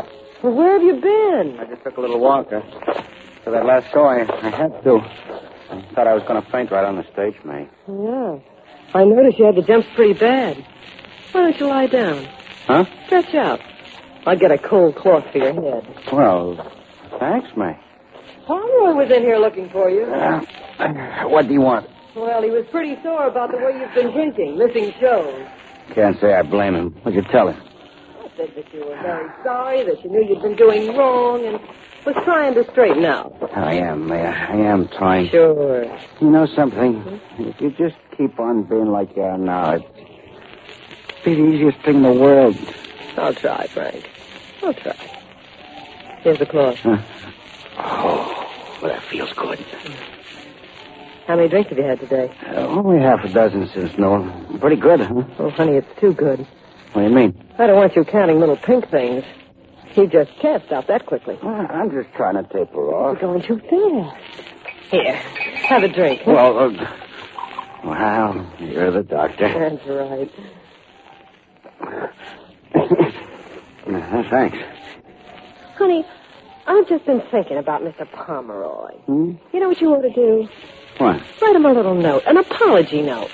That should help square things. All right, man. I'll do it first thing in the morning. Oh, Frank, I know you. If you're going to write it at all, you write it now. Yeah, but May, Put the paper right over here. Very efficient woman. Here you are, dear. Just to spoil you completely, I'll even tell you what to say. Ah, gee, May. Dear Mr. Pomeroy. Huh? Stop writing. Oh. Dear Mr. Pomeroy, I am sorry for what I did. Oh. Got that? Yeah. I was drinking. All right. Well, go on, write it. I'm trying to. Okay. Please forgive me. You got that? Please forgive me. Yeah. Now just sign your name. Yeah. Is that all? Yes, that's enough. Very well. May. What? May, I feel funny. Really? I gotta...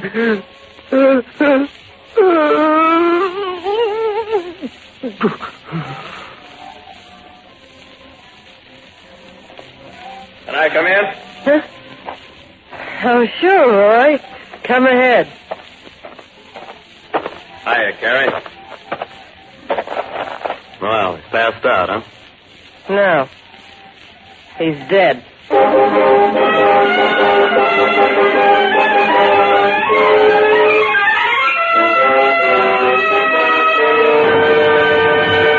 We will return in just a moment to tonight's case from the files of your FBI.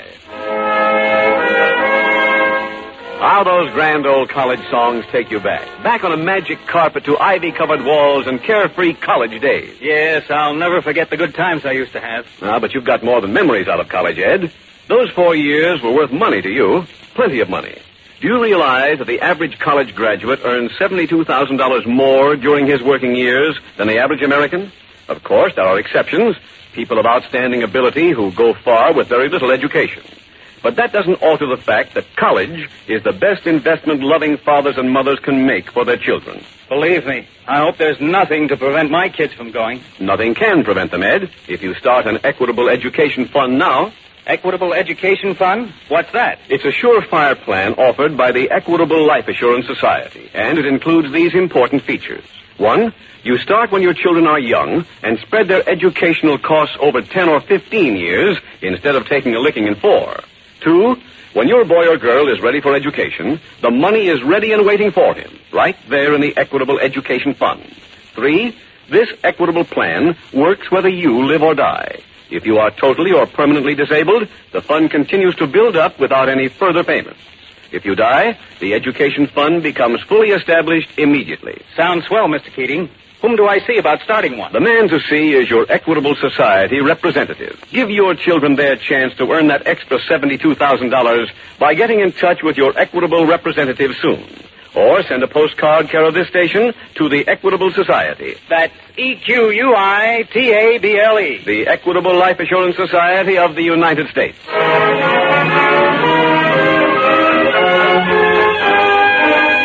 And now back to the FBI file, The Melancholy Mind Reader.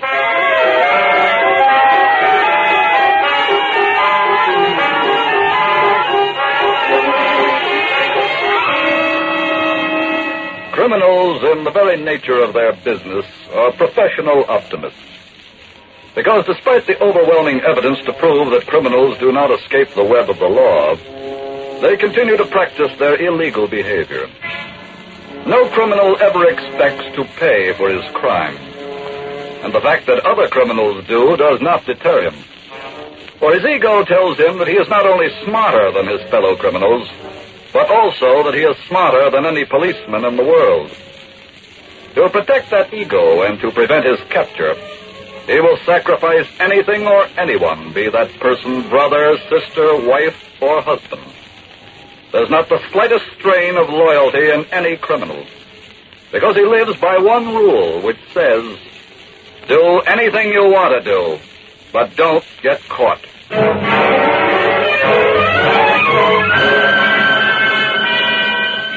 Tonight's file continues the following day at the Carnival grounds. FBI Special Agent Jim Taylor is entering the office of Mr. Pomeroy, the owner of the show. Oh, come in, Mr. Taylor. Thanks, Pomeroy. Were you over in Careless Killer? Yes, I just finished a preliminary investigation. Not a great deal to investigate, was there? Oh, what do you mean? Well, he sent me that note saying he was sorry, asking me to forgive him. And? Part of the stolen money, still in one of our cash wrappers, was found in one of his pockets. That's right. Carey obviously committed the robbery, got remorse, wrote me the note, then committed suicide. Well, it's all very logical, Mr. Pomeroy, but I don't believe any of it. Oh, now, just a minute, Mr. Taylor. I don't like to dispute you, but I happen to know Carey's handwriting. He did write that note. Oh, I'll concede that, but I still question the circumstances under which he wrote it. And won't you concede that he had a motive? What motive? His wife.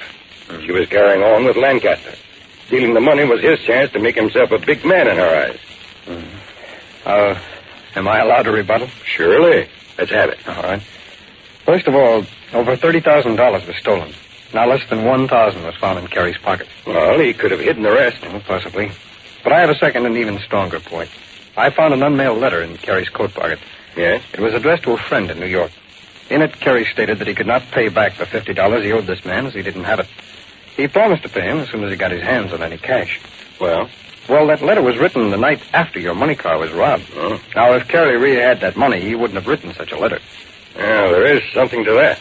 So, you see, I want to wait for the autopsy and find out more about how Carey died. Meantime, Mr. Pomeroy, this case is far from closed.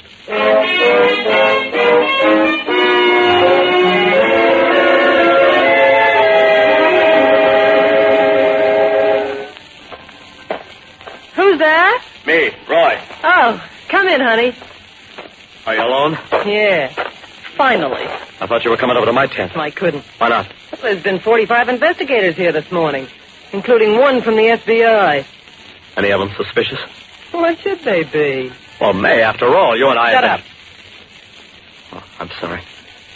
Oh, you know as well as I do, Roy. Frank stole the money, then committed suicide. Yeah. May, where is the money? I've got it hidden.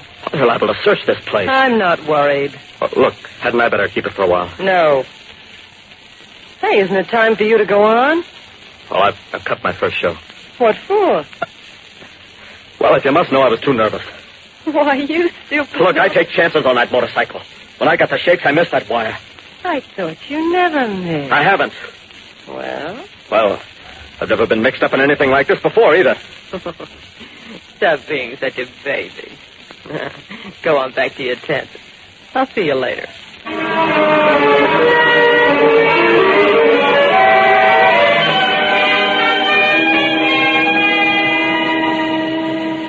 Mr. Newton, I'd like to bring you up to date on that carnival case. Well, Jim, I read your report just a while ago. No. I gather you don't hold with the suicide theory. No, sir, I don't. I agree with you.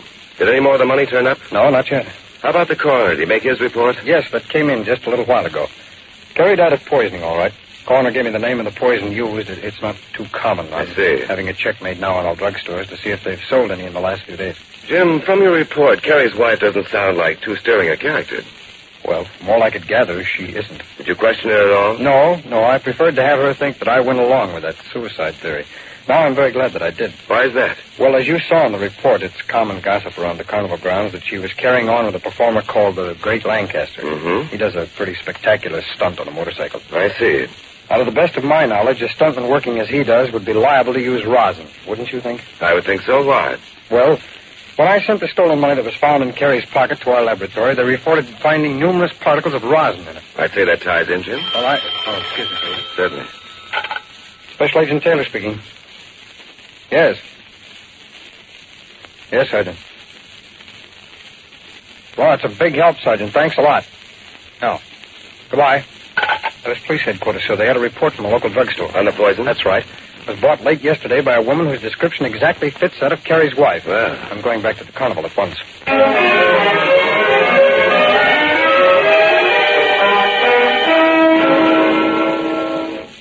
Well, Mr. Pomeroy, that's the story. I see. Has it changed your mind any about the suicide? It certainly has. And when Mrs. Carey gets here, will you talk to her as I asked? I'll be very glad to. Fine. By the way, has Lancaster ever seen you? No, that's why I'm hoping this plan will work. Come in. Hello, Mr. Pomeroy. Oh, hello, Mrs. Carey. Come in. Thanks. You sent word you wanted to see me. That's right. Oh, by the way, this is Mr. Taylor. Yeah, we've already met. Yes, hello, Mrs. Carey. Hello. I've sent for you, Mrs. Carey, to tell you that the case is closed. Oh. That is, all but the recovery of the money. Mr. Pomeroy, I'm terribly sorry about the whole thing. I'm sure you are. I'm sure Frank was, too. I'm certain that if he hadn't been drinking, he never would have stolen the money. Oh, I'm sure of that. To show you that I've forgiven him, I want you to take his body home. Oh. He lived in Texas, didn't he? Yes. I'll arrange for your railroad tickets at once. You shouldn't do this. I insist. Now, you wait right here until I make the arrangements. Hello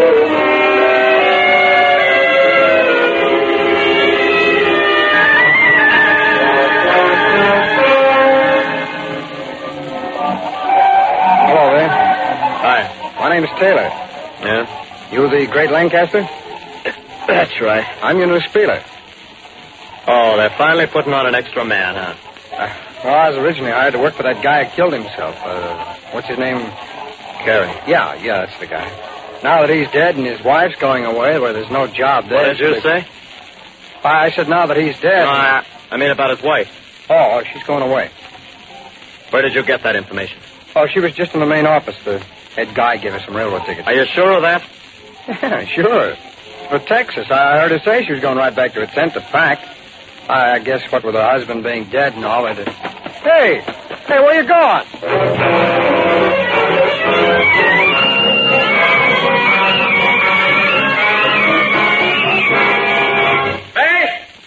May! What is it? I'm just in time, huh? For what? To nail you. What are you talking about? I'll stop the routine. What are you putting in those bags? Laundry? No, I'm packing. I'm going to Texas. I'm taking Frank's body back home. That's a lie. You were going to run out on me. Oh, stop. As soon as I finished packing, I was going to come over and see you. As soon as you finished packing, you were going to walk out on me, and you know it. Now, why would I do that? For $30,000. $30,000 that belongs to me. Stop yelling. I'll yell all I want to. I stole that money, and you're not beating me out of it. Roy, will you listen to me? I'm not running out on you. You've got to believe me. The last guy that believed you is dead. Will you shut up? Hey, you don't like to hear that, huh? You don't like to hear that you poisoned the guy. Roy, that's enough. It's too much, Mrs. Carey. You both said too much. Just as I hoped you would. What are you doing here? He's from the FBI. Now I'd like to start arranging for a trip for both of you.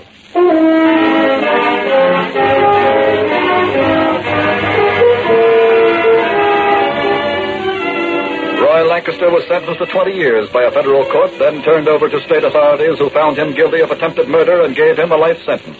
May Carey was also turned over to state authorities and sentenced to life imprisonment for murder. Now, tonight's case in the files of your FBI was solved because of one important factor. A special agent knew in advance how the minds of two criminals would react when confronted with a given situation.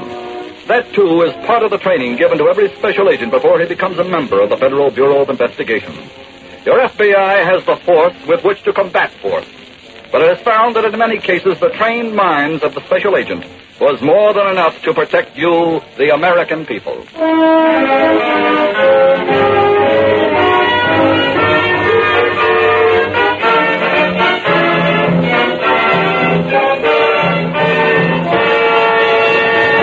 In just a moment, we will tell you about next week's exciting case from the files of your FBI. Remember, fathers and mothers, the finest investment you can make for your children is an equitable education plan. An investment they can never lose, regardless of inflation or deflation. An investment that enriches their personality and increases their earning power. Don't delay. See your Equitable Society representative soon. Or send a postcard care of this station to the Equitable Life Assurance Society of the United States.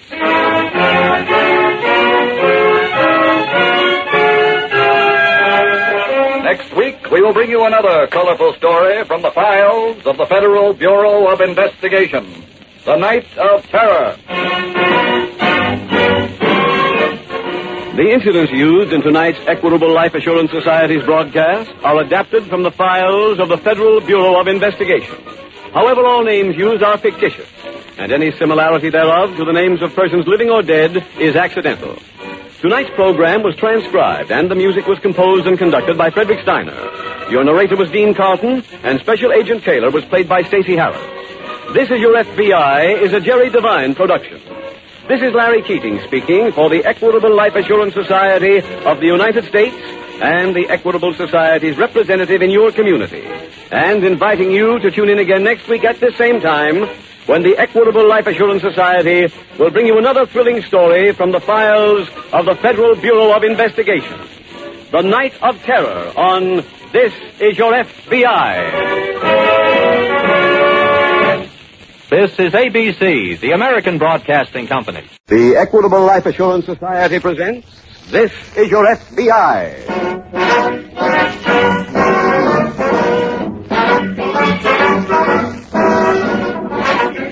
This is Your FBI, the official broadcast from the files of the Federal Bureau of Investigation.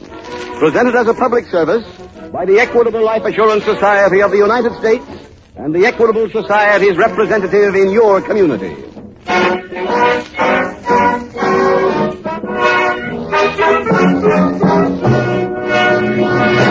The program you are now hearing is one of the most popular on the air. It's listened to in millions of homes. This means that we of the Equitable Society have a very serious responsibility. We must key our Equitable Society messages to home and family problems and give our listeners real help in solving those problems. Tonight's Equitable commercial will tell about the Equitable Education Fund. If you have children, be sure to listen to this important message from the Equitable Life Assurance Society, coming in 14 minutes.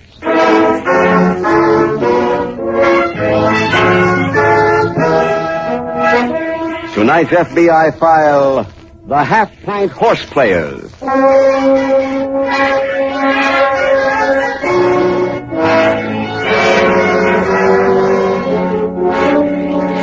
Your FBI has just completed another in its series of uniform crime reports.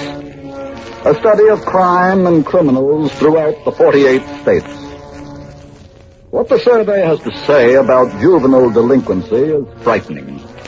Because this refers to no local situation, but to a national emergency. You hear of crimes such as robbery, auto theft, fraud, and forgery.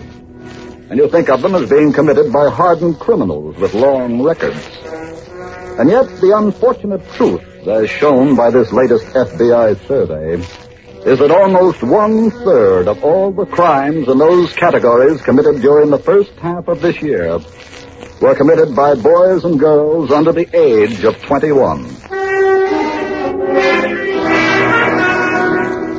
The night file opens in a large room in back of the pool parlor. There's a long counter against one wall behind which men are taking bets on horses. 2 boys, one of them 17 and the other 15, approach the counter. Hey, Joe, looks like the guy who runs the joint right over there. Uh-huh. Let's talk to him. Okay, Phil. The first at Belmont, they got away at 1:35. They all went. Hey, you the boss here? Yeah, why? Well, that guy down at the other end don't want to take my bet. We don't bet with kids. Hey, look, it's American money, ain't it, mister? Yeah, let me handle this, Joe. Hey, how'd you kids get in here? Through the pool room, like everybody else. Go out the same way. And here comes the winner at New York. Big Dip, the winner. Happy Breed, second. Star Song, third. No prices yet. Hey, look, mister. What is it? I got a tip on this horse, and I got to get down someplace. Someplace else, not here. Listen, I was betting parlays when I was in grade school. He used to work for a bookmaker back home. Give him your action, then. I'm telling you for the last time, get out of here. Go on, blow. Come on, Joe. Right. Where are we going, Phil? Well, let's find some other place where we can make a bet. Hey, fellas, wait a minute. Hey, you calling us? Yeah. Yeah, I want to talk to you. What about? Well, I happened to be on the Erie when you were trying to get your bet down with Lou. So what? So I felt sorry for you. Thanks. Come on, Joe. Now, wait a minute. Well, I'm a horse player myself. I know how it is when you got a hot horse and you can't get any action. Look, if you want to hang around out there in the pool room, I'll make your bets for you. Hey, that sounds okay. Now, wait a minute. What's in it for you, Mac? Well, if you have a good day, you stake me 10% of your winnings. That sounds fair enough, Phil. Yeah, that's okay. A deal? A deal. Swell. Now, what do you want to bet? Well, there's 40 clams. That'll be the next 2 at New York. Blackjack and Dusty Legs. 20 if, 20 in reverse. 20 if, 20 in reverse. You got it. Now, wait a minute. You give us the results as soon as they come in? Oh, sure, kid, sure. Okay. Come on, Joe. Let's go on out and shoot a rack of pool, huh?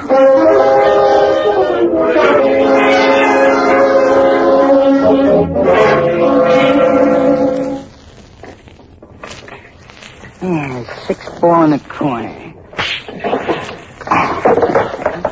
Okay, Joe, rack 'em up. Phil. Yeah, what? We better stop shooting pool pretty soon. Why? We won't be able to pay the time. We gave that guy our last $40. Don't worry, kid. We got to win it soon. Why? That system. Never goes more than 4 races in a row without a winner. Yeah, I know, but... Well, if we don't win this one, we got no more cash. Yeah, so what? We still got all the other stuff. I know, but that ain't cash. Hey, Joe, get out of my way. Let me take a shot. Hey, wait. Here comes our guy. Oh, yeah. Hey, how do we do, Mac? Well, you blew a picture. Oh, another one? Uh-huh. Tough break. Oh, gee. This just ain't our day, Phil. Well, what do you want next, kid? I like a horse called Noble King. All right, how much you want to bet? I can't make a bet. Why not? I'm tapped out. No cash left at all? Nope. Oh, that's too bad. Well, sorry you didn't have a better day. Look, if you get any fresh scratch, come back again, you hear? Now, you just ask for Charlie. Hey, wait a minute, Charlie. I want to talk to you. Hey, look, kid, if it's about dough, I ain't holding so good myself. No. I don't want to put the bite on you. I want to tell you something. Huh? Yeah. Take a look at this. Hey, that's a real nice piece of merchandise. It's a genuine ruby. Real nice. Charlie, what's it worth to you? Well, I couldn't say offhand. If you don't want to buy that, Phil, we could show him that emerald pin. Emerald pin? Yeah. Hey, what are you guys running? Teenage Tiffany's? Yeah, we got plenty of stuff like this. No kidding? Oh, sure. Look, fellas, let's go over and sit down where it's nice and quiet, huh? I think we can do some business.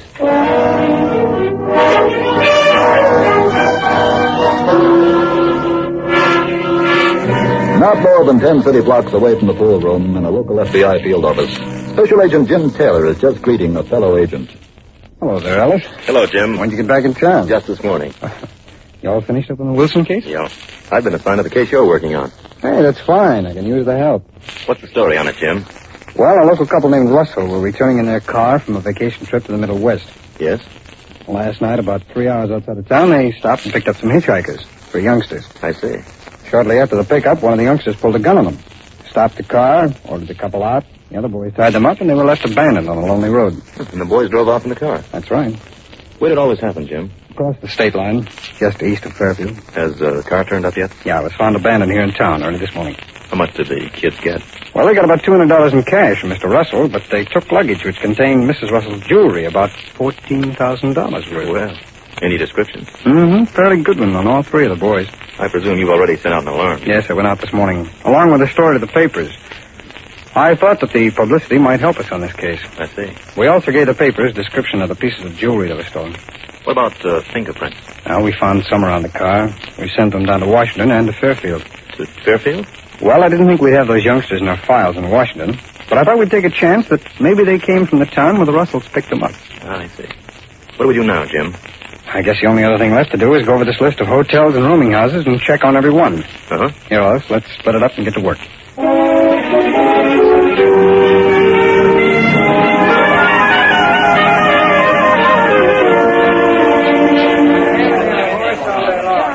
There's the post at Hawthorne. Get your bets down. Lou. Excuse me, Lou. What is it? Can I talk to you for a minute? Oh, look, Charlie, this is my busiest time of the day. Yeah, but it's important, Lou. Real important. Another touch? No, Lou, honest, I swear it ain't. No, I got a proposition that can mean a lot of money to you. Let's go into your office and talk, huh? Just for a minute. Well... please, Lou. Okay, come on. Ah, swell. Hey, Walt. Yeah? You handle the payoffs. I'm going into my office. Right. Go ahead, Charlie. Yeah, thanks.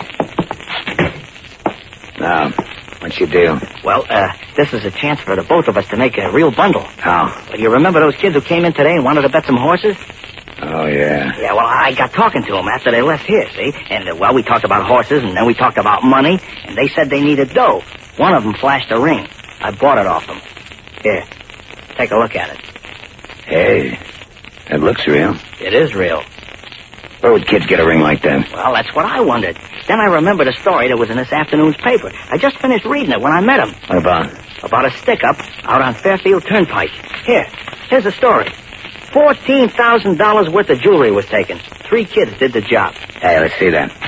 Now, this ring is described in the story as one of the pieces that's missing. You see? Right there. Oh, yeah. Now, the kids I've been talking to are the ones that done the job. Say, the story says it says 3 kids here. Yeah, well, the other one is waiting for him someplace with the rest of the jewelry. Now, here's the proposition, Lou. See, I made a deal with them. I told them I'd give them $5,000 for the whole lot. Well, they went for it big. Now, they're going to bring the stuff to my room tonight at 7. Hey, where are you getting $5,000? I ain't really giving them 5. When I get them up the room, I'm cutting them down to 2. Where are you getting 2? Well, I sort of figured that's where you come in. Yeah, I thought so. Well, look at the action you're getting, Lou. $14,000 worth. Why do you have to pay them at all? When they come up with the stuff, why don't you grab it and tell them to blow? Oh, you can't trust kids. They're liable to scream or make trouble. Lou, believe me, this is a terrific bargain. As a matter of fact, I'll see to it that we not only get the rings and stuff, but you get your $2,000 back, too. How? Well, I'll bring them back to the horse room. They'll bet it back with you. What do you say, Lou? Yeah, okay.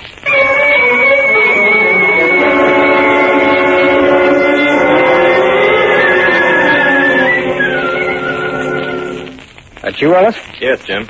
Hope you had better luck than I did. No, couldn't find any trace of those kids. Anything come in while I was gone? Yes, we received word from the Fairfield police. Did they identify the 3 boys? Yeah, the oldest one is named Phil Osborne. He's 17. Who are the other 2? The other 2 are brothers, Joe and Tom Sherman. I see. The Fairfield police also passed on a message from their parents. They said that if we catch the youngsters, to keep them.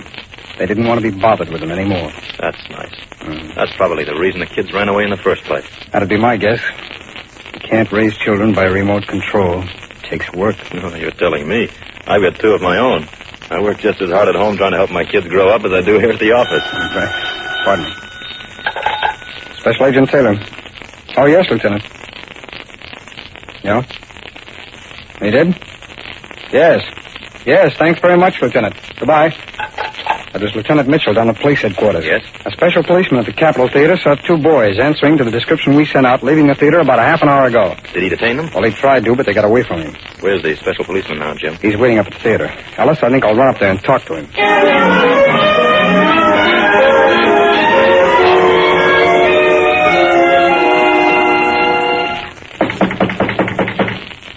Just a minute. Hiya, Charlie. Oh, hello, fellas. Come on in. Go ahead, Joe. Right.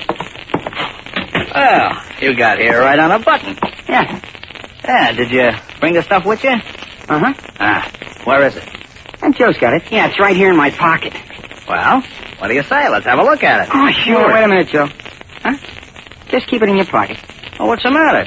We want to see some money first. Well, sure, kid. Have you got $5,000? Well, not exactly. What do you mean? Well, I went all over town, dug up all the cash I could. The best I could raise was $2. But you promised us $5. I know, kid, but... No more buts. We ain't interested. Come on, Joe. Wait a minute. Well, you better change your mind. Why? I know where that stuff came from. What are you talking about? You kids did that job out in the Fairfield Turnpike. It was in the papers. Yeah, so what? So, if you don't do business with me, I blow a whistle.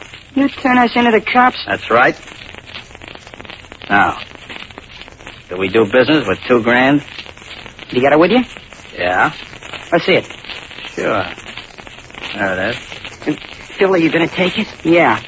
With this gun. Huh? Hey, what is this? I got a gun, wise guy. Now let's have the dough. Come on, drop it on the floor. What about the rings and stuff? No, we keep them. Hey, now look, you can't just drop that dough. I'm warning you. Drop it or I'll shoot. Phil, wait, you can't shoot. I got the bullet. Huh? Now what do you do, big shot? I use this end of the gun. Phil. What is it, stupid? Here's the bullets.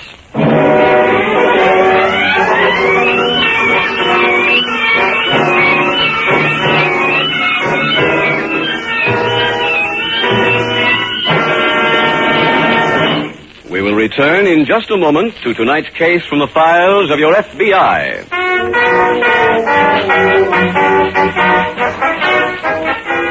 Close your eyes as you listen to one of those traditional college songs. You see the cheering section in the stadium, or the group around the fire in the fraternity house. Yep, those were the days. Yes, but don't forget they were days of learning, too.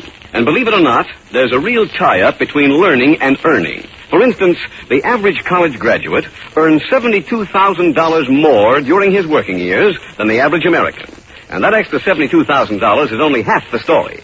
The well-educated man has a keener appreciation of the finer things of life, a better understanding of what makes the world go round. That's why everyone agrees that college is the best investment loving fathers and mothers can make for their children. I hope my children will get the chance. Well, if I were you, Don, I wouldn't leave it to chance. Why not make sure they'll go?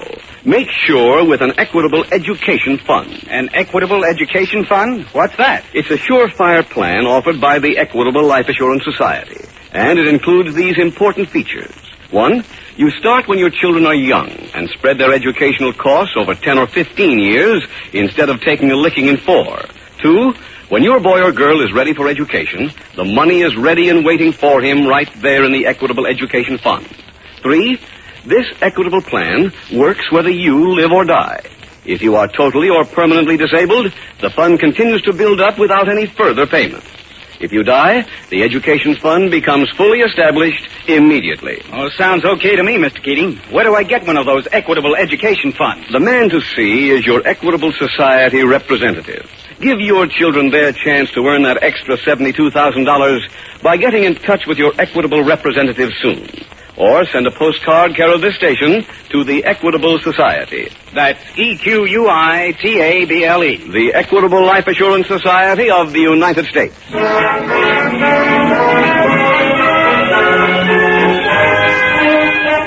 And now back to the FBI file, the Half-Pint Horse Players.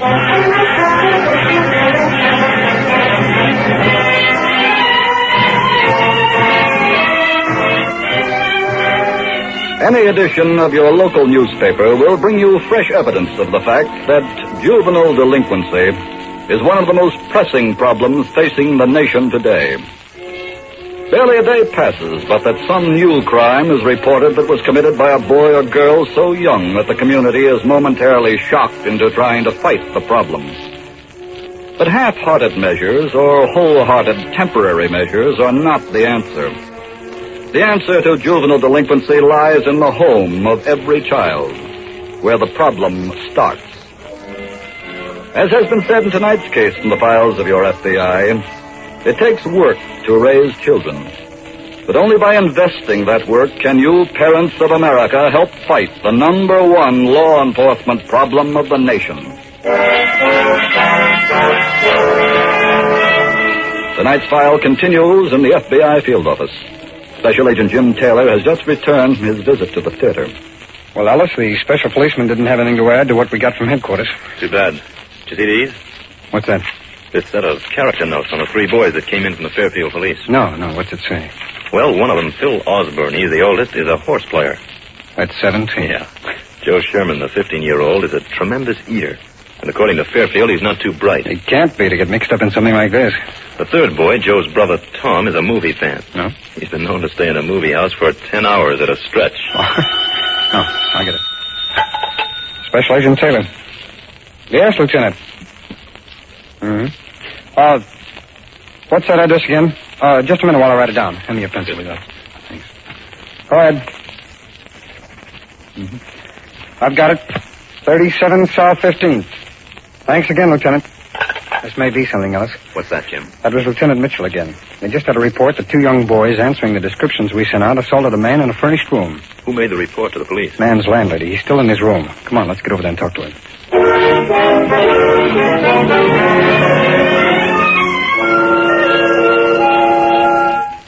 Mr. Brown? That's right. My name is Taylor.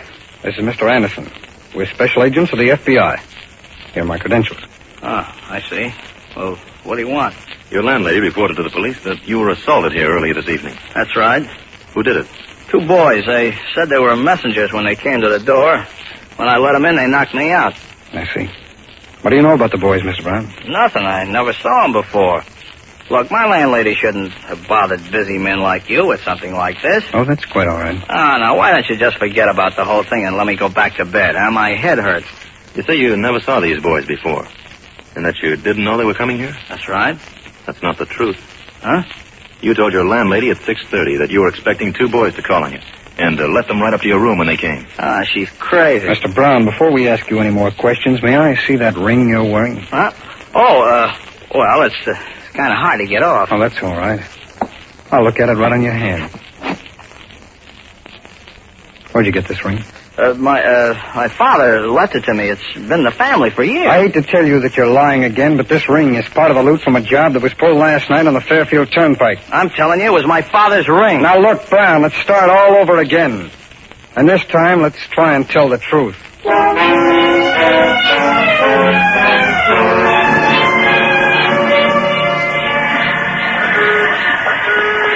Joe, we're in good shape. Yeah. Yeah, we got 2 G's in cash, and we still got jewelry. Hey, you know what we do tomorrow? Nope. We hop a train, go to New York. And we can go to the movies, the races. Bill. Huh? I wish I was home. What? I mean it. Look at us. We got $2,000 and we can't even get a place to sleep in a hotel. But I told you the cops will be watching every hotel. That's why I wish I was home. Ah, come on. I used to have plenty to eat when I was home, Phil. You don't let me eat unless you're hungry. I ate too much. But I like to eat. I like to sleep, too. I could sleep at home whenever I wanted to. Now, look, Joe, your brother's waiting for us at the Capitol Theater. You can sleep there, okay? Only till about 12 o'clock. Look, it's open all night. Well, I'll sleep there tonight. And then tomorrow morning, the 3 of us go to New York.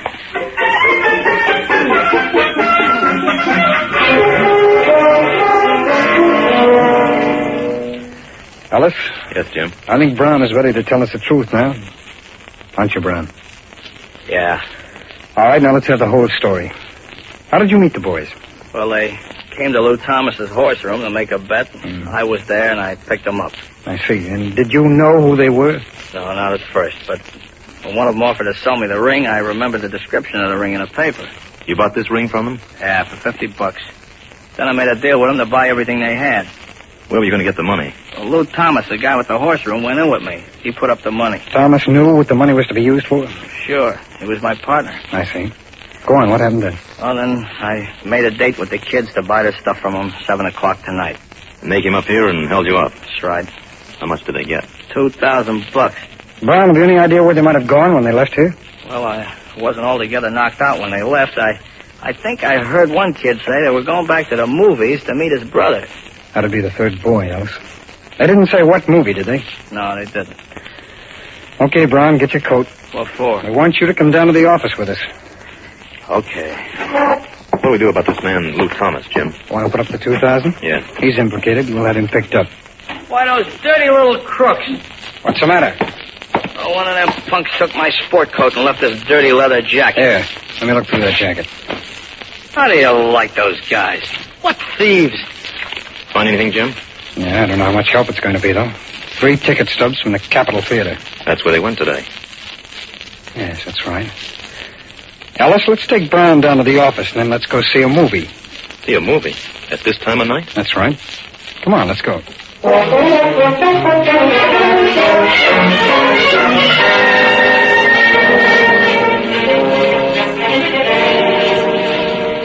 Here, in the midst of all this green foliage, we come upon many rare and beautiful specimens of the orchid. Nowhere in the world are so many different varieties to be found. And they constitute one of the main sources of export revenue. Jim. Yeah? Jim, you think we ought to ask the manager to throw on the house lights? No, I don't think that'll be necessary, Alice. We should be able to spot them if they're here. It's a pretty small audience. Here, you see them being packed. Why don't you look up in the balcony while you work the orchestra? Hey, that's a pretty good idea. Go ahead.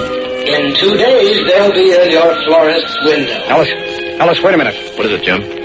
Take a look at those 3 kids sitting down there. Yeah, they look like the ones we're looking for. I'm sure it's them. Come on, let's get down there. And so you see how much the airplane has meant to the economy of Panaloa. Jim, I don't know how you figured they'd come back to the Capitol Theater. You remember how many ticket stubs there were in that leather jacket? Yes, 3. That meant that all 3 of them came in here today. But the special policeman only saw 2 of them come out. Hey, that's right. Then there was one other thing. Remember in the notes from the Fairfield police, they said that one boy was a movie fan and could sit and watch the same movie for 10 hours? Of course. All of the Panaloans are expert sailors, of course. And this canoe racing is their main sport. It takes 2 years to build one of these canoes. But once built, they are sturdy enough to last a lifetime. Hello, boys. Huh? You're Joe and Tom Sherman? Yeah, that's right. That other boy there's Phil Osborne? Yeah. Be quiet, you dope. Who are you? What do you Special want? agent of the FBI. What? Now, don't raise your voices. You're coming along with us. Come on. Yeah, but you don't Now, understand. no arguments. Come on, boys. And so, with the last beautiful glimpse of the sunset sinking into the bay, we say farewell to the beautiful island of Panaloa.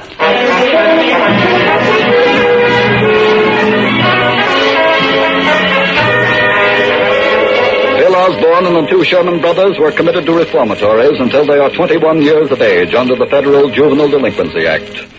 Lou Thomas and Charles Brown were sentenced to 3 and 5 years, respectively, for violating the National Stolen Property Act. And thus, 3 young boys were halted in their careers of crime by your FBI and given fresh chances to straighten out their lives and to become decent citizens. Every child deserves that chance. And the fact that there are as many juvenile delinquents as there are is not the fault of the children themselves, but of the adult population. When the parents of America face that fact honestly and try to do something about it, then and only then will the most important step have been taken. Law enforcement agencies like your FBI fight juvenile delinquency with every facility at their disposal. But they cannot hope to win their fight without support. Support from you, the parents of America.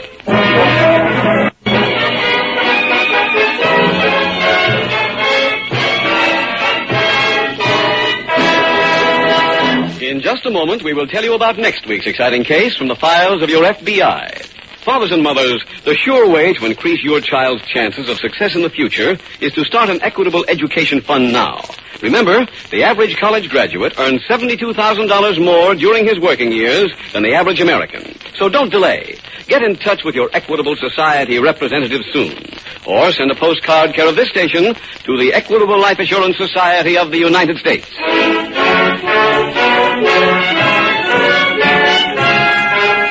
Next week, we will dramatize another case from the files of the Federal Bureau of Investigation, a case that emphasizes the inherent viciousness of the professional criminal.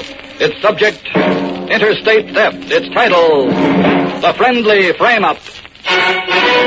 The incidents used in tonight's Equitable Life Assurance Society's broadcast are adapted from the files of the Federal Bureau of Investigation.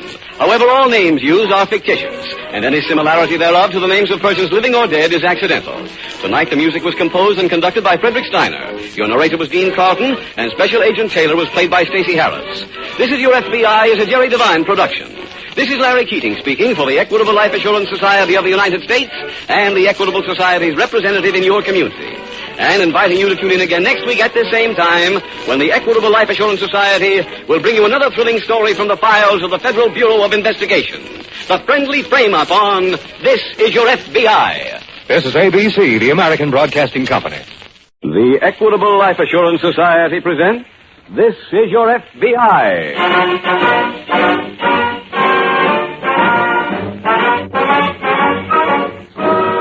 This is Your FBI, the official broadcast from the files of the Federal Bureau of Investigation. Presented as a public service by the Equitable Life Assurance Society of the United States and the Equitable Society's representative in your community.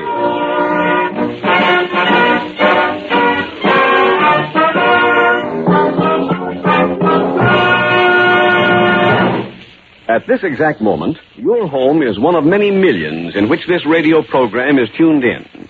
In the Equitable Life Assurance Society, we feel that this nationwide home listening carries with it a very serious responsibility. Our Equitable radio message must be keyed to home and family problems. Tonight's Equitable Society message is on education. If there are children in your home, you'll be particularly interested in this commercial about the Equitable Education Fund. Don't miss it in about 14 minutes.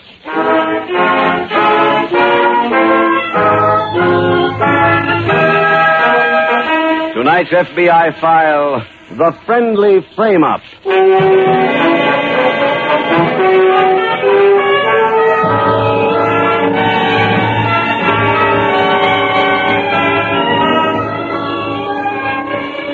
It is a truism in law enforcement circles that no criminal is easy to catch. Each one presents a new problem, demanding a new approach. Some, of course, are easier to apprehend than others. It is simpler to bring to justice the criminal who lives by crime alone, who earns no honest dollar, than it is to trap the species of lawbreakers among us who live a Jekyll and Hyde existence, who operate a legitimate business as a front and a criminal business undercover. Those people are difficult to weed out because, for the most part, they take no active role in the commission of any crime. Mainly, they are the brains and the money behind the operation of a complex criminal machine. A machine which is built to stop at nothing.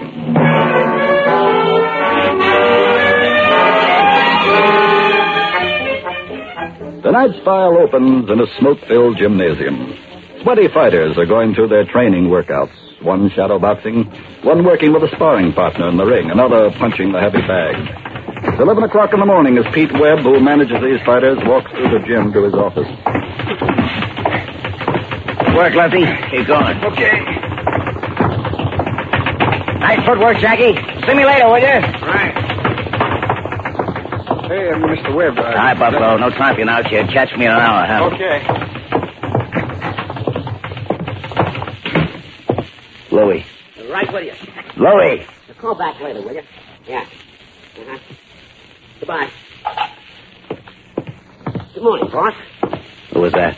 Bob Hudson. What do you want? The job. Are you kidding? Bob thinks just because I managed him, when he was fighting, I should support him for the rest of his life. Let him drop dead. What's come in this morning? Little Danny's in the jug. Where'd you get that?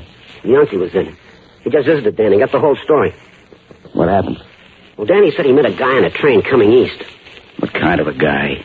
A bond salesman. Danny got him loaded, and the guy spilled that he was carrying some bonds. Well, it's perfect for Danny. He's always got those go-to-sleep pills in his kick. So he slipped some in the guy's drink and clipped his briefcase. Well, what went wrong? Well, the guy must have come to awful fast. He quick contacted the cops. They cornered Danny in the station? No. Not till he hit his apartment. What about the bonds? Well, Danny was afraid he might have a tail on him, so as soon as he hit the railroad station, he checked the briefcase to the baggage counter. Then he put the claim check in an envelope and dropped it in the mailbox. Who'd he mail it to? Well, that's what Yancey came up to tell us. Danny mailed the claim check to you. No? Did it come in? No, Danny figured we should get it this afternoon. Then he wants for you to get rid of the bonds and get some cash to him for a mouthpiece. I see. Where did he check this time? North Side Station. Well, when the baggage check's in, then you run over there and pick the stuff up. Me? Yeah. Are you kidding? No, why? There's liable to be 50 cops waiting around that baggage counter. You just told me that he wasn't picked up till he hit his apartment. All right, he could have talked since then. Daddy wouldn't talk. Then why don't you pick the stuff up? Well, for the same reason I got, huh? Look, we just can't leave the stuff there. It's too good a score for us. We gotta get some... Wait a minute. What? I got an idea.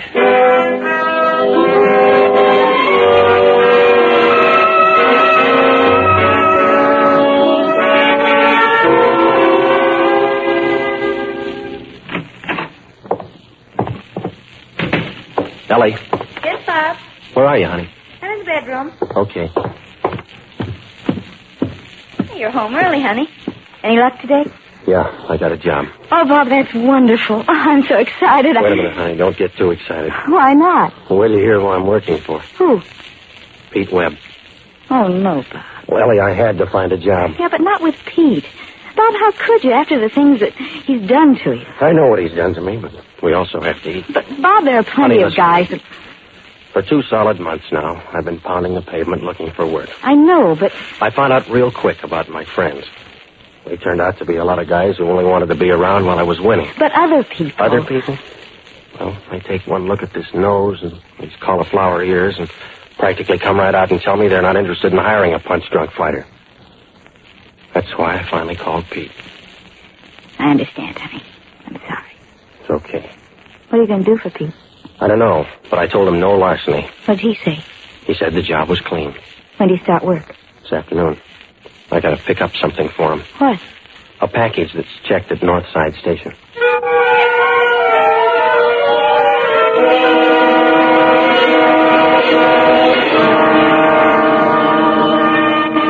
The same afternoon in the local FBI field office, Special Agent Jim Taylor is just approaching his desk. Jim. Oh, Jim. Oh, yes, Paul. I've been looking for you. Oh? I just left the boss. He's put us both on a case that just came in. No?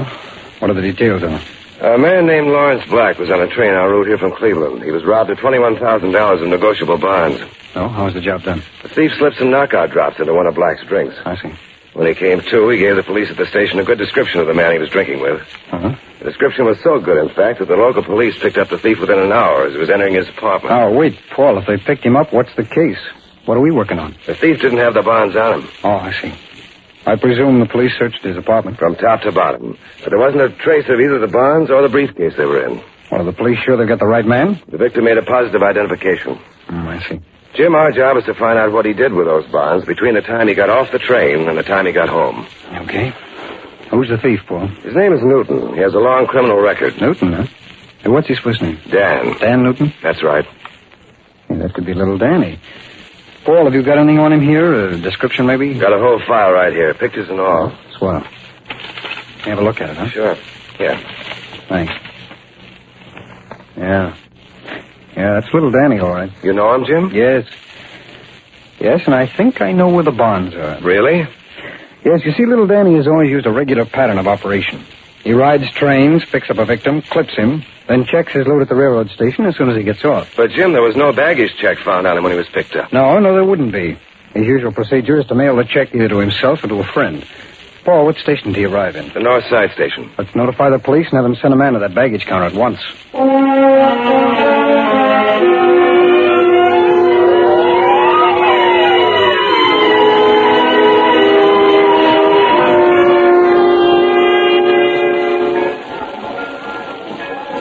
Hey, Bud, how about that bag? I gave you the check 5 minutes ago. Look, can I get some service here? Oh, brother. Hey, you, is that the briefcase? Yeah. Well, it's about time. Let me have it. Here. Wait a minute. You better let me have that briefcase. Who are you? Police. Here's the badge. What is this? Just give me the briefcase, Hudson. How do you know me? I used to watch you fight. Now let's have the bag and come along with me. What for? This is an arrest. I gotta take you in. Look, I don't get any of this. You just claimed that briefcase. Well, so what? I'm picking it up for the guy I work for. Hudson, that briefcase was stolen. There's $21,000 worth of negotiable bonds in there. Well, wait, there must be some mistake. There's no mistake. I know the briefcase, and I've been waiting an hour to nail whoever picked it up. Whoever picked it up? Yeah, now come on. Wait a minute, I'm being framed. Come on, I said. Oh, no, let go of me. Hey, come back here. Stop or I'll shoot. Hudson, you hear me?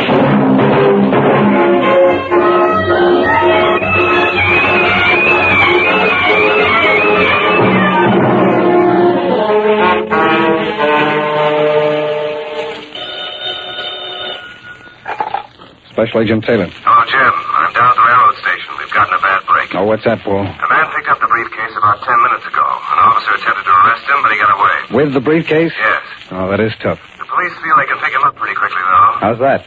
The arresting officer recognized the man. Said his name was Bob Hudson, ex-prize fighter. Yeah, I've heard of him. Hudson was wounded in the getaway. The officer fired 2 shots at him. He certainly hit him at least once. Any idea where this Hudson lives? The police are checking that now. Paul, have them call me as soon as they find his address.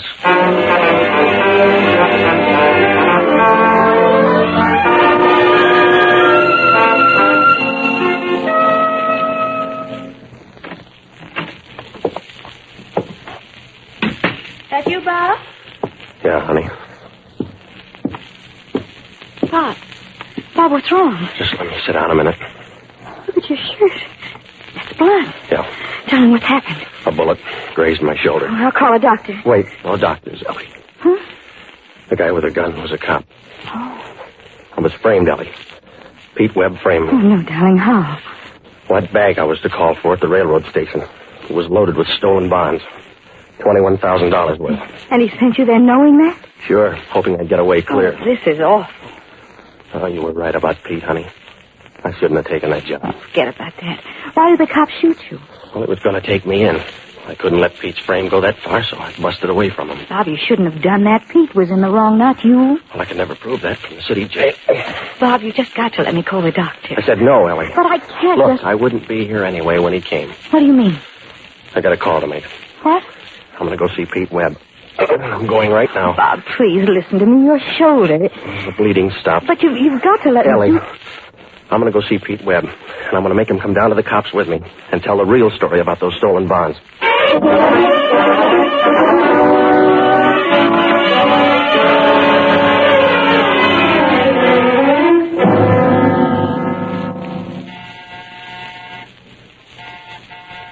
Just a minute.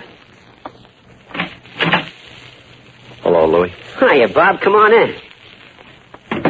Pete, it's Bob Hudson. Hiya, kid. Hello, Pete. What took you so long? I was beginning to get a little worried about you. No kidding. Hey, what's with the blood? In my shirt? Yeah. What happened? I got shot. Huh? By who? Cop. What for? You should know what for, Pete. I don't get you. The briefcase. The briefcase that you framed me into picking up. Oh, I sent you on an errand, that's all. Stop the routines. Hey, where is the briefcase? I haven't got it. The cops get it? No. Where is it? I put it away in a safe place. It's going to stay there until I take both you guys and the bonds to the cops. You're going to take us to the cops? That's right. Pete, this guy really is punching. You did frame me. You got to admit that. Yeah. I admit it. But only to you, not the cops. I was just paying you back for an old score. What do you mean? The time you double-crossed me in Bay City. I never double-crossed anybody in my life. Remember the time I had you in a main at Bay City? I bet against you. I told you about it. You turn around and win the fight. I've tried to win every fight. You're in one now, you ain't gonna win. Oh, no. I'm taking you both to the cops right now. Hold the phone. This gun says different. That ain't stopping me, Louie. That's what you think. No guns, Louie. This is better. Louis, take this blackjack.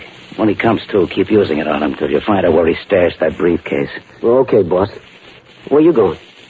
I want some action. I'm going to the fights.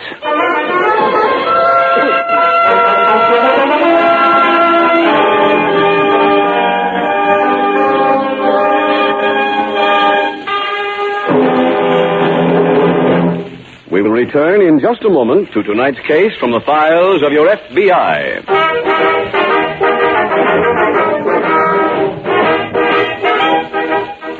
Tomorrow on hundreds of football fields, boys and girls will raise their voices in the old traditional songs. The same songs you and I sang in our college days. Well, college wasn't all singing for me, Mr. Keating. I had a swell time, but I took medicine and studied pretty hard at it. Of course you studied, Harry. And there are hundreds of thousands of others just like you. That's why the average college graduate earns $72,000 more during his working years than the average American. What's more, that extra $72,000 is just half the story. Educated men and women have cultural interests and appreciation that they wouldn't part with for any amount of money. So, for many reasons, everyone agrees college is the wisest and best investment loving fathers and mothers can make for their children. Well, I certainly hope that my boy will get the chance to go. If I were you, I wouldn't leave it to chance. Why not make sure he'll go? Make sure with an Equitable Education Fund. An Equitable Education Fund? Never heard of it before. It's a surefire plan offered by the Equitable Life Assurance Society, and it includes these important features. First, you start when your children are young and spread their educational costs over 10 or 15 years instead of taking a licking in 4. 2, when your boy or girl is ready for education, the money is ready and waiting for him right there in the Equitable Education Fund. 3, this Equitable plan works whether you live or die. If you are totally or permanently disabled, the fund continues to build up without any further payments. If you die, the education fund becomes fully established immediately. Well, sounds okay to me, Mr. Keating. Where do I get one of those Equitable Education Funds? The man to see is your Equitable Society representative. Give your children their chance to earn that extra $72,000 by getting in touch with your Equitable representative soon. Or send a postcard care of this station to the Equitable Society. That's EQUITABLE. The Equitable Life Assurance Society of the United States.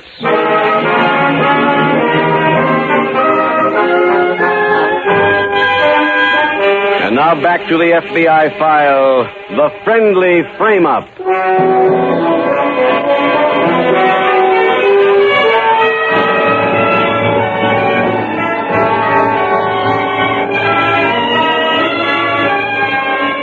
Tonight's case from the files of your FBI illustrates one major point.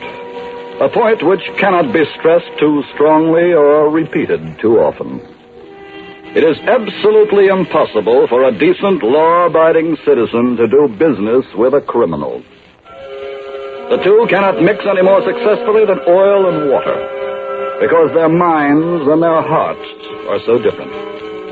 The decent man lives by the credo that he must work for what he gets, and that his fellow man is entitled to the same courtesy and dignity that he himself expects in return. But the criminal regards his fellow men as just so many potential victims, and he looks with contempt on those who work for what they want.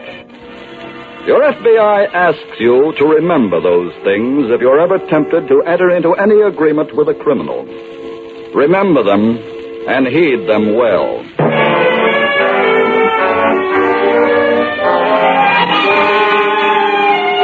Tonight's file continues that same evening at the local FBI field office. Special Agent Jim Taylor has just returned to his office where Special Agent Meriden is waiting for him.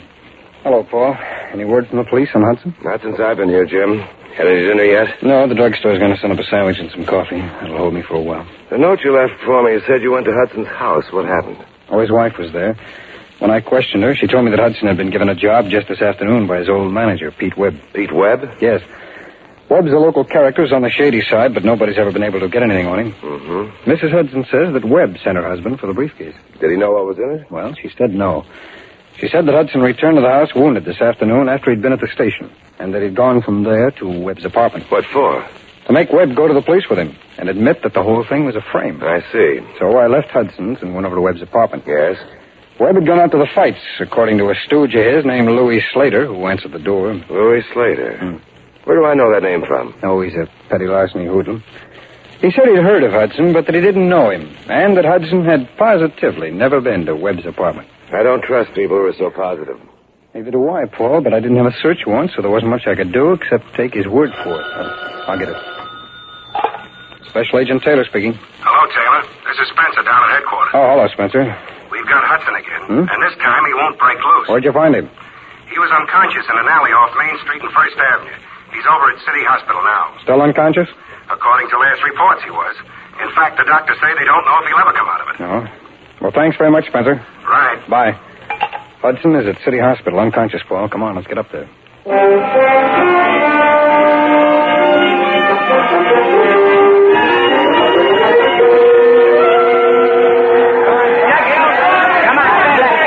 Out there. Kick the left out.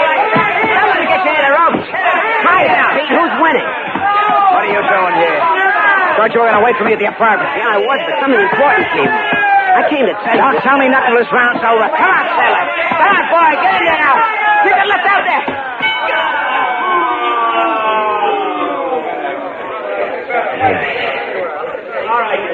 Now, what have you got? A guy from the FBI was around. He was looking for Hudson. What'd you tell him? I said I didn't even know the guy. Good. What'd you do with Hudson? I dumped him in an alley. Alive? Yeah, just about.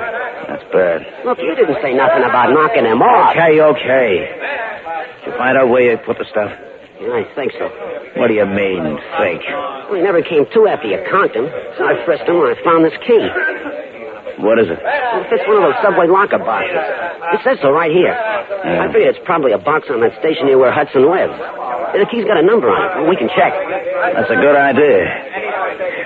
Look, Louie, why don't you go up and see if you're right? Are you kidding? No. Look, that's how Hudson got where he is.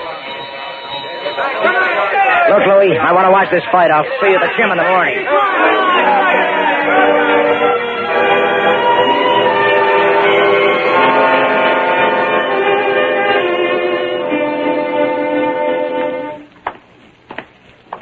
Calling Dr. Ciancimino.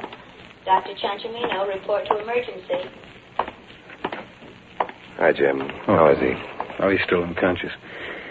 They patched up the bullet wounds, but somewhere Hudson took an awful beating. After he was shot? Must have been.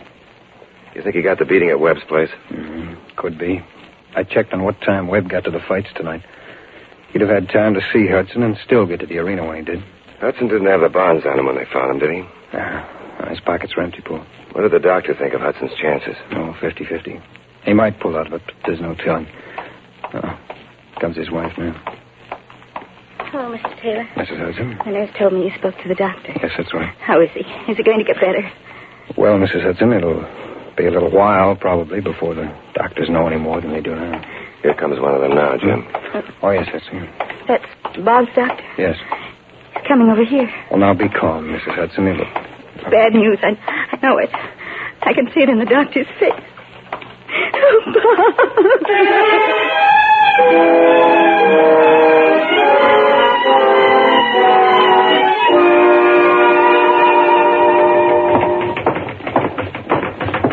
Hey, Tiger, has he come in his office yet? Yeah, he's in. Thanks. That's you, Louie? Uh-huh. Pete, I got some news for you. What is it? Well, you were worried about me not knocking off Hudson, huh? Uh-huh. He died this morning in the hospital. How do you know? I heard the rumor from a dozen guys, so I called the hospital. I see. They said it was official, and he also told me he'd die without ever coming to. That means he couldn't tell the cops where he stashed the bonds. That's right. Where's that locker key? Right here in my kick. Where do you think we should start looking? Like I said last night, we go first to the subway station near where Hudson lived. Okay, let's go.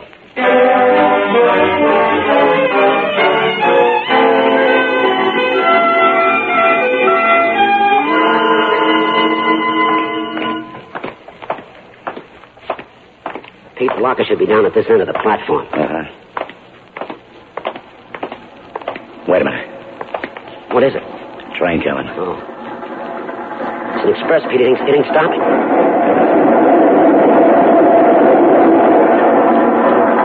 Well, come on. Louis, that looks like the lockers down there. Yeah.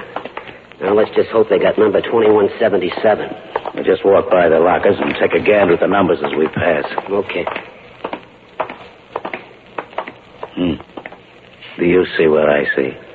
Good old number 2177. Let's go to work. Here's the key. Okay.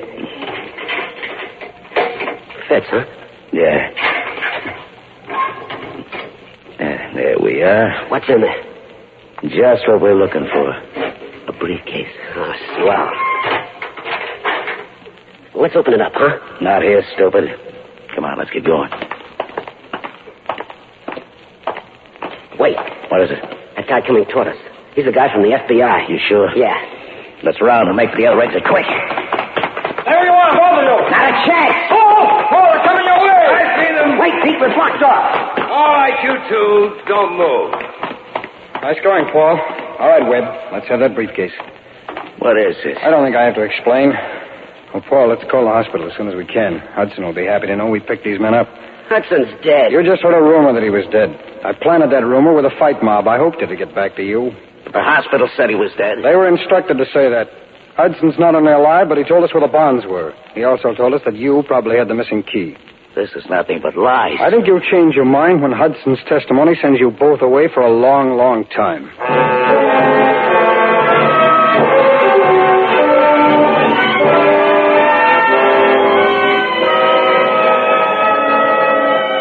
Pete Webb and his henchman Louis Slater were tried in a federal court and given 20 years for violating the National Stolen Property Act.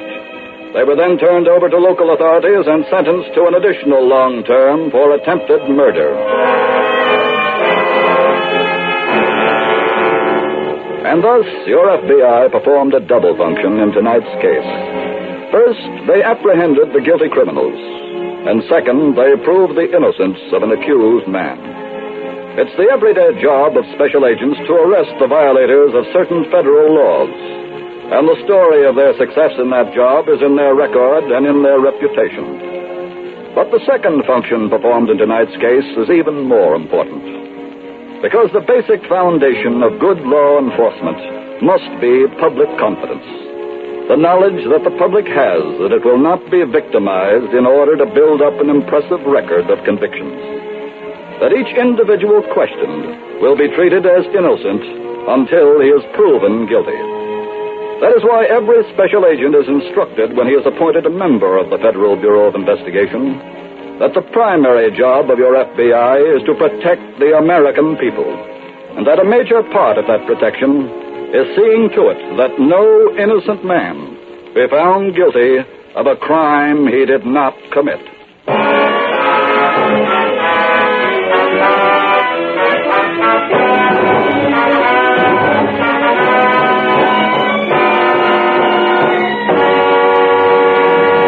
In just a moment, we will tell you about next week's exciting case from the files of your FBI. Now, one last word about the Equitable Education Fund. The outstanding feature of this plan is this. It makes sure that your children will be educated no matter what happens. Whether you live or die, they'll get the education you want them to have. So don't wait any longer. Get in touch with your Equitable Society representative soon. Or send a postcard care of this station to the Equitable Life Assurance Society of the United States.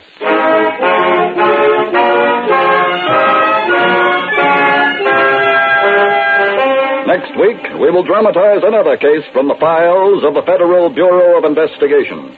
A case that graphically illustrates the fate of a supposedly honest businessman who chooses to consort with thieves. Its subject, fraudulent bankruptcy. Its title, Merchants of Arson. The incidents used in tonight's Equitable Life Assurance Society broadcast are adapted from the files of the Federal Bureau of Investigation. However, all names used are fictitious, and any similarity thereof to the names of persons living or dead is accidental. Tonight, the music was composed and conducted by Frederick Steiner. Your narrator was Dean Carlton, and Special Agent Taylor was played by Stacey Harris. This is Your FBI is a Jerry Devine production. This is Larry Keating speaking for the Equitable Life Assurance Society of the United States and the Equitable Society's representative in your community. and inviting you to tune in again next week at this same time when the Equitable Life Assurance Society will bring you another thrilling story from the files of the Federal Bureau of Investigation. Merchants of Arson on This Is Your FBI. This is ABC, the American Broadcasting Company. The Equitable Life Assurance Society presents This Is Your FBI.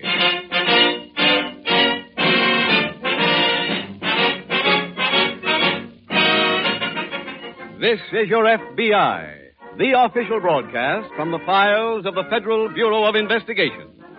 Presented as a public service by the Equitable Life Assurance Society of the United States and the Equitable Society's representative in your community.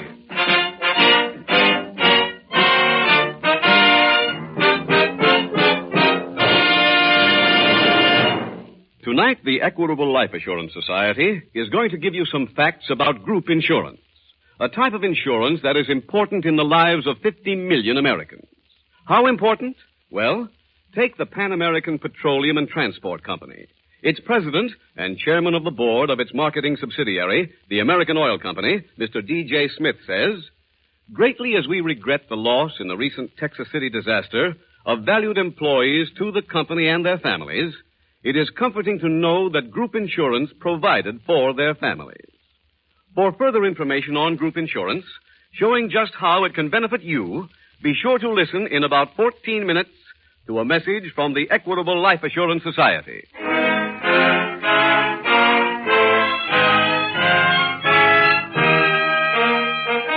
Tonight's FBI file, Merchants of Arson.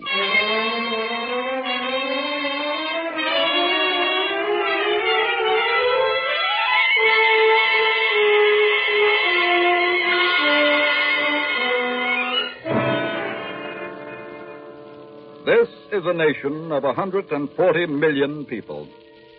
And in that number, there are more than 50 million wage earners. Some earn their daily bread in normal ways, working with their hands in factories, driving trucks, or tilling the soil. Others manage to exist because they engage in some bizarre occupation like diving for sponges or riding with smoke in the sky. But of all the various obtuse methods used to make money, perhaps the least understood is a method used by a certain breed of criminal.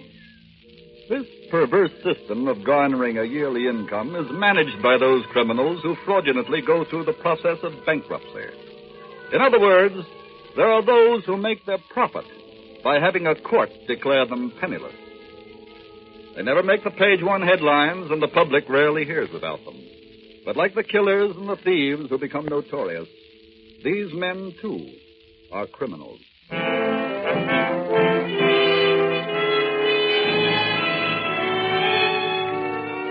Tonight's file opens on a quiet tree-lined street located in one of the suburbs in a large eastern city. In the backyard of one of the cottages on this street, an elderly man is expertly hitting a croquet ball through a maze of wickets. Two visitors approach. One of them calls out. Uncle Ed. Oh, hello, Chet. Find a couple of visitors? Nope. Uncle Ed, I hate to interrupt your practice, but I'd like you to know Mr. Bedford. He's a client of mine. How do you do, sir? I do. Uncle Ed, me and Mr. Bedford would like to have a little talk with you. What about? Business. Not interested. But Mr. Bedford here has a real good proposition for you. We're tired. Stand away from that wicket there. Chuck, this looks like a wasted visit. Oh, no. But he just said, look, Uncle Ed has retired more times than Harry Lauder. Let me handle him. How? I got a sure system. Never fail. What? Oh, Uncle Ed. What is it? Are you positive you don't want the job? Yep. Then would you mind doing me a favor? What? Tell me where I can get in touch with Tommy Gillen. Huh? What do you want him for? Want to bring him together with Mr. Bedford. You're going to give that old bungler a job? Who else can I get? You're the only two guys around. Mr. Bedford, don't you let him do this to you. Well, if you won't take the job, sir, it looks like I have no choice. I'll take it. Swell.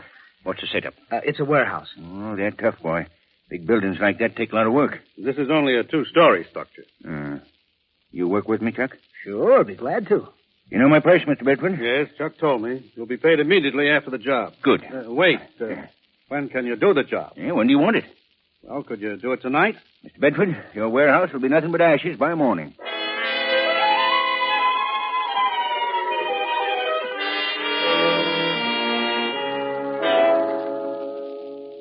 Cook, What is it? bring me some more rags. Sure. There you are. What are you doing with that gasoline? Well, I was going to pour some in that corner. Don't let me handle that. You get bad distribution, place burns uneven. I got my reputation to think of. Here, soak these. Okay, sure. Now, I'll just line them neatly along this wall here. You want some help? Nope, no. How much longer will we be here? Oh, about a minute. Yeah. Chuck? Yeah? This place is empty. What does Bedford want it burned down for? Where's the profit? Well, Bedford runs a legitimate business. Uh-huh. About 2 weeks ago, he bought $40,000 worth of drugs on consignment. Oh, where are they? Well, he had me move them over to another warehouse as soon as they came in. Oh. Now Bedford's going to say they burned up in this fire and collect the insurance, eh? No, he didn't insure the stuff at all. Huh? He's got a much smarter touch. Oh? What? Well, after the fire, he can make the claim that he can't pay for the drugs, that he's broke. So he goes bankrupt and sells the stuff to a fence. Yeah, that is pretty smart. He deserves a first-class fire. We should just about give it to him. Are you all finished? Yep. Hey, let's get over by the door. You going to light it now? Uh-huh. And get ready to run, boy. Here it goes.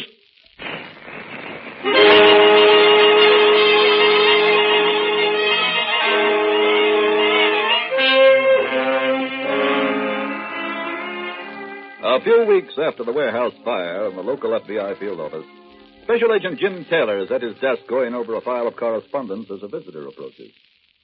Jim Taylor? Yes, that's right. Vic Norwood. Just got in this morning. Oh, hello there, Vic. Hi. Fine, thanks. Say, by the way, Bill Sweet said to say hello. Oh, hey, that's right. You were in the Salt Lake City office, weren't you? That's nice country out that way. Nice people to work with, too. Yeah, I know. I was in that office for a year myself. Oh, you've been in to see the agent in charge yet? Yeah, some first thing this morning. He wants me to work with you on this bankruptcy case, if there's anything there. Well, I'm just going over the file of correspondence myself, Vic. Well, what's the story? Well, we received a letter yesterday from C.J. Crawford and Company. That's a drug house out on the West Coast. Well, how'd they happen to write us? Well, they sold a man named George Bedford $40,000 worth of drugs on consignment about 3 weeks ago. Now, Bedford's business is here. Oh, I see. There was a fire in Bedford's warehouse right after the shipment arrived. And then Bedford filed a petition in bankruptcy. That's right. How much do we know about Bedford? Nothing yet, Vic. Well, have you contacted the fire department for their reports on the fire? Yes, they're sending them over. In addition to that, I'm going to talk to the inspector who covered the fire and interview him. Well, that should help. Those fellows are pretty shrewd. Yeah. Vic, I'll tell you what. You take this file here and read through it, huh? That's the correspondence between Bedford and the Crawford Company. Good. That'll give me a little more background. Mm-hmm. And why don't you check and see what you can find out about this Bedford fellow? All right. Meanwhile, I'll go over and see the fire inspector, and if he thinks there's any point to it, maybe we'll go see what's left of Bedford's warehouse. You'll check back here with me? Yeah, I'll call in by noon at the latest, Vic. And if you've got any dope on Bedford by that time, maybe I'll pay him a visit, too.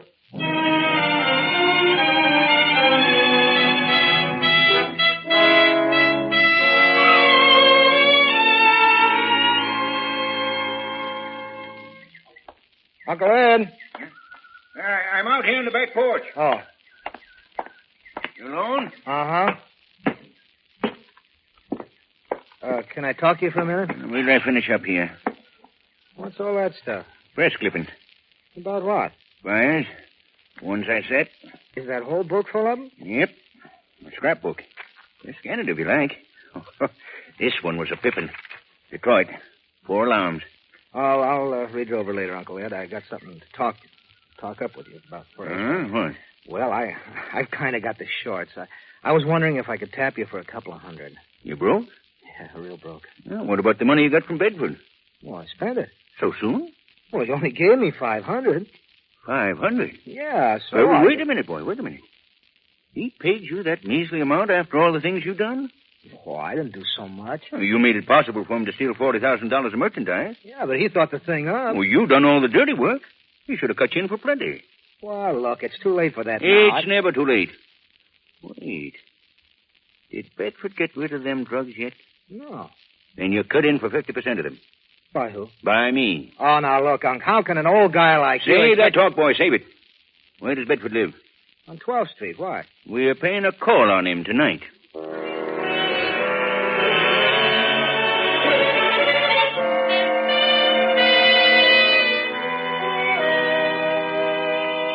Mr. Taylor, you say you're from the FBI. That's correct, Mr. Bedford. Here are my credentials. I see. Well, what can I do for you? You were the sole owner of the Bedford Company before it went through bankruptcy. Is that right? Yes. We received a letter from the C.J. Crawford Company with whom you did some business. Yes, I purchased quite a bit of merchandise from the Crawford outfit just prior to the fire that wiped me out. Yes, I know. You see, that warehouse was a fire trap, and I could never get any insurance on it, Mr. Taylor. And when that Crawford shipment burned, I was wiped out, clean as a whistle. I went over the fire department reports on that fire this morning. You did? Why? Just checking. And I went to the scene of the fire with the inspector who examined the ruins right after the blaze was put out. What was the purpose of all that, Mr. Taylor? Now, look, I'm a taxpayer, and I'm entitled to know. Oh, certainly, Mr. Bedford. I went over the reports and over the scene of the fire to try and make sure that the Crawford Company drugs actually burned, as you claimed. Are you implying that I'm not an honest man? That's not part of my job, sir. I'm merely checking to make sure there is no fraud connected with your petition of bankruptcy. What was it you want to know? Are you absolutely sure that those Crawford drugs were in the warehouse when it burned down? Certainly I'm sure. I saw them with my own eyes. Why? The fire inspector's report and an examination of the ruins today failed to disclose any traces of tin or of steel rods. Tin or steel rods? Some of the products in that shipment were packed in tin. And every one of the Crawford shipping cases for the past 6 months have been reinforced with steel rods. There should have been some evidence of those things in the ruins. Mr. Taylor, I gather that you're calling me a crook. I'm not calling you anything. I just came here to ask you some questions. You've asked your questions. You're going to arrest me? No, Mr. Bedford. I don't have anything to arrest you for. Nobody can prove anything yet. If you ever think you can, come back and see me. I'll be right here. All right, sir. Thank you.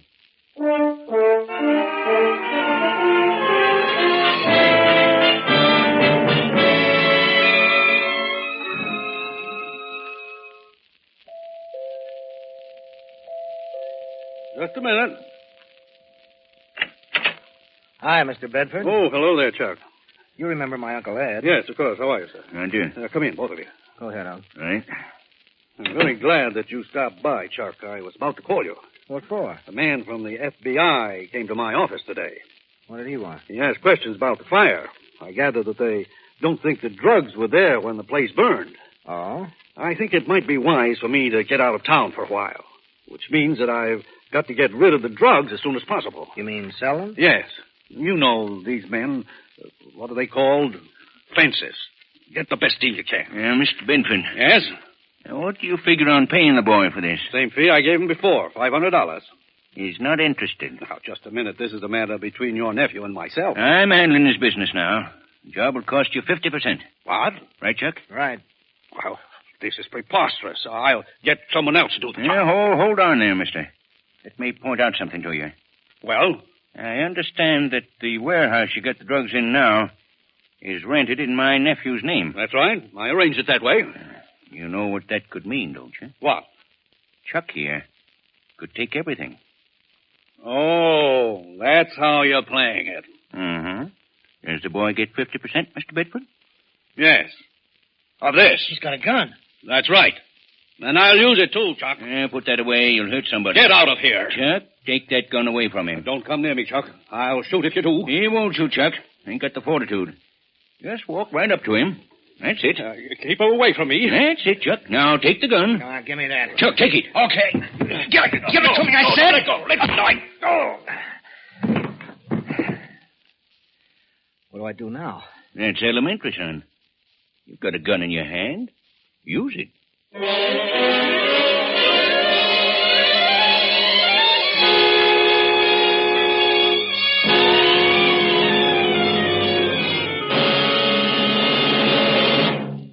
We will return in just a moment to tonight's case from the files of your FBI. Now, a 50-second interview on group insurance with a man from Texas City, Texas. Ed, you were in Texas City last April when that ship blew up and wrecked the town? Yes, I was there. And am I lucky to be talking to you right now? 31 of the guys in my plant were killed in that blast. Yes, it was one of America's most terrible tragedies, Ed. Sure was. I don't know what the families of those boys in our plant would have done if it hadn't been for group insurance with the Equitable Society. I understand those 31 families in your company received a check from the Equitable Society totaling more than $300,000. That's right, Mr. Keating. What's more, Equitable paid off fast. Yes, group insurance with the Equitable Society is a mighty good thing for the employee and his family, and it's just as good for the company. For 3 good reasons. First, it means satisfied, loyal workers. Yes. Think of getting life insurance, accident and sickness insurance, and retirement income, plus hospital, surgical, and medical benefits. All in one package from the Equitable Society, without any medical examination. Second, group insurance with the Equitable Life Assurance Society decreases labor turnover. Right. A fellow thinks twice before he walks out on a job which gives him extra insurance coverage at far lower cost than he could buy it as an individual. Third, Equitable Society group insurance improves quality and quantity of production. Believe me, I do better work, now that I've got rid of worries about sickness and accidents and my wife and kids' future. Well, I hope every employer in this radio audience hears what you've said, and that every one of them is resolving now to get the facts on complete group insurance protection from the nearest office of the Equitable Society. That's EQUITABLE. Or write direct to the New York Home Office of the Equitable Life Assurance Society of the United States.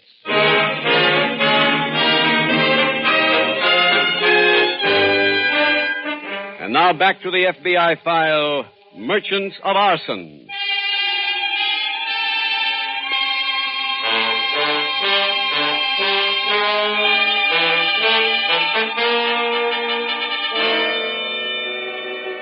As can be seen in tonight's case from the files of your FBI, the professional bankrupt, the man who makes a living by alleging that he is poverty-stricken, is the true criminal. For his crime contains the very essence of criminality, the taking of something for nothing. That what he is doing is morally reprehensible carries no weight with the criminal. He's not concerned with what his community thinks of him. He is an isolationist who lives in his own little world with his own rules and his own moral code. It is unfortunate that nowhere in that code is there any room for loyalty or compassion. But the absence of those things is what makes him what he is, a criminal. He not only has no desire to live by the golden rule, he doesn't even understand what it means when he sees the words, "Do unto others as you would have them do unto you." For his motto is different. His motto reads, "Rob and cheat and steal, because people are fools, and there's only one real crime, and that is being caught."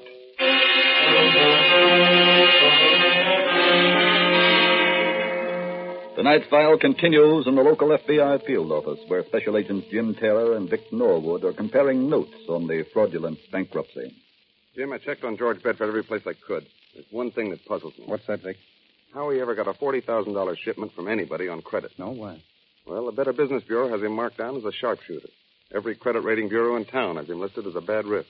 Well, that figures, I guess. Oh, I also picked up pretty definite information that Bedford was mixed up in the black market during the war. Oh?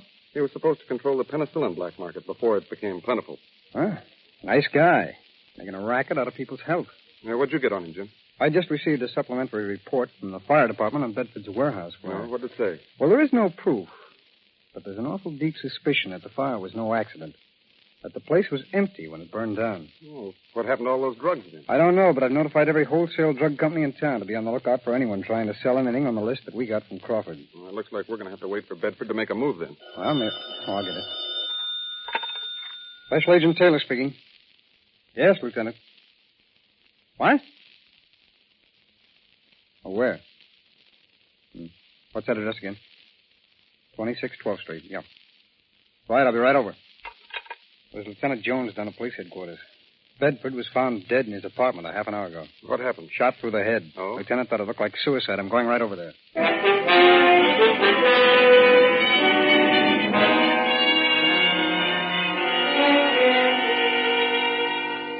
Chuck. Yeah, Unc. Let me have that mucilage. Sure. Here you are. Putting something in the scrapbook? Yep. Another fire? Nope. About Mr. Bedford. Oh, you mean his suicide? Mm-hmm. Hey, that's a good picture of him. Too bad he ain't alive to see it. I should have got it years ago. Them legitimate fellas give honest thieves a bad name. Yeah. Well, I think I'll take a run downtown. What for? I'm going to shop around, see if maybe I can peddle them drugs. Not yet, son. Why not? Too hot. But Bedford's dead. They'll still be looking for the drugs. When the time comes to peddle them, I'll give you the word. Okay. I think I'll go downtown anyway. Wait a minute. What? Don't leave that cigarette burning there. Things like that could start a fire.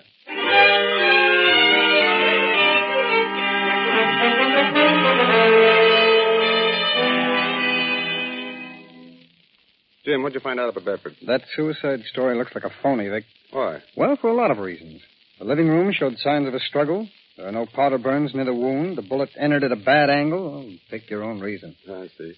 And Bedford probably was doing business with criminals who got rid of him when trouble turned up. Certainly looks that way. Yeah, what happened to the drugs, though? I don't know. But if we had any doubts at all, this kind of clinches the fact that the drugs didn't burn and that bankruptcy was illegitimate. Yeah. You didn't get any leads at all on where Bedford might have hidden the drugs, did you? No, just one. I found a key in Bedford's desk that had a tag attached to it, and on the tag was written an address. 171 Front Street. Front Street? Oh. Oh, I forgot, Vic. You don't know this town very well. Front Street is down in the warehouse district. That might be the key to the warehouse where the stolen goods are. I hope so.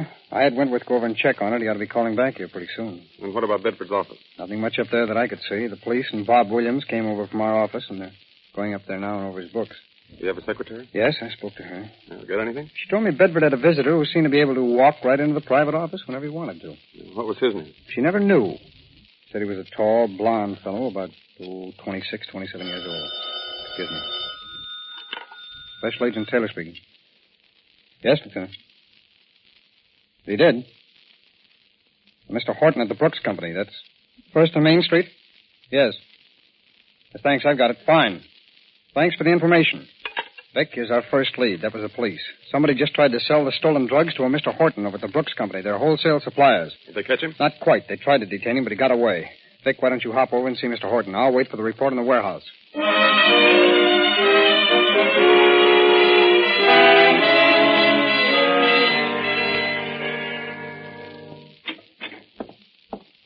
Hey, who's that? Me, Uncle Ed. Oh. Thought you were going to stay downtown for dinner. I was, but something happened. What? We got trouble. What is it, boy? Well, I tried to peddle the drugs. You what? Look, I told you. I know. So I made a mistake. What happened? Well, the guy I tried to sell the stuff to called the cops. What did you do? I ran out. Anybody follow you? I don't think so. I circled the block a couple of times, did some fast turns, and then I went to the warehouse and left the car there. What shall we do now? Only one thing we can do. What? Can you get a truck? Sure, rent one. And let's get to the warehouse, load the truck, and head for Chicago. What do we do there? Get rid of the drugs where the heat's off. Where do we go? Get the truck right now.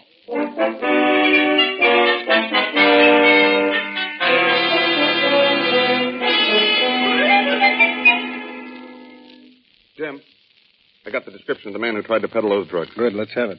It was that same tall, blond fellow who hung around Bedford's office. Did he tell Mr. Horton where he had the drugs hidden? No, he didn't. Horton sent one of the boys out in the office to trail him. You going to call you here when the boy comes back? Yes. I take it you had no luck with the key to 171 Front Street. No, it turned out to be a warehouse, all right, but the key didn't fit any lock in the place. Well, whose warehouse is it? Parker and Gordon, their furniture company, owns it. Oh, yeah. No legitimate firm. Oh, excuse me. Special Agent Taylor speaking. Yes, sir, just a moment. I think it's for you. Special Agent Norwood speaking. Yes, son. Just a moment. That boy from Horton's office, Jim. Oh. Go ahead, son. Yes. Yes? That's where you lost him, huh? I see. Well, thank you for the information. Goodbye. Jim. The boy followed our suspect down 7th Street, but he lost him on the Interstate Bridge. Interstate Bridge. Vic, why didn't I think of that before? What? The Interstate Bridge. Come on, let's go.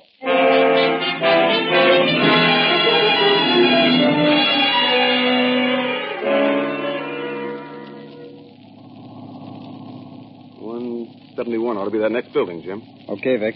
Let's park the car right here.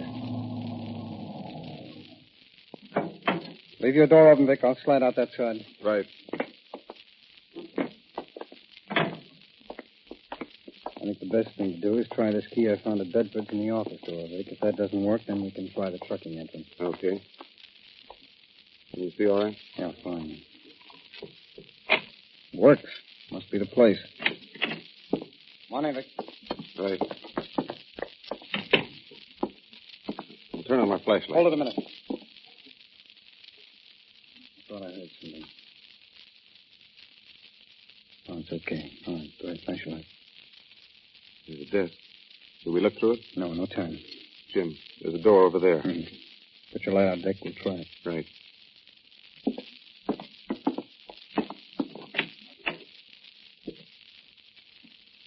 passage down into the warehouse. Come on. Okay.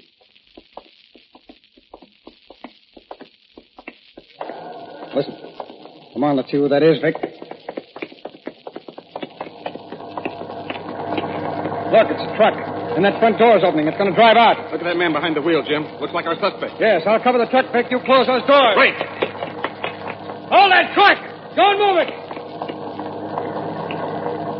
All right, come on. Cut that motor and get out of there. Better do as he says, boy. He's got a gun. Looks like I've got a couple of murderers, too. Oh, Vic, never mind closing those doors. We'll all be driving out of here together.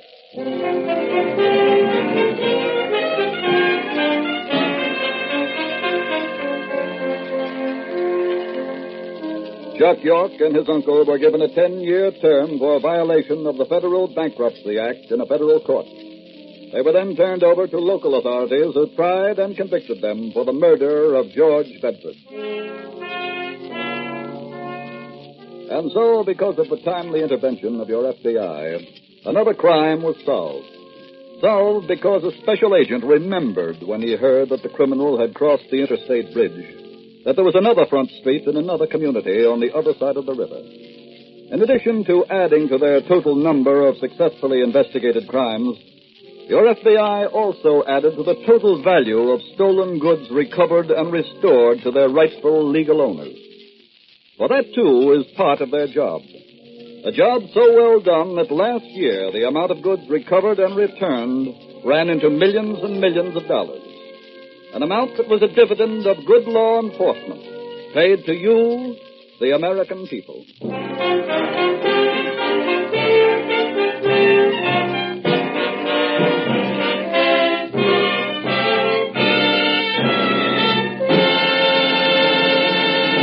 In just a moment, we will tell you about next week's exciting case from the files of your FBI.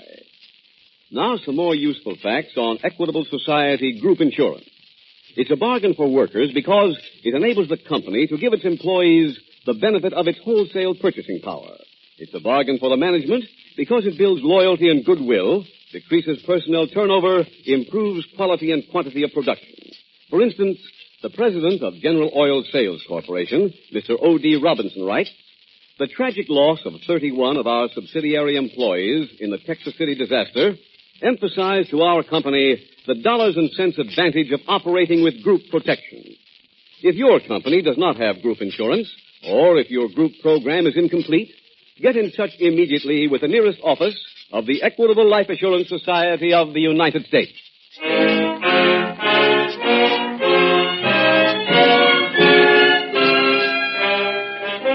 Next week, we will dramatize another case from the files of the Federal Bureau of Investigation.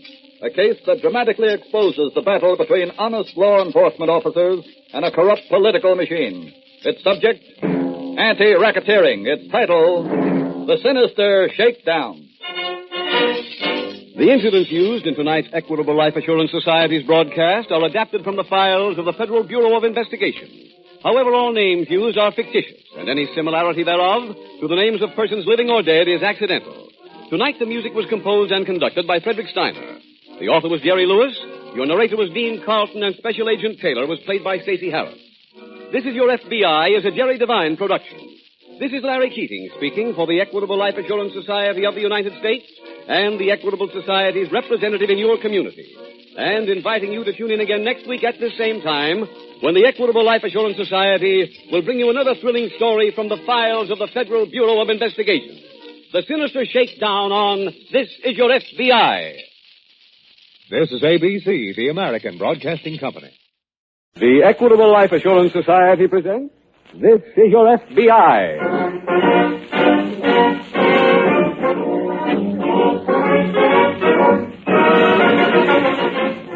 This is Your FBI, the official broadcast from the files of the Federal Bureau of Investigation. Presented as a public service by the Equitable Life Assurance Society of the United States and the Equitable Society's representative in your community.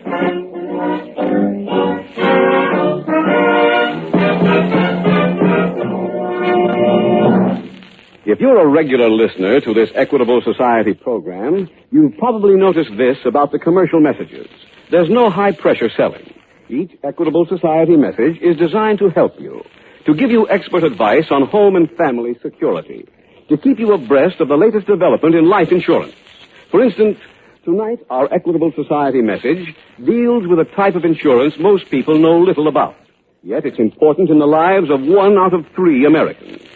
So, in 14 minutes, listen carefully for interesting information on group insurance from the Equitable Life Assurance Society.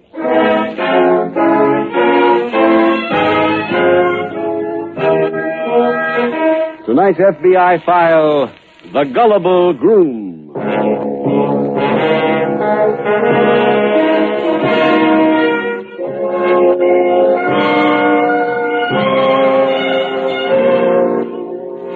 There's never been a time in the long history of the nation when there was so much money in circulation as there is at the present time.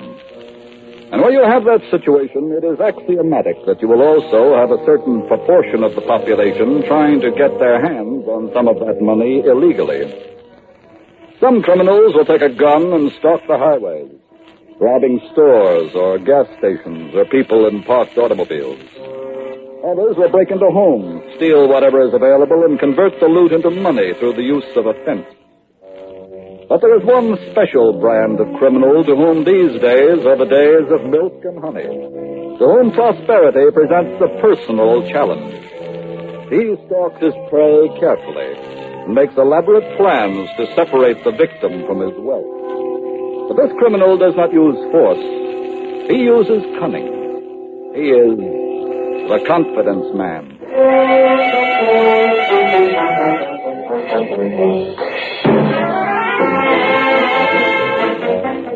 Tonight's file opens in a football stadium in a small college town. The game is in progress. It is midway in the second quarter. The two teams are lined up on the midfield stripe. The ball is snapped. Both lines lunge, pile up. Suddenly, out of the pack, a player carrying the ball sees streaking down the sideline. The 35, the 30, the 25, the 20, the 15, the 10, the 5. He's over for a touchdown.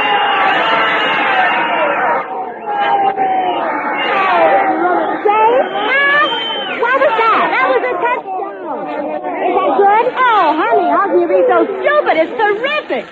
Well, Grace, I've never seen a game before. I thought you told me you used to go to games every week back home. Well, I always went with fellas, so I never looked. Not with either head. Huh? Oh, nothing, honey. Just be quiet for a minute. I want to watch this conversion. What's that? They kick for the extra point after touchdown. Oh. There it goes.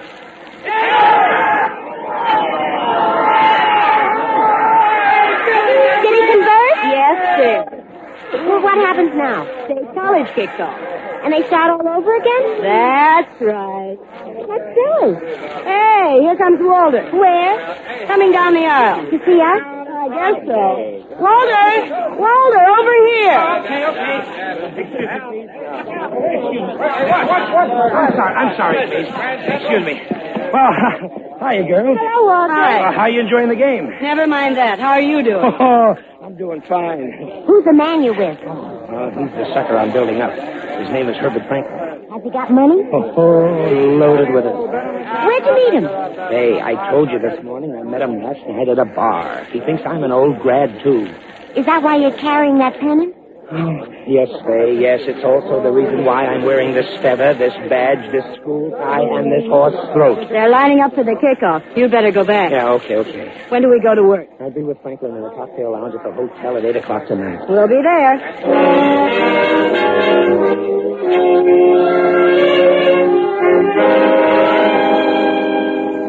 Loyal sons of old, say you are always right.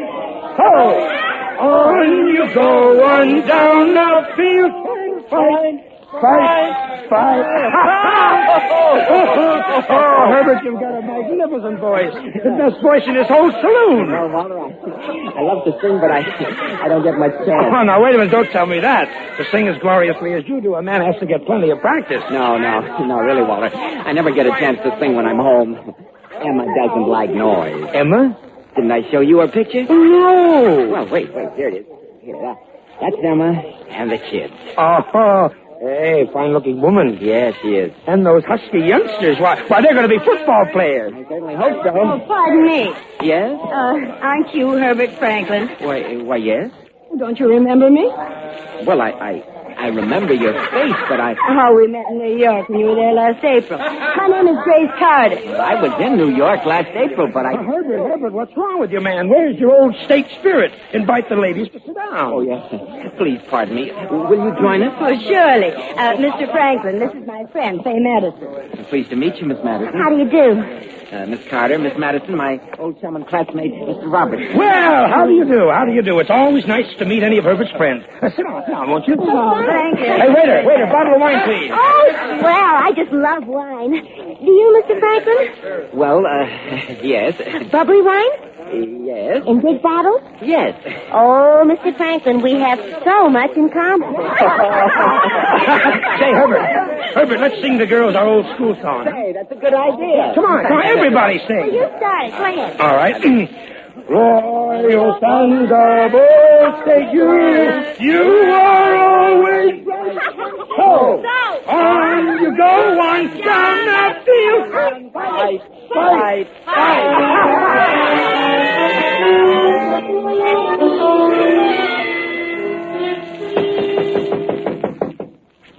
Who's there? It's me, Walter. Oh, Walter. Wait a minute, Walter. Good morning, Walter. Good morning. Come on in. Well, how do you feel, Herbert? Awful. Just awful. Well, then you better sit down, Herbert. I have some upsetting news for you. What is it? How much do you remember about last night? Not too much. Yeah, I was afraid of that. What do you mean? Herbert, you're in trouble. What kind of trouble? Well, last night, when we were celebrating our victory, we met two young ladies. I remember that. And you remember that we bought them a couple of bottles of wine downstairs in the lounge. I remember that perfectly. We sang some songs. That's right. Then you insisted on leaving here and going over to Pete's Tavern. I used to go there when I was a student. Yeah, I know. So we went there and we had some more wine. Then about 10:30, you and the girl called Faye got up and said you were going someplace with her and that you'd meet us later. Did you let me go? Oh, sure. You look sober to me. Well, in a couple of hours, Herb, you came back. The two of you were giggling like school kids, and you told Grace and me you had gotten married. What? Well, that's what you said. Oh, at the time, I just laughed it off. Well, it was a joke. Yeah, that's what I thought. But this morning I got to worrying about it, and I checked with the justice of the peace you mentioned and the town hall. Well? I'm sorry to tell you this, Herbert, but you really did get married last night. I couldn't have. Oh, believe me, you did. Oh, heavens, Walter. What am I going to do? Well, I've been thinking about that, Herbert. Maybe there's some way of buying people off. Let me investigate, and you wait right here until you hear from me.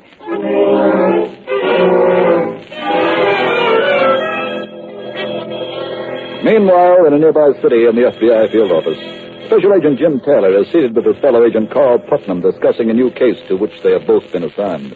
I'm sorry I had to call you away from the family on a Sunday, Carl, but the boss wanted you to work with me on this. That's all right, Jim. What's it about? Well, I don't know whether you remember a circular some time ago about a trio of swindlers, 2 women and a man. No, I don't. Who are they? Well, the names are Grace Carter, Faye Madison, and Walter Robertson. I see. What's the swindle? Well, in the past, we've wanted them because Robertson was marrying these girls off to servicemen and then taking their allotment checks. Well, that must have been some time ago, Jim. Yes, it was. That racket stopped with VJ Day. But then, 2 months ago, the same trio changed their pattern. Oh? What did they switch to? An old racket. They found a wealthy married man, took him out, got him drunk, and then in the morning they told him that he had married one of the girls. What's their angle? Well, the married man naturally can't afford to have that become known, so Robertson acts as a go-between and buys off the girl. And Robertson also acts as if he doesn't know the girl. And somebody actually fell for that swindle? A man named Stewart in New Orleans just 2 months ago. Well, if it worked, how did we find out about it? Well, after thinking it over, Stewart decided that he'd been clipped, so he came into the New Orleans office. They sent out the circular on it. But you said all this happened 2 months ago. What's the rush now? Well, New Orleans got a tip that they hid out down there and just headed up this way last week. Oh, I see. Well, what's the first step, Jim? I've already taken care of it, Carl. The police have been alerted, and they're checking all hotels and rooming houses in the city. Look, while we're waiting for them to call back, why don't you take the records on this trio and study them, huh? Okay. I'll check with you as soon as I hear from the police.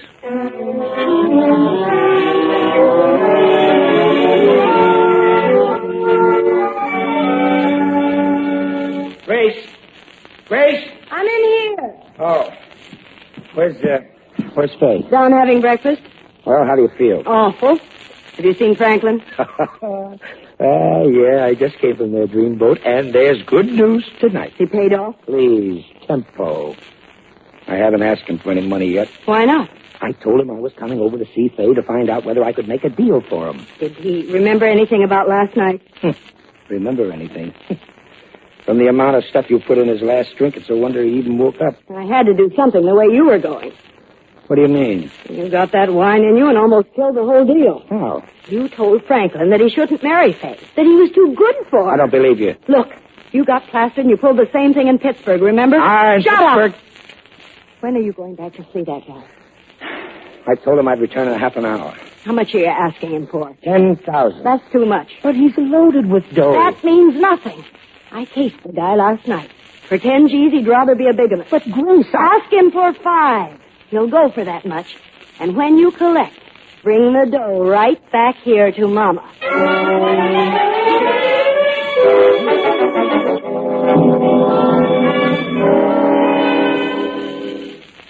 Carl, I located Robertson and his female accomplices. Good work, Jim. No, not too good. They were at the Central Hotel, but they've checked out. I see. I don't suppose they left any forwarding address. No, none at all. Did you check with the local hotel accounting department? Yes, most of the charges on their bill were from the cocktail lounge. I'm looking for a sucker, I suppose. I don't think so, Carl. I learned that he spent most of his time there with the piano player.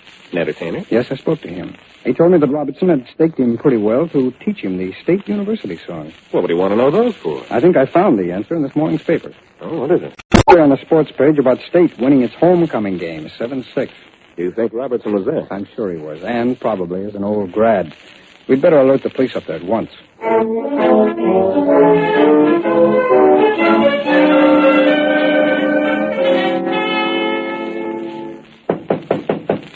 Come in. Hello, Herbert. Hello, Walter. Well, you feeling any better, old-timer? Frankly, no. Well, I got some news that should cheer you up. It's about your marriage. Oh? Yeah. I've been doing lots of running around trying to fix up things, you know. My first stop was to see the Justice of the Peace, the one who married you. Yeah? I had to do a big sales job on him, and he finally agreed to do business for $500. What do you mean, business? Well, you know, forget that he ever married you. Oh. Yeah, then I went to see the man at the town hall who issued the license, and for another $500, he'll forget all about the license. Walter, I'm sorry you went to all that trouble. It's no trouble at all. We're old schoolmates, aren't we? I did it for good old State. I know, and I appreciate it, but... But what? I wish you hadn't done it. Oh, why not? Well, since you told me all about what happened, I've been sitting here thinking. Yeah? Mostly I was thinking about Faye. What a pretty girl she is. Herb, what's your point? Well, I've decided that I want to stay married to her. You what? I want to stay married to Faye. But you can't. Why not? Well, that's obvious, isn't it? Well, what are you talking about? Emma and the kids. You showed me their picture, remember? You'll be arrested for bigamy. But, Walter, they're not my children. They're Emma's children. I just helped to raise them. What about Emma? Well, she'll be mad, I suppose.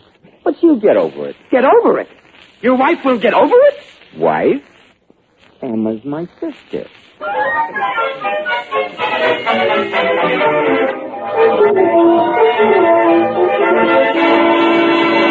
We will return in just a moment to tonight's case from the files of your FBI. Now, a 50-second interview on group insurance with a man from Boston. Pat, what are you going to name the new baby girl of yours, eh? Mary Ellen Ryan, Mr. Keating, after her mother. But we really ought to name her Equitable Ryan. Equitable Ryan? Yes, sir. Our company has complete group insurance with the Equitable Society. And my group insurance is going to pay all the bills for Mary Ellen. Hospital and doctor bills both? That's right. Before we had complete group insurance, my first 2 kids each put me in debt. But this time, we own our baby free and clear. Yes, group insurance with the Equitable Society is a mighty good thing for you, Pat, and it's just as good for your company. For 3 good reasons. First, it means satisfied, loyal workers. Yep. Think of getting life insurance, accident and sickness insurance, and retirement income, plus hospital, surgical, and medical benefits, all in one package from the Equitable Society without any medical examination. Second, group insurance with the Equitable Life Assurance Society decreases labor turnover. Right. A fella thinks twice before he walks out on a job which gives him extra insurance coverage for lower cost than he could buy it as an individual. Third, Equitable Society Group Insurance improves quality and quantity of production. Believe me, I do better work now that I've got rid of worries about sickness and accidents and my wife and kids' future. Pat, I hope every employer in this radio audience hears what you've said and is resolving now to get the facts on complete group insurance protection from the nearest office of the Equitable Society. That's EQUITABLE. Or write direct to the New York home office of the Equitable Life Assurance Society of the United States.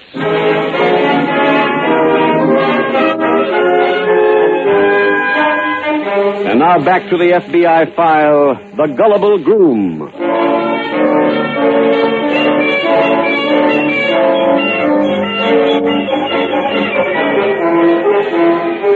There is no telling with any degree of accuracy how much money confidence men have cost the American people in the past year.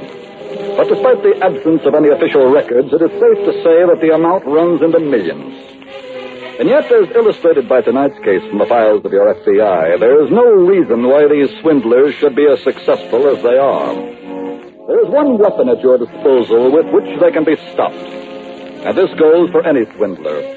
That weapon, and your FBI asks you to use it whenever you're approached with any kind of a proposition by anyone who is at all a stranger to you. That weapon with which every one of you is armed is common sense. Tonight's file continues in a hotel room in the college town. Walter Robertson has just finished explaining his failure to his two female accomplices. So that's what happened.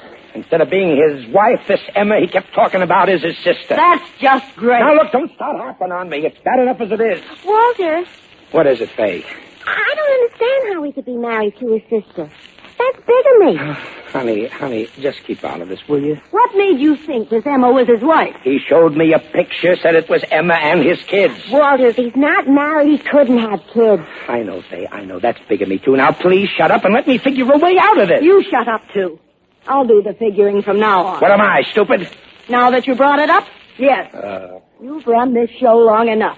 It's my turn now. Okay, Mrs. Genius. Now listen to me, both of you. Faith, this Franklin guy wants to stay married to you. Okay, let him have his way. But, Grace, we're not married. How can we stay married if we're not married in the first place? I know you're not married. But go along with the He gang. wants to take Faye back to Aurora with him. When? On the train in a half an hour. You can make it. You're all packed. Sure am, Pat. But don't I have anything to say about this? Who wants to live in Aurora? Faye, you go with him. The whole trip only takes 2 hours. Walter and I'll be on the same train, and we'll see you in Aurora.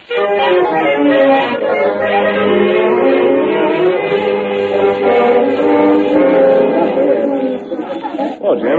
Oh, hello, Carl. I've checked the other two hotels. Robertson didn't... Robertson stayed here, Carl, but he checked out by the time the police made that call. I see. Any idea where he went? To a town called Aurora. That's about 2 hours from here. It's also across the state line. Yes, I know. How did you find out they went there? The transportation desk got 2 tickets for Robertson on a 2 o'clock train. He's there by now. Should be.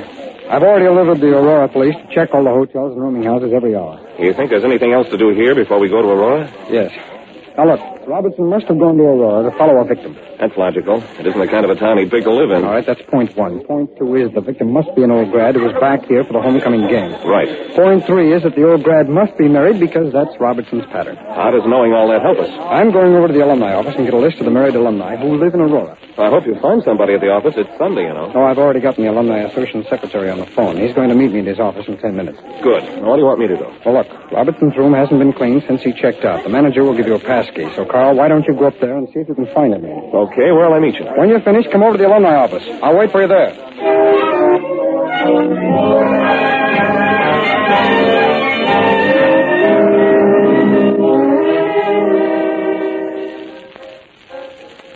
Are you sure this is the place you told Faye to meet us? Certainly, I'm sure. How many cocktail bars do you think there are in this town? I don't know, and I don't care. Oh, there she is. Hello, everybody. Hello, Faye. How was the trip? Oh, it was just fine. We had lunch on the train, and he bought me some magazines with pictures in them and some candy. Oh, never mind that. What kind of a joint does he live in? Well, it looks like one of those castles in fairy tales. I never saw a place so big in my whole life. I knew the guy was loaded. He hasn't paid off yet. But you've got a way to make him pay off, remember? That's right. And here it is.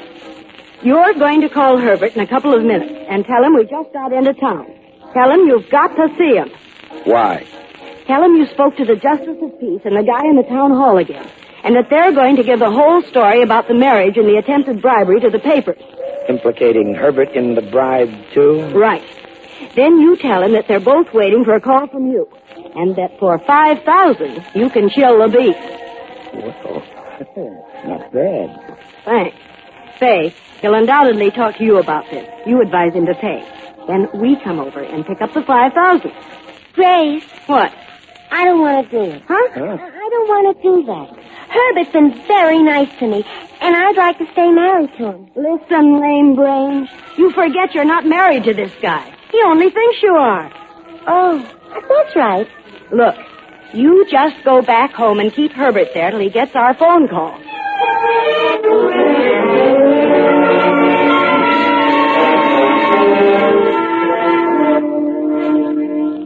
This Alumni Association's office? Call him in here. Oh, fine. Any luck yet, Jim? I spoke to the police at Aurora a couple of times since I saw you. What did they say? They've checked every hotel and rooming house twice now, and still no sign of any of the trio. I don't understand that. The transportation desk at that hotel said definitely that Robertson bought tickets to Aurora. So they did. You know, he might be staying at the home of the victim. I never thought of that. How about the alumni records? Well, I've come up with 45 alumni who live in Aurora who are married. That's not too many. We ought to be able to comb through them in time to stop Robertson. Carl, I'm afraid we've made a mistake someplace along the line. Why? I phoned the list of the police in Aurora and had them contact every one of the names. And none of them was the right one? None of them had ever even heard of Robertson or the girls. How do you figure that, Jim? Well, we must have made a mistake. What do we do now? We retrace our steps and see where we went wrong. Well, where do you want to start? Look, before we do that, let's go over your stuff. Now, what did you find in Robertson's room? Well, nothing very much, I'm afraid. This football program, for one thing. Any writing on any of the pages? No, I checked through every inch of space. Okay, what else? This red feather that I suppose Robertson wore on his hat yesterday. No, that's no help. And this banner that he probably waved as he sang the state alma mater. With tears in his eyes. Yeah. And then in the wastepaper basket, there was a ticket stub. I guess that's where he sat for the game. Let me see that, huh? Yeah. There's a red A printed on it. That means it was in the alumni section. And that also means that ticket was sold to an alumnus through this office. But Robertson's no alumnus. How did he get this kind of a ticket? I don't know, but I think we can find out. Come on.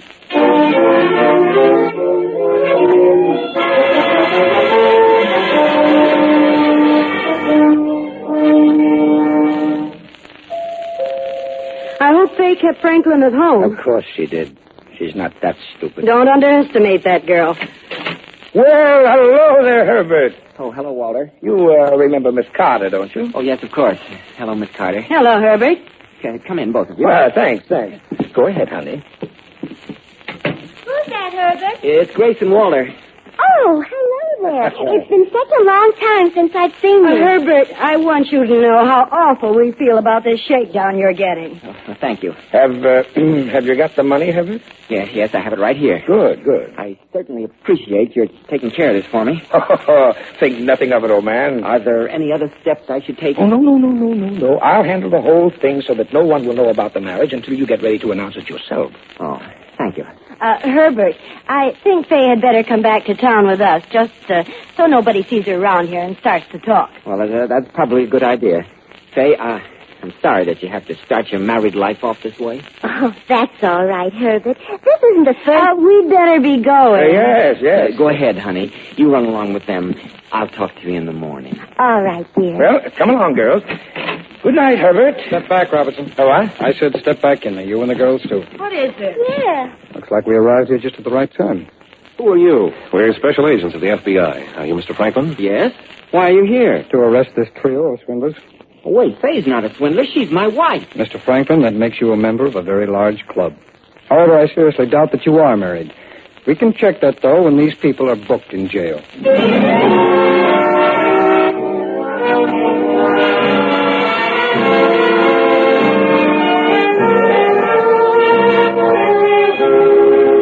Robertson was tried in federal court and was sentenced to serve 5 years in prison in violation of the National Stolen Property Act. His 2 female accomplices were also convicted and sentenced to terms of 18 months. And so your FBI captured 3 criminals for whom it had been searching a long time, and captured them because of one single slim clue. That clue was the stub of the football ticket found in the hotel room. Alumni Association records showed that the ticket had been sold to Herbert Franklin, and it was at his home that the arrests were made. Thus, once again, your FBI showed that one way to help curb the crime wave is to follow every clue, however meager it appears, to its conclusion. That is a part of the training given to every special agent before he becomes an accredited member of the agency which serves every one of 140 million Americans from coast to coast. Your national law enforcement agency, your FBI.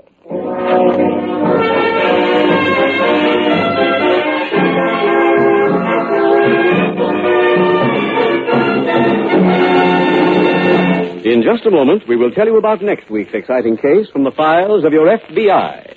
Now, some more useful facts on Equitable Society Group Insurance. It enables the company to give its employees the benefit of its wholesale purchasing power. It builds loyalty and goodwill, decreases personnel turnover, improves quality and quantity of production. For instance, the president of General Tire and Rubber Company, Mr. William O'Neill, says, "We believe that group protection has made our employees happier by freeing them from some of the major worries of life, and has thereby helped to improve the morale of our organization. This protection is one of the strongest ties that a man and his family can have with the company that employs him, and it comes to him on such easy terms. If your company does not have group insurance, or if your group program is incomplete, get in touch immediately with the nearest office of the Equitable Life Assurance Society of the United States."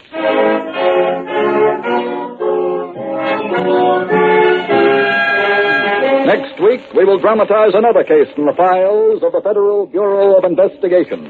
A case that dramatizes the pursuit of an innocent fugitive by a relentless killer. Its subject, mob vengeance. Its title, The Runaway Dancer. The incidents used in tonight's Equitable Life Assurance Society's broadcast are adapted from the files of the Federal Bureau of Investigation. However, all names used are fictitious, and any similarity thereof to the names of persons living or dead is accidental. Tonight, the music was composed and conducted by Frederick Steiner.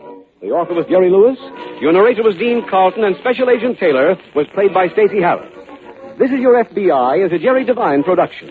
This is Larry Keating speaking for the Equitable Life Assurance Society of the United States and the Equitable Society's representative in your community, and inviting you to tune in again next week at this same time when the Equitable Life Assurance Society will bring you another thrilling story from the files of the Federal Bureau of Investigation. The Runaway Dancer on This Is Your FBI. This is ABC, the American Broadcasting Company. The Equitable Life Assurance Society presents This Is Your FBI.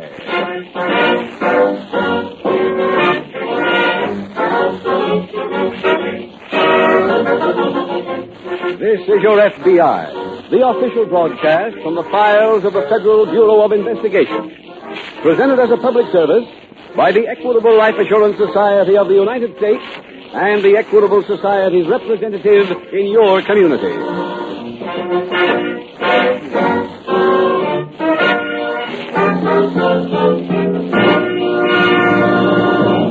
Now let me read a telegram to the Equitable Life Assurance Society from St. Louis.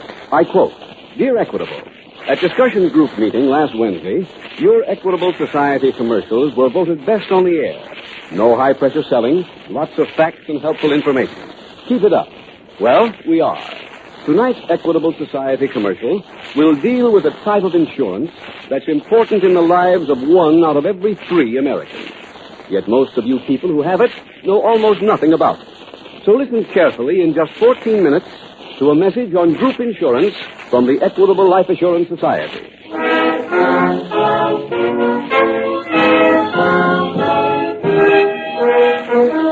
Tonight's FBI file, The Runaway Dancer.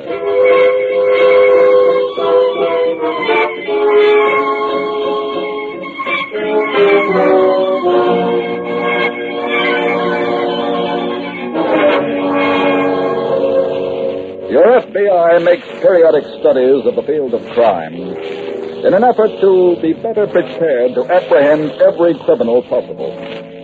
And from each of those studies, certain facts are deduced. One of those facts is that there are no 2 criminals exactly alike, even as there are no 2 decent, law-abiding citizens who are exactly alike. Yet there is at least one common characteristic among all criminals who commit crimes as a business, who try to make their living by stealing, lying, cheating, or killing. That common denominator is brutality. Brutality born of a constant effort to take what rightfully belongs to someone else. Brutality which has always accompanied every evidence of the lust that helps make some men criminals. The consuming lust for power.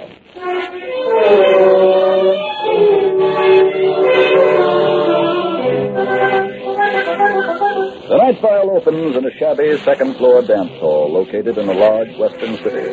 It is early evening.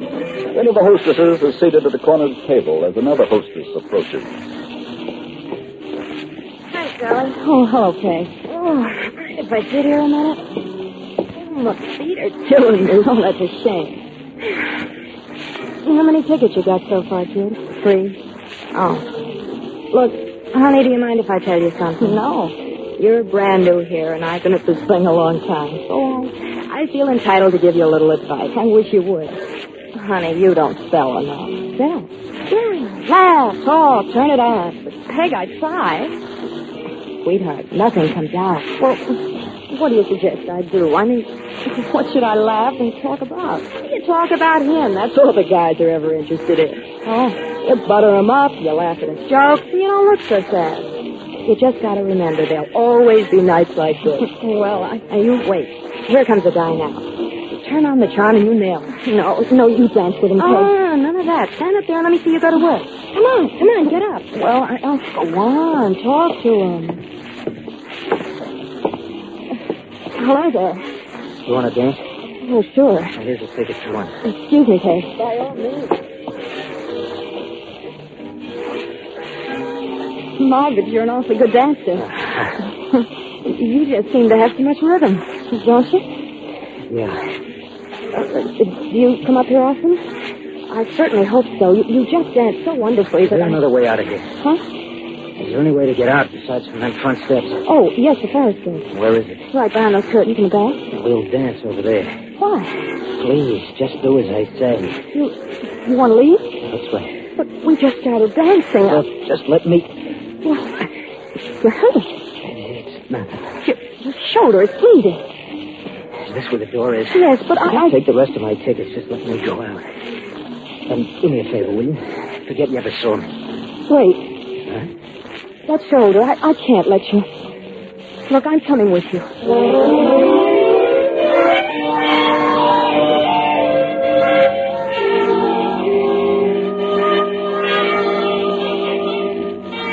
The following morning in the local FBI field office, Special Agent Jim Taylor is just greeting his fellow agent, Pat Walsh. Hello, Pat. Welcome back. Oh, thanks, Jim. How was the vacation? Great. Well, good. Oh, you've been in to see the boss yet? Yes, that's what I'm doing here. He wants me to work with you. Fine. Yeah, I can use the help. What's the story? A bank job. 4 men held up the Travelers National. Well, how'd they work? Well, 1 man went into the bank and did the actual job. 2 others stood guard outside, and the 4th man stayed in the car. Any identification? Fellow at the bank saw the one who did the actual stick-up. No mask? Oh, yes. He had a handkerchief over his face. They got a coughing spell, and it slipped. Fellow's downstairs now, going over a file of pictures. Any ident on the others? No. You know, there's one thing about this hold-up that puzzles me, though. Oh, what's that?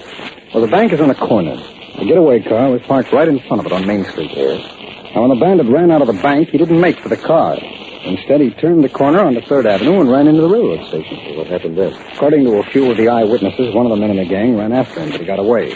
The other 2 drove off in the car. That is odd. Did anybody think to get the license number of the car they used? Yes. The car turned up abandoned this morning. How much they get? 18,000. Excuse me. Special Agent Tilly.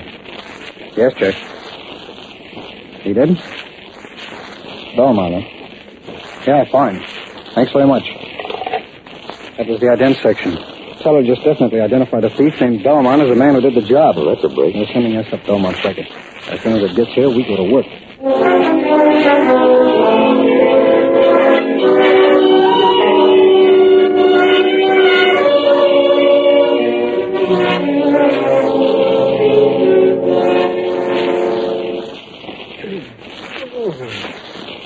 Hello. Huh? Do you feel any better? Who are you? Sally. Sally. Oh, the girl from the dance hall. Yes, that's right. Where am I? Well, this is my place. I brought you here last night. Surely. I bathed it and I put a bandage on. He made me promise not to call a doctor. Did you call one? No. Oh, thanks. Can you eat something? No. Not just yet. I gotta be getting to work soon. What time is it? Almost 6. At night? Yes. Well, you've been out. Wait a minute. You knocked yourself out for? What do you mean? Bringing me here. You needed help. I can't pay you nothing. I didn't expect nothing. I'm sorry. I know what it is to be alone and to need somebody to help you. I suppose you've been wondering what this is all about. Why I got shot. I didn't ask you, did I? No. There's some guys who want to get their hands on it. Gangsters? I guess you'd call them that. Well, why don't you call the police? I can't. Why not? They'd help you. I'll explain some other time. You better get some more sleep. Are you leaving? Yeah, I'm going to work. Sally. Huh? I'm going to ask you one more favor. Would you call the place I work? I'll give you the number. Tell them I won't be in. Sure, but... But what? You never told me your name. Oh. It's Belmont. Tell me, Governor.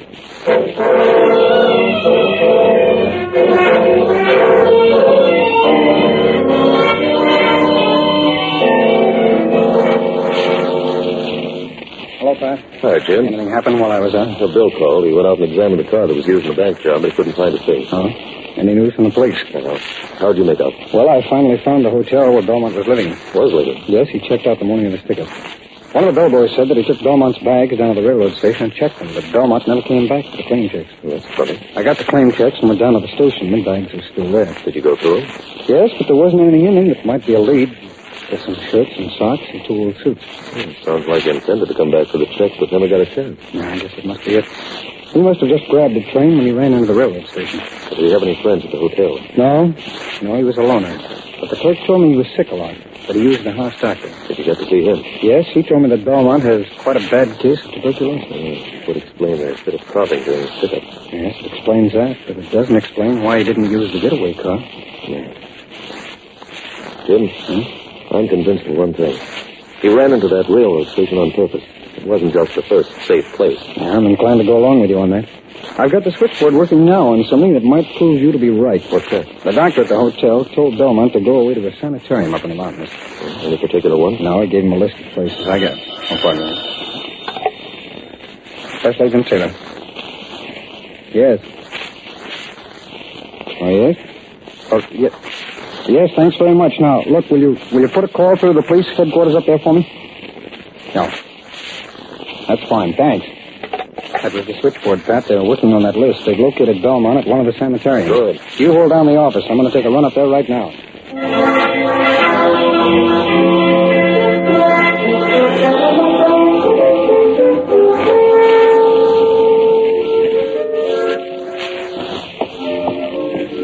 Sally. Huh? Sally, what happened to you last night? Oh, I went home.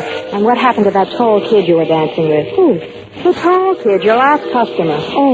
Oh, he didn't feel good. He needed some fresh air. So you went out the back door with him and down the fire escape. So how do you know? I saw you. Oh, look, Sally, I don't want to run your life, but be careful. What do you mean? That tall kid is red hot. I don't understand, Ted. There was a guy in here last night right after you two left. He was looking for him. Huh? No, a hoodlum. And he's here again tonight. Where?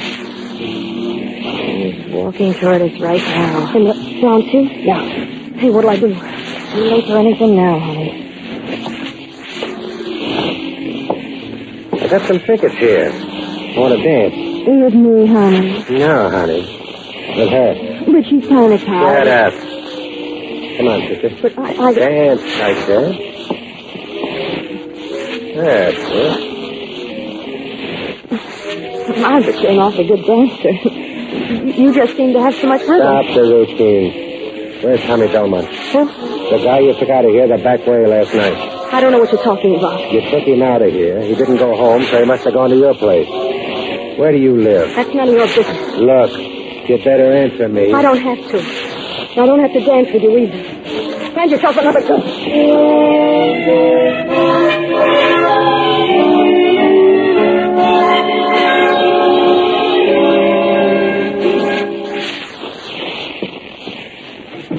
Is that you, Sally? Yes, sir.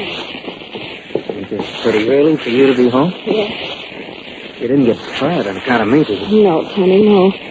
I came home because you're in trouble. Oh, what do you mean? A man came up to the dance hall. He was looking for you. What was his name? I don't know. He danced with me and he asked me where you were. What did you tell him? I said I didn't know. Oh, what did he look like? Short with black hair and a mustache. And a scar on his right cheek? Yes, that's right. Smarty Stokes. The guy who shot me. Well, what did you want? Nothing. I don't want to get you in trouble. I gotta get out of here. Look, you can't get out of bed. You're too weak. Tommy. What? Please let me call the police. No. But he'll kill you. I know he will. Let me take care of myself. They shot you once. They'll kill you the next time. Please, Tommy. Honey, there's an awful good reason why I can't. But you... Look. I got a brother. He's older than me. His name's Frank. He's been in trouble ever since I can remember. Trouble? With the cops. Last week, 3 of his gang held up a bank. What? Yeah, they held up a bank. Frank found out the other 3 guys were going to double-cross him, so he beat them to it and ran away with the lead. Were you mixed up in it? No. They came to my house and talked to my landlord. He told him I'd gotten a phone call from my brother. Well, how did she know? The phone's in the hall, she answered. These guys want to know where Frank went with the money. I'm not going to tell him. Tommy, I had to swear you that night to your brother, but if it means getting killed, Sally, Frank is sick. So sick, he's only got about 6 months to live.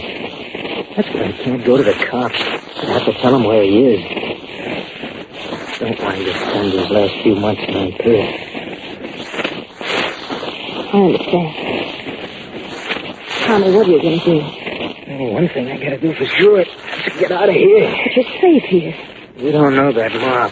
They'll find out where you live. We've already found out, Tommy. Marty. How did you get here? I followed you. Now get out of my way. Okay, Tommy. Start talking.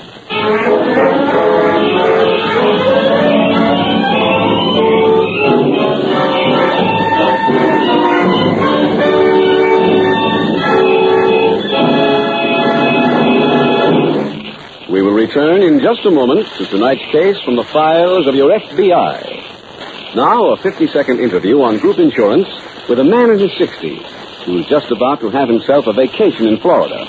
Andy, how soon do you expect to get back to work? I'm never coming back to work, Mr. Keating.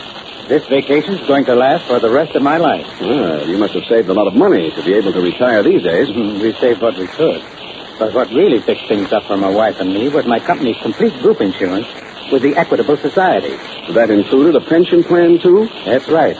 Every month, as long as I live, the postman's going to hand me a check from the Equitable Society. Yes, group insurance with the Equitable Society was a mighty good thing for you, Andy. And it's just as good for your company. For 3 good reasons. First, it means satisfied, loyal workers. Yep. Think of getting life insurance, accident and sickness insurance, and retirement income, plus hospital, surgical, and medical benefits, all in one package from the Equitable Society, without any medical examination. Second, group insurance with the Equitable Life Assurance Society decreases labor turnover. Right. A fellow thinks twice before he walks out on a job which gives him extra insurance coverage at far lower cost than he could buy it as an individual. Third, Equitable Society group insurance improves quality and quantity of production. Believe me, a man does better work when he's rid of all those worries about sickness and accidents and his wife and kids' future. Andy, I hope every employer in this radio audience hears what you've said, and that every one of them is resolving now to get the facts on complete group insurance protection from an Equitable Society expert. Get in touch with the nearest office of the Equitable Society. That's EQUITABLE. Or write direct to the New York Home Office of the Equitable Life Assurance Society of the United States.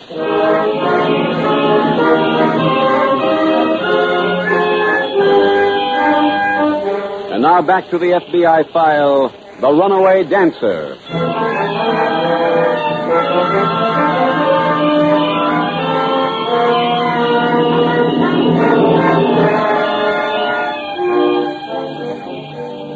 Occasionally, there are extenuating circumstances which tempt a decent, right-thinking citizen either to consort with criminals or to shield a criminal by hiding something from the police.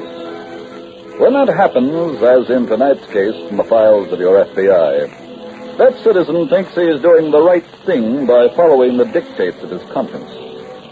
But in every case, and there are no exceptions, he is not only doing the wrong thing, but he is endangering himself.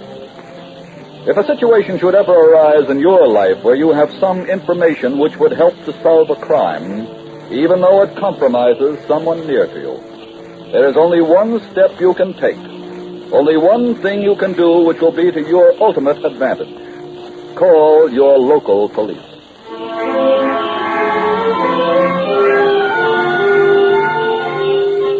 Tonight's file continues in the FBI field office. Special Agent Jim Taylor has just returned from a visit to the sanitarium and is relaying his information to his fellow agent, Pat Walsh. Jim, did you find Belmont? Yes. Oh, where is he? He's still at the sanitarium under protective custody. I see. What did you get from him? He admitted taking part in the stick-up. I brought back his written confession. It's in on the boss's desk now. How much did he tell you? Everything. Including the names of his accomplices? Yes, he named the 3 others who worked on the job with him. I sent out alarms on all 3. Isn't it kind of odd that Belmont talked so freely, Jim?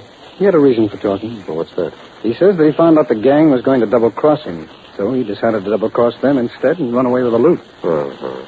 This morning, he just received word that the other 3 hoodlums are gunning for his kid brother and may kill him if he doesn't tell them where he's hiding. Well, that might be the truth, and then again, it might not. I think it might be for one reason, Pat. Belmont still has that money someplace, and he offered to make us a deal. What kind of a deal? Well, we've got him, but we haven't got the money. He says that if we capture the other 3 and in that way remove his kid brother from any danger, he'll turn in the money. So our job now is to find the other 3 Confederates and Belmont's brother. That's it. And if Belmont's story is true, we'd better hurry.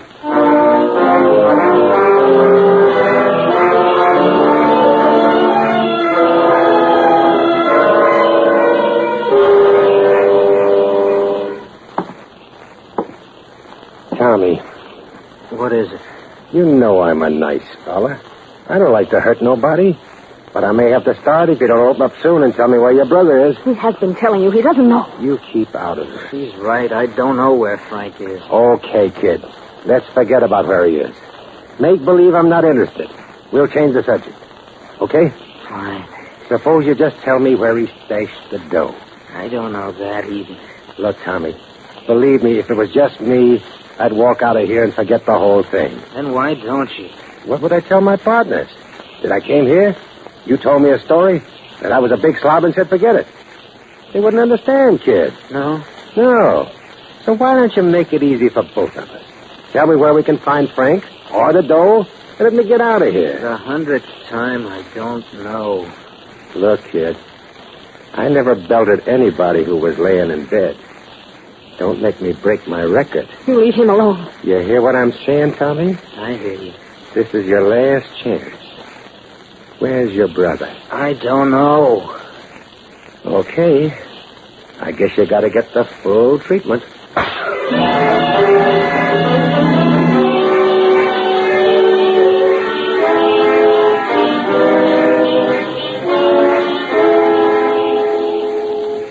Jim, we just got a phone call from police headquarters. On that alarm we sent out? Yes, they pulled a surprise raid and arrested 2 of the 3 men who worked with Belmont. Good.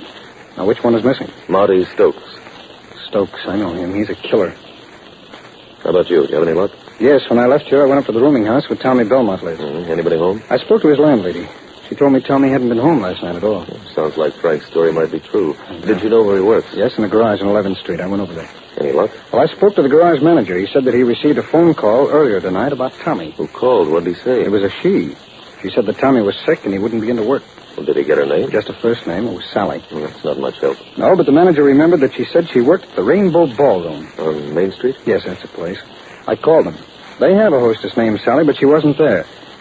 Pat, I think we should go over to the Rainbow Ballroom.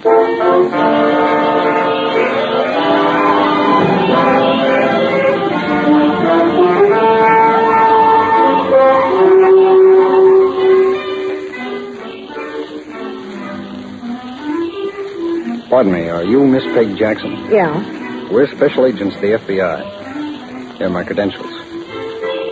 What do you want? We'd like to ask you a few questions about your girlfriend, Sally Adams. What about Sally? What's happened to her? Nothing, we hope. No riddles, mister. Well, from what the manager says, Miss Adams just came to work here last week. That's right. And he says that because you girls get paid on the 1st and the 15th of the month, well, he still hasn't gotten her address. Well? Miss Jackson, since you seem to be the only friend she had up here, we thought that you might know her address. You came to the wrong store, Mr. Taylor. I don't turn in my friends. We don't want to arrest Miss Adams, but she might be in very serious danger. We'd like to help her. Are you leveling? We have absolutely no reason to want to arrest Miss Adams. You can take our word for that. Okay. What do you want to know? Where does she live? I don't know. I went there last Thursday night with her after work, but we went in the cab and we were talking all the way. You know the way it is. You don't pay much attention. Yes, I understand. Do you remember anything about the house? Yeah, it was number 333. But I don't know what street it was on because there was so much excitement. Oh, about what? There's a big fire right across the street. Miss Jackson, can you remember what kind of building was on fire? I think it was a store. Why? We may be able to check the fire department records and see what fires they covered on Thursday night. Oh, I see. Miss Jackson, did you take the cab to Miss Adams' home from here in front of the dance hall? Yeah, we did. Now, this is very important. Do you remember how much the cab fare was? Let's see, I paid it. The meter read 60 cents. Well, that means it's less than 2 miles from here. Pat, let's get a map of the city and check with the fire department on what fires they covered within a radius of 2 miles of here last Thursday night. Okay, Jim. A fire across the street from a building numbered 333 ought to give us Sally Adams' address.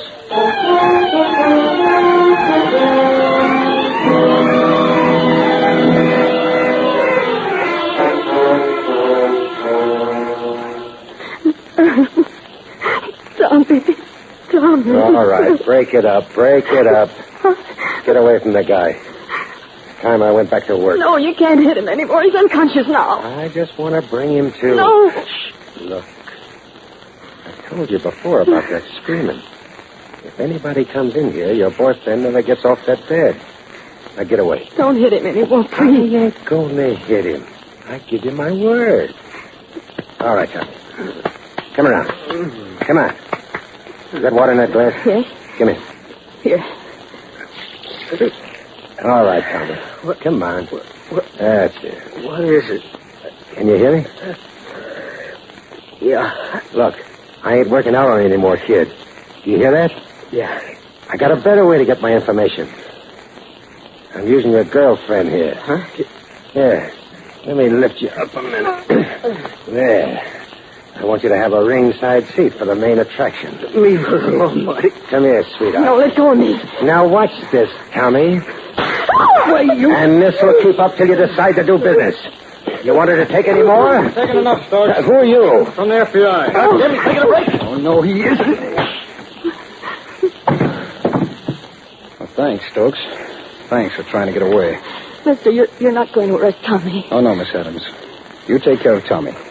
You take care of Stokes.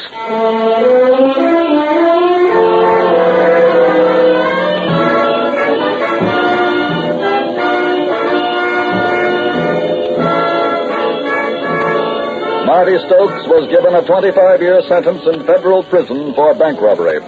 The other members of his gang were sentenced to 15 years each for their part in the crime. And thus, by careful deduction and painstaking investigation, your FBI was able not only to round up the 4 criminals who wantonly robbed a bank, but also to save 2 young innocent people from further sadistic torture meted out by a brutal thug. In this case, as in so many others, time was an all-important factor. And for that reason, the special agents assigned to this case worked through the night. Criminals have no office hours. And as many of them have learned to their regret, neither does your FBI.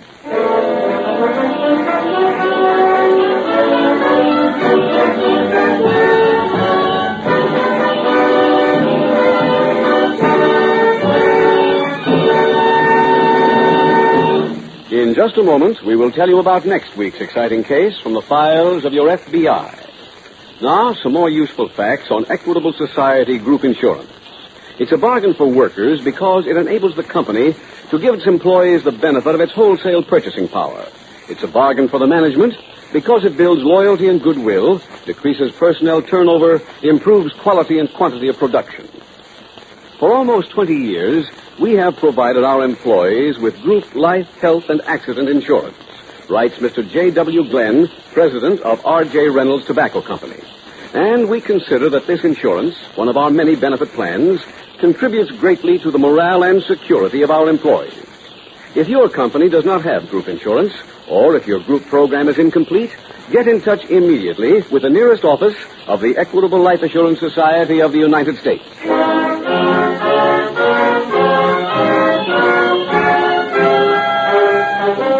Next week, we will dramatize another case from the files of the Federal Bureau of Investigation. A case involving crime on a tropical island. Its subject, jewel theft. Its title, The Flying Felon. The incidents used in tonight's Equitable Life Assurance Society's broadcast are adapted from the files of the Federal Bureau of Investigation. However, all names used are fictitious, and any similarity thereof to the names of persons living or dead is accidental. Tonight, the music was composed and conducted by Frederick Steiner. The author was Jerry Lewis, your narrator was Dean Carlton, and Special Agent Taylor was played by Stacey Harris. This Is Your FBI is a Jerry Devine production. This is Larry Keating speaking for the Equitable Life Assurance Society of the United States and the Equitable Society's representative in your community, and inviting you to tune in again next week at this same time when the Equitable Life Assurance Society will bring you another thrilling story from the files of the Federal Bureau of Investigation. The Flying Felon on This Is Your FBI. This is ABC, the American Broadcasting Company. The Equitable Life Assurance Society presents This Is Your FBI.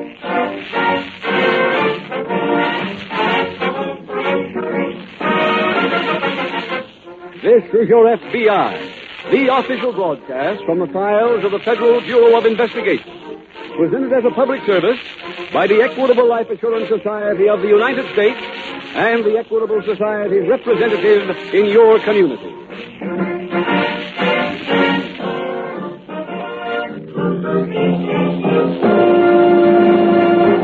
When people write letters praising the commercials on a radio program, that's news.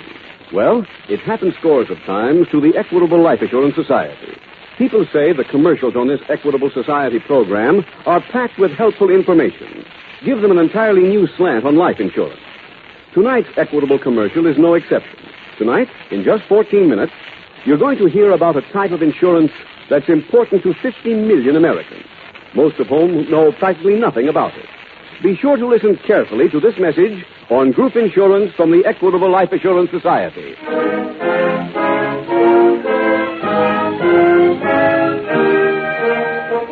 Tonight's FBI file, The Trail of Terror.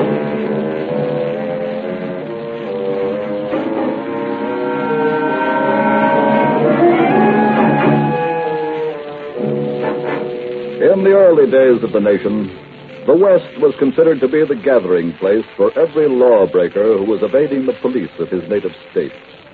It is true that in those days there were whole cities made up of fugitive criminals.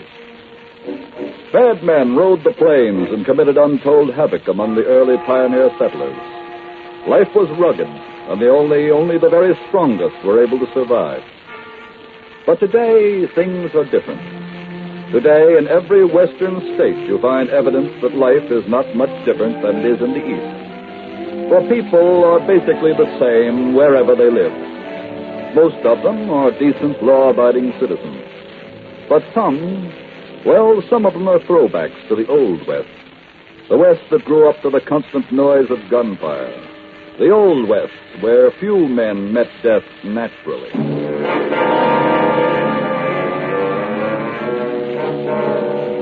Tonight's file opens on a lonely, guttered road winding through the flatlands of one of our western states. It is early evening as Clint and Charlotte Williams drive their ancient jalopy along the road toward their new home. Clint, Yeah, honey. look at that sky. Yeah. That's really a sunset. It's so beautiful. Uh-huh. There was no Empire State Building getting in the way. Clint, you miss New York? I should say not. The only thing I missed was you. I know that feeling. I'm glad I come out here ahead of you, though. There was a lot of work to do around the place. And now it's ready for it. I don't know how you ever got a long way out here by yourself. Oh, it wasn't too bad. Anytime I got stuck, I went back to my Boy Scout handbook and found the answer. Oh, that's the truth. In the first week, I practically lived out of that handbook. Well, baby, it's just about time for you to close your eyes. We're coming close? Just over this little hill. Okay, they're closed. One thing now, Charlotte. I don't want you to be expecting too much. It's still just a shack, you know. It won't compare with some of... Please be quiet. Let me form my own opinion. Okay.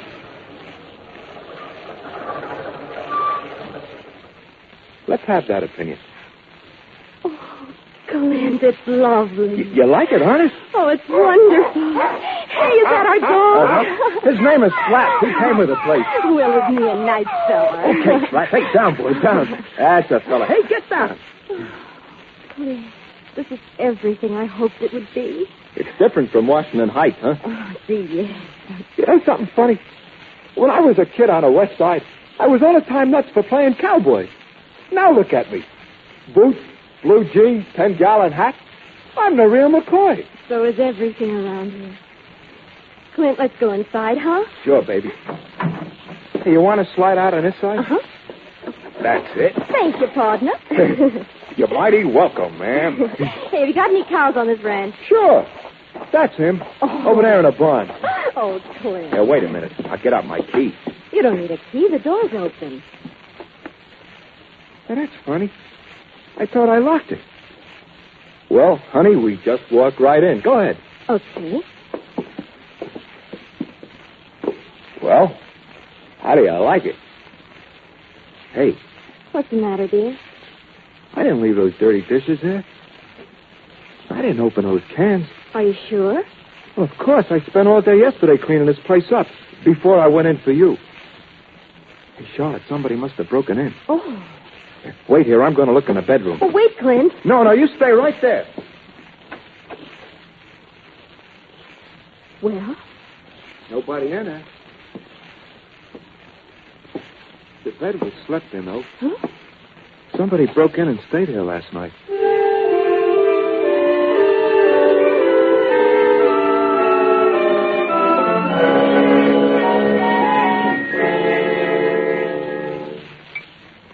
Some more coffee, Clint? No, thanks, baby. Oh, brother, what a dinner. Did you have enough? Did I have enough? 3 helpings of everything. I'm up to here. Well, I think I'll do the dishes. No, sit down and relax. We got all night. Well, I'd rather do them. What's that? Coyote. They're kind of dangerous, aren't they? No, they stay up in the hills. They don't bother anybody. Do they yell like that much? Well, Look, baby, I'll tell you what. Let's turn on the radio and get a little music, huh? I don't mind their yelling. Look, what with the house being broken into and all that, you've had enough things to make you jumpy. This'll make you feel like you're right back in Washington Heights. Clint, I don't want you to think I'm assisting. Oh, stop that kind of talk. Yeah. How's that, huh? Well. Hey, did I ever show you this picture of me? My mother mailed it out to me last week. It's awful cute. That's when I was one of the Eagle Scouts of the Daniel Boone troop. We used to all the time go on hikes. In New York? Sure, Van Cortlandt Park. Way over to Jersey, to the Palisades. You know something? I never got lost once. Oh? Yes, I was the best trail marker in the troop. We interrupt this program to broadcast a warning. 3 men held up the Maywood Bank on Tuesday afternoon. One of the bandits has been captured, but the other 2, who are armed, are still at large in this vicinity. All roads have been blocked off. Oh, that's enough of that. Clint, do you suppose they're the same ones? What do you mean? The ones who broke into this house. Of course not. But the man said they were in this neighborhood. Baby, this is a wide open spaces. Why, this neighborhood is hundreds of miles. What's that? It's the dog, Flat. What's he barking for? I don't know, but I'm going to find out. Wait, I'm coming with you. You're not going out there alone. Do you need a light? Not with this moon. He stopped barking. Yeah. Where is he? I don't know. Flat! Flat! Here, boy! Maybe he chased something. Maybe he ran up. Oh, Clint! What is it? Look here. dead. Isn't he, Clint? Yeah. Somebody hit him with a club.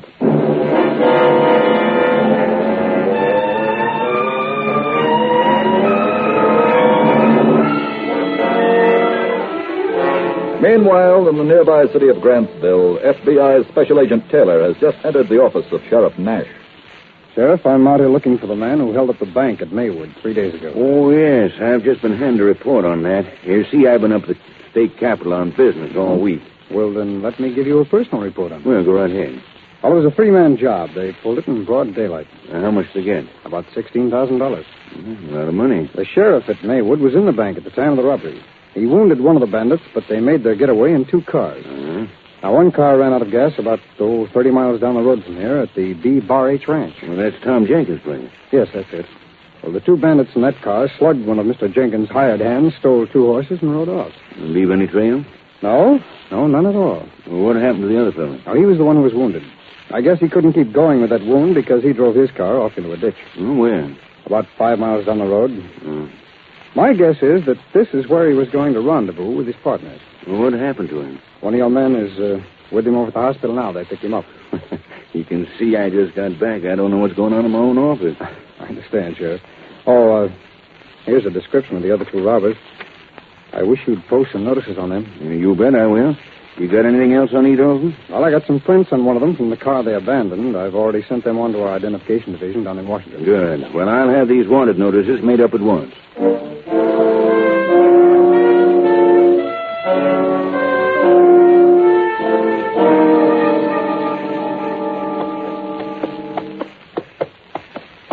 Randy?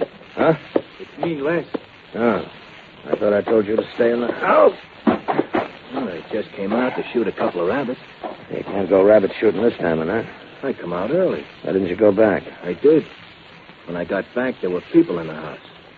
A man and a girl. Who are they? I don't know. They see you? No.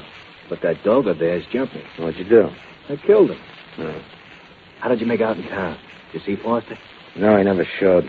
I waited at the saloon as long as I could. You think he might have got picked up? I don't know. He was hurt bad from that shot. Maybe he's dead. What do we do now? Nothing. Just keep moving. Where's your horse? Oh, right over there, back in that barn. Okay, go get him. Let's get out of here. Oh, we can't go. Why not? We got to go back to the house first. What do you want to go back there for? The money from the bank job is still in the bedroom.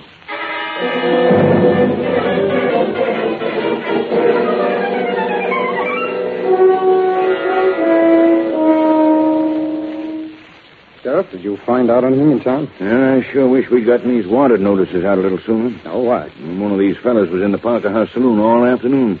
Well, we must have been right then about Grantville being the place they were going to use for a rendezvous. Yes. When he left, he told the bartender that if his friend showed up, to tell him he couldn't wait. Gave the bartender a description of his friend. Oh, have you got it? Yeah. It's that fella Foster we got in the hospital. Mm-hmm. Did he tell the bartender anything else? No, just said he couldn't wait. Went out, got on his horse, and rode away. Well, if he's traveling by horse, he couldn't have gotten very far. Excuse me. Sheriff Nash. Yes, he's here. Just a minute.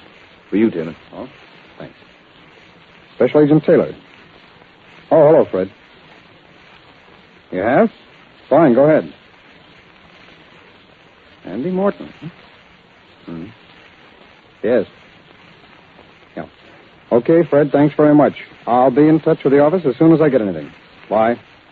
What was that? was our office, Sheriff. They've gotten an answer from Washington on the prints out of the single fingerprint file. The prints belong to a thief named Randy Morton. Well, I've heard of him. Oh, he's got a long record. He usually works with his brother, Les. That might help, knowing who we're looking for. Sheriff, both Morton and his brother are known killers. You'd better warn all of your men to keep their guns handy. I'll do that. Well, what should we do next? Well, if you've got enough men, why don't you fan out and try to cover the neighborhood? We know they're around here someplace. Okay. Where are you going? I'm going over to the hospital and check on whether or not I can talk to the wounded bandit.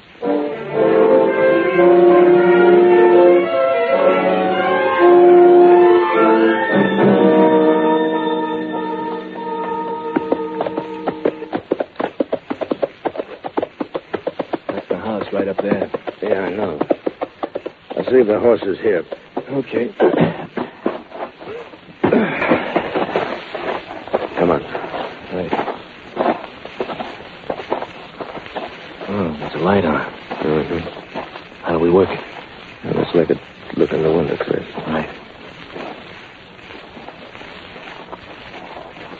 That's them, huh? Yeah. What do we do? Now, let's go in and get our dough. If they get tough, we take care of them. Come on.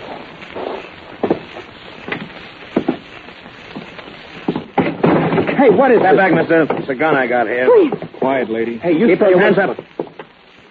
All right, frisk him, Les. Right. Clint, who are these men? I don't know. He ain't carrying nothing. What are you doing here? We left the package. Where is it, Les? Under the mattress in that room. See if it's still there. What were you doing in this house? We slept here last night. You the ones who killed my dog? You asked too many questions. Clint, I know who they are. They're the ones the radio was telling about. They held up that bank. That's right. You'll never get away with this. Every road is blocked off. The radio said so. I got the money. You hear that, Les? What? She says every road is blocked off. She claims we'll never get through. Oh? Will I tie him up? No. They're going to help us. Oh. They got a car. They're going to drive us through that roadblock. I won't do it. All right, now listen to me, both of you. Do you want to drive us through the roadblock and live? Or do we kill both of you right here? Well, come on, answer him. We'll drive you through.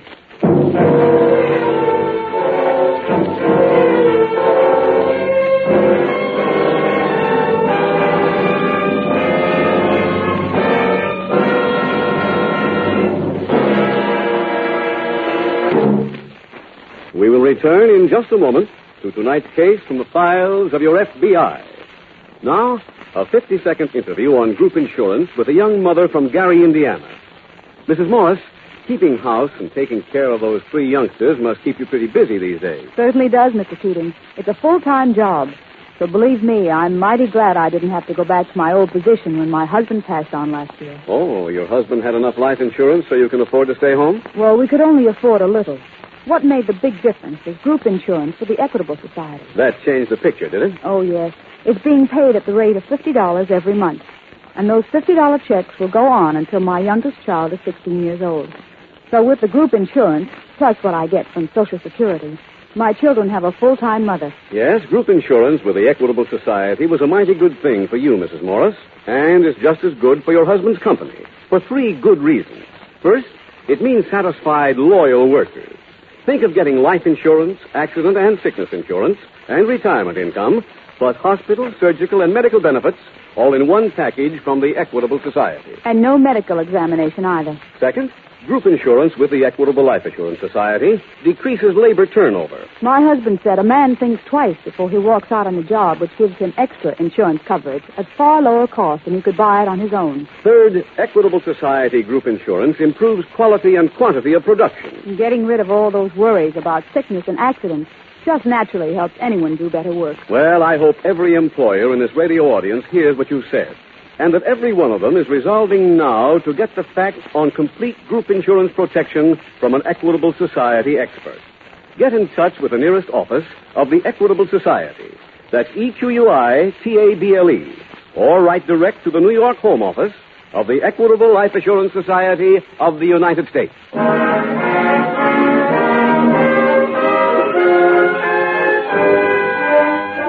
And now back to the FBI file, The Trail of Terror.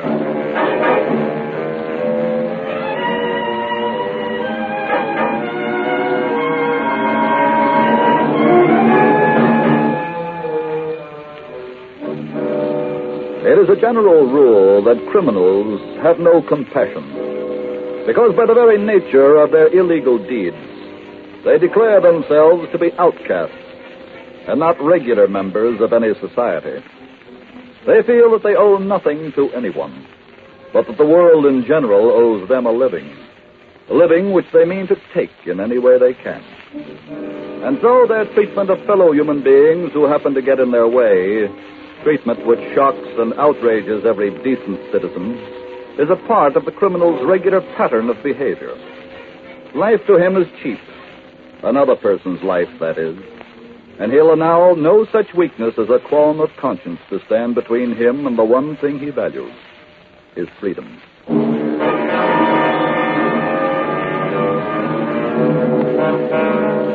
Tonight's file continues as Special Agent Jim Taylor arrives in front of the young couple's home to meet Sheriff Nash. Hello, Sheriff. One of your men called me at the hospital, said that you found the 2 horses that were stolen down at the B. Bar H Ranch. That's right. Found him tied up right up the hill. Huh? You get anything over at the hospital? No, Foster died a couple of minutes after I got there. Oh, too bad. He might have helped us. Whose house is that, Sheriff? A young fellow named Williams came out from New York about a month ago. Oh, what do you know about him? Not much. He was in the Army. Bought this place. One of those government loans. I see. He live alone? No. I understand his wife came out from New York just today. Did Williams have a car? Yeah, but it's gone. Have you got any description of it? Yes, one of my deputies gave me one. I'm going to send it out. Good. Let's hope they haven't gotten through the roadblock yet. Well, we've got a double block set. Fine. While you're sending out that alarm, I think I'll go inside and take a look around the house.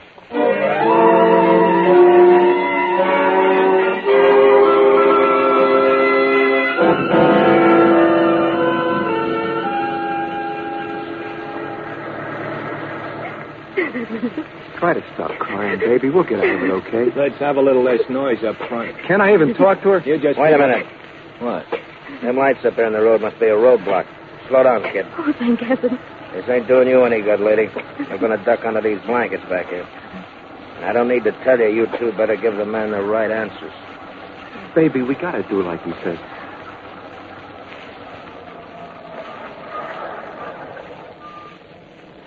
Evening. We're looking for a pair of men on horseback.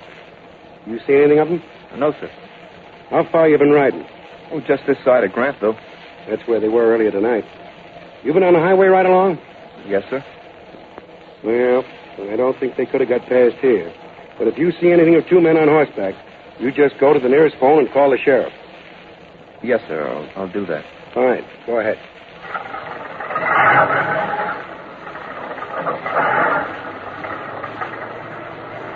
Nice work, kid. Where do we go now? There's a fork in the road up ahead. Turn to the left. When are you letting us go? I ain't made up my mind about that yet.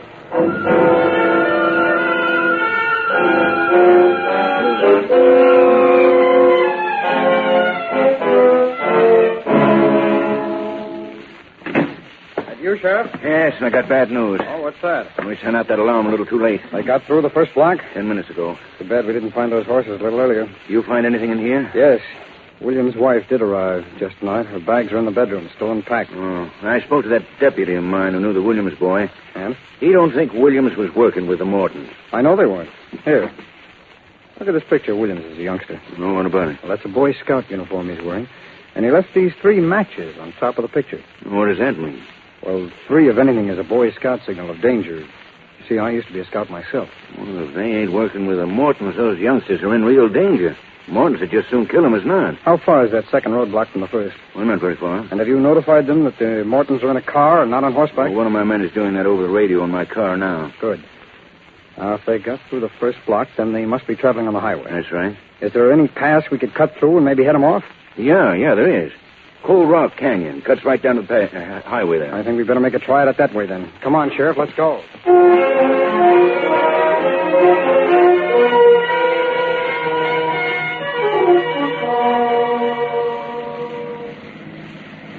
This road ain't as smooth as the highway, but it'll get us there quicker. Well, that's all we're looking for right now. We'll pick up about half an hour going this way. It might be enough to save a couple of lives. I sure hope so. Newton to car number 1. Well, that's us.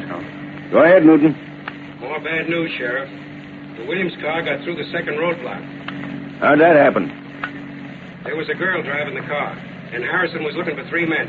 After they got past, he got the second alarm, but they were gone. All right. We're headed down toward the highway now. If they keep going, we'll head right into them. We'll be in touch with you later.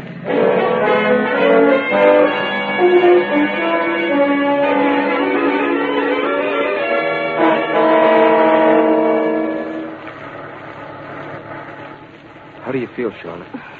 I'm okay. I'll see if they'll let me drive again. Just stay where you are. But, gee... We ain't going much further. We're stopping at the next crossroads. What are we stopping for, Randy? This car's getting too hot. You mean we start walking? No, there's a place down here by Water Tower where every train stops. Yeah? There's one due to stop in about a half an hour. It'll pick up water, then go to Chicago. We're going to be on it. There's a crossroad up ahead. Yeah, slow down. What are we going to do with them? I don't know yet. We can't let them go. They'll run to the cops. We ain't going to let them go. When we leave the car, we'll take care of them.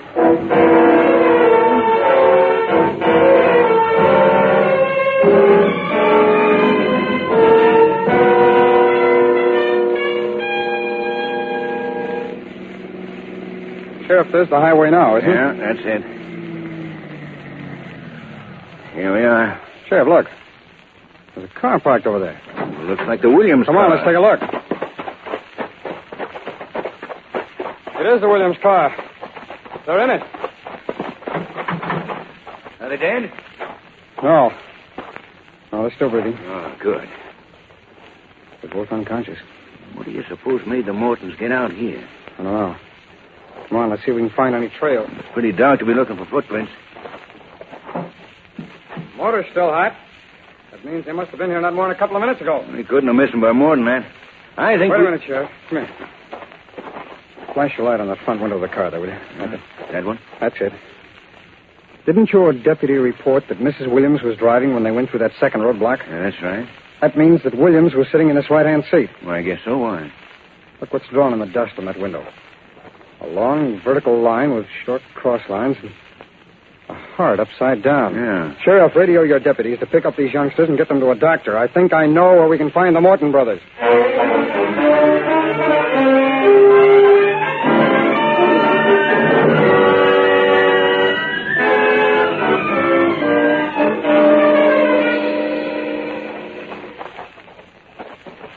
When is that train coming in, maybe? Should have been here by now. Must be running late. Well, maybe we should have... Wait a minute. Yeah. Here she comes now. You think it'll stop? Sure. It's got to have water, don't it? Does it? Look, Les, I've run things pretty good so far, haven't I? Not good enough, Morton. Throw those hands up. Go on, both of you. Who are you, a railroad cop? Oh. I'm from the FBI. What? All right, Sheriff. Throw the cuffs on them. It'll be a downright pleasure. Then let's get back to town. Pretty late for an old Boy Scout like me to be up.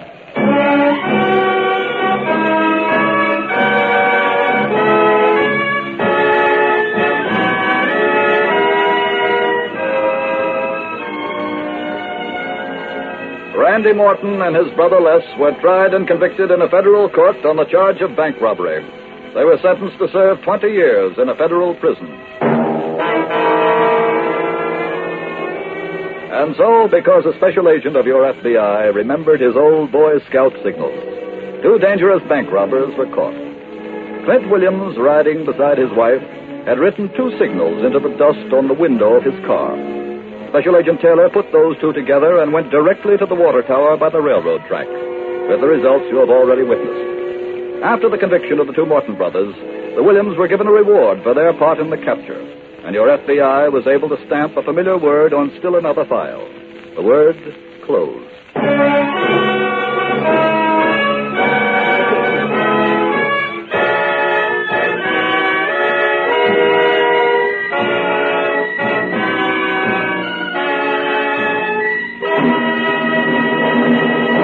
In just a moment, we will tell you about next week's exciting case from the files of your FBI. Now, some more useful facts on Equitable Society Group Insurance.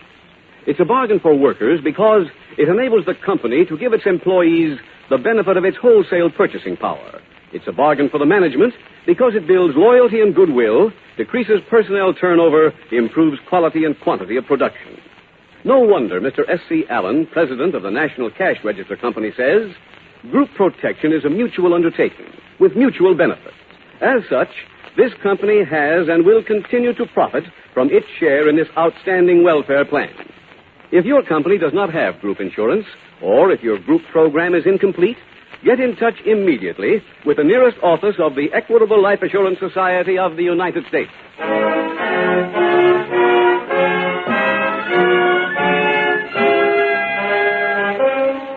Next week, This Is Your FBI will dramatize another case from the files of the Federal Bureau of Investigation. A case involving America's #1 crime problem. Its subject, juvenile delinquency. Its title, The Indifferent Mother.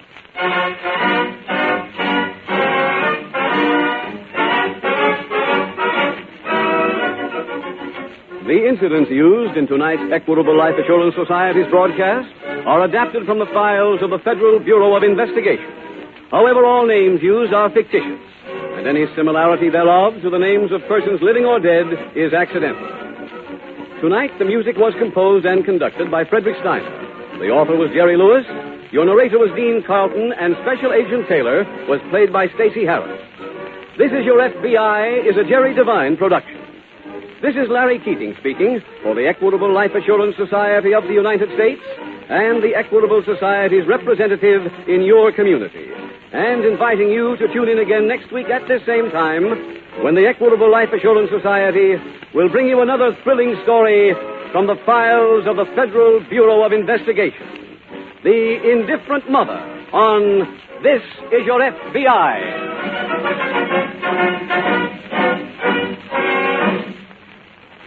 This is ABC, the American Broadcasting Company. The Equitable Life Assurance Society presents This Is Your FBI.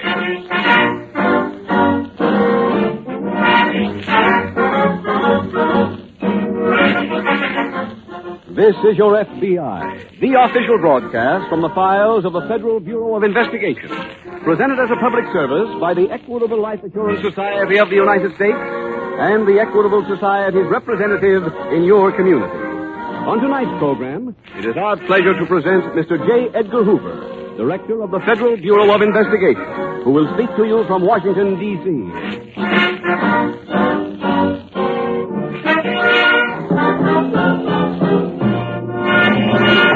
We have stated that this program is presented by the Equitable Life Assurance Society as a public service. This applies not only to the program itself, but to the commercials. All Equitable Society messages are designed to be of service to you, to point out ways and means by which you can give greater security to your loved ones, to keep you informed on present-day developments in insurance. For instance, tonight's Equitable Society message is on a type of insurance which touches the lives of 50 million Americans. Yet most of the 50 million know little or nothing about it. So it will pay you in just 14 minutes to listen to the message on group insurance from the Equitable Life Assurance Society.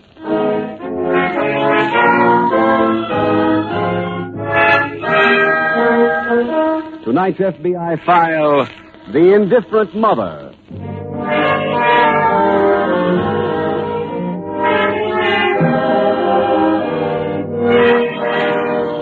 Every law enforcement agency in the nation is faced with many seemingly eternal problems. And when, as sometimes happens, those problems occur in pairs, then the path to a solution becomes that much more difficult. Juvenile delinquency, always a major problem, has recently become entwined with one of America's most serious crimes, auto theft. In a recent study made by your FBI of the field of crime during the first 6 months of this year, one figure stood out. That figure was the total value of automobiles stolen during those 6 months. And that figure was more than $31 million.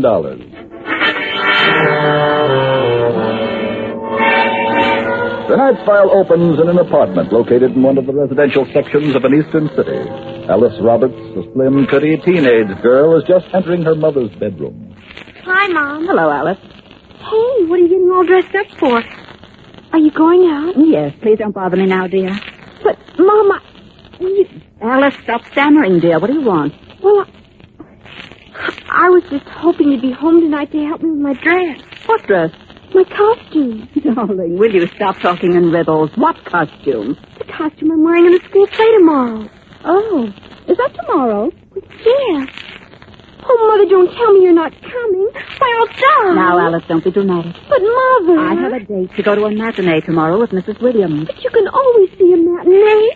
But tomorrow's the only time we're giving the school play. Now, Alice, Mrs. Williams would be very offended if I called at the last minute. But you knew about the school play a month ago. Well, I'm sorry, darling. I just forgot about it. So now, don't start that, Alice. Oh, Mother, please listen to me. Why, everybody else's parents will be there. You've got to come. You just Alice. have to. Yeah. How do I look? Huh? I asked you, how do I look? Oh, well... You look okay. Oh, thank you, dear. Well, I've got to be going. You better let me sleep late in the morning, dear. I'll be home quite late tonight. Oh, good luck tomorrow, darling, with your play.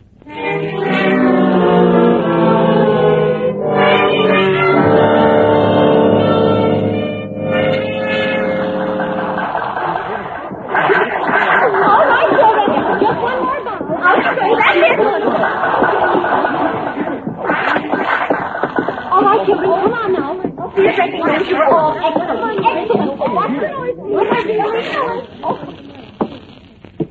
Hi, Alice. Oh, hello, Flo. How come you didn't take any bows? I didn't feel like it. Honey, that ain't the reason. You got the same trouble I have. What do you mean? Your mother didn't show up. Mine didn't either. Isn't that it? She didn't even send any flowers. Oh, look, honey, what do you care? Don't you? I don't pay any attention to those things anymore. I'm used to them. But don't you feel funny when your own mother doesn't care enough to show up? Well, it used to bother me, but why ride with it now? My mother lives her life, I live mine. You want to do the same thing. I don't understand, Flo. Well, it's simple. You're a pretty girl like me. Lots of fellas would like to go out with you. My mother doesn't let me go out. Is she going to be home tonight? No. She's got a date to go someplace to a party. Well, that's fine. Then why don't you come home with me for dinner? I got a date tonight. I'll have him get a friend for you.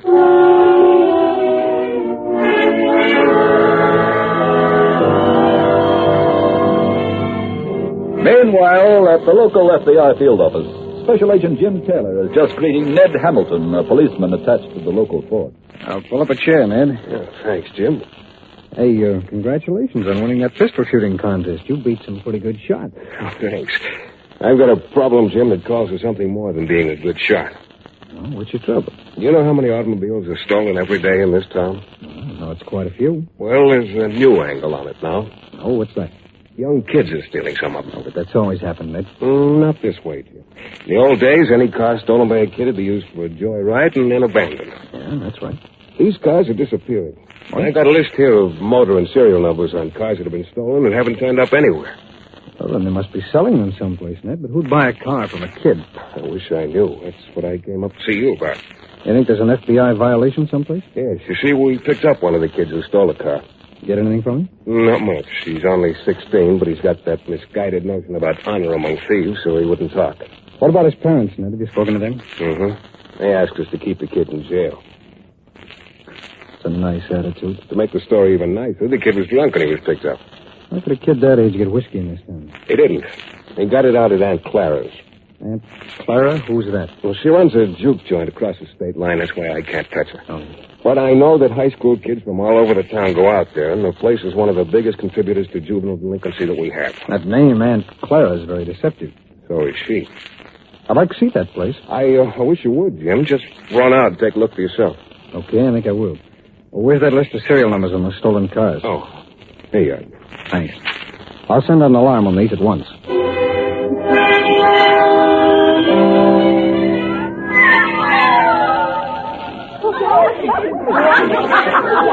Aunt Clara. Hello there, son. Come on over. Hi, Aunt Clara. Hello, Ricky boy. Sit down. Sit down.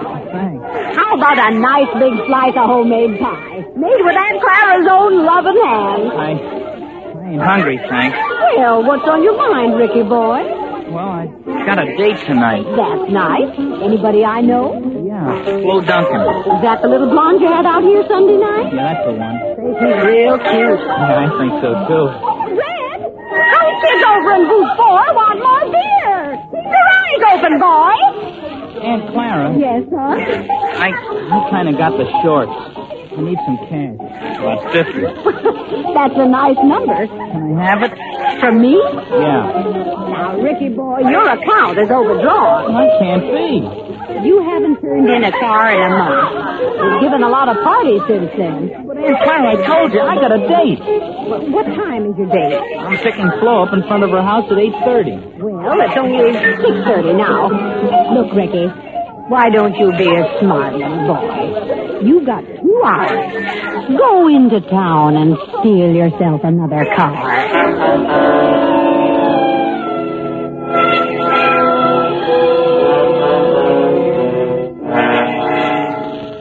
Jim, I received word at headquarters you wanted to see me. That's right, Ned. We got pretty quick action on that list of stolen cars that you gave us. Oh, what have you got? Well, the Cleveland office made a raid yesterday and broke up a big stolen car ring that was operating out of there.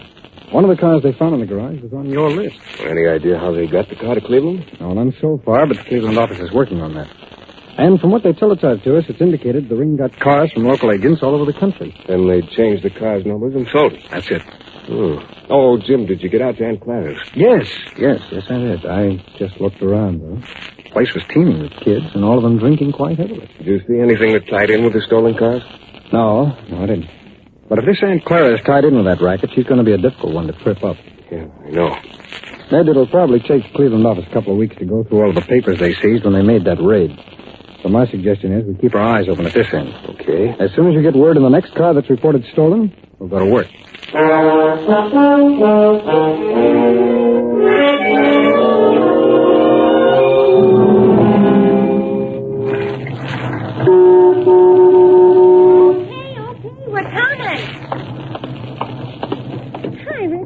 Hi. Hope you weren't waiting long. We didn't finish dinner until... Who's she? Huh?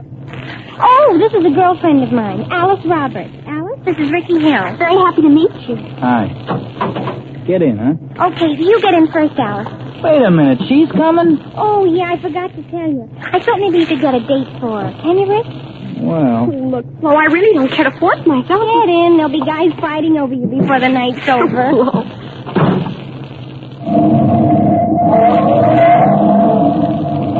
Nice car, Rick. New, huh? Smooth. Where are we going? Up to Aunt Clara's. Oh, wow. Is that the place on the old mill road? Yeah, a very sophisticated place. Flo, you have to drive this fast? Don't worry about Rick's driving. He's very conservative. Yeah, but... Oh, quit beefing, will you? Sorry. Where'd you dig her up? Oh, we go to school together. We were in the school play. I have a program of the play right here if you'd like to see it. I'm driving. Well, you might know some of the kids. Rick, can you hear that? It's a motorcycle play. Yeah, it's the cop. Well, he's after us, Rick. We're not going to stop. Oh, Rick, don't be foolish. He's bound to catch us. When I open this thing up. Oh, make him stop. I can't. This ain't my car. Oh, Rick, whose is it? I don't know. I stole it. What? Oh, Rick, he's coming alongside. You've got to stop. Oh, no, I don't. Oh, Rick, you hit him. How else could I get away? Oh, you can't leave him there. Shut up. We're going to Aunt Clara's.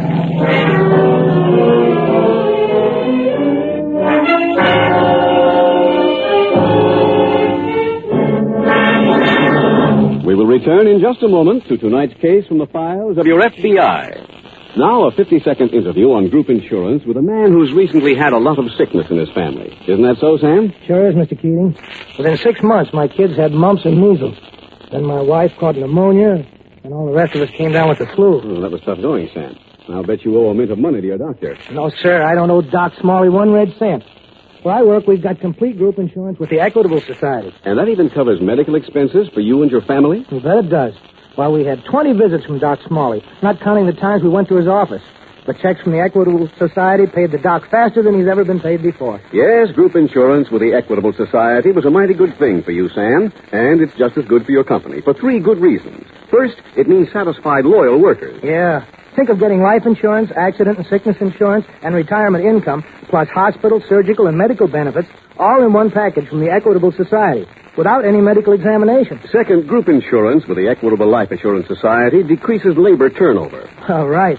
A fellow thinks twice before he walks out on a job, which gives him extra insurance coverage at far lower cost than he could buy it as an individual. Third, Equitable Society group insurance improves quality and quantity of production. Believe me, I do better work now that I've got rid of all those worries about sickness and accidents and my wife and kids' future. Well, I hope every employer in this radio audience hears what you've said, and that every one of them is resolving now to get the facts on complete group insurance protection from an Equitable Society expert. Get in touch with the nearest office of the Equitable Society. That's EQUITABLE. Or write direct to the New York home office of the Equitable Life Assurance Society of the United States.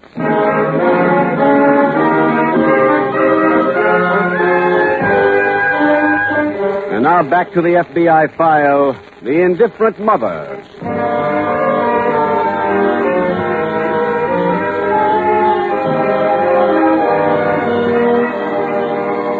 Tonight's case from the files of your FBI gradually illustrates how easy it is for the most innocent youngster to get into trouble.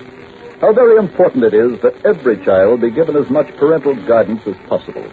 Because without that guidance, without that pillar to lean on, any young boy or girl can easily become involved in any one of a series of major crimes. children don't just grow. They must be helped. And in helping them, you help fight the greatest problem American law enforcement officers face today, the problem of juvenile delinquency. Tonight's file continues at the local FBI field office. Special Agent Jim Taylor is studying a later report from the Cleveland field office about the stolen car gang when the telephone rings. Special Agent Taylor speaking. Oh, hello, Jim. Ned Hamilton. Oh, hello, Ned. I'm down at the city hospital. Hey, what happened to you? Nothing. I came down here to get some information from a patient. Who's that? One of our motorcycle patrolmen was chasing a car out on the old post road tonight. As he pulled alongside, the car swerved and knocked him into a ditch. What happened to him? Broken leg and severe contusions. But he's conscious. I just spoke to him. He got the license number of the car, and I checked it. Stolen? Yes. It was being driven by a young boy. There were 3 kids in the car, and he recognized one of them, a young girl. No, who was she? She was a girl who sang in a school play out at Washington High School this afternoon. Patrolman saw the play because his daughter was in it, too. What was the girl's name who was in the car? Alice Roberts. Have you sent out an alarm on the car yet? Yes, just before I called you. Swell. Whoever the kid was, he stole a car he can go a long way with. The man who owns it had just put 4 brand new tires on it less than a half hour before it was stolen. Ned, did you get an address on this Roberts girl? Yes, she lives at 410 North Adams Street. 410 North Adams. I'll go out there right now. And, Ned, when I finish, I'll meet you at the hospital.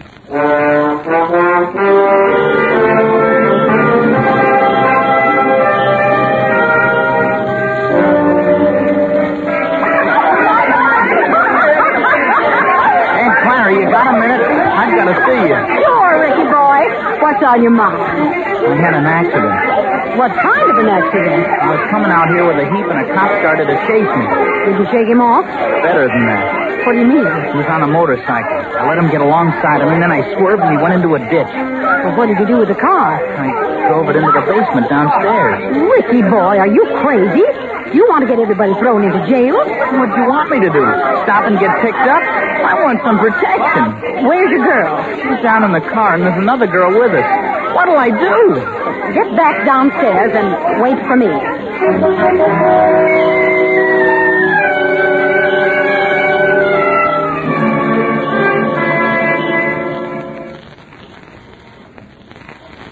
All right, Alice, I'm coming. Oh. Hello. I thought it was my daughter. She's always losing her key. Are you Mrs. Roberts? Yes, that's right. My name is Taylor. I'm a special agent of the FBI. Oh. Here are my credentials. The FBI? What do you want here? It's about your daughter, Alice. Alice? Where is she? I don't know where she is, Mrs. Roberts. That's why I came here. What's happened to her? She was seen tonight riding in a stolen car along the old post road. Oh, that can't be true, Mr. Taylor. She's in the school play at Washington High School tonight. That school play was held this afternoon. It was? Yes. It's odd. I was sure it was tonight. Mrs. Roberts, did she say where she was going tonight? Well, I didn't ask her. I haven't the faintest idea. Well, can you give me the name of some of her close friends? They might know. Well, I don't really know any of Alice's friends. Well, then can you tell me where your daughter likes to go when she goes out? Why, well, how would I know? Girls usually tell their mothers about things like that. Yes, but especially if the mothers show any interest. Oh, my poor baby. A little late for that, Mrs. Roberts. However, if you'll try to help me, we'll do everything we can to find her.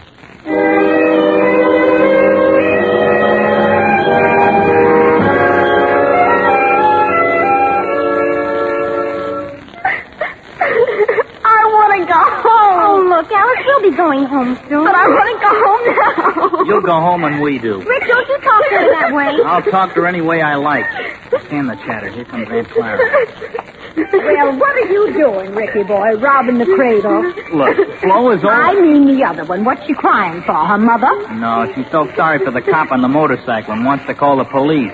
It serves you right, Ricky boy. I've told you a dozen times. It's always better to work alone. Well, I did the job alone. I picked them up after. You should have delivered the car before you picked them up. It's too late for that now. What'll I do next? What do you do with us? Please, dear.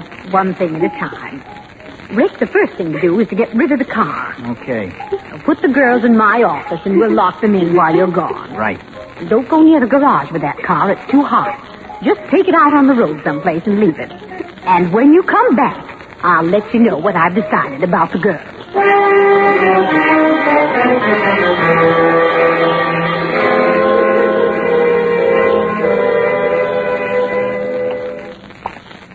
Hello, Ned.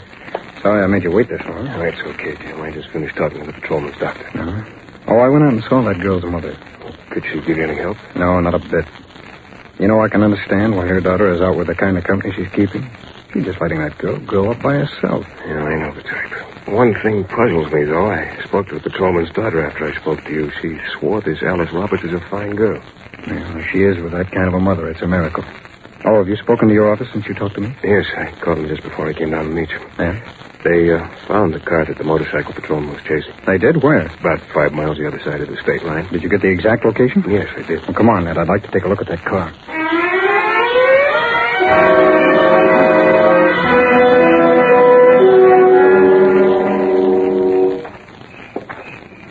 Find anything inside the car, Jim? Just this program from the show that was given at Washington High School this afternoon. Oh? It has Alice Roberts' name on it. Well, it proves she was in the car, all right. Yeah. Well, the car wasn't left here too long ago, either. The motor's still warm. Any fingerprints inside? None that are good enough to help us. Well, I guess this dent here is where the motorcycle hit. Yes, it's a fresh dent. The scratches are still clean. Well, at least we're getting a little closer to whoever did the job. We couldn't have missed him by very much. Ned, how about the state trooper who found the car? Did he give you anything? No, I was just talking to him. He didn't see anybody around here. How'd he happen to be on a dirt road like this? Well, the farmer who owns that field saw the car and called the state police barracks. Oh, I see. Trooper made a complete inspection of the ground, followed a set of man's footprints up the dirt road, but he lost them when they reached the concrete highway. A set of man's footprints? Is that all? Yeah. Why? Well, that means he must have dropped the girls off someplace before he decided to get rid of the car. Yeah, that's right, Jim. Come on, let's take a look around the outside of the car. I only went over the inside. Let's use your flashlight, too, huh? Okay. Ed. What? There we go. Look down here. Oh, what is it? Didn't you tell me that these were brand new tires that the owner had just put on the car this afternoon? That's right. You see those little bits of blue stone that are caught in the tire? Yeah. What about them? They could lead us to that missing trio.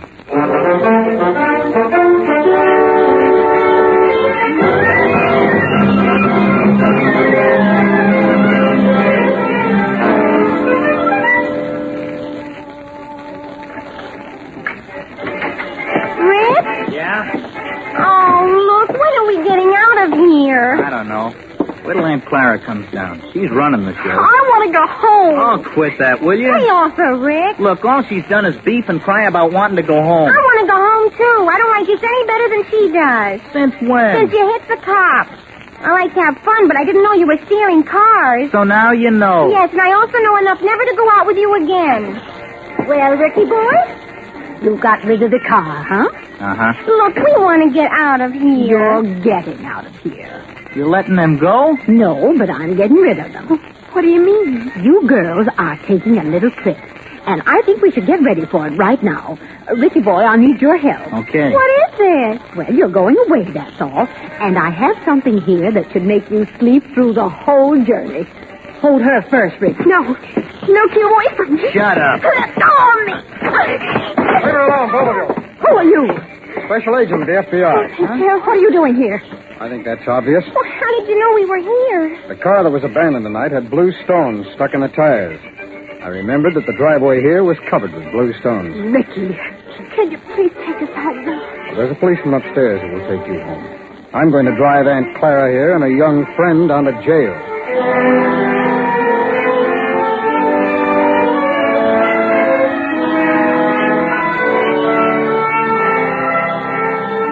The woman known as Aunt Clara was tried, convicted, and given a 10-year sentence for violation of the Motor Vehicle Theft Act. Her young accomplice, Ricky Hill, was sentenced to a reformatory until he reaches majority. And now, This Is Your FBI brings you a message on juvenile delinquency from the director of the Federal Bureau of Investigation. The next voice you hear will be that of Mr. J. Edgar Hoover, speaking to you from Washington, D.C. My message tonight is directed to the mothers and fathers of America, to all adult citizens responsible for the welfare of our youth. During the war years, when age 17 was leading all other age groups in frequency of arrests, the volume of juvenile delinquency in the United States reached an all-time high. It was disheartening to see thousands of our youngsters caught in the backwash of war. But I had hopes then that the condition was temporary, that after the war, the factors that contributed to delinquency would be removed and corrected. That apparently was wishful thinking. There was an encouraging decline in youthful delinquency immediately after the war. But arrests of youngsters are again on the increase. During the first 9 months of 1947, arrests of boys 18 to 20 years of age increased nearly 27% over the same period in 1946. Moreover, some of the wartime teenage offenders have grown up, and many are now committing more serious crimes. With a major crime occurring every 18 seconds, it is time to pause and examine the problem. I have noted that there is something lacking in the home life of most youngsters who violate the law. Even the delinquents, who are from apparently normal homes, are victims of parental neglect. The parents are either too careless or too busy with their own pleasures to give sufficient time, companionship, and interest to their children. I am convinced that a parent's gravest responsibility is to understand his children and win their confidence. Many fine, law-abiding parents actually do not know what their children are doing or how they spend their leisure time. When they find out, it is often too late. Their remorse does not remove the shame which their negligence has caused. Boys and girls are not hard to please. A little attention given to their problems and pleasure can mean so much. They violate the conventions of society because they are unhappy, because they feel insecure, and because they have not had the love and sympathy due them. Hence, my message is for the parents. Are you, the parents of our young people, doing everything in your power to develop your boys and girls into good citizens? Do you know your sons and daughters? Do you have their confidence? Are you acquainted with their friends? And do you know how they spend their leisure time? If you do not, I suggest that you take inventory and do what is necessary to make your home a place of learning as well as a place of living. A little more attention given to your child today may save the beginning of a life of degradation tomorrow. Thank you, Mr. Hoover, for your telling and forthright message. In just a moment, we will tell you about next week's exciting case from the files of your FBI. Now, some more useful facts on Equitable Society Group Insurance. It's a bargain for workers because it enables the company to give its employees the benefit of its wholesale purchasing power. It's a bargain for the management because it builds loyalty and goodwill, decreases personnel turnover, improves quality and quantity of production. For instance, the president of the Colgate-Palmolive Peat Company, Mr. E.H. Little, says, Colgate-Palmolive Peat Company, together with its employees, has recognized the advantages of group insurance protection. We believe that certain basic group plans are an important feature of a well-balanced industrial relations program. If your company does not have group insurance, or if your group program is complete, get in touch immediately with the nearest office of the Equitable Life Assurance Society of the United States.